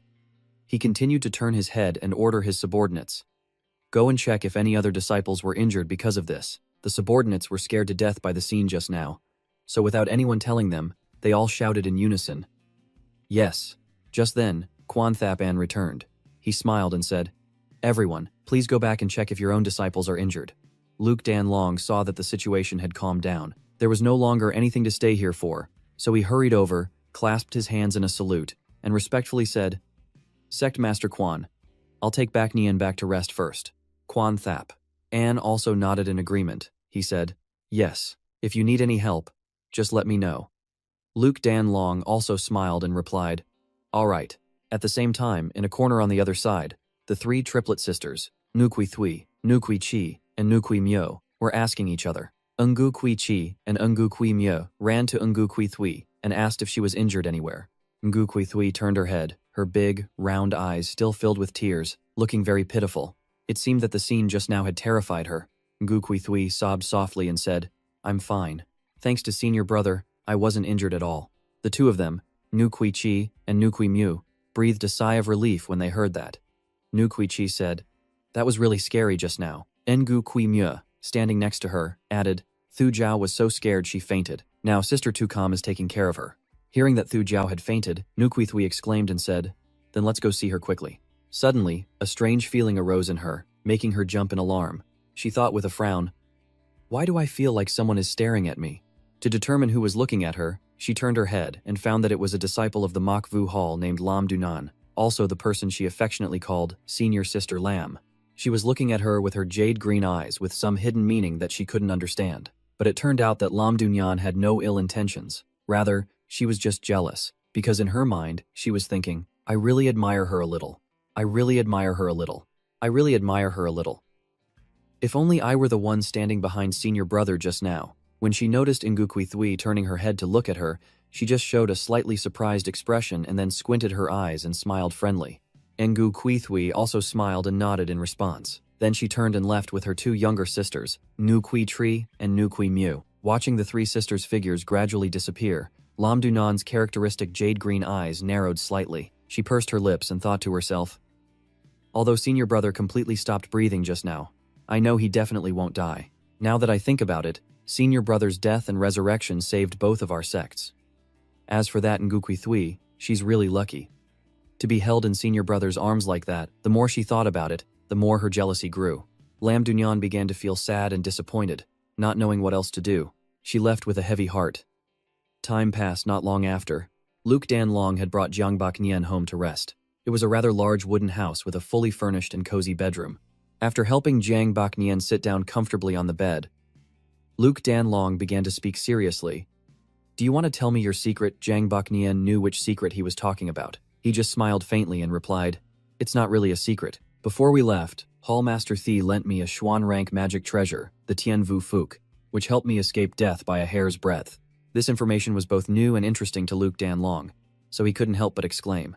He stroked his chin and said with a smile, "You little brat.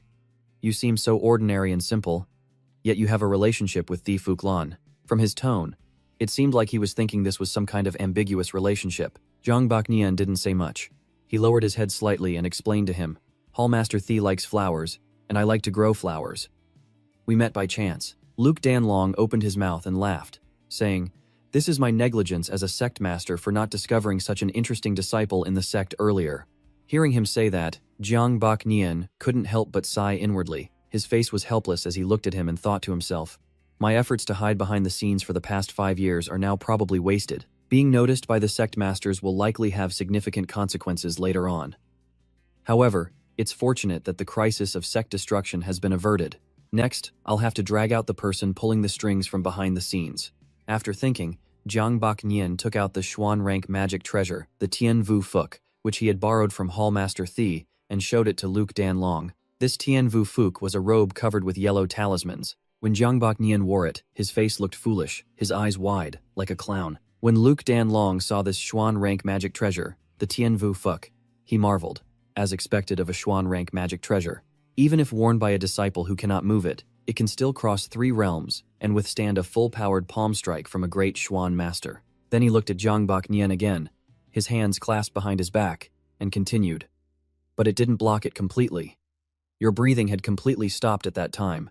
What exactly happened?" Hearing Luke Dan Long's question, Jiang Bak Nian also took out the Honan Kwa and introduced it to Luke Dan Long. "It was the Honan Kwa that Hallmaster Thi gave me that saved my life. This Honan Kwa was a round sphere that emitted a beautiful blue light." Luke Dan Long, seeing this, bent down and leaned close to Jiang Bak Nian's hand to see it.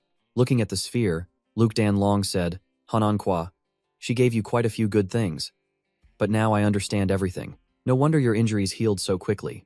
It was all thanks to the Honan Kwa." Then he looked around and asked Jiang Bak Nian, "This protective mirror, why do you have to wear one on your chest and one on your back?" Hearing that, Jiang Bak Nian calmly replied to Luke Dan Long, "I'm afraid of dying." When Luke Dan Long heard Jiang Bak Nian say that, his face went blank. When Jiang Bak Nian saw Luke Dan Long's blank face, he also looked at him blankly, and so the two of them stood there blankly looking at each other, not knowing what to say. When Luke Dan Long heard what Jiang Bak Nian said, he was helpless. He closed his eyes to calm himself down and comforted himself. But his cultivation is only at the 5th level of qi refining. It's good to be a little cautious. Then he stared at Jiang Baknian and said with admiration, "You have a lot of treasures. You're quite interesting." Then he stood up straight and asked Jiang Baknian, "But what did you do to Thi Fenglan? No. What did Thi Fenglan do to you? Why did she lend you so many treasures?" Hearing that, Jiang Baknian also replied seriously, "This disciple plays with Hallmaster Thi. Hallmaster Thi saves this disciple's life." When Luke Danlong heard Jiang Baknian's reply, he burst out laughing. "You play with her. When you put it like that, I understand." Then he turned and leaned close to Jiang Baknian, asking suspiciously, "You are a smart person. If you were able to borrow a Xuan rank magic treasure from her, it means you know a lot of things, right?" Seeing Luke Danlong's suspicion, Jiang Baknian just shook his head. "No. This disciple doesn't know anything." Hearing this, Luke Danlong clapped his shoulder and exclaimed, "Not bad. You truly are a smart one. No wonder you're so good at chess." Jiang Baknian just shook his head at the praise. "I must thank the sect master for organizing this youth tournament, which helped me discover a hero within the sect." Then he clasped his hands respectfully and said to Luke Danlong, "Sect master, you praise me too much. This disciple is just an ordinary person." Seeing Jiang Baknian's seriousness, Luke Danlong propped up his chin and laughed cheerfully. "Don't be so tense. I'm very easygoing. I won't force you to do anything you don't want to." He then patted Jiang Baknian's shoulder and said seriously, "All right, enough about that. You've performed a great service this time. I will do my best to reward you handsomely. Go back and rest for now. I'll be on my way." Seeing Luke Danlong praise him, Jiang Baknian simply clasped his hands humbly. "Thank you, sect master." After Luke Danlong left, Jiang Baknian let out a long sigh, thinking, "It seems I won't be able to rest peacefully after I get back. This is such a pain." That evening, while relaxing on his soft bed, Jiang Baknian rested his head on his hands and stared at the ceiling, lost in thought. Thinking back on it now, everything I've gained so far has been useful, and there's more. If I hadn't been targeted because I won the tournament today, no other disciple from the Orthodox sects could have survived a full power blow from a grand profound master. The scene from this morning's match replayed in Jiang Baknian's mind. He thought, what seemed like a momentary chaos today has now escalated into a major conflict in Fengchao. Then, he remembered the sight of those who were struck during the fight and couldn't help but think, but if I hadn't come back to life, the war between the Orthodox and demonic sects would have been unstoppable. At that point, regardless of who won, the Kwai Tam Tong would have been dragged into it. He continued to stare at the ceiling, his eyes pensive. But now that I'm alive, with no casualties, we can negotiate properly. Explanations can be made, and compensation can be paid. It seems the system's arrangement was all meant to extinguish this disaster. But who is the real mastermind behind all this? Then, Jiang Baknian recalled the system's prompt when he was injured in the match, forcing him to choose between 3 options. Option 1. Immediately act as if you're fine. Reward upon completion. Than Shuang Chan Fap, Earth Grade, Low Tier. Option 2. Act as if you are seriously injured. Reward upon completion. Tu Tua Ding, Profound, Grade, Mid Tier. Option 3. Feign Death. Reward upon completion. Random basic skill point +1. At that moment, Jiang Baknian had chosen to feign death and collapsed on the field. Now, lying in bed and thinking it over, he realized the system deliberately put him in a state of feigned death, probably to trigger the events that followed. In other words, it was to enrage the sect masters. The disciples of the Orthodox and demonic sects clashed, and only by doing that could both sides be alerted, leading them to find the person pulling the strings. He closed his eyes, continuing his train of thought. If I want to dig deeper, I can only wait for the Grand Profound Master who attacked me to confess. Then he recalled Nam Thu Nguyen's appearance at the match and wondered, but if that's the case, who exactly is that Nam Thu Nguyen girl, an independent villain? What a hassle. With that thought, he turned over to his side. I can only take it one step at a time. Scene change. At a certain house, 2 guards stand watch outside. Inside, Quan Thap An asked, "Is that kid Baknian all right?" Luke Danlong replied, "Yes, he's fine." Hearing that, Quan Thap An said, "He certainly has quite a few secrets." Danlong defended Baknian, saying, "In this chaotic world, who doesn't have secrets of their own? Have you interrogated the demonic sect disciple who attacked Baknian?" The 2 of them then walked outside. Thap An continued, "Not yet. You've come at the right time. Let's go see him together." Danlong agreed to follow him. "All right. I'm also very curious to hear what the demonic sect has to say." After a short walk, they arrived at the prison where the demonic sect member was being held. He was tied tightly to a pillar. Seeing them, Jiang Hong came forward to apologize. "It was due to my lax supervision that this happened. I've alarmed the sect masters. Hearing this, Luke Danlong asked, "So you're saying what he did has nothing to do with you?" And Jiang Hong stepped forward and replied, "If I had ordered him to kill your Orthodox sect's disciple, the outcome wouldn't have been like this." Danlong found his reasoning sound and replied, "That's true." And Jiang Hong continued, "His name is Uk Duong Tong. He was recruited into the Toi Tinjiao 3 years ago as a manager. Because of his meticulous work, his own sect leader brought him here. I never expected something like this to happen." Suddenly, Hao Diem, the leader of the Toi Tinjiao, approached, bowed with clasped hands to Jiang Hong, and reported, "I've already sent people to investigate his background. We should have results by tomorrow." Jiang Hong then asked, "Tomorrow, I'm afraid those other sect masters won't wait that long. Perhaps I should interrogate him myself first." As he spoke, Jiang Hong turned to look at the demonic sect member with a sinister expression. Suddenly, the sound of blows rang out. The demonic sect member's face was already covered in blood. He gasped in pain, unable to take any more torture, and obediently confessed, "I'm a member of the Tu Vijiao from Vin Chao. The leader of the Tu Vijiao wants to expand into Fong Chao, so he sent many disciples to infiltrate the demonic sects here. As soon as we get an opportunity, we're to destroy the balance between the orthodox and demonic sects in Fong Chao. My mission this time was to incite a war between the two factions." Jiang Hong pressed on, "So where have your accomplices been placed?" The man gritted his teeth, looked up, and replied, "I don't know. We don't know each other's identities. I just had to carry out my assigned mission." Receiving an unsatisfactory answer, and Jiang Hong's eyes turned menacing. He channeled his spiritual energy and struck the man, causing him to writhe in agony and scream, "It's true, I've told you everything I know." Believing the man was telling the truth, Jiang Hong turned away and reported to Dan Long and Thap An, "Right. We'll just have to wait until tomorrow after his background check is complete to continue the interrogation." Hearing this, Quan Thap An replied, "All right, let's go." Time passed, and night fell. In someone's audience hall, and Jiang Hong leisurely drank a cup of wine. After drinking, he asked bluntly, "Do you know my real purpose for coming here?" Quan Thap An immediately replied, "I don't." Jiang Hong pursed his lips. "How dull. I feel that now that I'm a profound sovereign, being confined to Fong Chao is just too boring." Suddenly, Thap An asked, "What do you want to do?" Jiang Hong replied with amusement, "I want to join forces with you. We can combine our strength to conquer the other provinces." Hearing this, Quan Thap An gave a slight smile and asked, "Join forces? Why would I ever ally myself with the demonic sect?" Jiang Hong sighed and replied, "Ah, such a small view." Thap An didn't understand and asked again, "What's small?" Jiang Hong suddenly became serious.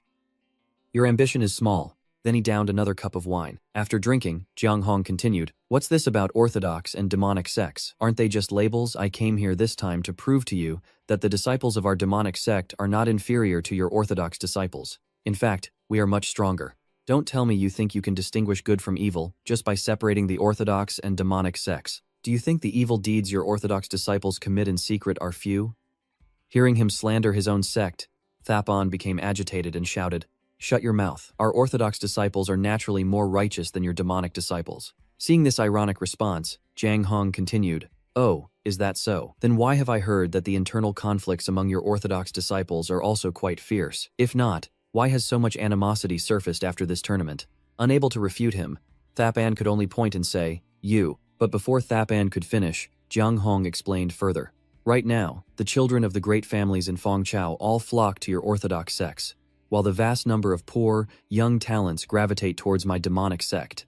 Therefore, only by joining forces can we truly unleash the full power of Fong Chao." Hearing Jiang Hong's sound reasoning, Thap An bowed his head and contemplated his words. 3 days later, Luke Danlong personally visited the place where Jiang Bak Nian was resting to check on him. Luke Danlong pushed open the grand doors and entered the hall where Jiang Bak Nian was calmly sipping tea. "How are you feeling?" Seeing the sect master himself visiting him, Jiang Bak Nian quickly stood up, bowed respectfully, and said, "This disciple is fine now. Thank you, sect master." After bowing, Jiang Bak Nian eagerly asked, "I've been here for 3 days and know nothing about the situation outside. I'm anxious. What's happening out there?" Seeing his eagerness, Luke Danlong didn't beat around the bush and summarize the situation. "For now, everything is calm. The Youth Heroes tournament will continue in 2 days." The first part of the sentence put Jiang Bak Nian's mind at ease, but the second half shocked him beyond belief. He frowned and asked, The tournament is still going on." Luke Danlong didn't answer immediately.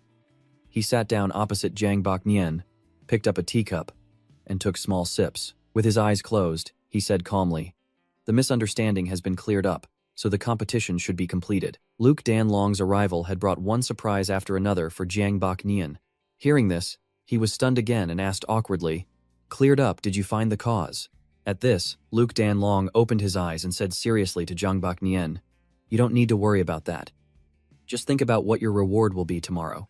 Hearing this, Jiang Bak Nian's gaze fell, feeling troubled. His eyes were pensive as he said softly, "This disciple can accept the reward, but perhaps we can skip the public award ceremony." Seeming to feel this wasn't enough to convince Luke Danlong, he continued, trying to explain. "After all, this disciple didn't really do anything.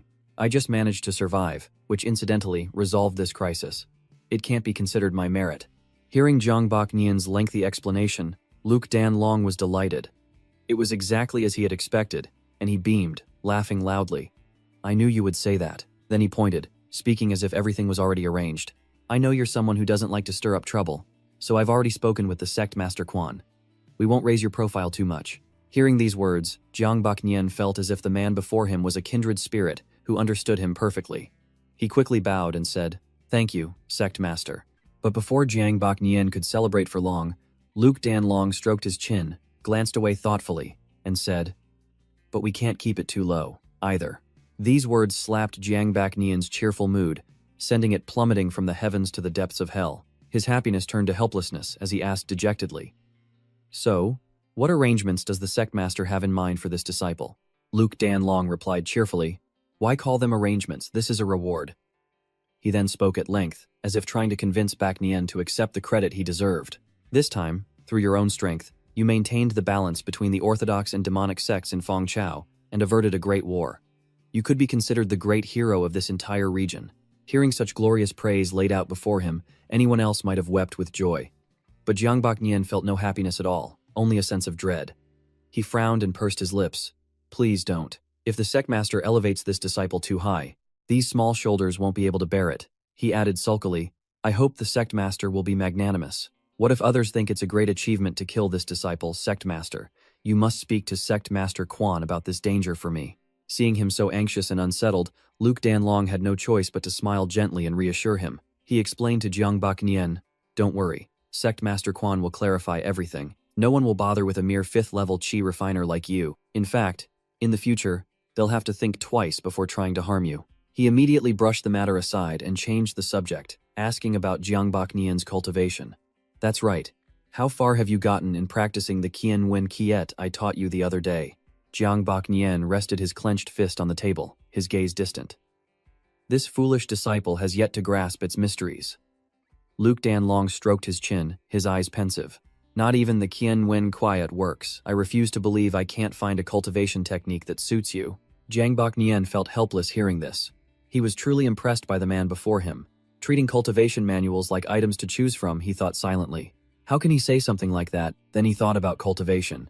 "I can never have too many techniques. This Qian Wen Kiet is both hard and soft, perfect for Luke's senior brother. When I have time, I'll find a chance to give it to him." But that wasn't the priority. There was a more important matter he needed to think about. The most crucial thing right now is to find the mastermind pulling the strings. It's inconvenient to act in here. I should get out of here first.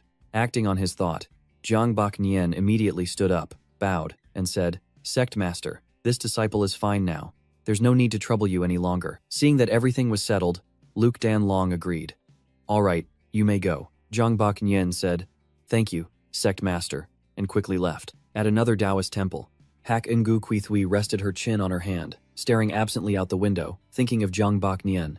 Senior brother, her 2 younger sisters sat behind her, staring and exchanging glances. Ever since that chaotic day, big sister has been sighing like this every day. She must be traumatized. The younger sister, Ngu Kui Mye, eagerly agreed, sighing to herself. "Yeah, poor her." A knock on the door broke their concentration. Ngu Kui went to open it and said happily, "Sister Tu Kam is back." It was Phuong Thu Jiao and Lu Tu Kam. The two entered. Lu Tu Kam placed a basket of food on the table and asked, "Are you hungry? I brought some food for you girls." Ngu Kui Mye, who was indeed hungry, saw the food as if it were gold. Her eyes lit up as she said, "I was just getting hungry, thank you, Sister Tu Kam." First it was Ngu Kui Thui who was melancholic, and now Phuong Thu Jiao sighed with a sad look in her eyes. Senior brother still hasn't come out even today. I wonder how he's doing. Ngu Kui Thui, finding someone on her wavelength, sighed in agreement. "I know. Seeing this, the two Engu sisters began their comforting routine. They approached and said, "Don't worry, big sister. The sect master is taking care of senior brother. He'll definitely be fine. Maybe he'll even have a breakthrough." Ngu Kwai added to Ngu Kwai Mu's words. "Right. Besides, senior brother is so powerful. Nothing bad will happen to him." Hearing these words, Ngu Kithui's mood lifted slightly. She looked at her two sisters and said, "I hope so." The somber atmosphere was suddenly broken by a voice from below that caught their attention. "Senior brother Jang, you're back." Those words made all of their faces light up with joy. Their spirits soared, and they shouted in unison, "Senior brother." They rushed to the window and looked down below, clearly eager to see Jiang Bak Nian. Nu Kui Mu stood on the balcony, her face beaming with excitement. She leaned out, placing one foot on the railing as if to jump. Just then, Lu Tu Cam saw her and rushed to stop her. She flusteredly advised the impulsive girl, "Calm down. In times like these, you need to be even calmer. If you rush to senior brother like this now, he definitely won't be happy."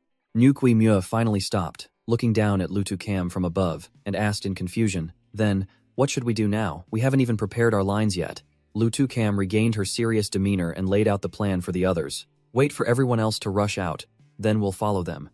The others enthusiastically agreed, obediently shouting in unison. Okay, outside, Jiang Bak Nian was surrounded by a crowd of disciples from the sect.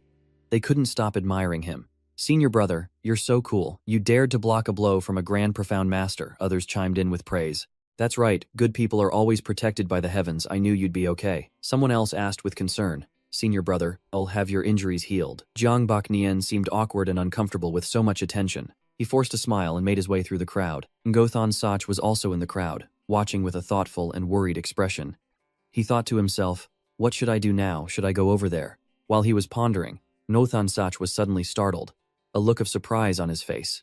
He looked up, bewildered. Jiang Bak Nian was using telepathy to speak to him. "Get them to stop crowding me. I need to go inside."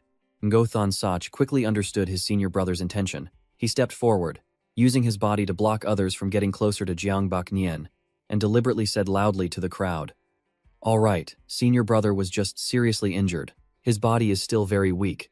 Don't crowd him like this. Let him go rest." Seeing this, the crowd didn't dare get any closer to Jiang Bak Nian.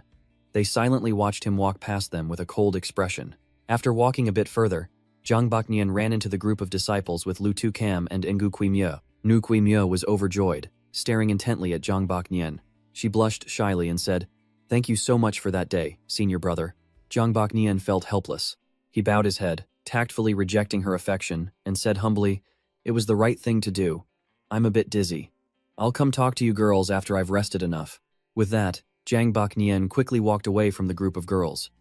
They all watched him with infatuated, passionate eyes. Jiang Bak Nian hurriedly took a breath of relief, glanced back at them and sneered, thrilled as he thought to himself, "Finally, I'm free." After returning to his room, Jiang Bak Nian saw Feng Tai-an sitting and reading a book. Seeing him, the boy quickly put his book down, turned to his senior brother, and exclaimed with a stunned expression, "Senior brother, you're back. Are you feeling better?" Jiang Bak Nian just replied coldly to his junior brother, "Yes. Continue reading your chess manual. I'm going to rest for a bit." He pointed towards the inner room. Heading inside, Jiang Bak Nian lay on the bed, tossing and turning with a pensive expression. "I hope those disciples are like social media friends, with only a memory of 1 or 2 days. Once new gossip comes along, they'll forget all about me." Suddenly, there was a knock on the door. Feng Tai-an jumped, turned his head in surprise, and called out, "May I ask who is there?" A calm, steady voice replied, "Quan Top-an." Hearing the name, Feng Tai-an found it familiar. He thought to himself, "That name sounds very familiar." Before he could place it, Jiang Bak Nian rushed out from the inner room like a gust of wind. He hurriedly bowed respectfully and said formally, "Greetings, Sect Master Quan." Feng Tai-an was stunned. He was startled into realizing his own discourtesy, nervously clasped his hands, and bowed. "Greetings, Sect Master Quan Thap," and looked at Jiang Bak Nian cheerfully and said, "I heard you've recovered. I came specifically to visit you." Jiang Bak Nian replied politely, "Thank you for your concern, Sect Master Quan. This junior has fully recovered, Quan Thap." Anne turned to leave, then looked back at him and said, "Then would you mind taking a walk with me? I have something to discuss with you." Jiang Bak Nian calmly replied, "Yes." The two of them headed out. They went into the forest to talk, Quan Thap, and spoke openly to Jiang Bak Nian. There's no need to be so reserved. I promised your sect master that I wouldn't ask how you managed to block that grand profound master's palm strike. Zhang Baknian just replied coolly and politely, "Thank you, sect master Quan Thap," and looked at him fondly and said with pride, "Regardless of how you did it, to face a much stronger enemy and still dare to protect your fellow disciples, that is the proper conduct for a disciple of our orthodox sects. I hope you will be a good example for all disciples to follow." As they were talking, a large figure flew down from above, landing near them and exclaiming loudly, "Why are you always so honest and modest?" And Zhang Hong landed on the ground right next to Zhang Baknian, placing a hand on his shoulder, which startled him, and Zhang Hong laughed heartily and said, "Faults are punished, and merits must be rewarded. This time, you've performed such a great service, we've discussed it, and decided you must be rewarded."